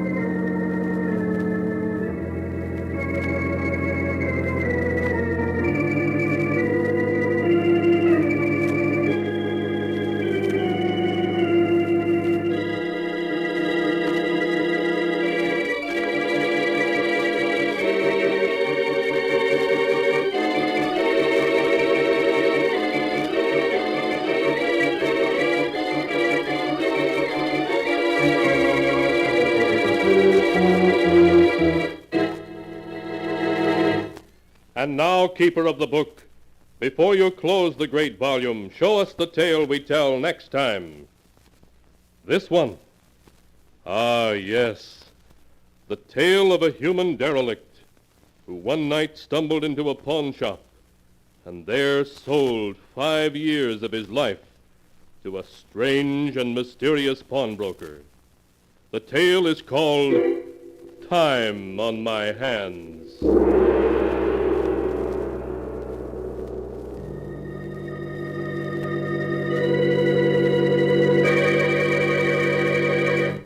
Be sure to be with us again next time when the sound of the great gong heralds another strange and exciting tale from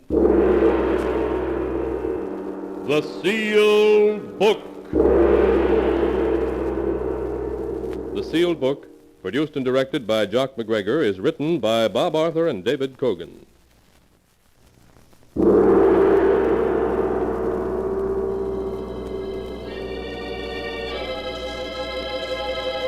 The Sealed Book.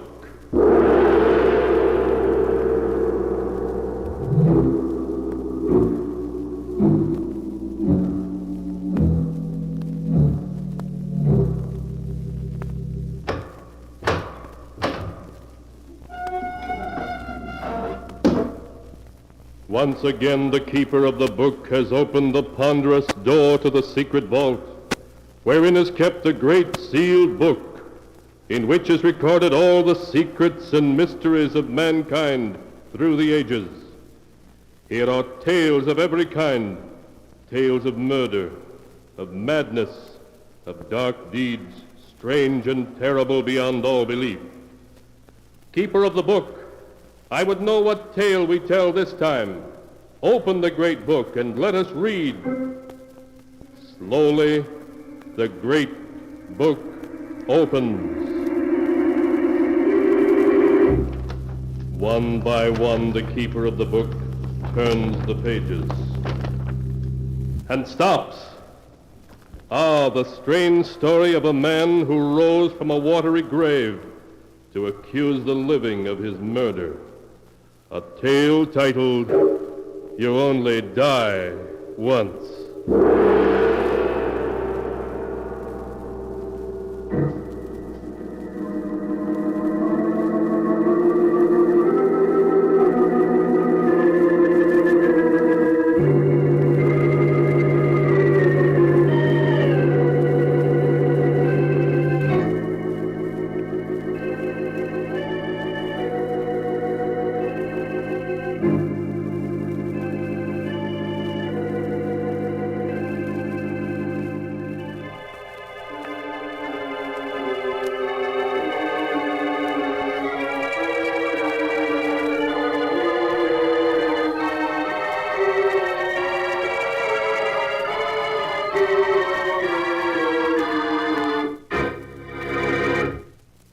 Here is the tale, You Only Die Once, as it is written in the pages of the sealed book. The story begins some years ago in the beautiful Winthrop mansion on the Hudson River. It is early evening, and John Winthrop, just home from the city, enters the drawing room to find his wife, Vivian, reading a telegram. Good evening, darling. Who's the telegram from? Oh, John, it's from my brother, Jerry. He's arriving tonight from Los Angeles. His train gets into Grand Central at 10 o'clock. Well, that's fine. I'm very anxious to meet your brother, darling. Oh, John, you'll love him. Jerry's a grand person. I'm sure he is, Vivian, if he's anything like his sister. Oh, for that you deserve a kiss. Oh, John, I'm so excited about Jerry's visit. Well, if having Jerry here makes you so happy, we'll have to make his stay a permanent one. Come on, darling, let's go to dinner.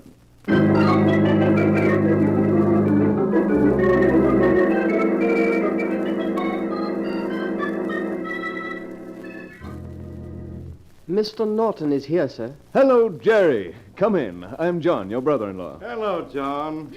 Jerry. Oh, Jerry. Oh, it's so good to see you again. Well, stand back and let me look at the bride. Vivian, I've never seen you looking so beautiful. Now, John, you know why I'm so fond of Jerry. Oh, Jerry, dear. What suddenly made you decide to come east? You said nothing about it in your last letter. Well, you know your brother, always making quick decisions. I gave up my position in Los Angeles to come east. I intend to settle down and find a job in New York. In New York? Mm-hmm. Oh, Jerry, that's wonderful. John, did you hear that? Yes, darling, and I think it's a fine idea. As I recall, Jerry, Vivian said you were an executive. That's right. Well, then, I think I've got you a position. You mean you know of an opening? Or with whom? Myself. You? Yes. For the past week or so, I've been contemplating hiring an assistant. My doctor told me I was overworking and needed one. Oh, there's nothing seriously wrong with you, I hope. No. Just that my heart acts up a bit now and then when I've been working too hard. Well, what do you say, Jerry? Will you accept the position? All right, John. And I'll do my best to be of real assistance to you. No, you don't know how happy this all makes me. John, do you think Jerry might come here and live with us? I think that's an excellent idea, if Jerry is agreeable. Well, there's nothing I'd rather do, but, well, are you sure I won't be in the way? Oh, Jerry, of course not. John and I would love to have you live with us. Of course we would. All right, then. Thank you both very much. Good. Then it's all settled. Well, I must be off to bed. It's almost midnight, and I promised my doctor I'd be in bed every night by 11. I'll be up shortly, John. Oh, take your time, Vivian. I'm sure you two have a good deal to talk over. Good night, Jerry. Good night, John.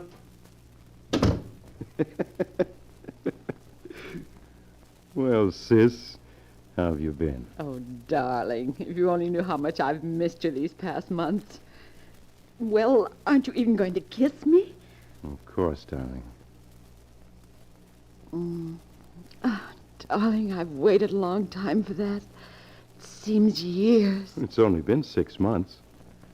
How have you been doing, darling? Not bad. Not bad at all.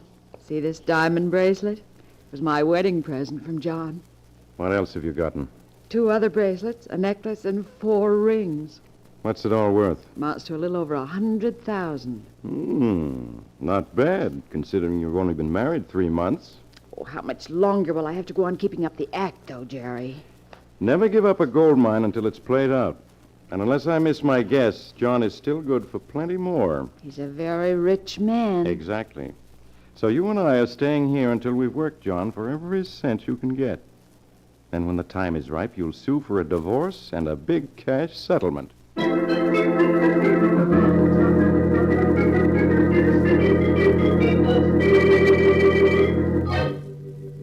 A few months went by. Months in which John Winthrop found himself increasingly happy. Vivian was all that he'd ever dreamed of in a wife, and Jerry, as his business assistant, was invaluable. In his happiness, John lavished gifts on his wife and paid Jerry an exceedingly handsome salary. The three lived in complete harmony until one night late in September. Is that you, Jerry? Yes.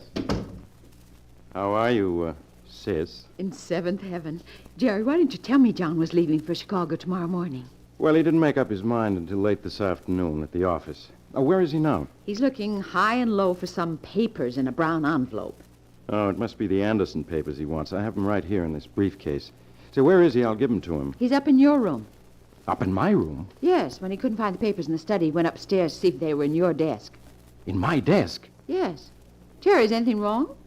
I don't know. Let me see.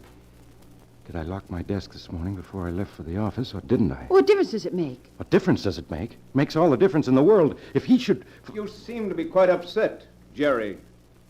Is it because you were afraid I found your desk unlocked? That I might come across these?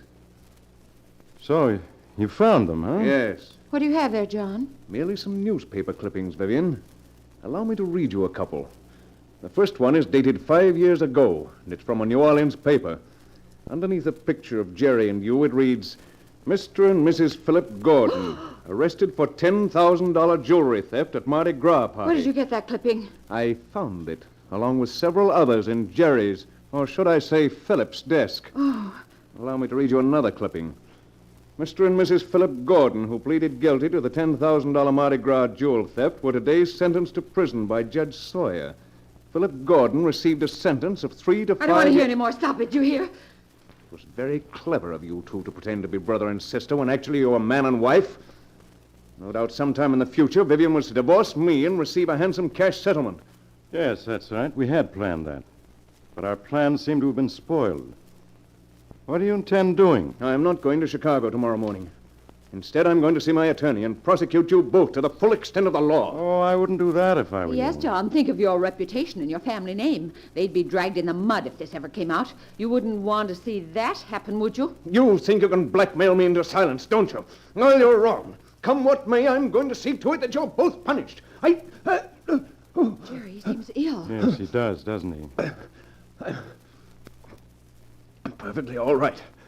I think we've said everything that's to be said. I'm through with words now. First thing in the morning, I'm going to see my attorney and have you both exposed. You're going to learn you made a fool of the wrong man.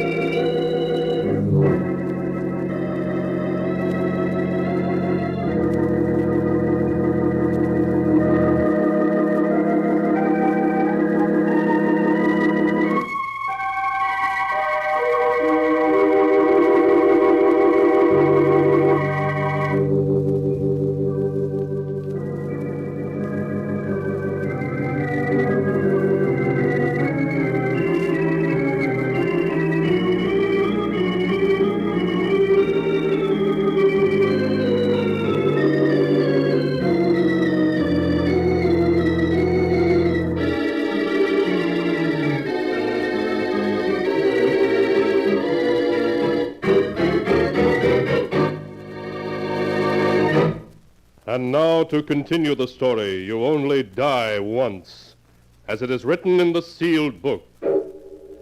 After John had gone to bed, Jerry silently paced up and down the drawing room, trying to figure a way out of their dilemma.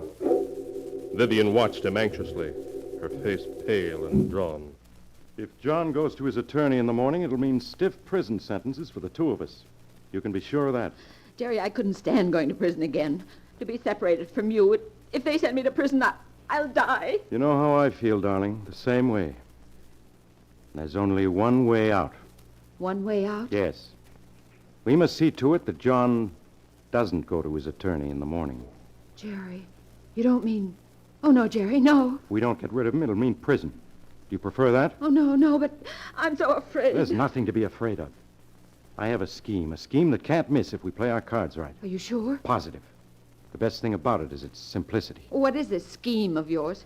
John's gun is in that desk over there. I'll use it to get rid of him. Once that's done, you and I will carry him down to the boathouse. To the boathouse? Yes. There I'll fasten some weights securely to the body. Then we'll take him out in the launch to the deepest part of the river and drop him in. The weights will take him to the bottom and keep him there. But, Jerry, in a few days they'll start looking for him. They'll drag the river. They'll start looking for him, but they won't drag the river. For as far as the police are concerned, John will have gone to Chicago.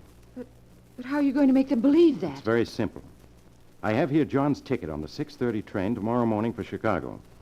After we've disposed of the body, you'll drive me to Grand Central Station, where I'll board the train as John Winthrop. Oh, but, Jerry, you could never pass as John. You're so much younger. Nonsense. John and I are about the same height and build. If I were to wear John's glasses and a false mustache, in the early morning light, no one would notice the difference. You wouldn't actually go to Chicago, would you? Of course not. After I'd made sure that I was seen by the conductor and the porter at the station, I'd secretly slip off the train at the first stop. Oh, I see. A few days later, we'd notify the police that John had gone to Chicago, and we were worried as we hadn't heard from him. They'd naturally check to see if he'd taken the train. The conductor and porter would satisfy them on that score. The police would begin a nationwide search. But, darling, they'll ask questions, hundreds of questions. All we have to say is that you drove John to Grand Central Station and watched him leave on the train to Chicago. Stick to that story and we're safe, do you understand? Oh, yes, Jerry. Remember, that's all you know. John got the 6:30 train for Chicago, and that was the last you saw of him. All right, darling. I won't slip up. That's the spirit. Now, it's just 11 o'clock. We'll wait 2 hours to give John a chance to fall asleep.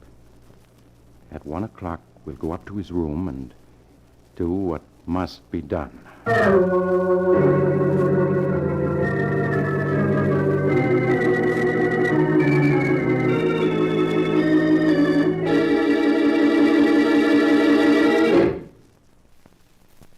You all set, Vivian? Yes. I'll open the door. Quiet now. He's sound asleep. Yes. Just hold that flashlight steady. Oh, hurry, darling, hurry. Steady, Vivian. Quiet. It's all over. Jerry, is he dead? Yes. He never knew what happened. Why, I'm glad he didn't wake up. I'm so glad he was sound asleep. Now, you pick him up by the feet while I get him under the shoulders. The next stop for John is the boathouse.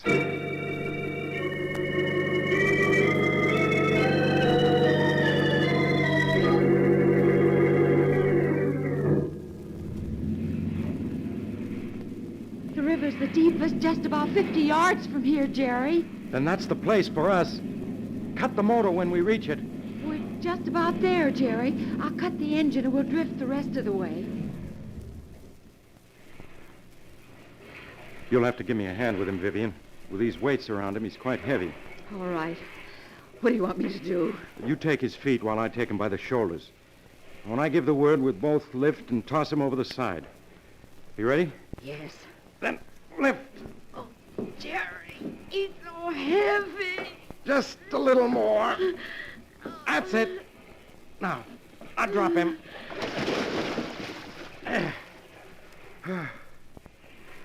Well, darling, that's the last of Mr. John Winthrop.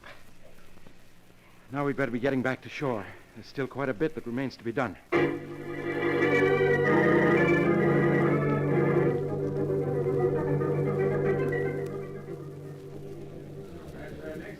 Keep your hat pulled down and your collar up, Jerry. Right.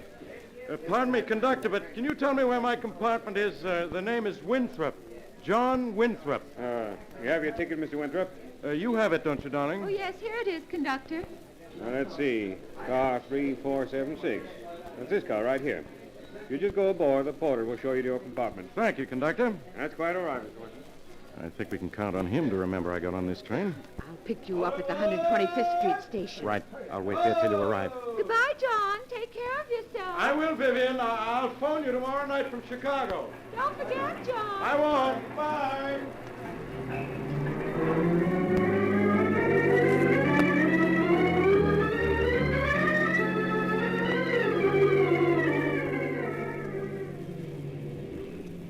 Here I am, Jerry. Come on. Let's get in the car and away from here. All right.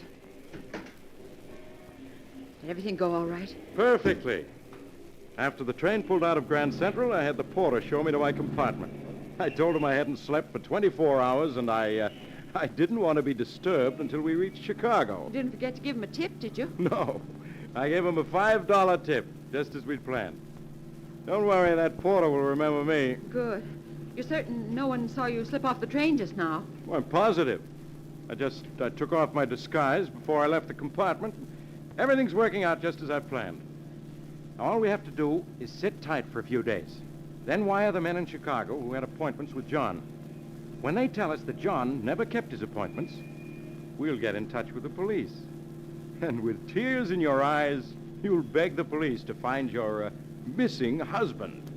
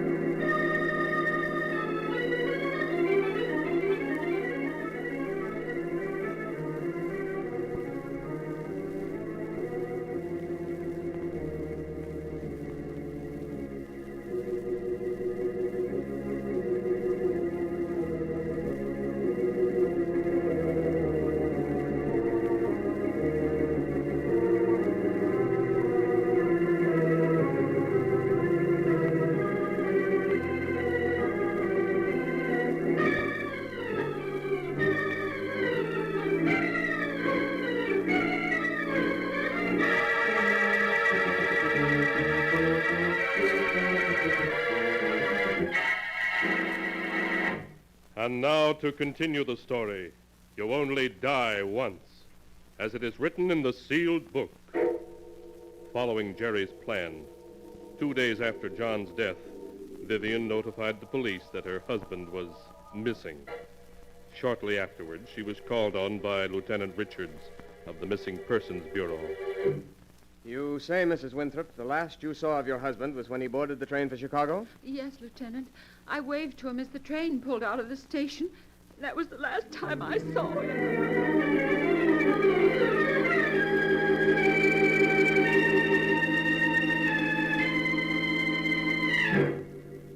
A week passed, and then 2. But the police found no trace of John Winthrop.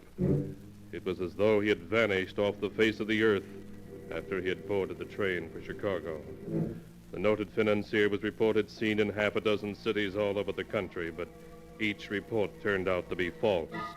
The newspapers played up the strange disappearance of John Winthrop, but after he had been missing a week, the story lost its interest for the public and was quickly forgotten. When 2 weeks had passed, Jerry took Vivian, who was on the verge of a nervous breakdown, away for a rest. Making no secret of their destination, they went to John's mountain lodge, high in the Adirondacks. Was you like a cocktail, Vivian? Yes, Jerry. Oh, darling, isn't it wonderful being up here, just the two of us? It lacks only one thing to be perfect, music. Let there be music and let the wine flow freely. I'll turn on the radio. Here's looking at you, baby. And here's to our good luck. May we always have it. Oh, we're sitting pretty.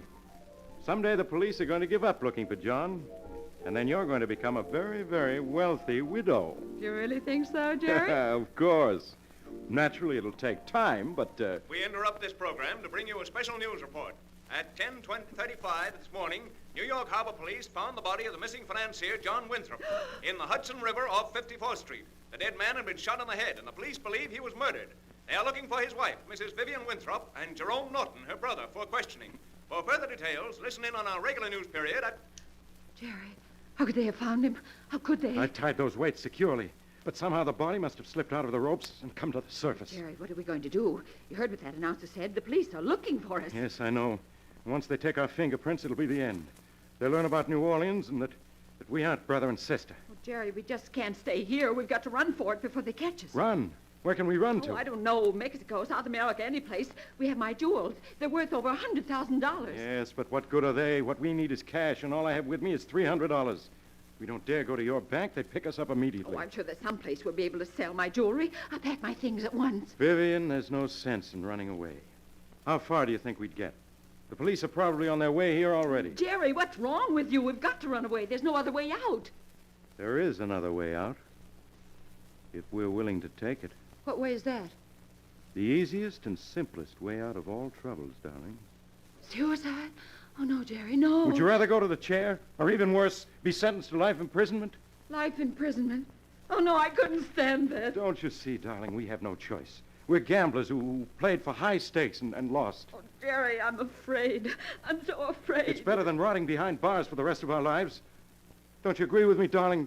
I know you're right, Jerry, but I don't want to die. I want to live. So do I, Vivian, but... Do you hear sirens? Jerry, the police. They're here already. Yes. A police car and 2 motorcycle police are coming up the road. They'll be here in a minute or two. Oh, Jerry, what are we going to do? We have the choice of going back with them and standing trial for murder, or the other. You know what my choice is. How are you going to do it? Poison tablets. I have them here. I've carried them a long time against just such a moment as this. Will we suffer much? No, darling. A moment or two, then it will be all over. The police are almost here. We haven't much time. All right, Jerry. Now you're being the good loser that I always knew you were. Here's a tablet for you, darling, and one for me. Will one be enough? Yes, more than enough. Don't be afraid, Vivian. Do it quickly without thinking about it. Here, I'll take mine first. There. Now, you take yours. All right, Jerry. That's it. There. That wasn't so hard, was it? No. Well, darling, they're here. But nothing they can do or say can matter to us anymore. We've beaten them, do you understand? They can't touch us. Yes, Jerry. I'll let them in now. Hello, Lieutenant. Come in, come in. You remember Mrs. Winthrop, don't you? You can stop the acting, Norton, or should I say Gordon. We know who you and Mrs. Winthrop are. Oh, so you've already found out, huh? Yes. We did some fast checking this morning after Winthrop's body was fished out of the harbor. I'm going to have to take you both back to headquarters. I'm afraid you're a little late, Lieutenant. A little late? Yes. You see, a minute or so before you arrived, my wife and I took poison tablets. Huh? In a very little while, we'll both be well out of your reach. Grogan, get the first aid kit from the squad car. Yes, sir. You're wasting your time, Lieutenant. You're never going to send us to prison for John Winthrop's murder? Murder? We don't want you for Winthrop's murder. You don't want us for John's murder? No, for the simple reason he wasn't murdered. What are you saying? I shot and killed him myself. You only think you did. An autopsy this morning showed that John Winthrop died of heart failure. All you did was put a bullet into a corpse about an hour later. You mean he was already dead? Dead when I shot him? Yes, that's right. Lieutenant, help us. Don't let us... Jerry, I can't breathe. Help me. Lieutenant, don't let us die. Save us. save us. Don't let Lieutenant, get the first aid kit. It's too late, Grogan. You mean they're dead? Yes. The chief only wanted them for questioning, but if ever two people deserved to die, they did. There was murder in their hearts. Yet I'll be doggone if the law would have been able to do anything to them. We couldn't have held them for murder. Yeah, that's right. It would have been hard to make a charge of bigamy stick with Winthrop dead. I guess about the only thing we could have held them for was mutilation and illegal transportation of a corpse. Yes, justice sure has a strange way of working itself out.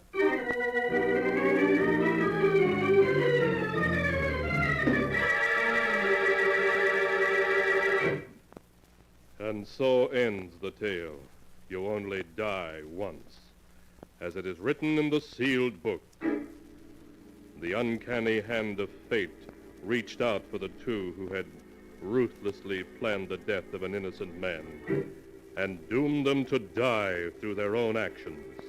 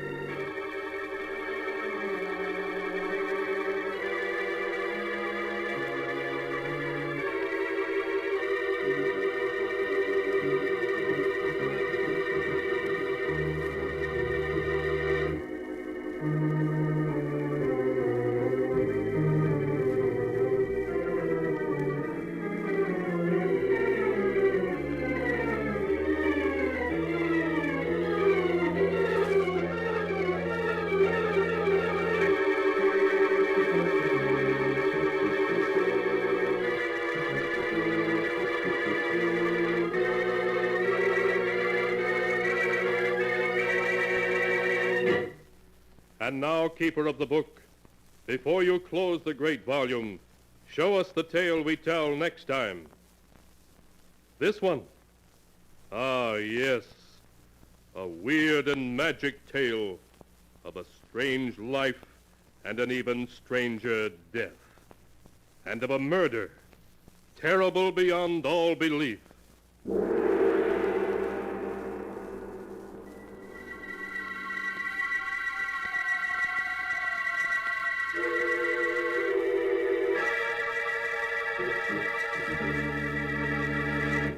Be sure to be with us again next time when the sound of the great gong heralds another strange and exciting tale from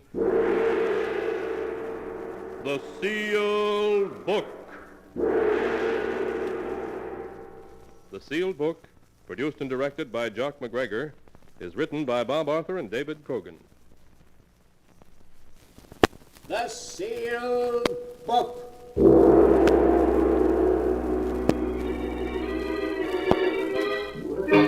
Once again, the keeper of the book is ready to open the ponderous volume in which is recorded all the secrets and mysteries of mankind through the ages. All the strange and mystifying stories of the past, the present, and the future.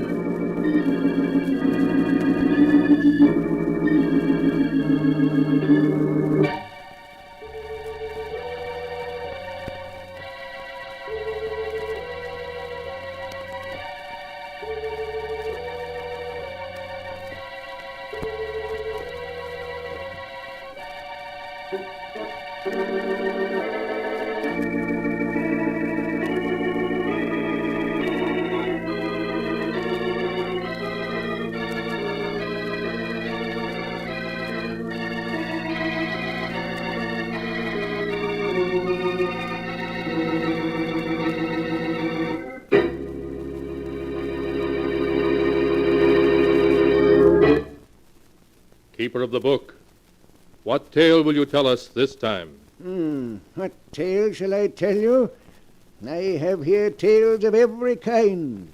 Tales of murder, of madness, of dark deeds and events strange beyond all belief. Let me see. Yes, here's a tale for you. The strange tale of an old woman and of 3 heirs greedy for her millions. A tale I call Death Spins a Web.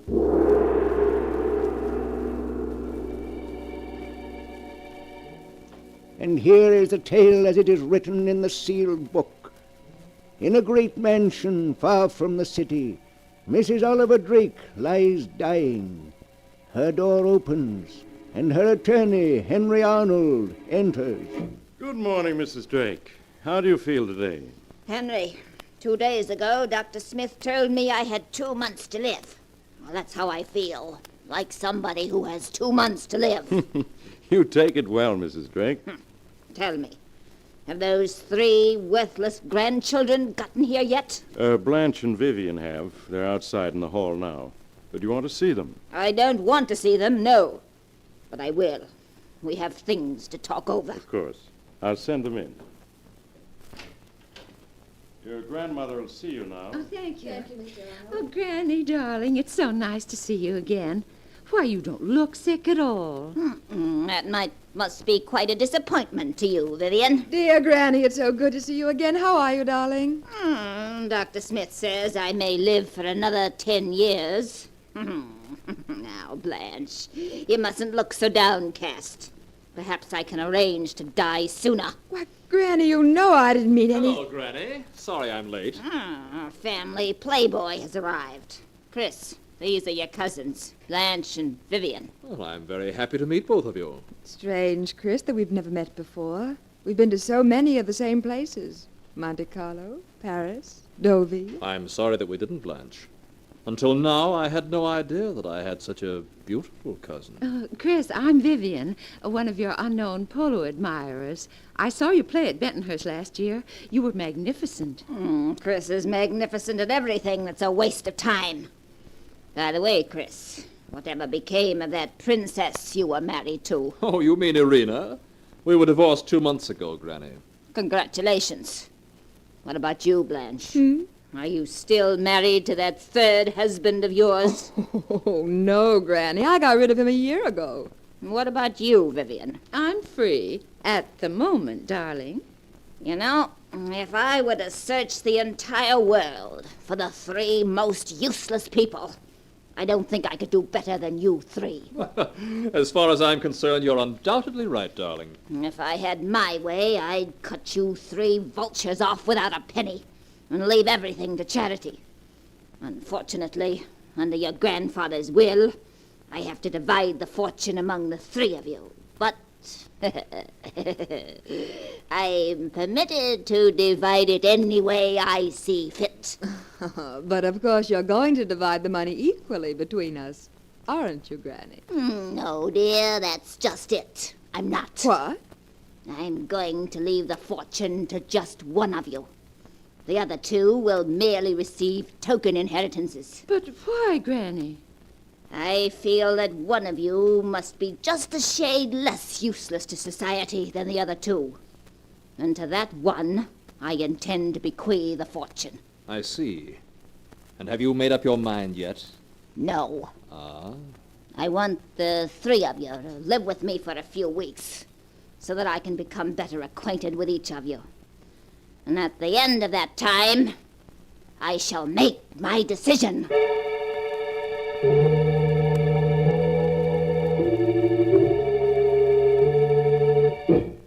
In the days that followed, Blanche, Vivian, and Chris spent a good deal of time with their grandmother.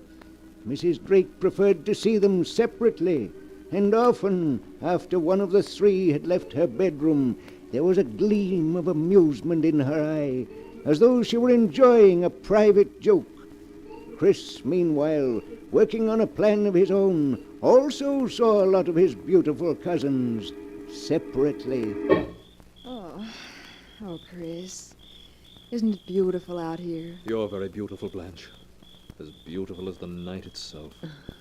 You don't have to say that, Chris. Just because there's a full moon. It's not the moon. Darling, life hasn't been the same since I met you. The moment our eyes met, I was lost. Oh, Chris. Chris, I felt the same way. Only I didn't think you did. But I do, darling. Then you're going riding with Vivian each morning doesn't mean anything? Oh, of course not. You're the one I love, and always will. Oh, Chris. Chris, I do so want to believe you. I've been so unhappy. None of my husbands ever understood me. But I do, darling. And I love you very much. Oh. Oh. You know that now, don't you? Yes, Chris. Yes. I do.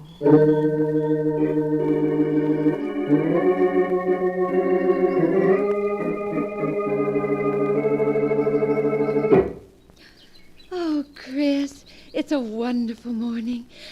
Oh, the air feels so clean. Oh, you look lovely, Vivian, with your cheeks so flushed and your hair windblown. Look at me, Vivian. Oh, Chris, don't. You had no right to kiss me. Let me go. Your lips say let me go, but that isn't what your eyes are saying, is it, darling? No, Chris. No, it's not. Oh, Chris, this isn't just one of your famous flirtations. No, darling. I think I fell in love with you the moment I saw you. You do care for me, don't you, Vivian? Yes, Chris.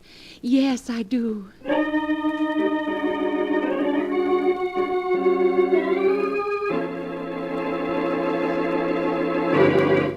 I understand you want to see me, Granny. Yes. Come over here, Chris. Well, how did you make out? What do you mean? I said, how did you make out? With Vivian, of course. So you know that I was out riding with Vivian. I know everything that goes on in this house. Vivian may not know that you took Blanche for a walk down by the lake last night, but I know. Oh, now, Granny, you're not going to give my little game away, are you? Oh, no, Chris, no. I find it very enjoyable watching an unmitigated scoundrel make love to two women at the same time. Well, after all, Granny, if you don't leave me the fortune, I have no choice but to marry whichever one of them inherits it. But they're such stupid women, Chris. You yourself are a rogue, but at least an amusing one. But those women... And that's the reason you ought to leave me the fortune, Granny. It's a pity I'm not 20 years younger, isn't it, Chris? Then your charm might have some effect upon me. Yes, you're quite right. Well, Chris, you'd better get back to Blanche and Vivian. After all, one of them might be an heiress, and heiresses demand attention.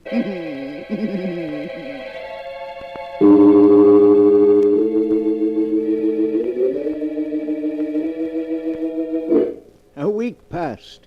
A week in which Chris found it more and more difficult to play his little game.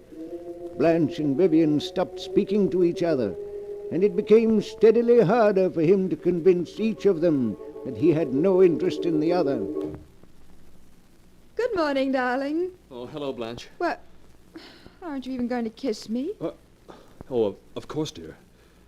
Oh, Chris, I do love you so. This past week has been heavenly. Chris, you do love me, don't you? Darling, what a question. You know there couldn't be anyone for me but you. Then why do you spend so much time with Vivian? That's how I keep tabs on her. What? Well, what do you mean? Blanche, Vivian is cheating in an effort to get Granny's fortune. Cheating? How? The three of us agreed not to go see Granny unless she sent for us. Yes? Well, Vivian has already broken that agreement. Several times she sneaked into Granny's bedroom to try to influence the old lady in her favor. What?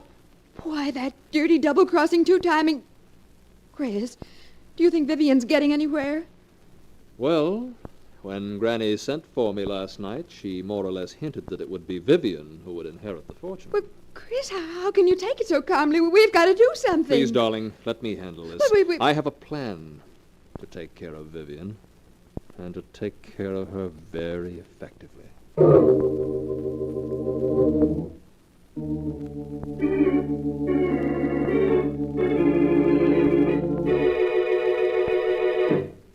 Vivian. How are you, darling? Let go of me, Chris. Let go.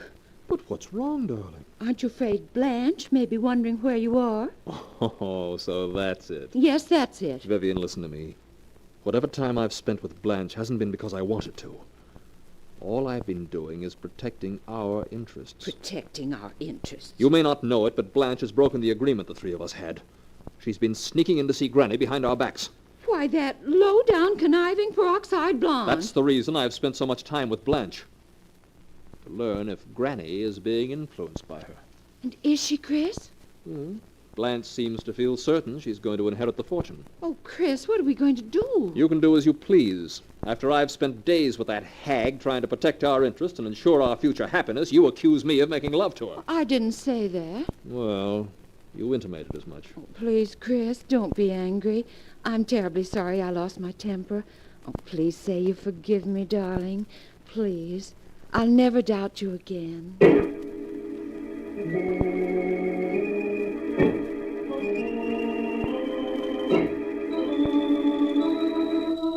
A few days later, after a particularly severe heart attack, Mrs. Drake sent for her 3 grandchildren. I suppose you're wondering why I sent for you, aren't you? Naturally. Oh, frankly, yes, Granny, darling. In the 2 weeks that you've been living with me, I've come to the conclusion that you 3 are the shallowest and most useless people alive. Why, Granny? If I could, I'd leave the entire fortune to charity. But the will of your grandfather provides that the fortune is to be divided among you. I want you to know that I've finally made my choice. You have? And who's the lucky one among us, Granny? My attorney, Mr. Arnold, is coming from the city the day after tomorrow to draw up my will. When I'm dead, he'll reveal to you who the fortune goes to. Until then, you'll just have to be patient and try to guess.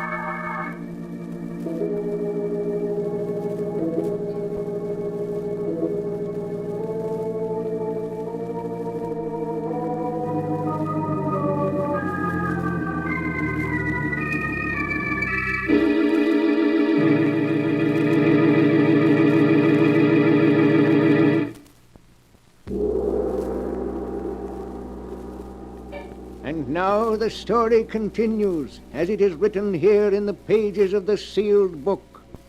For several days, Blanche and Vivian and Chris have waited in suspense to learn their grandmother's decision as to who is to inherit her money. Then one morning, looking very upset, Chris seeks out his cousin Blanche. Blanche? Chris, Oh, what is it? Is anything wrong? Everything's wrong. What is it? Chris, tell me. Early this morning, Granny sent for me. I managed to wheedle out of her who the fortune is going to. You did? Oh, Chris, who's going to get it? Vivian. Vivian. Yes. We're each to receive $5,000 while she gets millions. Oh, Chris. Chris, it's not fair. Oh, shh. Don't cry, darling. I could stand the thought of losing the fortune. If it weren't that I'd lose you also. Chris, what are you saying? We'll always be together. Oh, darling, there's no use pretending. If we're both penniless, we can't get married. Oh, Chris, it wouldn't matter if we were penniless. Really, it wouldn't. That's what you say now, Blanche, but I know better. Oh, no. Both of us are too used to luxury to do without it. And listen, if somehow Vivian failed to inherit the fortune, it would mean that either you or I would be bound to. In either case, we could get married and have our chance for happiness. Yes, you're right. Oh, I hate her. I hate her. Darling, if we want our happiness, we've got to fight for it. Chris, what are you talking about? If something were to happen to Vivian, our worries would be over. Chris, you don't mean... Oh, no. Darling, the happiness of two people is more important than that of one. And we could be so happy together. I can't bear the thought of giving you up. Oh, Chris. But murder... We'll be caught. Not if we're clever, darling. Now listen. This afternoon, suggest to Vivian that the two of you take the canoe and paddle to the other end of the lake. When you get about a mile from shore, you'll see me approaching in the motorboat. That will be the moment for you to tip the canoe over. Tip the canoe over? Yes. Then I'll pick you up and bring you back to the dock. As for Vivian, it was a simple case of drowning. By the time I reached the overturned canoe, she had gone under. You were the only survivor. Oh, Chris, I'm so frightened. Well, will you do it? Yes. I'll do it. If you want me to.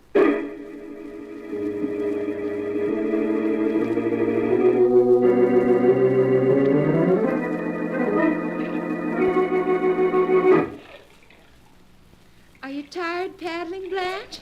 No, Vivian. The lake is certainly deserted today, isn't it? It always is this time of the year. Ooh, but that water's cold. I hear a motorboat. Oh, look, it's Chris. He's coming after us. Hello, you two. Who wants a lift? Let's just ignore him, Vivian.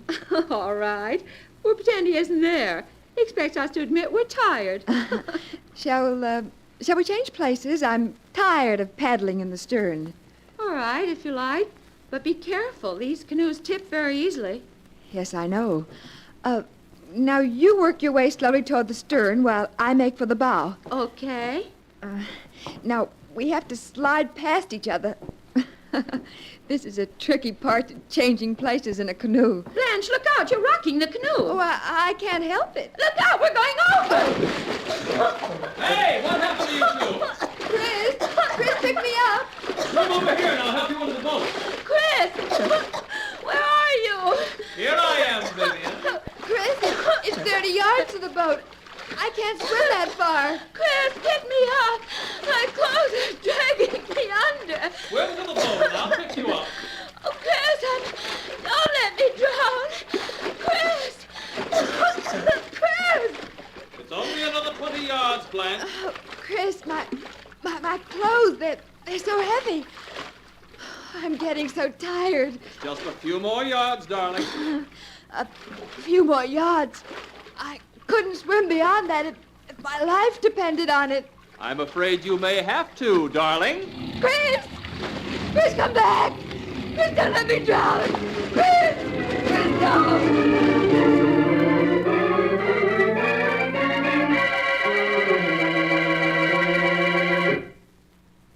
Hello, Granny.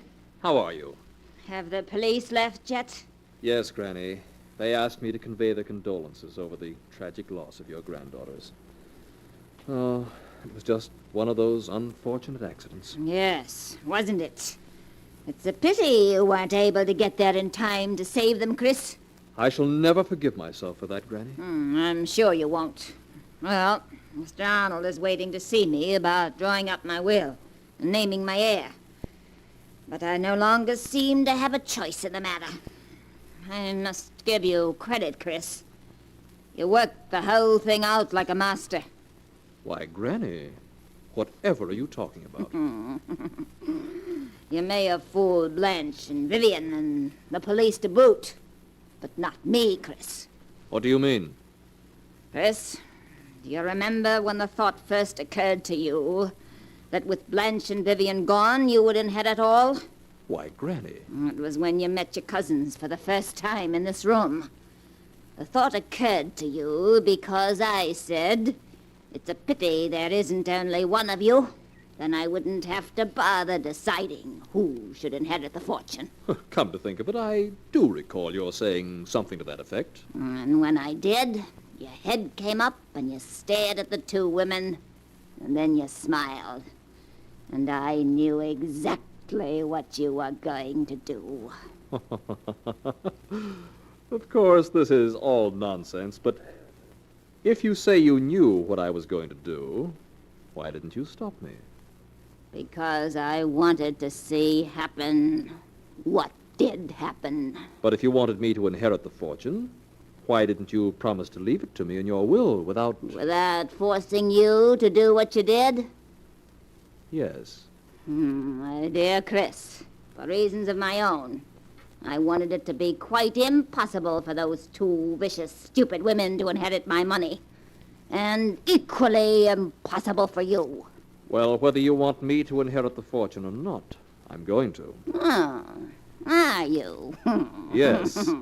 Under Grandfather's will, there's no way you can prevent me from inheriting it.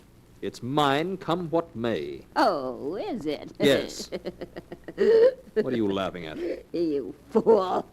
There isn't any fortune. What are you saying? There are millions. There's nothing. Absolutely nothing. Everything your grandfather left was lost in the Depression. No, that can't be. You're lying. Lying, am I? I've been paying the servants my doctor bills and other expenses by selling what few pieces of jewelry I had left. I have nothing now, nothing. No. In fact, I shouldn't even be surprised if you had to pay my funeral expenses. You witch! You planned this all from beginning to end. Getting the three of us here. Speaking of leaving the fortune to one of us, driving me on to drown the two of them. Yes, that's right. And I can't recall ever having had so much fun in all my life. Well, you won't be having it much longer. You made a mistake in playing me for the fool. I don't think so. You did exactly as I knew you would. Everything I expected came about. It did it? Did you expect this also? You didn't expect this, did you? Well, why don't you laugh now? You'll never play anybody else for a fool. Drake, is anything wrong? I thought I heard... Good heavens, Mr. Drake, let go of her. Let go, do you hear? Let go. Something she didn't count on. Let go of her. There. You can have her. She'll never play another little game like that. Mrs. Drake. Mrs. Drake. She's dead. No more than she deserved. Chris, what did you do it for? Murdering a helpless old woman. It's madness. Helpless, was she? Why, she tricked me into believing she had a fortune. Tricked me into killing to get it. What are you talking about? She tricked you into believing she had a fortune. She does have a fortune. You're lying. She said there wasn't a cent of the fortune left. You must have misunderstood her. She's worth at least $8 million. And with the death of your cousins, you were the sole heir to it. $8 million? But, Chris, no matter what you do now, that fortune can never be yours. I saw you kill your grandmother, and under the law, no murderer can inherit anything from his victim. Then she planned this, too. She always said she didn't want me to have her money. And she fixed its way so it would all go to charity. But I'll show her. I'll show her. It's mine, do you hear? Mine, mine, mine!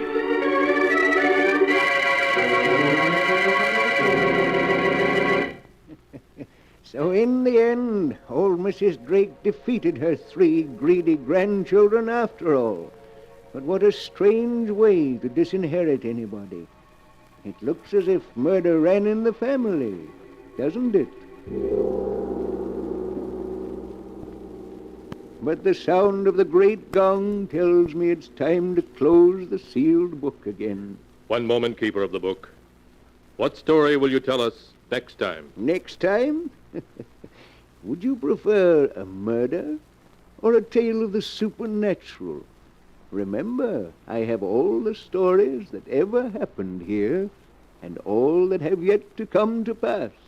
But I'll find one for you in just a moment.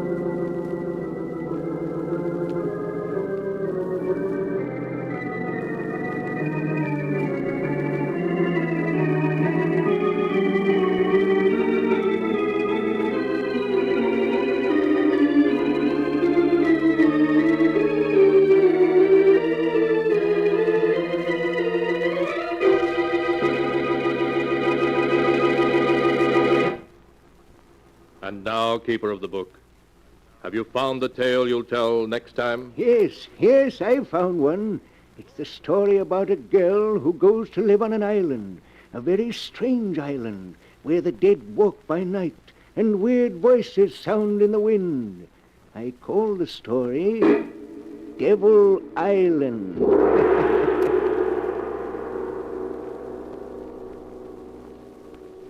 Be sure to be with us again next time. The sound of the great gong heralds another strange and exciting story from The Sealed Book. The Sealed Book, written by Bob Arthur and David Cogan, is produced and directed by Jock McGregor.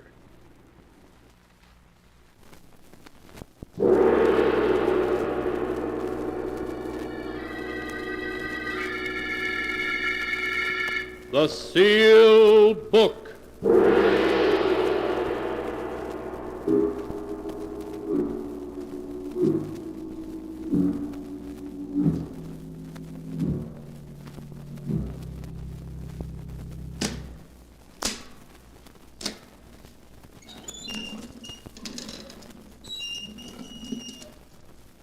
Once again, the keeper of the book has opened the ponderous door to the secret vault, wherein is kept the great sealed book, in which is recorded all the secrets and mysteries of mankind through the ages.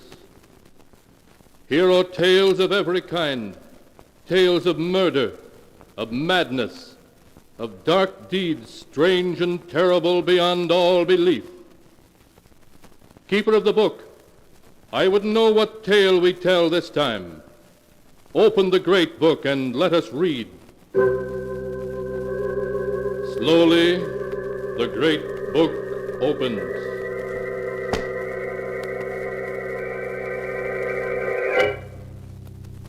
One by one, the keeper of the book turns the pages and stops. Ah, the strange story of a beautiful woman whose jealousy was so great that even the grave could not give her peace. A tale called Death at Stormhouse.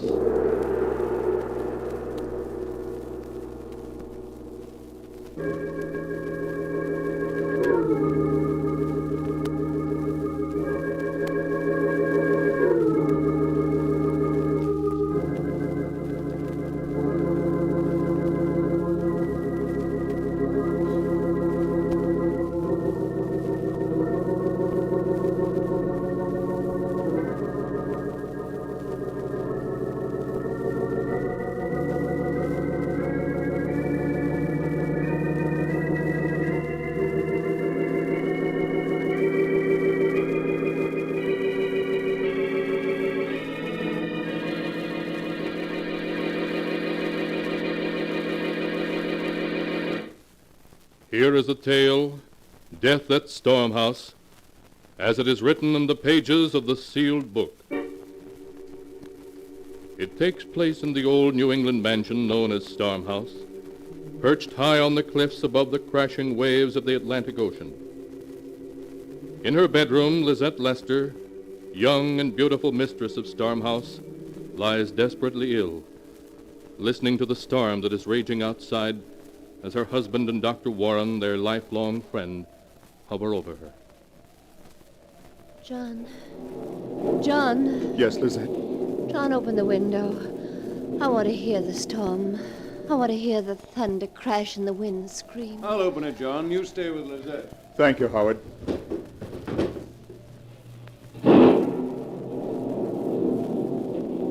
Oh, it's a wonderful storm.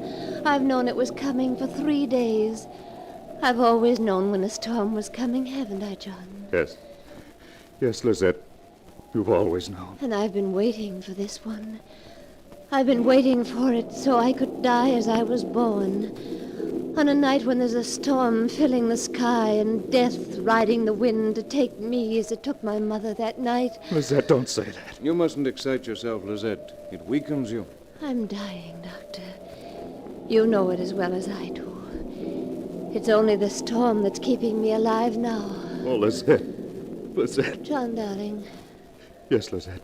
in my will there's a bequest to old Andrew for his faithful service.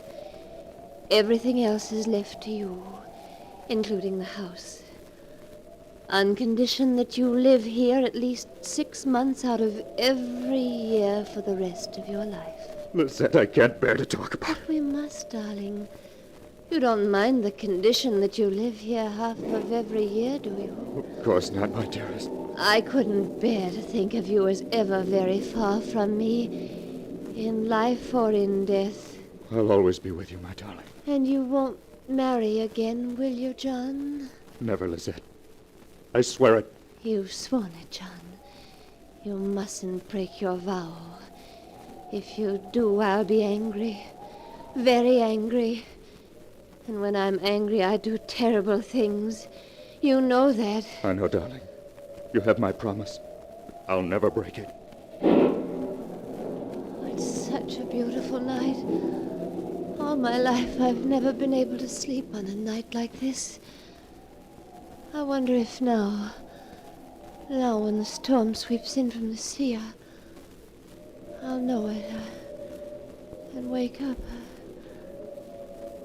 Oh. Lizette. Lizette. John. She's gone.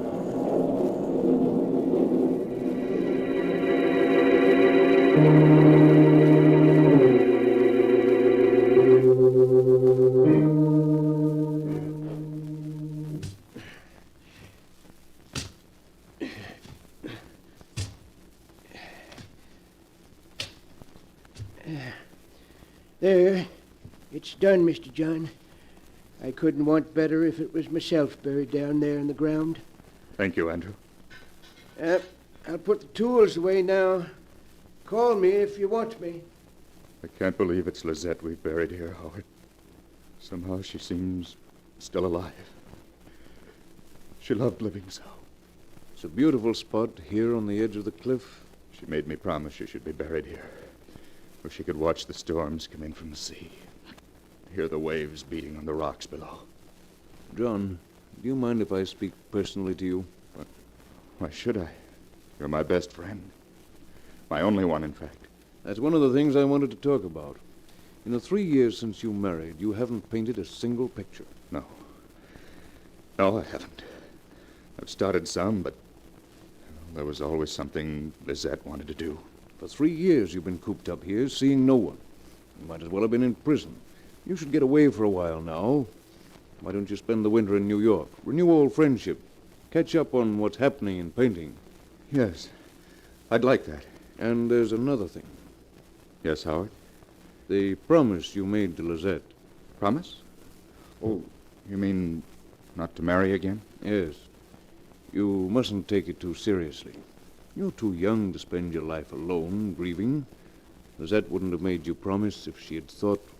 I don't know.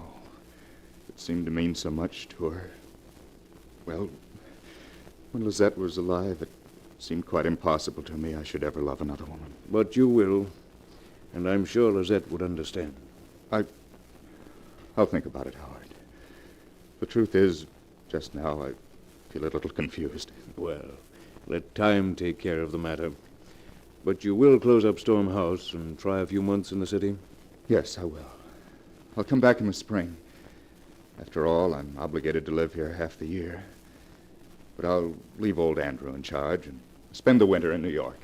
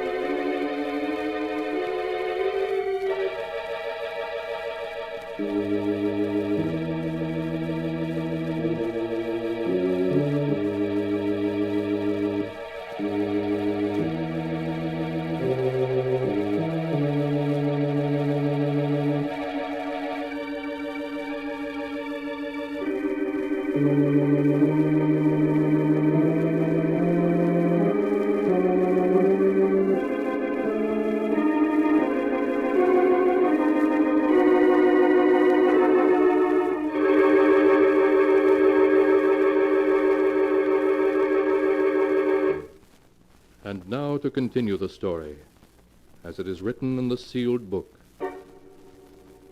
Once away from the somber atmosphere of Storm House, John Lester seemed to waken as if from a dream.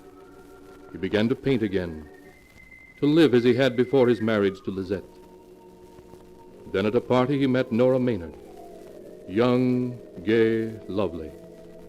And one day in the spring he brought her back to Storm House as his bride. He introduced her to old Andrew, the caretaker, showed her through the house, then took her out to see the magnificent view from the top of the cliffs. Oh, John, it's a wonderful old place. The house, the cliffs, the sea. I'm going to love every minute here. I was afraid it might seem rather wild and gloomy to you, Nora. Oh, no. Look, the clouds, the waves tossing as far as you can see, the ocean way down below us. It's magnificent. Yeah, it can be frightening, too, when a real storm comes sweeping in from the sea. John, what's that? Over there on that little point? It's Storm House's private burying ground. That grave you see is Lizette's. Lizette? Will you tell me more about her sometime, John? Yes, of course. Well, now we'd better go in. It's almost dark. All of a sudden, the wind seems to be rising. Oh, just 1 minute more. I want to tell Andrew to phone the village for groceries before the stores close. Well, you run in and tell him. I'll come in right away. Then don't be long. The wind's getting cold. Poor Lizette. I wonder what she was like. I wonder if she used to stand here and watch the darkness sweep over the sea and... John? Is that you? John, it's so dark I can't see you. John, don't I'll fall! Nora, what is it? Oh. Did you call me, Nora? Oh, John, you frightened me. I thought you really were trying to push me over. Push you over? I know you were just joking, but I almost lost my balance. I almost went over the cliff. Nora, I didn't push you. I was halfway up the path when you called. You were halfway up the path. I wouldn't play a joke like that. You must have become dizzy. I suppose so. But I was sure I felt your hand push me. And then the wind seemed to force me toward the edge. It must have been the height. Made you lose your balance. Yes, of course. That was it. Darling, come inside now. And promise me you won't ever go close to the edge of the cliff again. Yes, let's go inside. And I promise, John, the cliff frightens me now.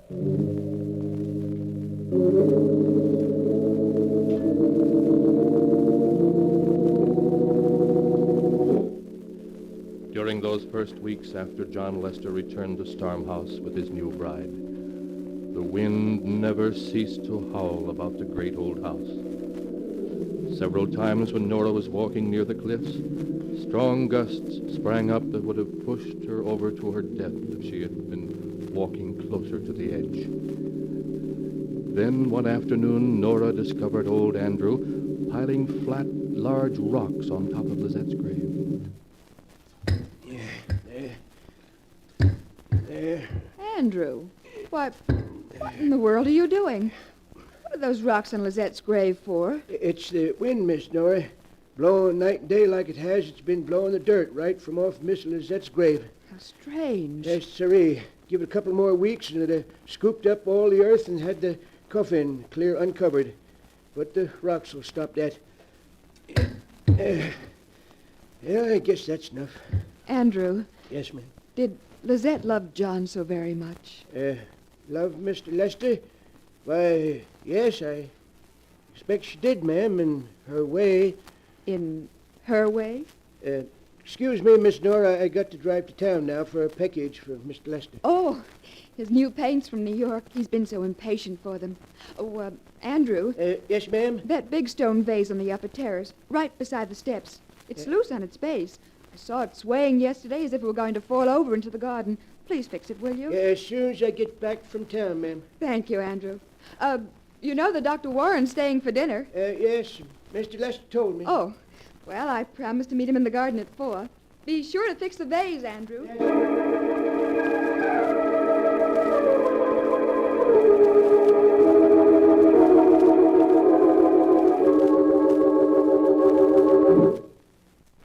Hello, Dr. Warren.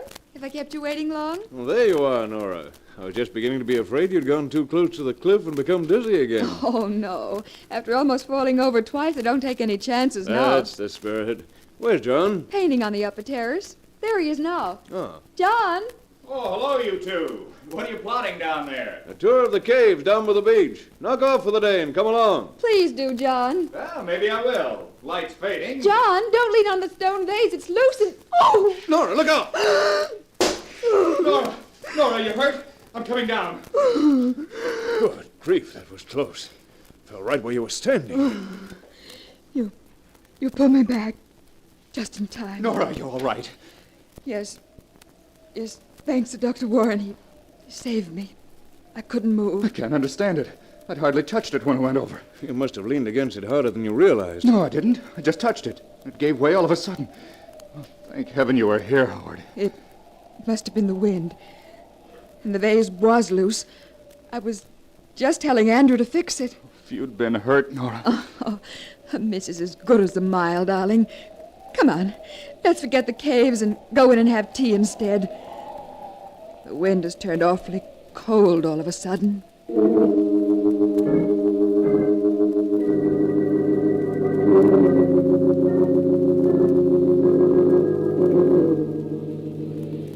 Listen to that confounded wind. I can't even read anymore. It makes such a racket. Would you like me to read to you, darling? No. I'm just jumpy, I guess. It isn't something special, is it? You're not regretting that you married me? Oh, don't be silly, Nora. It's just the wind. For the last 2 months, it hasn't let up night or day. Listen to it now. Oh, it is upsetting, darling. Sometimes it sounds just like a voice saying something you can almost make out, but not quite. I haven't painted a stroke in 2 months. Every day I get my canvas and my paints ready, and then the wind rises and distracts me. You're not sleeping well, are you, John? No, I haven't slept for weeks. Nora, I can't stand it any longer. I can't stand it. If that wind doesn't stop blowing, I think I'll go mad. Oh, my darling, my darling. John, listen to me. Listen to me, dear. We must go away from Storm House, away from the wind. We must, John. But the will. The will doesn't matter. Oh, John, please say yes. We can't ever be happy here. There's something about the place that will forever prevent us. Leave Storm House. Never come back. And never come back. Yes. Yes, Nora, you're right. We'll do it. We'll leave tomorrow. Oh, John! Oh, we're going to have another storm. Yes, certainly has come up quickly. Sunset, there wasn't a sign of a storm. It's as if Stormhouse knows we're leaving and wants to live up to its reputation on our last night. Well, darling, I think I'll go to bed and dream about leaving here tomorrow. Coming? No, I'll finish my pipe and tell Andrew our plans. All right, darling. I'll bring my diary up to date while I wait. Don't be long now.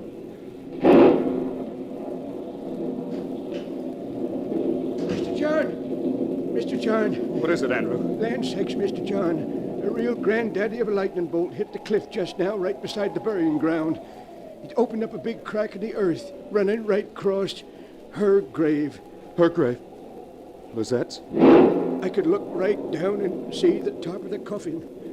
Oh, well, you can fix it in the morning.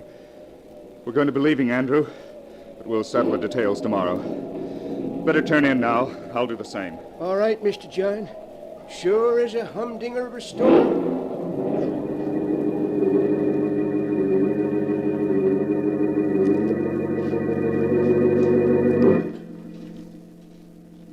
And tomorrow we leave here forever.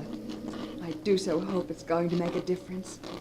John has seemed so depressed lately. I wonder if it's my fault. If he regrets marrying me. No, I won't think that. Not even this storm tonight can frighten me now. I know John loves me and... Who turned out the light? Who came in then? John, is that you? John, where are you? Don't tease me like this. You're frightening me. John! No!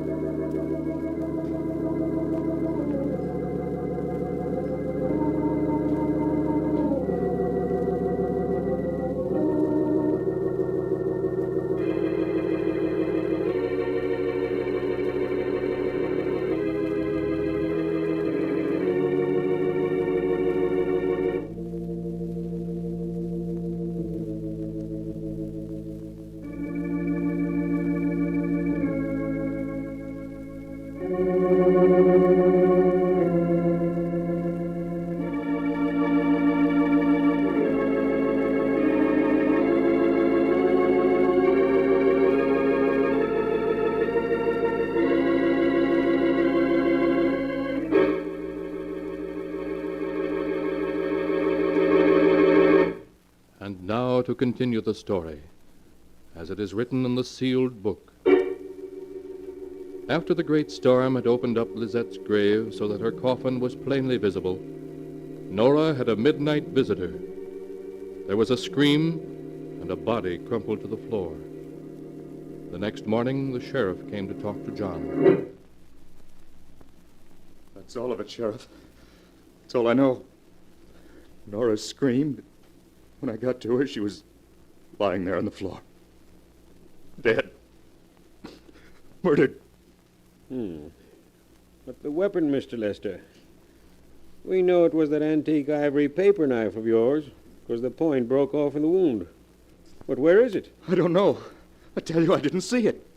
I see. Well, I think you better come with me for the time being, Mr. Lester.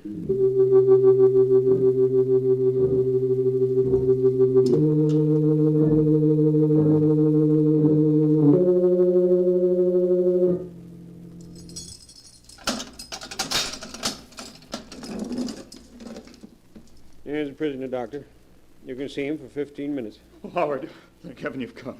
John, how are you? Oh, how am I? I don't know. I don't care. Howard, have they caught Nora's murderer? They still think you did it. I gather that they did. And the ivory knife hasn't been found? Nowhere. And we've searched every inch. John, think.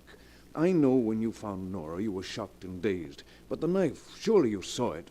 Surely you drew it from the wound, put it down somewhere. You must have. I've tried to think, Howard. I'm sure I'm right. There was no knife. Only Nora, crumpled beside her writing desk. The blood staining her nightdress. The wind screaming outside as if in triumph. I understand. I know you didn't murder Nora. I don't know how we're going to convince the world. Is it as bad as that? As bad as that. If only the knife had been found, it could have been suicide then. But the knife is gone, and you testify that Andrew is innocent. So, as there wasn't any other living soul but yourself in the house that night... I see. Well, I've told them all I can. I don't know how the knife could have disappeared. There's nothing more I can do. Even though they hang me.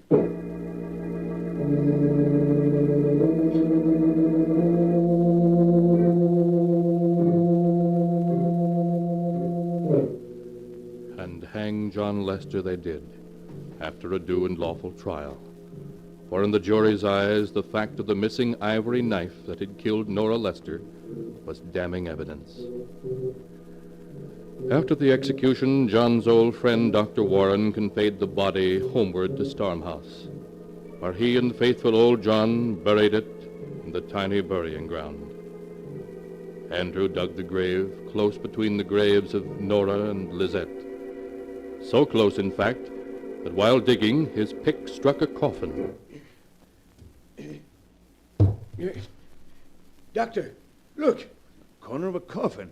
Lizette's coffin, it must be. Yes. That night the lightning struck the cliff. Must have moved her coffin round somehow. I remember the grave looked a little queer next morning when I fixed things up. I guess we'll have to dig it up so we can put it back in its proper place. Yeah, guess we better, Doctor. Well, won't take long.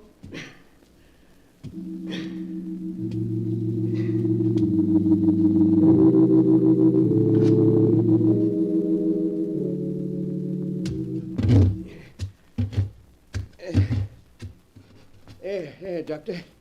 Guess that does it all right. Good. Now we'll just slide the coffin back into its place. You've made plenty of room.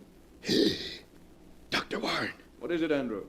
The lid of this coffin's been tampered with. Tampered with? But that's impossible. Come take a look, Doctor. You'll see I'm right. I guess I'd better. Stand aside, Andrew. Yes. Now, just what do you mean? Look, Doctor. All along both sides and this end. The screws. They're all loose. Yes. They've been pulled out of the wood when someone lifted the lid. This coffin's been forced open. That's right, Doctor. Only, look, how was it forced open? There's no tool marks on the wood. No tool marks. Then whoever did this just didn't leave any. Andrew, we've got to look inside and see why Lizette's coffin was molested. Maybe we'd better leave it just as it is, Doctor. We can't do that. Here, put your pick under the edge and the lid. There. That's it. Now, lift. Well, if you say so. Easy does it. There. It's loose. Now, we'll see what... I told you.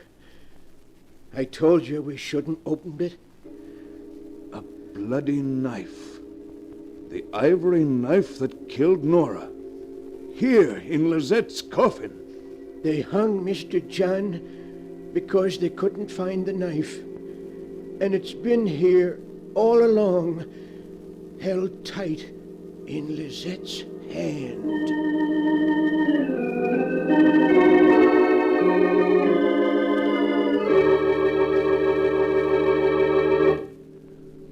So it was beautiful Lizette who killed Nora. Lizette, whose jealousy was so great that it reached back from behind the veil of death.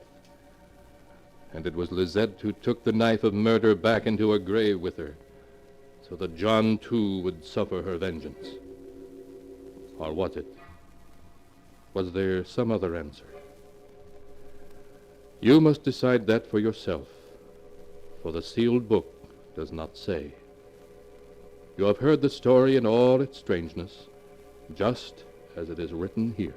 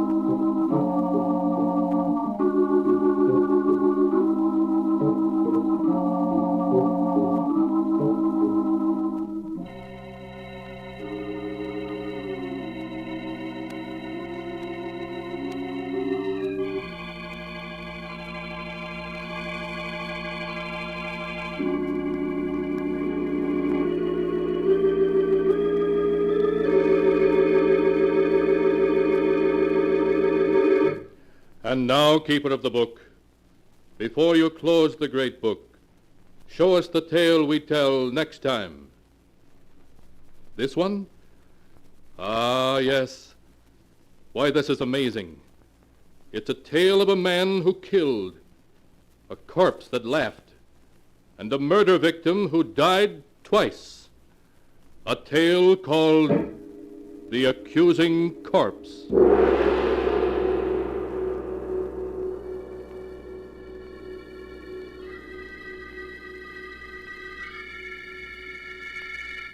Be sure to be with us again next time, when the sound of the great gong heralds another strange and exciting tale from The Sealed Book. The Sealed Book, written by Bob Arthur and David Cogan, is produced and directed by Jock McGregor.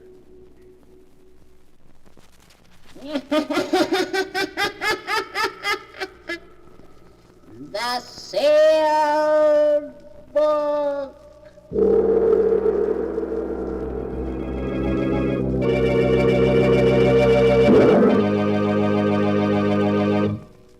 Once again, the keeper of the book is ready to unlock the ponderous volume in which is recorded all the secrets and mysteries of mankind through the ages, all the lore and learning of the ancients, all the strange and mystifying stories of the past, the present, and the future.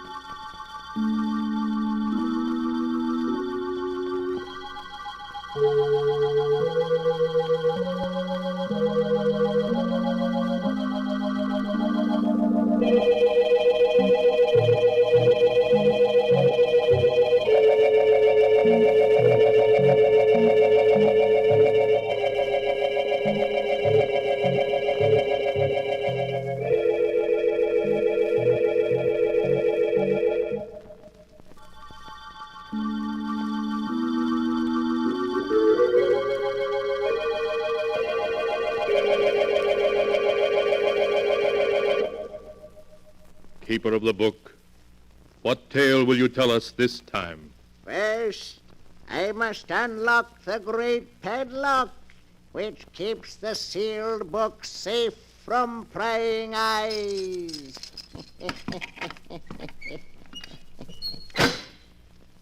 Now, What story shall I tell you? I have here tales of every kind. Tales of murder, of madness, of dark deeds, and of events strange beyond all belief. There. Now let me see. Yes. Here's a tale for you.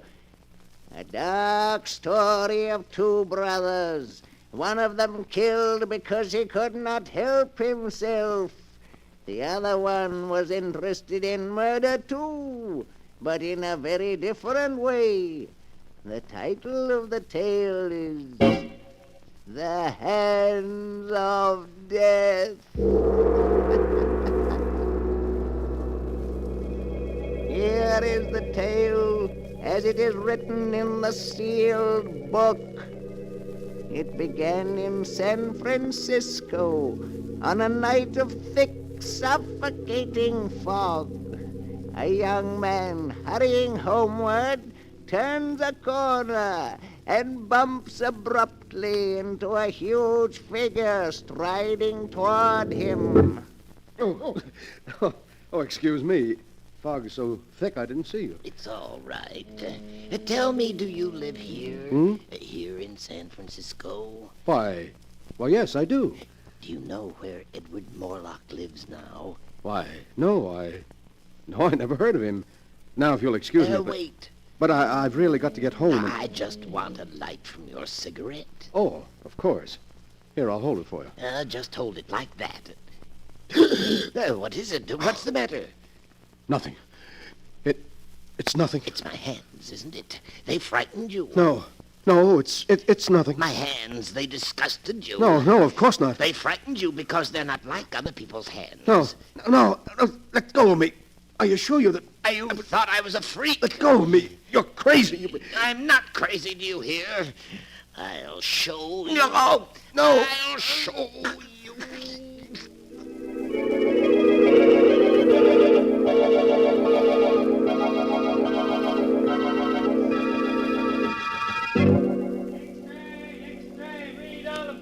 Phantom strangler in San Francisco, victim killed in fire, X-ray.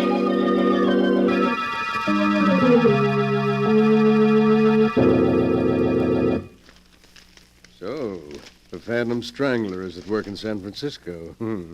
Jennings will be interested in that. I beg your pardon, Mr. Morlock. Huh? Oh, yes, Jennings? The postman just brought this package, sir. Oh, package, eh? Give it to me. Yes, sir. Now wheel me over to the window. Of course, sir. This is close enough, Jennings. This package, I suppose you noticed it came from my agent in New York? Yes, sir, I did. Then perhaps you can guess what's in it. Hey, Jennings? No, sir, but I have no doubt it's another nice addition to your collection of objects having to do with famous murders, sir. Yes, indeed, a nice addition. But speaking of murders, have you seen this morning's San Francisco paper yet? No, sir. Well, look at these headlines. Read them out loud. Playboy murdered in fog. Phantom strangler breaks victim's neck. Then he's back. Your brother Kane is back. Yes, back in San Francisco, looking for me. And he'll keep looking for you. And if he finds you, he'll kill you. Yes, he's dedicated his life to that purpose. And all because he feels I cheated him out of his share of the money our father left us. Oh, it's a great pity. Yes, sir. Of course, we know the truth. Quite so. As you say, we know the truth. However, I hardly think Kane will find me here. No, sir. So we'll forget about him. Jennings, tomorrow afternoon, a neighbor's dropping in for tea. A neighbor, sir? Yes, Inspector Tennant, the head of the local police force. He's coming to view my little collection. Of course, sir. He may bring a friend with him, so have plenty of everything. Yes, sir. Well, that's all. What are you waiting for? Excuse me, sir. I wanted to speak to you about this check you gave me yesterday for my month's salary. Well, what about it? It's for the usual 500, isn't it? Yes, sir, but you see, Mr. Morlock, I've been thinking in these times I ought to have more. More? Just how much do you consider your services worth, Jennings?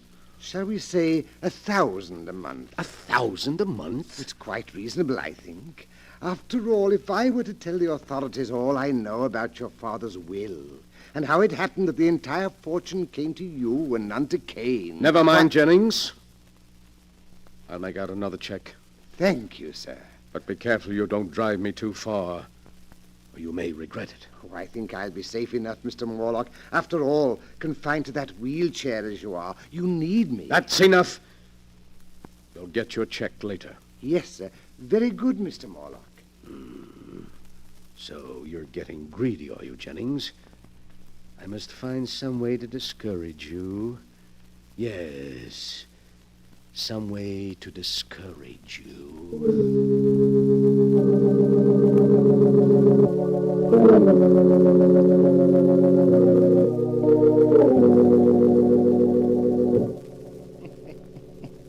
The next afternoon, Edward Morlock, the strange, crippled collector of murder relics, enjoyed himself thoroughly playing host to Police Inspector Tennant and Mr. Norman Smith, a criminologist friend of his.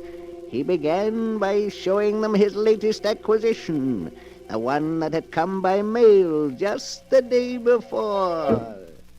And now, gentlemen, look. A cashmere shawl? Yes, but no ordinary cashmere shawl. Until last month, it was owned by two very old sisters who lived in a dingy house in Baltimore. In Baltimore? Yes. You mean that's the shawl? Exactly, gentlemen. That's the shawl with which the two old ladies were strangled by a sneak thief. Well, I'll be darned. It's a prize worthy even of my collection, which is, I flatter myself, the most complete of its kind ever assembled. Funny hobby, I'd call it. Every man to his taste, Inspector. Murder is your business, but it's my hobby. Now, if you'll just pull back those curtains there, the rest of my collection is on the shelves behind them. These curtains? That's right. Well, I'll be jiggered. This is most interesting, Mr. Morlock. Yes, I knew you'd think so. Look there on the wall. An authentic headsman's axe. It was used in the brutal murder of the Baron de Morlaix, an ancestor of mine in the 15th century. And right there below it is the blood-stained dress worn by one of the victims of Jack the Ripper. And on the next shelf, you see...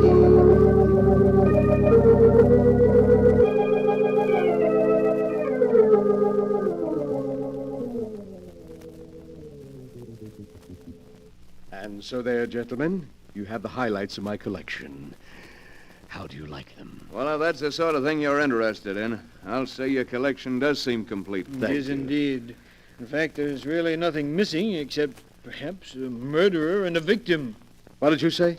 That the only thing missing from your collection is a murderer and a victim. The most interesting thought, Mr. Smith. And after all, why not? Why not what? Oh, excuse me, Inspector. I was just thinking out loud. Oh. Well, I'm afraid we got to go now, Morlock. Eh, Smith? Yes, you're right, Inspector. It's been a great pleasure having you, gentlemen. And I do hope you'll call again.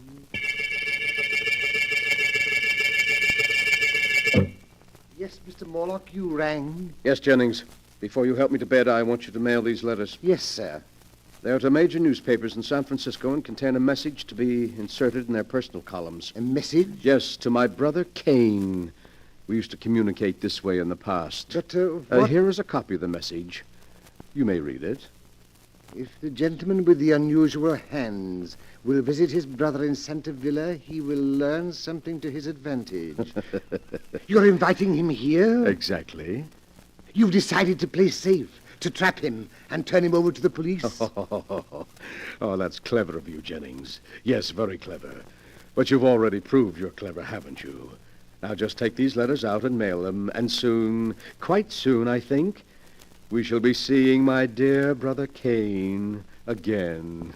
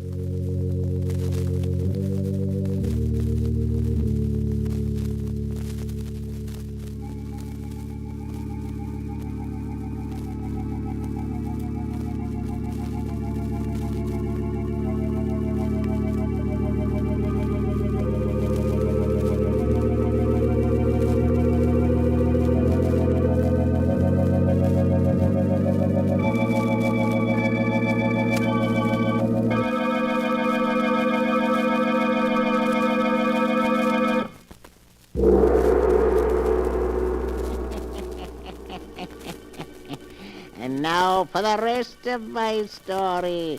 The hands of death, as it is written in the sealed book. After Edward Morlock had put into effect his plan to bring his brother Cain to him, he sat in his wheelchair and waited, seeming much amused at some secret thought of his own. One day passed, then two, then three, and then the newspapers carried strange new headlines. Extra, read all about it. Phantom Strangler in Los Angeles. Extra, read all about it. So Brother Cain was in Los Angeles last night, Jennings. He's getting closer. I shouldn't be surprised if he arrived here tonight. I don't like it. Oh, nonsense, Jennings. You know you've got nothing to fear from Cain. Unless, of course, you're so careless as to make some remark about his hands. I know, but he intends to kill you. I think I'll be able to control him. I want you to bring me a glass of milk.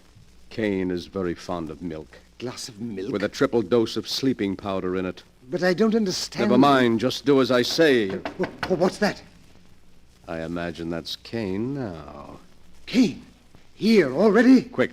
I'll let him in. You get that glass of milk ready. And bring it in when I ring. Yes, sir. When you ring, sir. Oh, come in, Cain.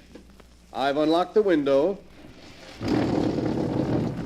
Yes, I'll come in, Edward, now that I've found you at last. Well, I'd hardly say you found me, Cain.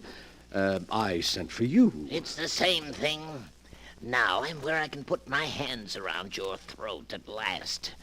I'm going to kill you. Do you hear? Kill you. Cain, sit down. What? Sit down. I want to talk to you.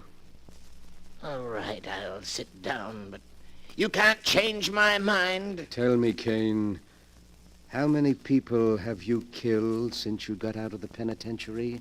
7. 7 murders? They looked at my hands. They were disgusted. I didn't kill them. My hands did. You hear? I didn't want to kill them, but my hands killed them anyway. Why, of course, I understand. Your hands. Your great-grandfather had hands like yours, you know, Cain. Don't talk about it anymore. Of course not, Cain. But you must be hungry. I'll ring for Jennings. He'll fix something for you. Yes, I am hungry. But please, Cain, don't startle the poor fellow. You know, he's very much afraid of you. Why? Why is he afraid of me? It's your hands. He says they give him nightmares. My hands give him nightmares? Oh, you mustn't blame him, Cain. He can't help it. My hands give him nightmares. Yes, sir. I've brought you a glass of milk, Mr. Morlock. My hands frighten Oh, me. thank you, Jennings. Just put it down here. Yes, sir. Why are you looking at me like that, Jennings? I'm not looking at you, Mr. Cain. You're looking at my hands. They upset you. They give you nightmares. No, Mr. Cain, that's not true. I'll show you. I'll give you a reason to be afraid of my hands. Mr. Morlock, help me. I'll show you. I'll Let show go, you're you. kidding. Help. There. That'll teach you to be afraid of my hands. You can let him go now, Cain. He's dead. My hands, they've killed again. Yes, he's dead. Oh, you've been very wicked, Cain. I didn't want to kill him. My hands did it. My hands, you hear? You must be quiet now, Cain. You must rest. I didn't want to kill him. Here, drink this milk, then lie down and rest for a while. We'll talk some more in the morning. All right. I'll drink it. I'll take care of everything. That's right, Cain. Lie back and sleep. Sleep soundly.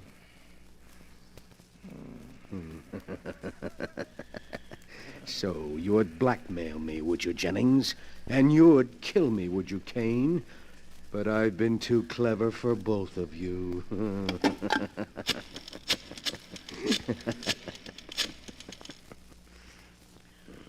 Hello. Hello, police headquarters. Connect me with Inspector Tennant, please. I want to report a murder.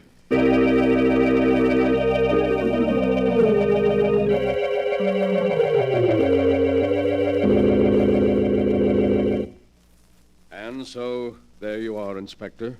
Cain was in the penitentiary for assault with intent to kill. Apparently, he escaped since then. He's been seeking for me, meaning to kill me. Good heavens, Morlock. Then he's the strangler who's been doing all these killings. Yes, I'm afraid so. Oh, and I never guessed until he showed up tonight to kill me, because he thought, you see, quite wrongly, that I had cheated him of his inheritance. Jennings bravely came to my rescue, and Cain throttled him. Then I tricked Cain into drinking some drugged milk, and, well, there you are. But why, man? Why? Why did he kill all these people? Because of his hands. His hands? Well, you saw his hands. Tremendously strong. Not hands at all, really, but more like demon's claws. Cain is morbidly sensitive about his deformity. When he feels someone is frightened by his hands, he kills them. Just like that. It's a good thing we got him at last. You can take him along now quite safely, but be sure to keep him well locked up, Inspector, and don't let anyone get within reach of his hands.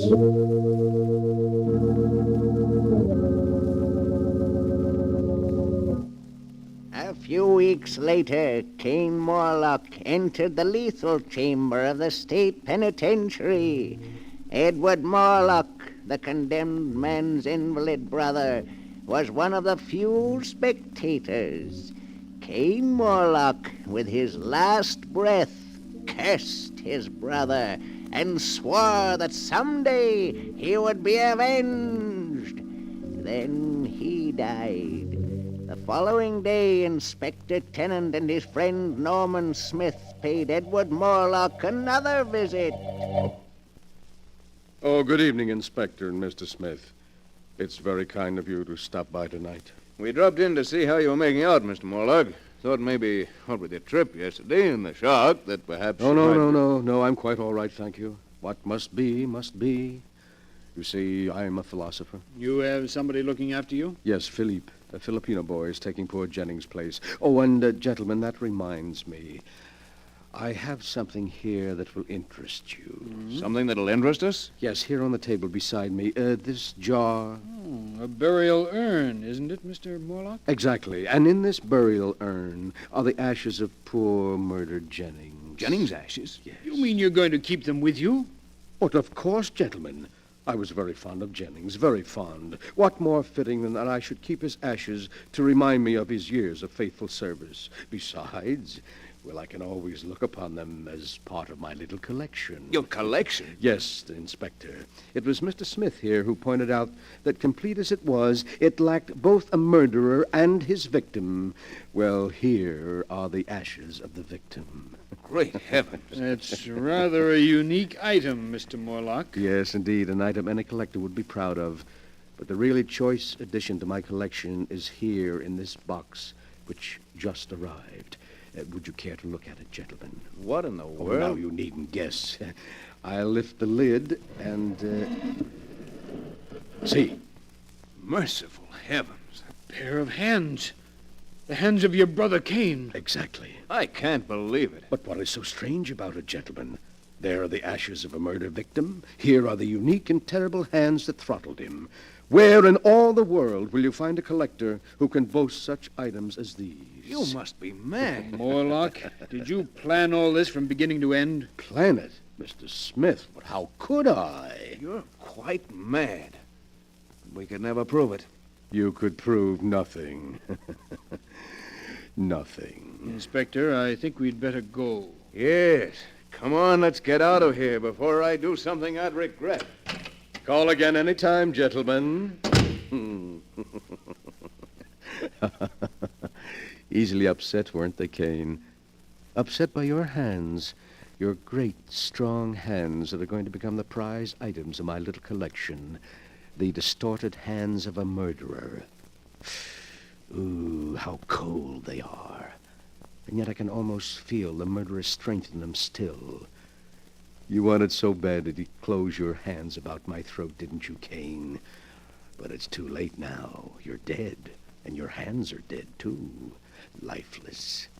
Would you like to see how your hands look at my throat here? I'll place them there for you. See how nicely they fit around my neck. Just as if they...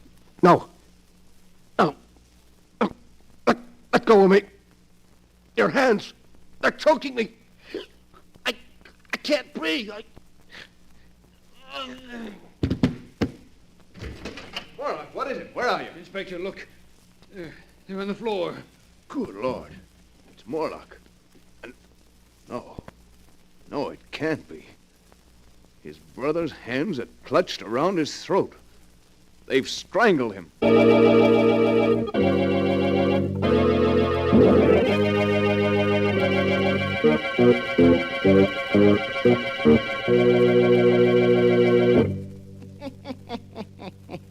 And that is the story of the Hands of Death, as it is written in the sealed book. Edward Morlock was quite dead when they found him, with his brother's severed hands about his throat. But they called his death heart failure. For who would believe that two dead hands by themselves could wreak the vengeance that Cain Morlock swore to have before he died? And perhaps it was heart failure.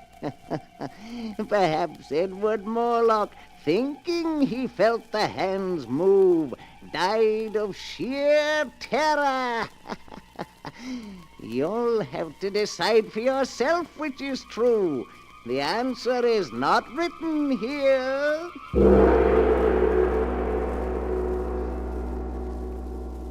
But the sound of the great gong tells me I must lock the book once again. One moment, Keeper of the Book. What story from the sealed book will you tell us next time? Next time? Are you sure you want to know? Perhaps my next story will be about you. For I have here all the stories that ever happened, and many that have not yet come to pass. But I'll find one for you in just a moment.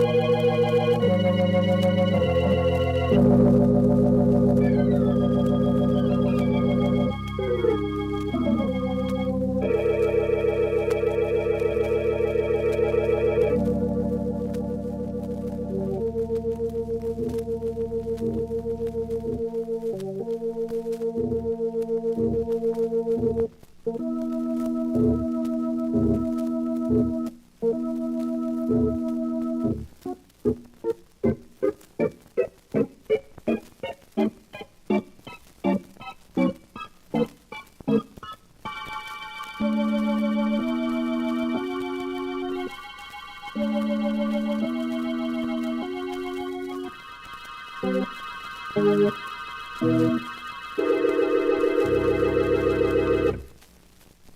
now, keeper of the book, have you found the story that you'll tell us next time? Yes, I found one. It's the story about a man who found the secret of immortality, of life everlasting, and how he tried to use it to make himself master of the earth. The title of the tale is The King of the World. Be sure to be with us again next time, when the great gong heralds another strange and exciting story from The Sealed Book. The Sealed Book, written by Bob Arthur and David Cogan, is produced and directed by Jock McGregor.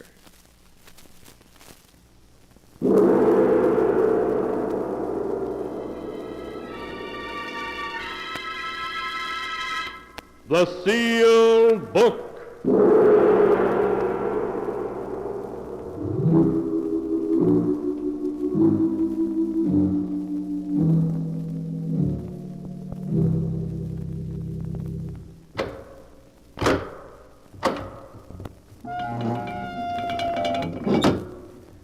Once again, the keeper of the book has opened the ponderous door to the secret vault, wherein is kept a great sealed book, in which is recorded all the secrets and mysteries of mankind through the ages. Here are tales of every kind, tales of murder, of madness, of dark deeds strange and terrible beyond all belief. Keeper of the book, I would know what tale we tell this time. Open the great book and let us read. Slowly, the great book opens. One by one, the keeper of the book turns the pages and stops. Ah, the strange story of a man who committed the perfect murder, only to discover that every murder must be paid for. A tale titled Death Laughs Last.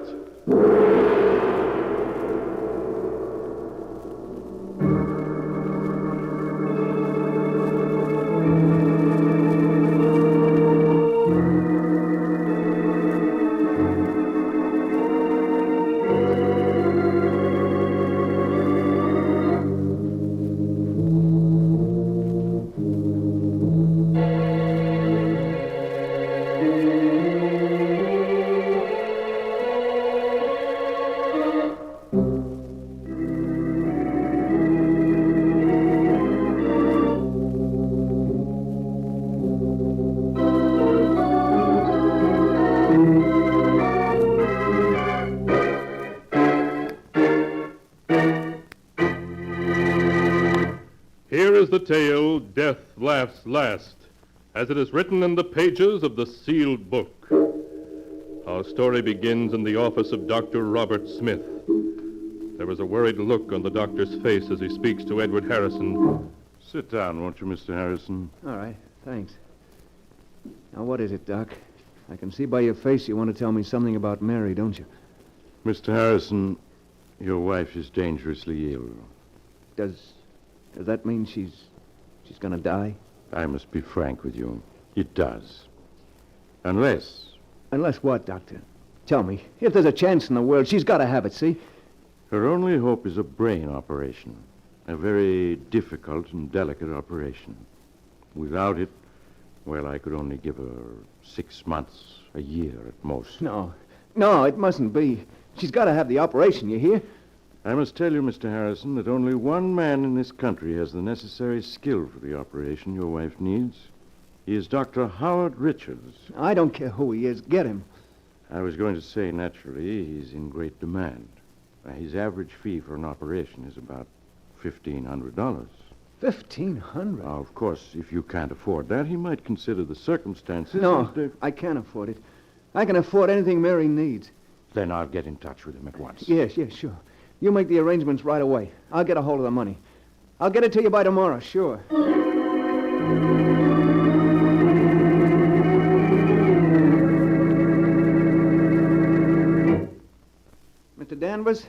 I'm Ed Harrison. Oh, yes, Mr. Harrison. Please sit down. Thanks. They told me you have to pass on all the real estate loans here at the bank. Have you looked over my application yet? I have it here. I see that you want to borrow $1,500 from us. That's right, and it's urgent. I gotta have the money right away. Unfortunately, the security you offer, your home... What's wrong with it? It's a swell little house, good section, all in good repair. Well, that's true, but you already have a first and second mortgage on it, totaling $4,000, and... Well, I'm afraid we can't make any further loans on it. But I've got to have the money, Mr. Danvers. I've just got to. I'm sorry to hear that, because there's nothing we can do to help you. Nothing we can do.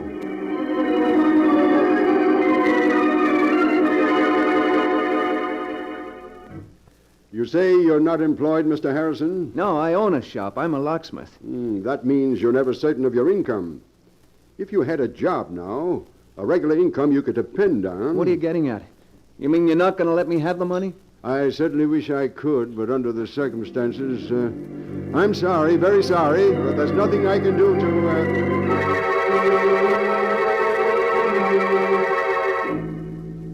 I'm afraid the collateral you suggest isn't satisfactory, Mr. Harrison. We'd lend you the money if we could, but we just can't. Sorry. Sorry. Sorry. Sorry. Sorry. Sorry.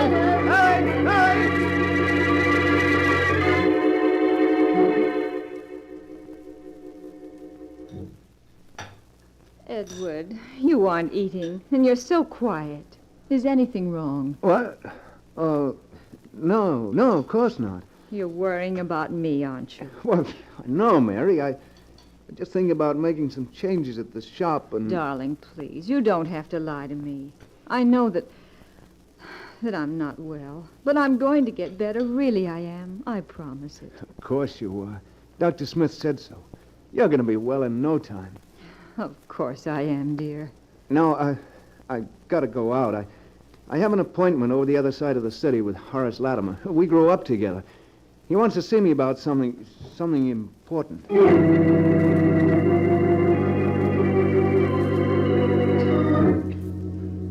Edward had no appointment with Horace Latimer, but he went to see Horace anyway, for he and Horace had been boyhood friends.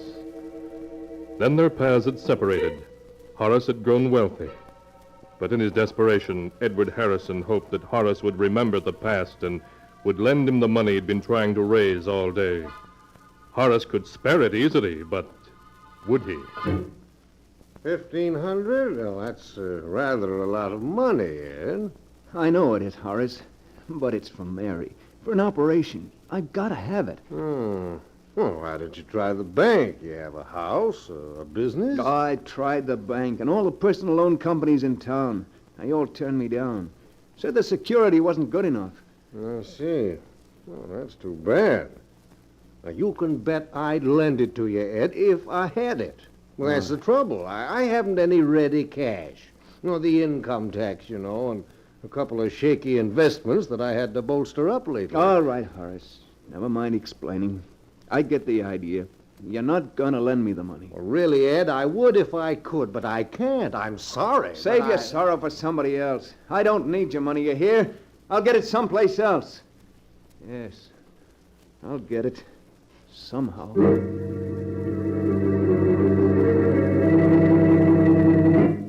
After he had slammed out of Horace Latimer's expensive home, Edward stood for a moment on the dark street corner, staring back with bitterness in his face. Sorry. Yeah, you're sorry. In a pig's eye, you're sorry. Oh, what a sap I was to think you were a pal of mine. What's that, buddy? Huh? Was you speaking to me? Oh, no, sorry. I guess I was thinking out loud. That's okay. We all do it sometimes. Hey, you got a match?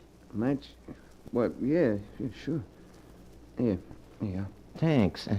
Okay, just hold it like that. Make a move and I plug you. Gun? Why, you're... Yeah, this is a stick-up. Hand over your dough and make it fast, see? My dough? That's a hot one. I'm out trying to raise money myself. Now we're both out of luck. I've only got $1 on me. Take it if you want it. Anyway, it's more than I could raise. Don't try to kid me. Anybody who lives in this ritzy suburb has dough on him. Stand still while I see what you got in your pockets. A wallet and a leather case of some kind. You'll find just $1 in that wallet. And I don't live in this neighborhood. I came here to try to borrow some money from a friend. A buck. One measly buck. What a lousy break. But I bet you got a roll hidden in this leather case. It's heavy enough. You lose your bet. There's nothing in there but my emergency kit. Yeah? Well, I'll just see for myself. Hey, this kit's full of skeleton keys and picklocks and stuff. What are you, anyway, a second-story waker? I'm a locksmith and safe repairman, if it's anything to you. Oh.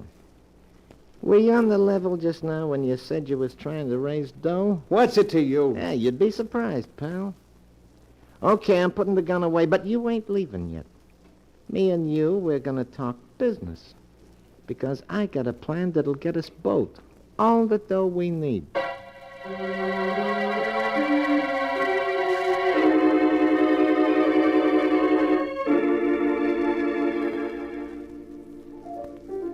Two more beers, waiter. Well, is the deal on my proposition? I don't know, Mike. Sure you do. There's nothing to it. You can open locks and safes. I know where there's a house with plenty of dough in it. But burglary?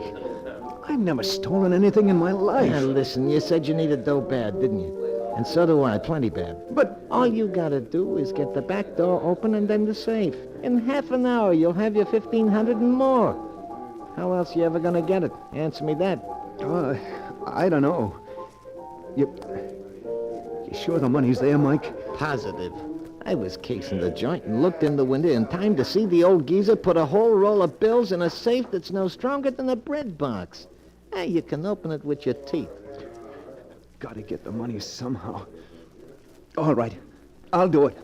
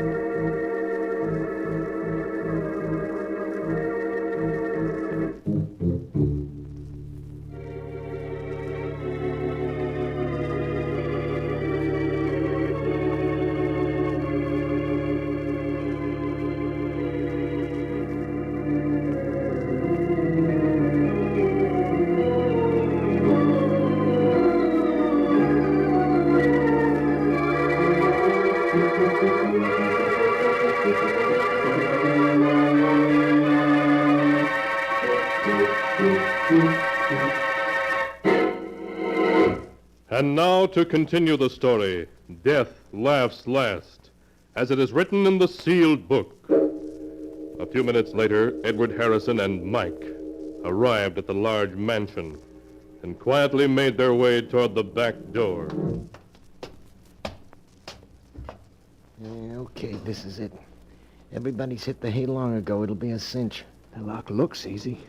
But I shouldn't be doing this. There must be some other way to get the money. Don't be a sucker all your life. You're gonna take what you want in this world. If you don't, you never get it. Well... Come on, get that door open. We gotta get inside before we're spotted. All right. Only take a second.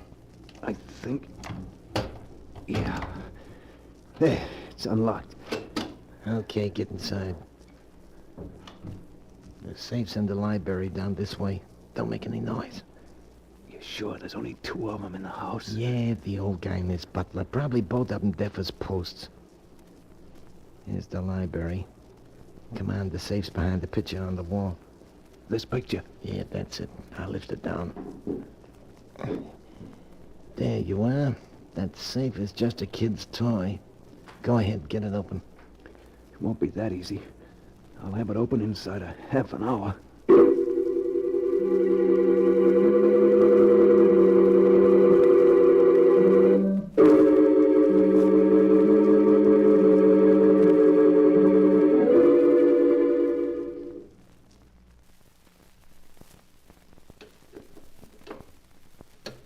Hurry it up. You've been 40 minutes on that thing. It's coming now. There. The safe's open. About time, too. Now, let's see what's in it. Here's the cash box. When'll I open it? There, look. Dough, cash, Mazuma. What'd I tell you? There must be thousands there. Easy.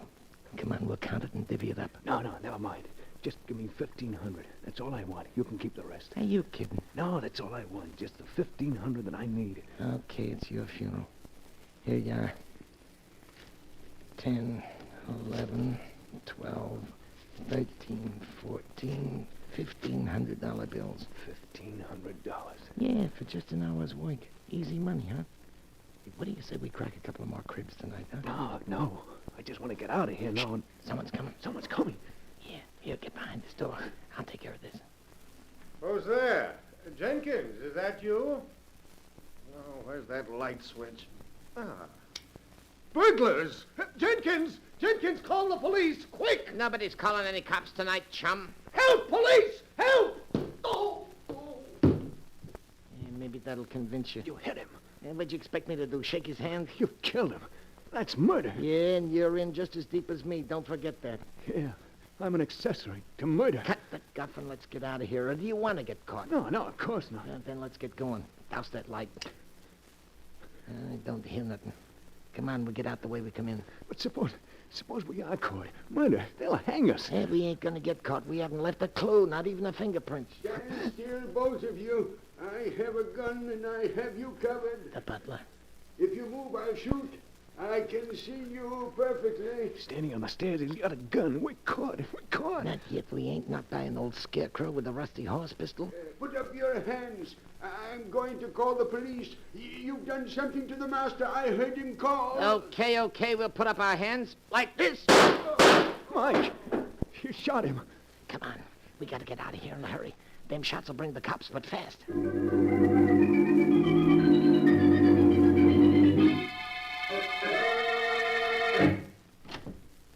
Okay, here we are. Come on in. But why did you make me come here? Why can't I go home? You heard me. Come on in. What? That's better. Now, take off your hat and stay a while. Why did you make me come here to your room? 2 reasons. The first is I want to make sure you know what it'll mean if you let anything slip. It'll mean a rope around your neck. Get me? Yeah, I know. You don't have to tell me. I won't let anything slip. If I thought you might, I'd slit your gullet right now. I won't. I have to live. For my wife's sake. Okay. And the second reason you're here is so you and me can have a little talk. Talk? What kind of a talk? Well, chum, I like the way you got that door and that safe open tonight. You and me got a future together. What? As soon as the heat's off, we're going to do another little job together. No. I won't do it. I won't. Sure you will. I won't do it. You can't make me. Oh, yes, I can. If you don't, I can always send a little note to the cops, telling them it's you they want for them killings tonight. You wouldn't. They'd get you, too. I'd be a long ways away by then. But you can't get away.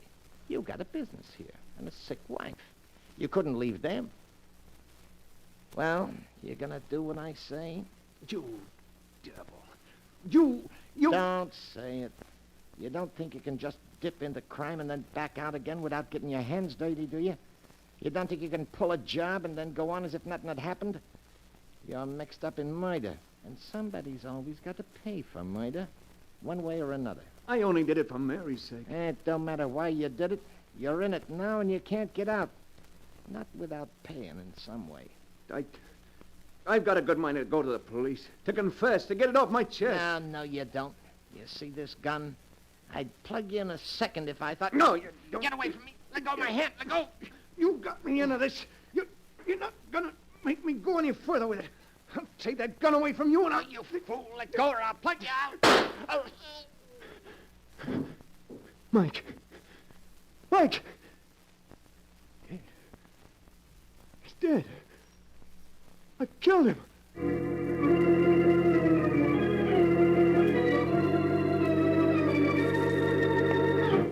In a daze of horror, Edward Harrison found his hat and made his way to the street.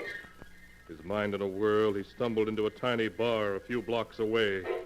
Struggling to control his shaking hands and to keep his voice normal, he ordered a double whiskey and gulped it down. Then, as his senses cleared a little, he heard the radio at the end of the bar broadcasting a warning to the city. Attention all residents of the city, attention all residents. The police department is asking you to be on the lookout for the following man, wanted for a brutal double murder committed in the Buxton Park section less than an hour ago. Please make a note of the following description. No. The man was... Hey, buddy, what's the idea? What'd you shut the radio off for? Because I was sick of listening to it, that's why. Oh, is that so? Well, I'm not, see? And I got an idea maybe there was some other reason you didn't want to hear it. So I'm going to turn it back on, see? No, you mustn't. Well, I'm gonna. If you try to make a break for it, I got a gun right here under the bar, see? So now let's hear what that dirty killer looked like. I repeat, be on the lookout for a man of medium height, lean and wiry, with reddish-brown hair, wanted for the double murder in Buxton Park earlier this evening. If you see such a man, report at once to headquarters. We now turn you back to our regular night owl program of popular dance tunes. Lean and wiry with reddish-brown hair, eh? Well, that ain't you. You're heavy-set and black-haired. For a minute there, you had me going. I was positive you was the killer, the way you didn't want me to hear the description. Just jumpy, huh? Well, here, have another drink. On the house. Thanks, but I gotta get home. I need some sleep. Yeah, that's what I need. Some sleep.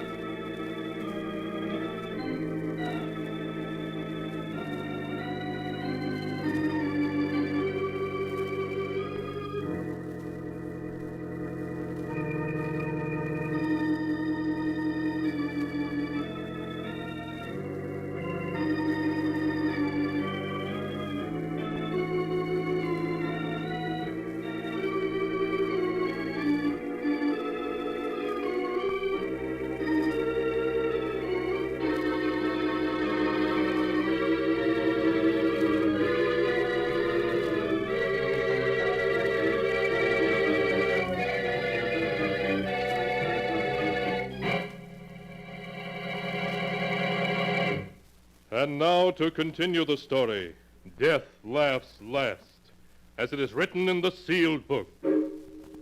As Edward Harrison left the bar and hurried home, he was aghast at how close he'd come to giving himself away. It was Mike the police were looking for, not Edward Harrison. It was Mike whose description they had. Edward Harrison was safe.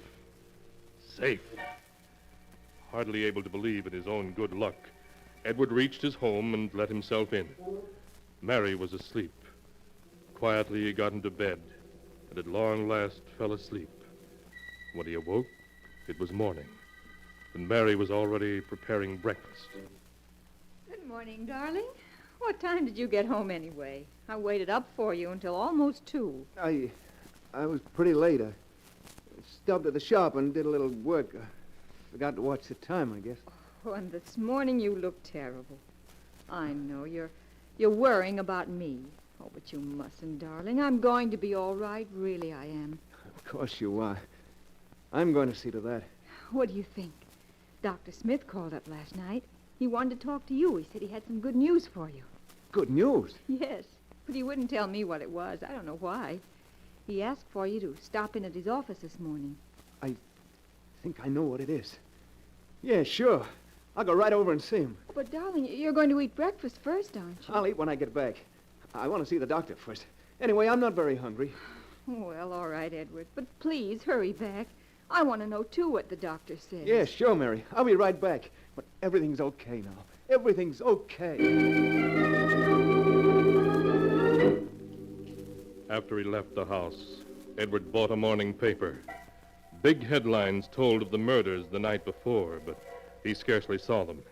His eyes hurried through the story until he found what he was looking for. The news that Mike's body had been found. The butler Mike had shot had given the police Mike's description and then died before he could tell them there was anyone with Mike. So the police had listed Mike's death as a suicide or as an accident and closed the case. Edward Harrison was safe. Perfectly safe. Safe. I'm safe. I got the money. Mary's going to be all right, and the cops aren't looking for me. Mike was wrong. Sometimes you can get away with murder and not have to pay anything, if you're lucky. And I've been lucky. I've been lucky.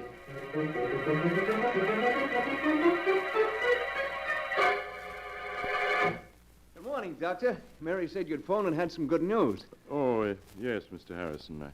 I called you last night after I got in touch with Dr. Richards. I wanted to tell you that he had agreed to operate on your wife. Well, that's swell, Doctor. I got the money right here in my pocket. The money, yes. I was also going to tell you that Dr. Richards had said not to worry about it. You could take as long as you wanted to pay it. As long as I wanted, then it wasn't necessary. I didn't have to do it. I didn't have to do it. Well, I'm afraid I don't understand. Never mind, Doc. I mean, I've got the money. I want to pay it. He's got to take it right away. Well, what's the matter? What are you looking at me like that for? The operation is going to save Mary's life, isn't it? You said it would. You can't go back on your word. You can't, do you hear? It's not that, Mr. Harrison. Yes, the operation would save your wife's life. But unfortunately, Dr. Richards was the only man in this country able to perform it. Well, so what? He said he'd do it, didn't he? And I've raised the dough to pay it. So what's the hitch? Mr. Harrison, Dr. Richards can't perform the operation now. But you said that... Yes, I know. But he was tragically murdered last night by a burglar who broke into his home in Buxton Park.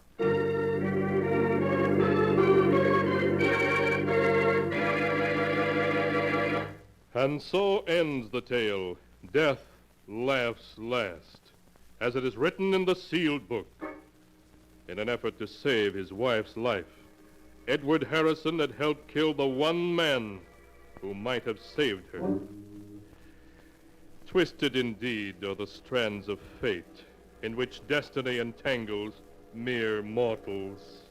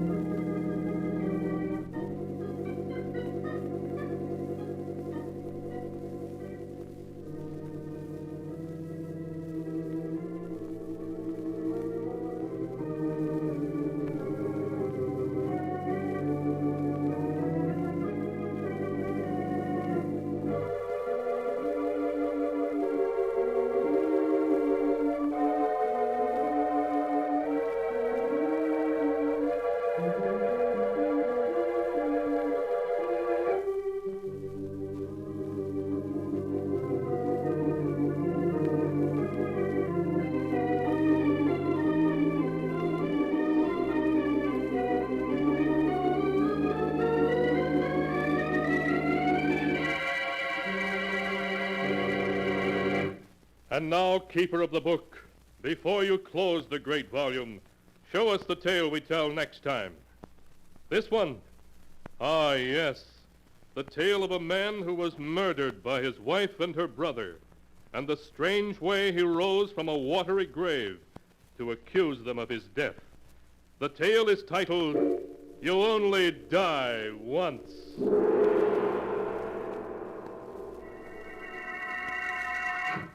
Be sure to be with us again next time, when the sound of the great gong heralds another strange and exciting tale from The Sealed Book. The Sealed Book, produced and directed by Jock McGregor, is written by Bob Arthur and David Cogan.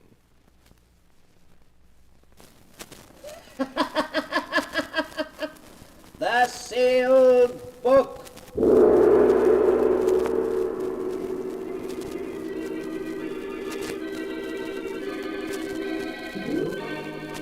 Once again, the keeper of the book is ready to open the ponderous volume in which is recorded all the secrets and mysteries of mankind through the ages. All the strange and mystifying stories of the past, the present, and the future.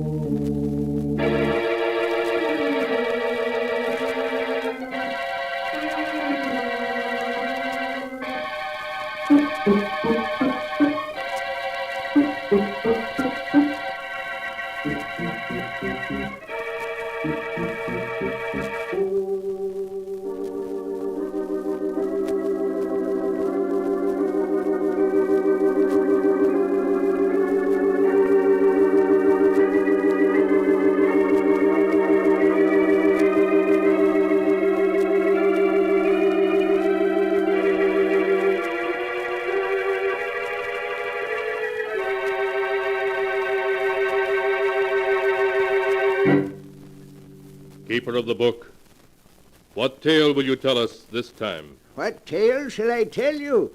I have tales here of every kind. Tales of murder, tales of madness, of dark deeds and events strange beyond all belief. There, let me see. Yes, here's a tale for you. The strange and terrible story of two old ladies and how they tried to escape from their doom. I call the story Escape by Death. My story begins in a big, shabby old house in the country, fully a mile from any other habitation. In a large ground-floor room, which is both their bedroom and sitting room, Martha and Louise Abbott listen to the wind howl outside. Louise is an invalid, confined to a wheelchair. Martha, though able to walk, can only hobble a few steps at a time, so that to them the lonely house is almost like a prison. Oh, listen to that wind, Louise. Oh, I do hate living out in the country like this. We're so isolated from everybody. Oh, yes, Martha. It was so much nicer when we lived in our own house in the village. Even if Roger and Hester are our nephew and niece, we should never have let them persuade us to move out here with them. Oh, what is it, Toby? Queenie? Oh, our mother's darling's hungry. Even Toby and Queenie don't like living here. Yes, they do seem unhappy. Queenie hasn't been eating well. Louise, it's very foolish for us to stay here with Roger and Hester. I think I hear Hester coming now. We'll tell her right away that we want to go back to our old home. Here I am at last, Aunt Louise, Aunt Martha. I brought you tea and some cake I just made this afternoon. Thank you, dear. I have the Daily Sentinel for you. George Gibson just delivered it. I haven't even opened it yet. Thank you. Roger, Louise and I have been talking things over. It was very kind of you to invite us to live here with you, but we were much happier living in the village. We want to go back. But, Aunt Martha, it's much better for you here. Really it is. Of course, you're just homesick, both of you. And you'll get over it. Pretty soon you'll love the country as much as we do. Now, we don't want to hear another word about your leaving us. We couldn't be happy thinking of you alone and helpless in the village. Come along, Roger. Let them drink their tea. All right, Heston. See you both later. Oh, I do wish they'd let us go back. There's no reason why we shouldn't. Do you remember the teas we used to give? Mary Thompson came over every afternoon. It was so nice. There's no reason we can't move back and get those teas again. We won't be alone or helpless either. With all the money Father left us, we can afford a dozen servants. Louise, we are going back. I've made up my mind. Oh, Martha, I'm so glad. Listen to Toby and Queenie. They're glad we're going back too, aren't you, you fat old darlings? Oh, they understand you, Mother. They know we're not going to stay here much longer. Of course they do. Well, now that's settled. Let's see what's in the Sentinel. Let's see now. Oh, Martha, let's look at the obituary notices first. Just what I was turning to, Louise. Here we are. Did anyone we know die? Now, let me see. Yes, yes. You remember Amos Wilson, don't you? Yes. He died 2 days ago. Poor Amos. He was about your age, wasn't he, Martha? Certainly not. He was a good deal older. Oh, Martha, look at this. Why, it says that Mary Thompson is entering the county home for the infirm. The poorhouse? Oh, no, it can't be. You can read it for yourself. Oh, that dreadful place. I'd rather be dead than in that home. Poor Mary. Martha, after we move back to the village, can't we have Mary come to live with us? Yes, of course. Why, going to the poorhouse would be the death of her. No, it can't be. What can't be? Read what it says there in the real estate column. The old Abbott mansion, owned by the Mrs. Martha and Louise Abbott, has been put up for sale by their nephew, Roger Clark. What? Why, that must be a mistake. We never told Roger to sell our house. Roger! Roger! Now, Martha, we mustn't get excited. But why should he want to sell our house? I don't permit it. You calling me, Aunt Martha? Yes, Roger. What's this in the Sentinel about our house being up for sale? Oh, is it in the Sentinel? Oh, I'm so sorry. It is a mistake, isn't it, Roger? Well, no, Aunt Louise. But since the house isn't being used, I thought it would be a good idea to sell it. But you had no right to put the house up for sale without telling me. Now, don't get yourself excited, Aunt Martha. If you don't want the house sold, I'll remove it from the market. You must, Roger. We couldn't live if the house was sold. All right. Now I'll take care of everything. Don't you worry. Everything's going to be all right. I don't like it, Louise. I don't like it at all. Why should he try to sell it without telling us? It does seem strange. Louise, we must get in touch with Judge Morris at once. He's the administrator of Father's estate. He'll take care of everything for us the way we want it. I didn't like the look in Roger's eyes just now. I've always been suspicious of Roger, and if you want my opinion, he and Hester are up to something.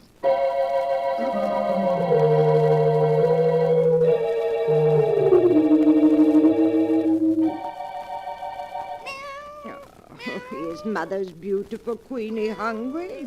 Well, here's a nice piece of meat from the lovely supper Hester just brought us. Oh, Queenie is hungry, Martha. She's got her appetite back since she learned we intend going back to the village. Yes, she has, but where's Toby? I don't see him around any place. He's probably in the kitchen. Martha, when are you going to speak to Roger and Hester again about our leaving? I'm waiting until we can get in touch with Judge Morris. He'll come get us whether Roger wants us to go or not. There's been something very strange about Roger's manner ever since we told him yesterday we didn't want to stay. Martha, look. Queenie's ill. Oh. That meat you gave her, it's made her sick. Queenie, oh, what's the matter with Mother's darling? Oh, Martha, there's something terribly wrong with her. Queenie, what is it? Oh, Louise, what can we do? Give her some water, maybe that'll help.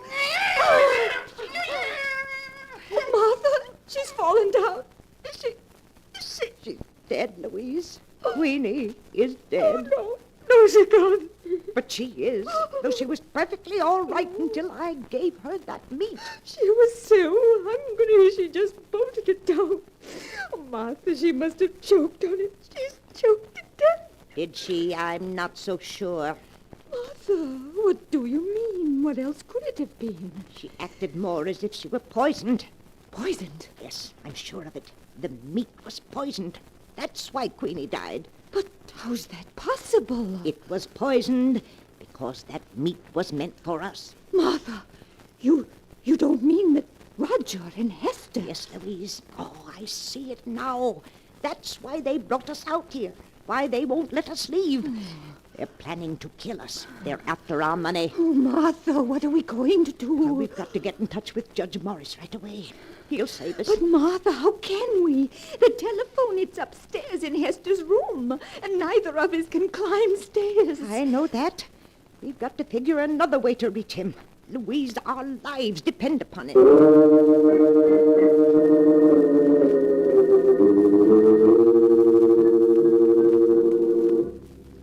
All that night, the two old ladies, terror in their hearts, tossed and turned in an effort to think of a way of escape from the horrible trap in which they found themselves. In the morning, they thought they had discovered how to do it. When George Gibson, the rural mail carrier, came by, Louise called to him and gave him a frantic message to Judge Morris, which he promised to deliver. However, a few minutes later, encountering Roger, their nephew, George Gibson told him what had happened, and Roger managed to persuade him not to deliver the message. Then Roger hurried home to consult with Hester. Roger, you say that while Martha was out here in the kitchen with me, Louise was giving George Gibson a message for Judge Morris? Yes, and she seemed so excited that George stopped me on the road to tell me about it. Hester, I'm afraid they suspect. Oh, no, they mustn't. We mustn't let them. I should say not, after all the trouble we've gone to. We would ruin everything. We've got to quiet their suspicion somehow. We've got to make them like it here, so they'd be perfectly content to stay with us until they die.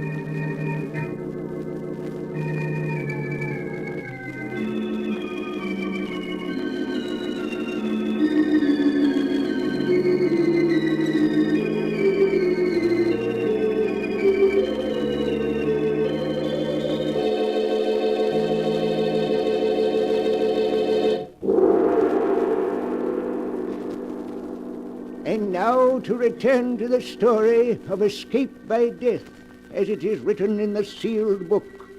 For 24 hours, Martha and Louise have waited in trembling impatience for George Gibson to bring word that Judge Morris has received their frantic appeal for help.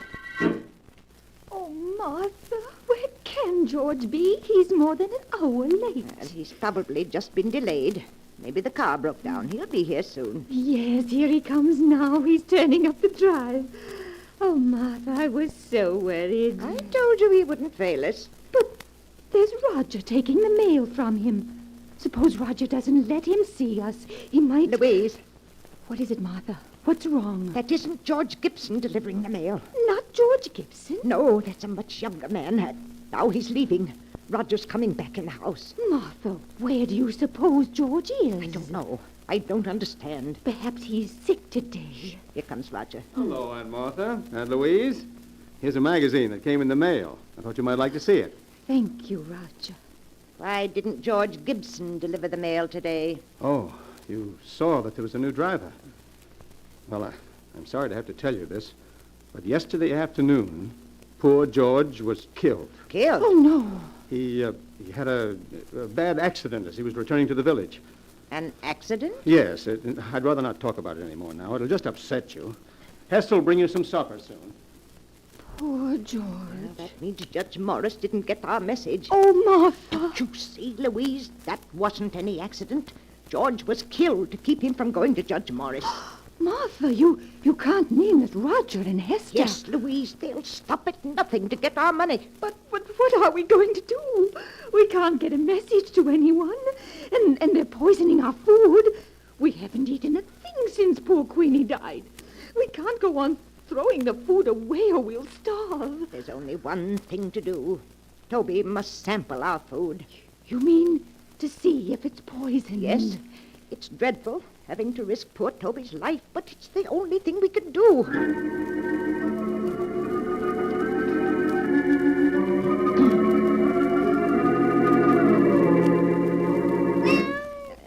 Here you are, Toby. A nice piece of meat for Mother's darling. Martha, I get so frightened every time I see Toby eating something. I keep remembering Queenie. The dreadful way she died. Now, Louise, we mustn't think of that. Here, Toby, dear. Martha, why are you feeding Toby? Well, he gets plenty to eat in the kitchen. He'll die of overeating if you aren't careful. I've always fed Toby from my own plate. He expects it. But, Aunt Martha, if you feed that meat to the cat, there won't be enough for you. No. And if you're to get well, you need all that food. Now, I don't want you feeding Toby any more of it. Here, Toby. Come on, boy. Come on. Come on out the kitchen there. Martha and Louise eat their supper.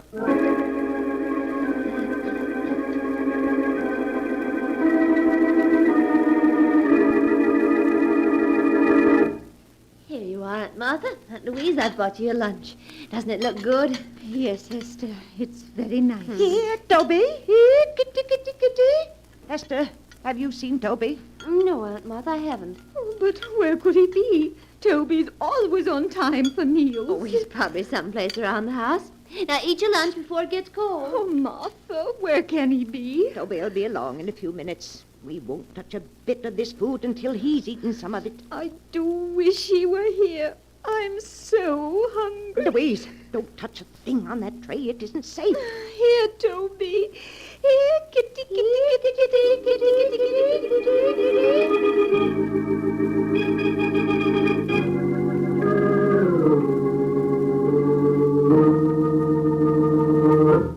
Good evening, Aunt Martha. Aunt Louise, how are you? Good evening, Roger. I have supper here for you, too.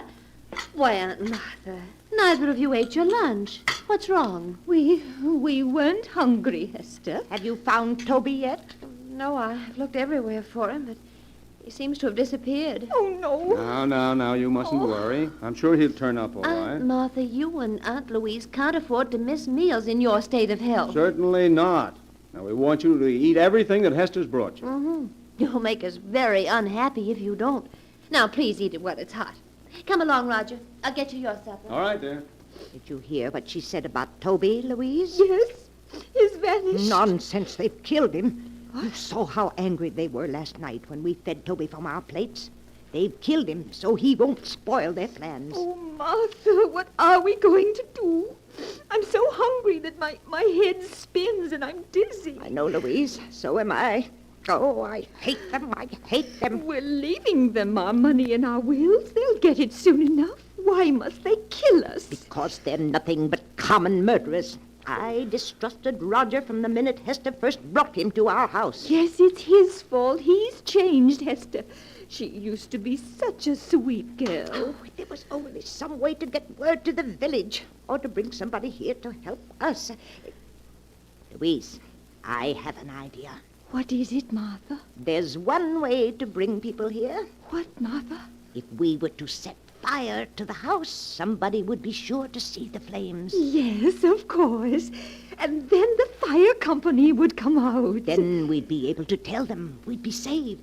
Oh, but Martha, Hester and Roger would put out the fire before it could get big enough to be seen. Louise, I know a way we can prevent them from putting out the fire. You do? Yes, we can save ourselves, Louise. We can save ourselves.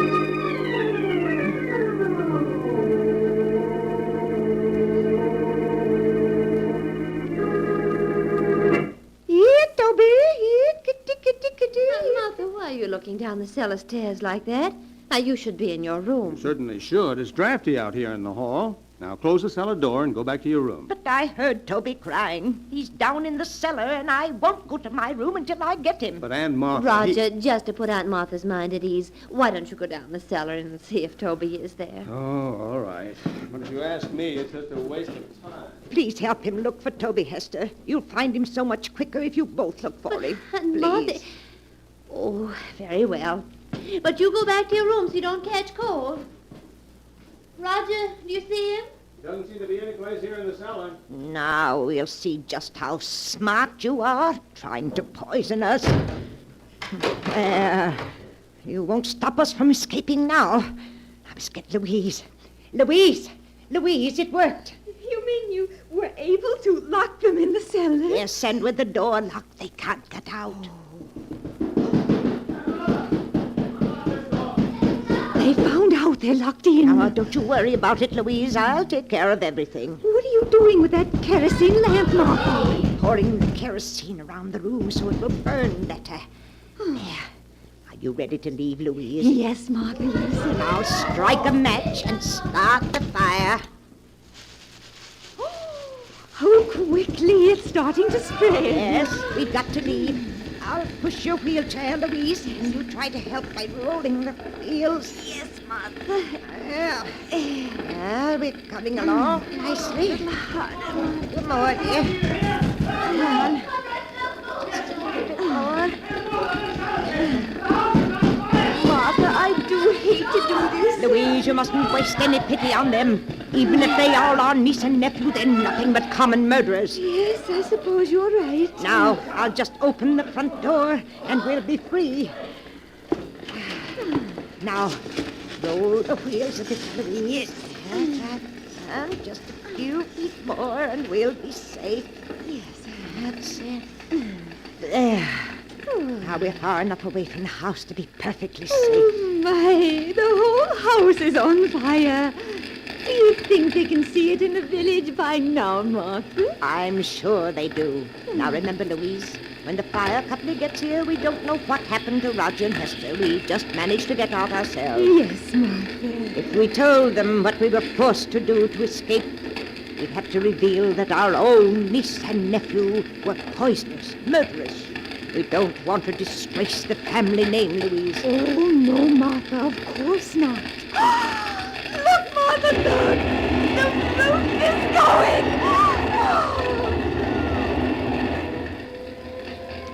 And here comes the fire engine. Louise, we're saved. We're saved.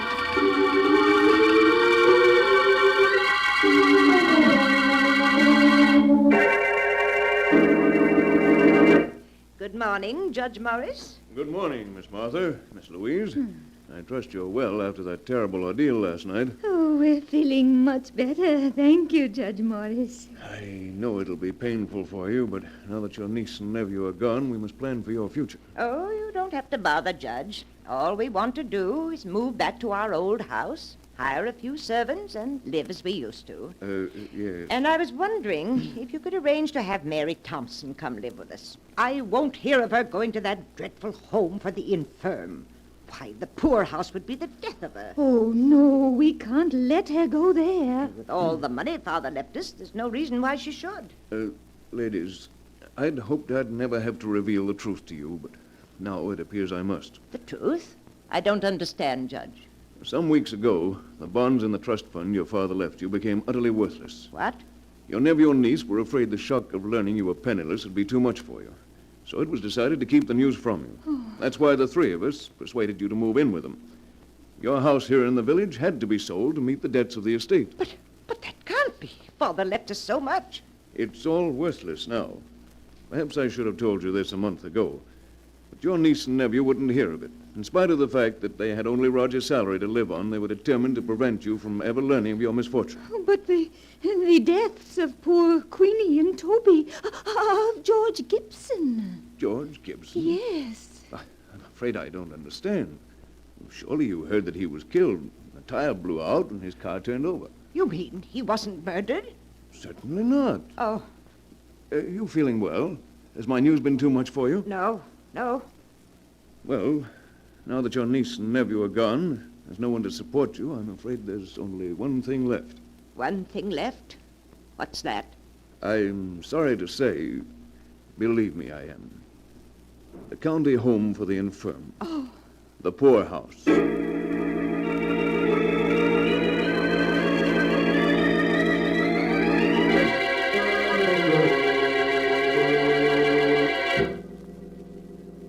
And that is the tale of escape by death, as it is written in the sealed book.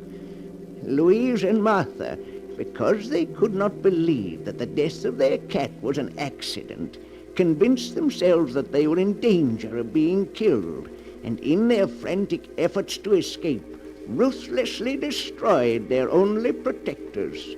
Strange are the ways in which fate plays tricks on mere mortals. But the sound of the great gong tells me it's time to close the sealed book once more. One moment, Keeper of the Book. What story from the sealed book will you tell us next time? Next time? What kind of a tale would you like? A story of ghosts, of vampires, of werewolves howling in the night? A tale of dark plots and evil deeds? Of a strange fate overtaking the guilty? Let me see. I'll find one for you in just a moment.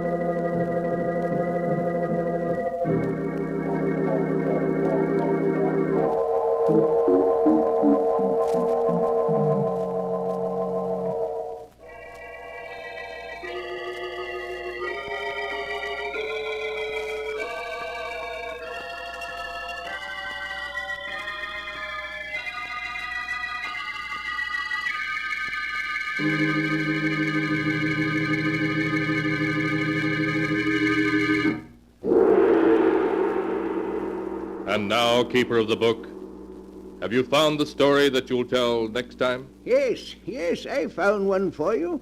It's the amazing story of a woman's jealousy, so great that it would not let her lie quietly in her grave, but made her seek revenge even from behind the dark veil of death. I call it Death at Storm House. Be sure to be with us next time to hear another strange and mysterious story from The Sealed Book. The Sealed Book, written by Bob Arthur and David Cogan, is produced and directed by Jock McGregor.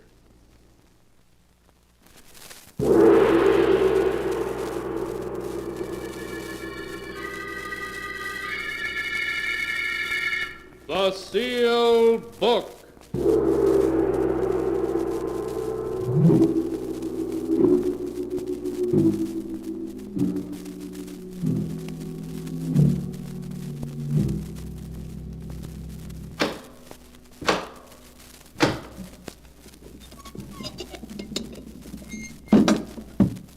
Once again, the keeper of the book has opened the ponderous door to the secret vault, wherein is kept the great sealed book, in which is recorded all the secrets and mysteries of mankind through the ages.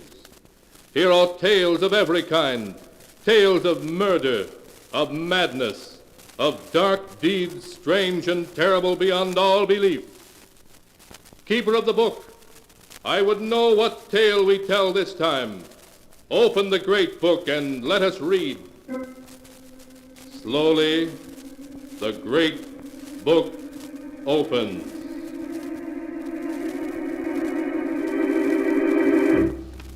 One by one, the keeper of the book turns the pages and stops. Ah, the strange and terrible story of a man who returned to his birthplace and found himself treated as though he were truly a ghost. A tale called Welcome Home.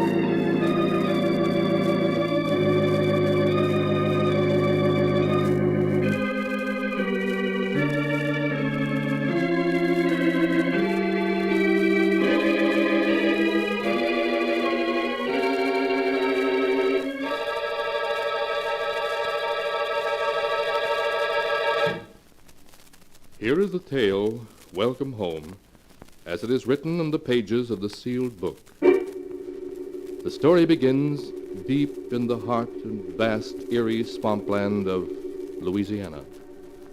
It is late in the evening and the moon is bright when an automobile containing a man and a woman stops in a weed-grown driveway before a great lonely old mansion, crumbling now into ruins.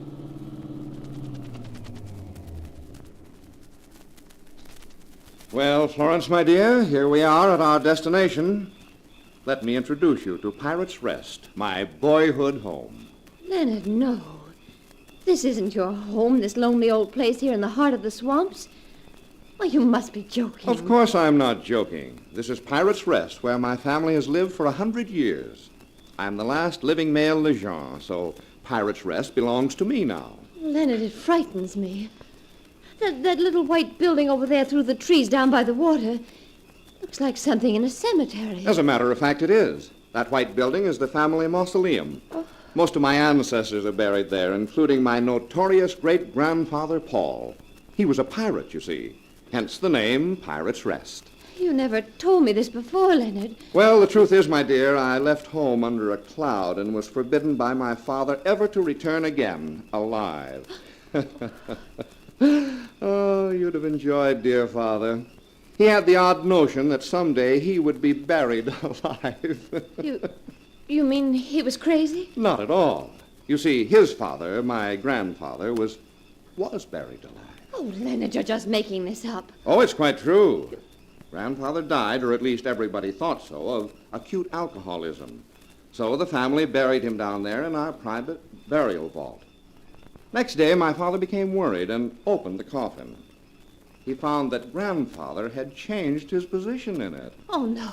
Consequently, my father had an extension telephone installed in the burial vault, just in case the same thing happened again. A telephone in the burial vault? Yes, so he could call for help if necessary. You see, he wasn't crazy at all, just logical. Leonard, you've got to take me away from here at once. But that's impossible, my dear. Besides, you won't have to meet any of the family, except Aunt Emily. Is she all right? Oh, yes, except she thinks she can talk to ghosts. All the others are dead, so come on now. It's time we made our presence known. Well, all right, Leonard, but I'm not staying 1 minute longer than necessary. You understand? Of course not. As soon as I've sold the place and raised a little money, we'll be leaving. Well, here we are. I should warn you in advance. Dear Aunt Emily hates me. Hate you? Why? Oh, it's a long story. Oh. Who there? What you want? Why, it's old Martha. Open the door wider, Martha. That's it, and we'll come in. Why, it's Mr. Leonard. Miss Emily, Mr. Leonard, he's come back. Leonard? Oh, it can't be. Leonard's dead. Last year, Tom said he'd heard Leonard was killed in a holdup. I'm happy to say he was wrong. Aunt Emily, let me present Florence, my wife. How do you do? Birds of a feather, I see. What do you mean by that? Be quiet, Florence. Well, Leonard, if you are alive, as you claim to be, why have you come back to Pirate's Rest? I've come back to get my inheritance, of course. So you know your brother Tom is dead, then? Yes, I know. Every time a Lejean has died, I've known it. And now they're all dead, you dare show your face again. But you'll get nothing here, you understand? Everything was left to me. Everything. Indeed? Well, we can discuss that tomorrow. Flo and I have come quite a ways, and we're tired. Will you have Martha show us to a room? And at least make us think we're welcome home?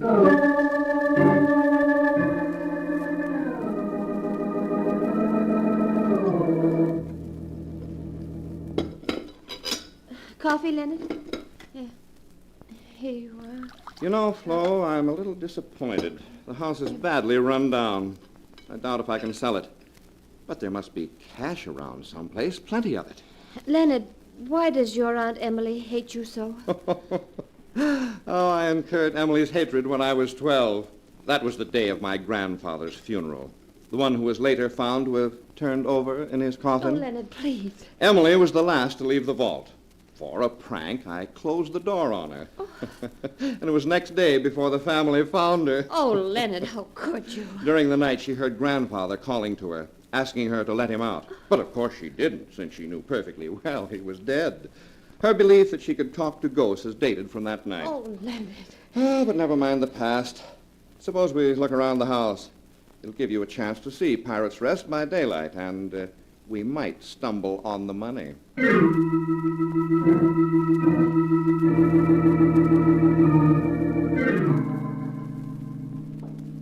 And this is the ballroom.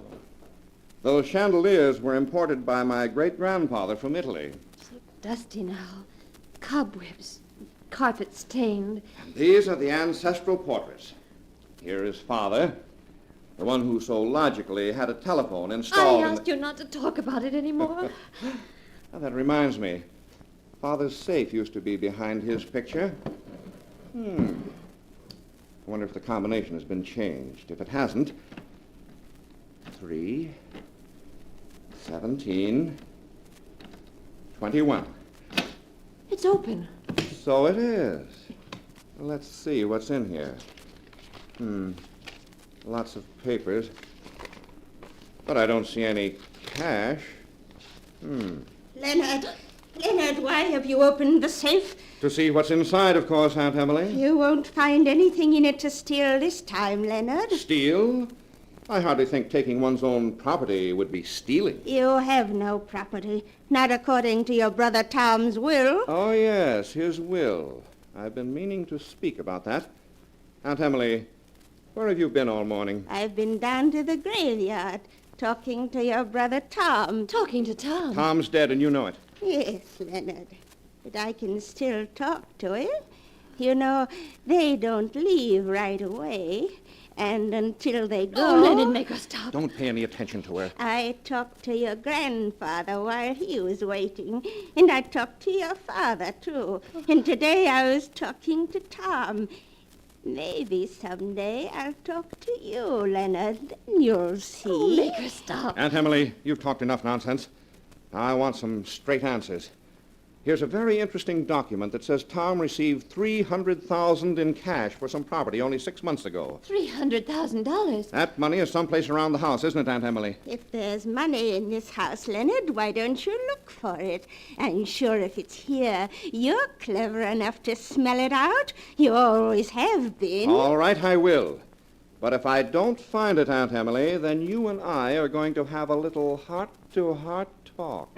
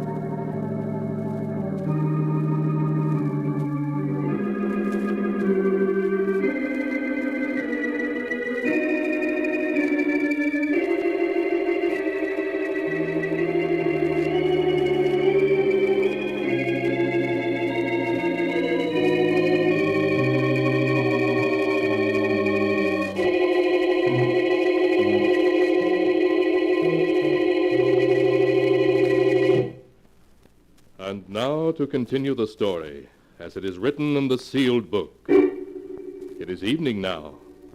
For many hours, Leonard and Florence have been searching the old house. With an axe, Leonard has even ripped open the walls of several rooms, but he has found nothing. During their search, a thunderstorm has sprung up, with pouring rain and crashing thunder, which is making Florence even more nervous. Oh, Leonard. Stop jumping every time it thunders. It's just a storm. They come up suddenly down here. But look out the window. The water in the bayou is rising so fast we'll be flooded. The bayou overflows a couple of times a year regularly. It's nothing to worry about. The water may cover the low ground where the burial vault is, but that's as far as it ever comes. Find anything, Leonard? No. No, I suppose there's no use chopping any more holes in these walls. They're all too solid to have any hidden openings in them. And we've searched all the other rooms. Maybe there really isn't any money. There is, and I know it. We haven't tried the kitchen yet. Nobody would hide money in a kitchen. Aunt Emily might. Come on, we'll take a look there. Then if we don't find it, we'll have our little talk with Aunt Emily.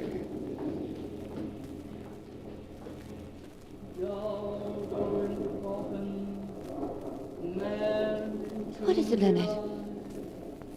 Why are you stopping out here in the hall? Martha's in the kitchen. She's up to some mischief. What? She's playing with a little doll. Putting it into a box. She's up to one of her conjure tricks. But I'll put a stop to them. Man go into grave. Doll go into Martha, coffin. what do you think you're doing? Mr. Leonard. Give me that box. No, you stay away from me. Give it to me, I say. Oh. There. Now, let's see what you're up to. Why, it's a doll. Dressed just like you are. And it's got adhesive tape over its nose and mouth. It's supposed to be dead. And the box is supposed to be a coffin. Well, we'll fix that. There. That takes care of the box and the doll. You too late, Mr. Leonard. Juju already start to work. Can't stop it now. Doll go into coffin, man into me life. Oh, be quiet, Martha. Doll go into coffin, Stop it, I man say. is sure to You can't try any die. voodoo tricks on me, you hear? Doll go into coffin. I said to stop it. Man no Stop it, you one hear? can save. Stop it. Doll Stop go it. into coffin. This will stop you. Ah! She's dead. The axe. Oh, you killed her. I told her to stop. She asked for it. Leonard, what are we going to do? Nothing. I'm master here. Nobody's going to tell the police. If Emily tries to... Emily tries to what, Leonard? Aunt Emily. What are you doing here in the kitchen, Leonard? Where's Martha? Stay away from her. She's dead, isn't she? Yes, of course she's dead.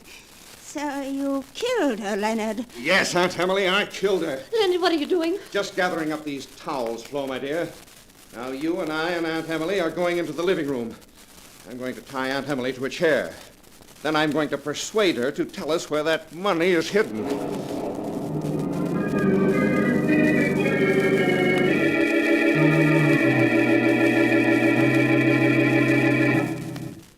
Well, Aunt Emily, I think those towels will hold you nicely. Now, I'll give you one more minute to tell me what I want to know. I'll tell you where the money is. It's in your coffin. My coffin? Out in the burial vault, where no thief could ever find it. In the burial vault? Of course, I should have guessed it. Not in the upper vault, Leonard. Down in the secret lower one, where there still is one empty coffin left. For you. Oh, no. $300,000 in my own coffin. If you're going to get it now, you'd better hurry. The bayou's rising fast. It's already flooding the cemetery. Yeah, she's right. By morning, all the ground down there will be under 3 feet of water. Oh, no, Leonard, please. Please, let's wait. The lower vault isn't waterproof either anymore. But we can't go out there tonight in this storm. It's go now or wait for a week. So we're going now. There's a lantern in the kitchen. Come on, Flo. Or would you rather stay here in the house? Oh, no, no. I'm coming with you, Leonard. I'm coming with you.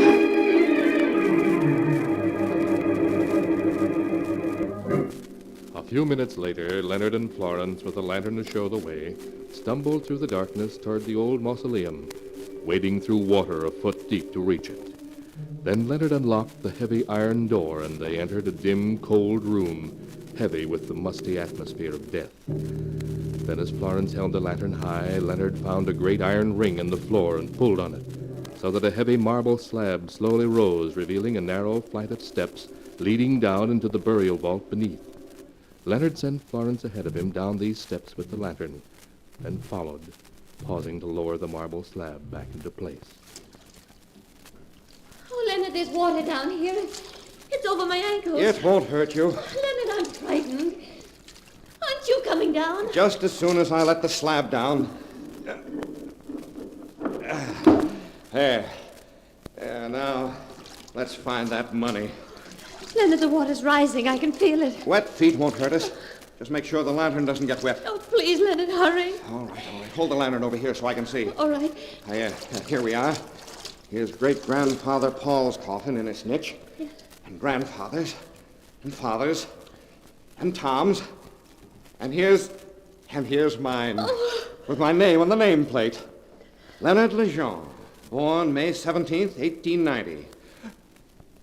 Died March 12th, 1930. Leonard, that's today. Yes. The last part has been scratched in with a knife. Oh, that's some of Aunt Emily's nonsense. Oh, but it doesn't matter. This is the coffin she said the money was hidden in. I have a screwdriver here. I'll get this lid off. It isn't screwed on. Oh. And look! It's here! The money! She was telling the truth. $300,000. At least, maybe more. There's a dozen big packages of bills here. Now do you feel better? Yes, but please let's take it and go. The water's still rising. All right, I know. Hold the gunny sack open and... What's the matter now? I think I heard somebody up above us. Oh, nonsense. You're just imagining things. No, I heard footsteps and a sliding noise. Maybe it was your Aunt Emily. She's safely tied up in the house. Oh, with those towels, she wasn't tied very tight. Hold that sack open, I tell you. Oh, all right, Leonard. 6, 8, 10, 12. Yeah, that's all of it. Now we can get out of here. You hold the lantern. I'll carry the money and go up first. I'll get the marble slab up. And you can follow me and...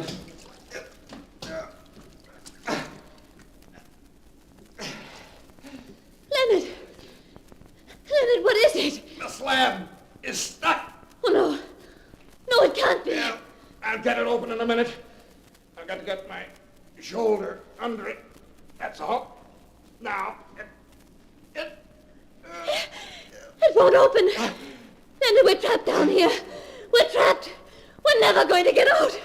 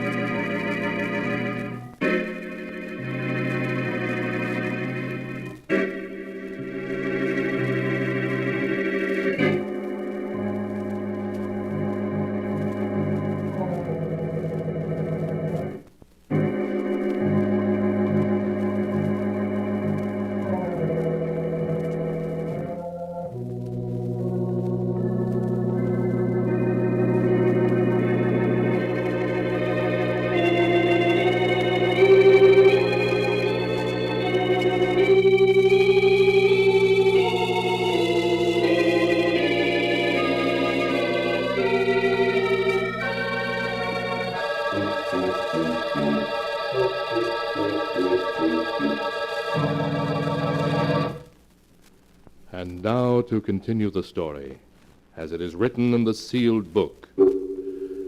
Having descended into the underground mausoleum, in which the water is rising due to the storm, Flo and Leonard found the old aunt's hidden treasure. But as they tried to get out, they found the great slab that covered the entrance was stuck. It won't open. We're trapped down here. Oh, Leonard, we're never going to get out. Be quiet. Put the lantern on the steps and come up here beside me. All right. Between us, we can get it open. All right. Come on now. There, that's it. Now stand here. Yeah. Now get your shoulder here beside mine. That's right. Now, help me lift. It won't open. It won't open. It's stuck fast. What are we going to do?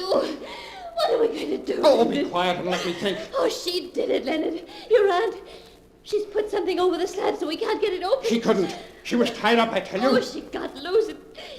It's just what she would do. She hates you, Leonard. The devil. The old she-devil. But I'll beat her. I'll beat her yet. There must be some way out. There must be some way. There must... Yes, that's it. That's it. She didn't think of that. What, Leonard? What? My father. I told you he had a mortal fear of being buried alive. So he had a telephone installed here in the burial vault. Leonard! A telephone! All connected up and ready to work, in case he was buried alive. Now we're buried alive, and we'll use it. We'll use it. Leonard, will it work? Of course it'll work.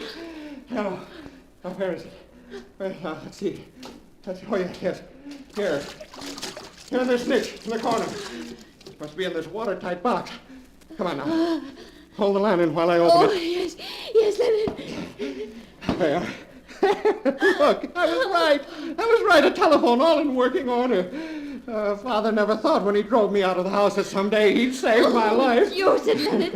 Use it and get us out of here. Yes. I'll have to call the sheriff in the village. Have him come rescue us. I'll tell him a story, some kind of a story. It won't matter. Hello. Hello.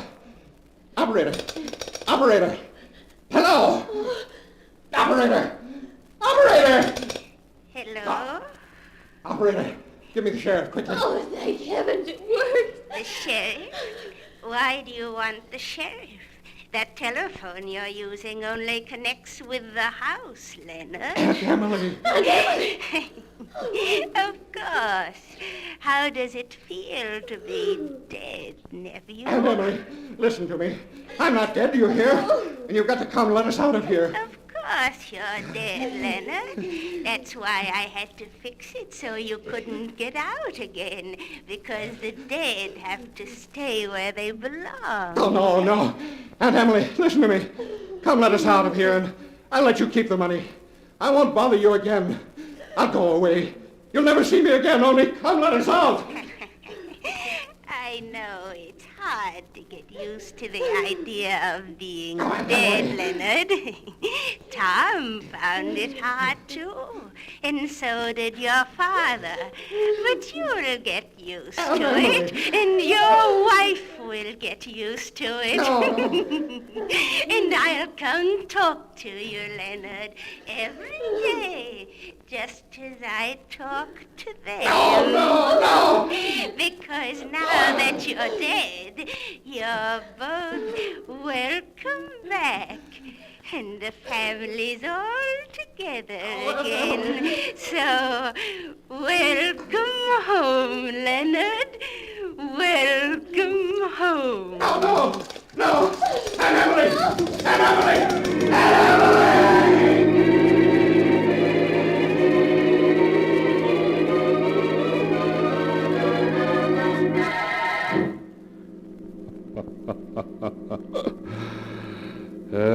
That is the tale of Leonard and Florence Legend's homecoming, as it is written in the sealed book. The next day, old Emily was found unconscious by neighbors who had no knowledge of Leonard's arrival with his wife. They took Emily to the hospital, where it was several weeks before she could speak coherently. Then they decided to keep her there, to look after her. For the doctors observed that Emily carried on long conversations with a nephew named Leonard and his wife, Florence, whom no one else could see. Since that day, the old Legend mansion has crumbled into ruin, and no living soul has ever entered the old mausoleum again. Its secrets are forever hidden from the world, save only here, where they are written down in the sealed book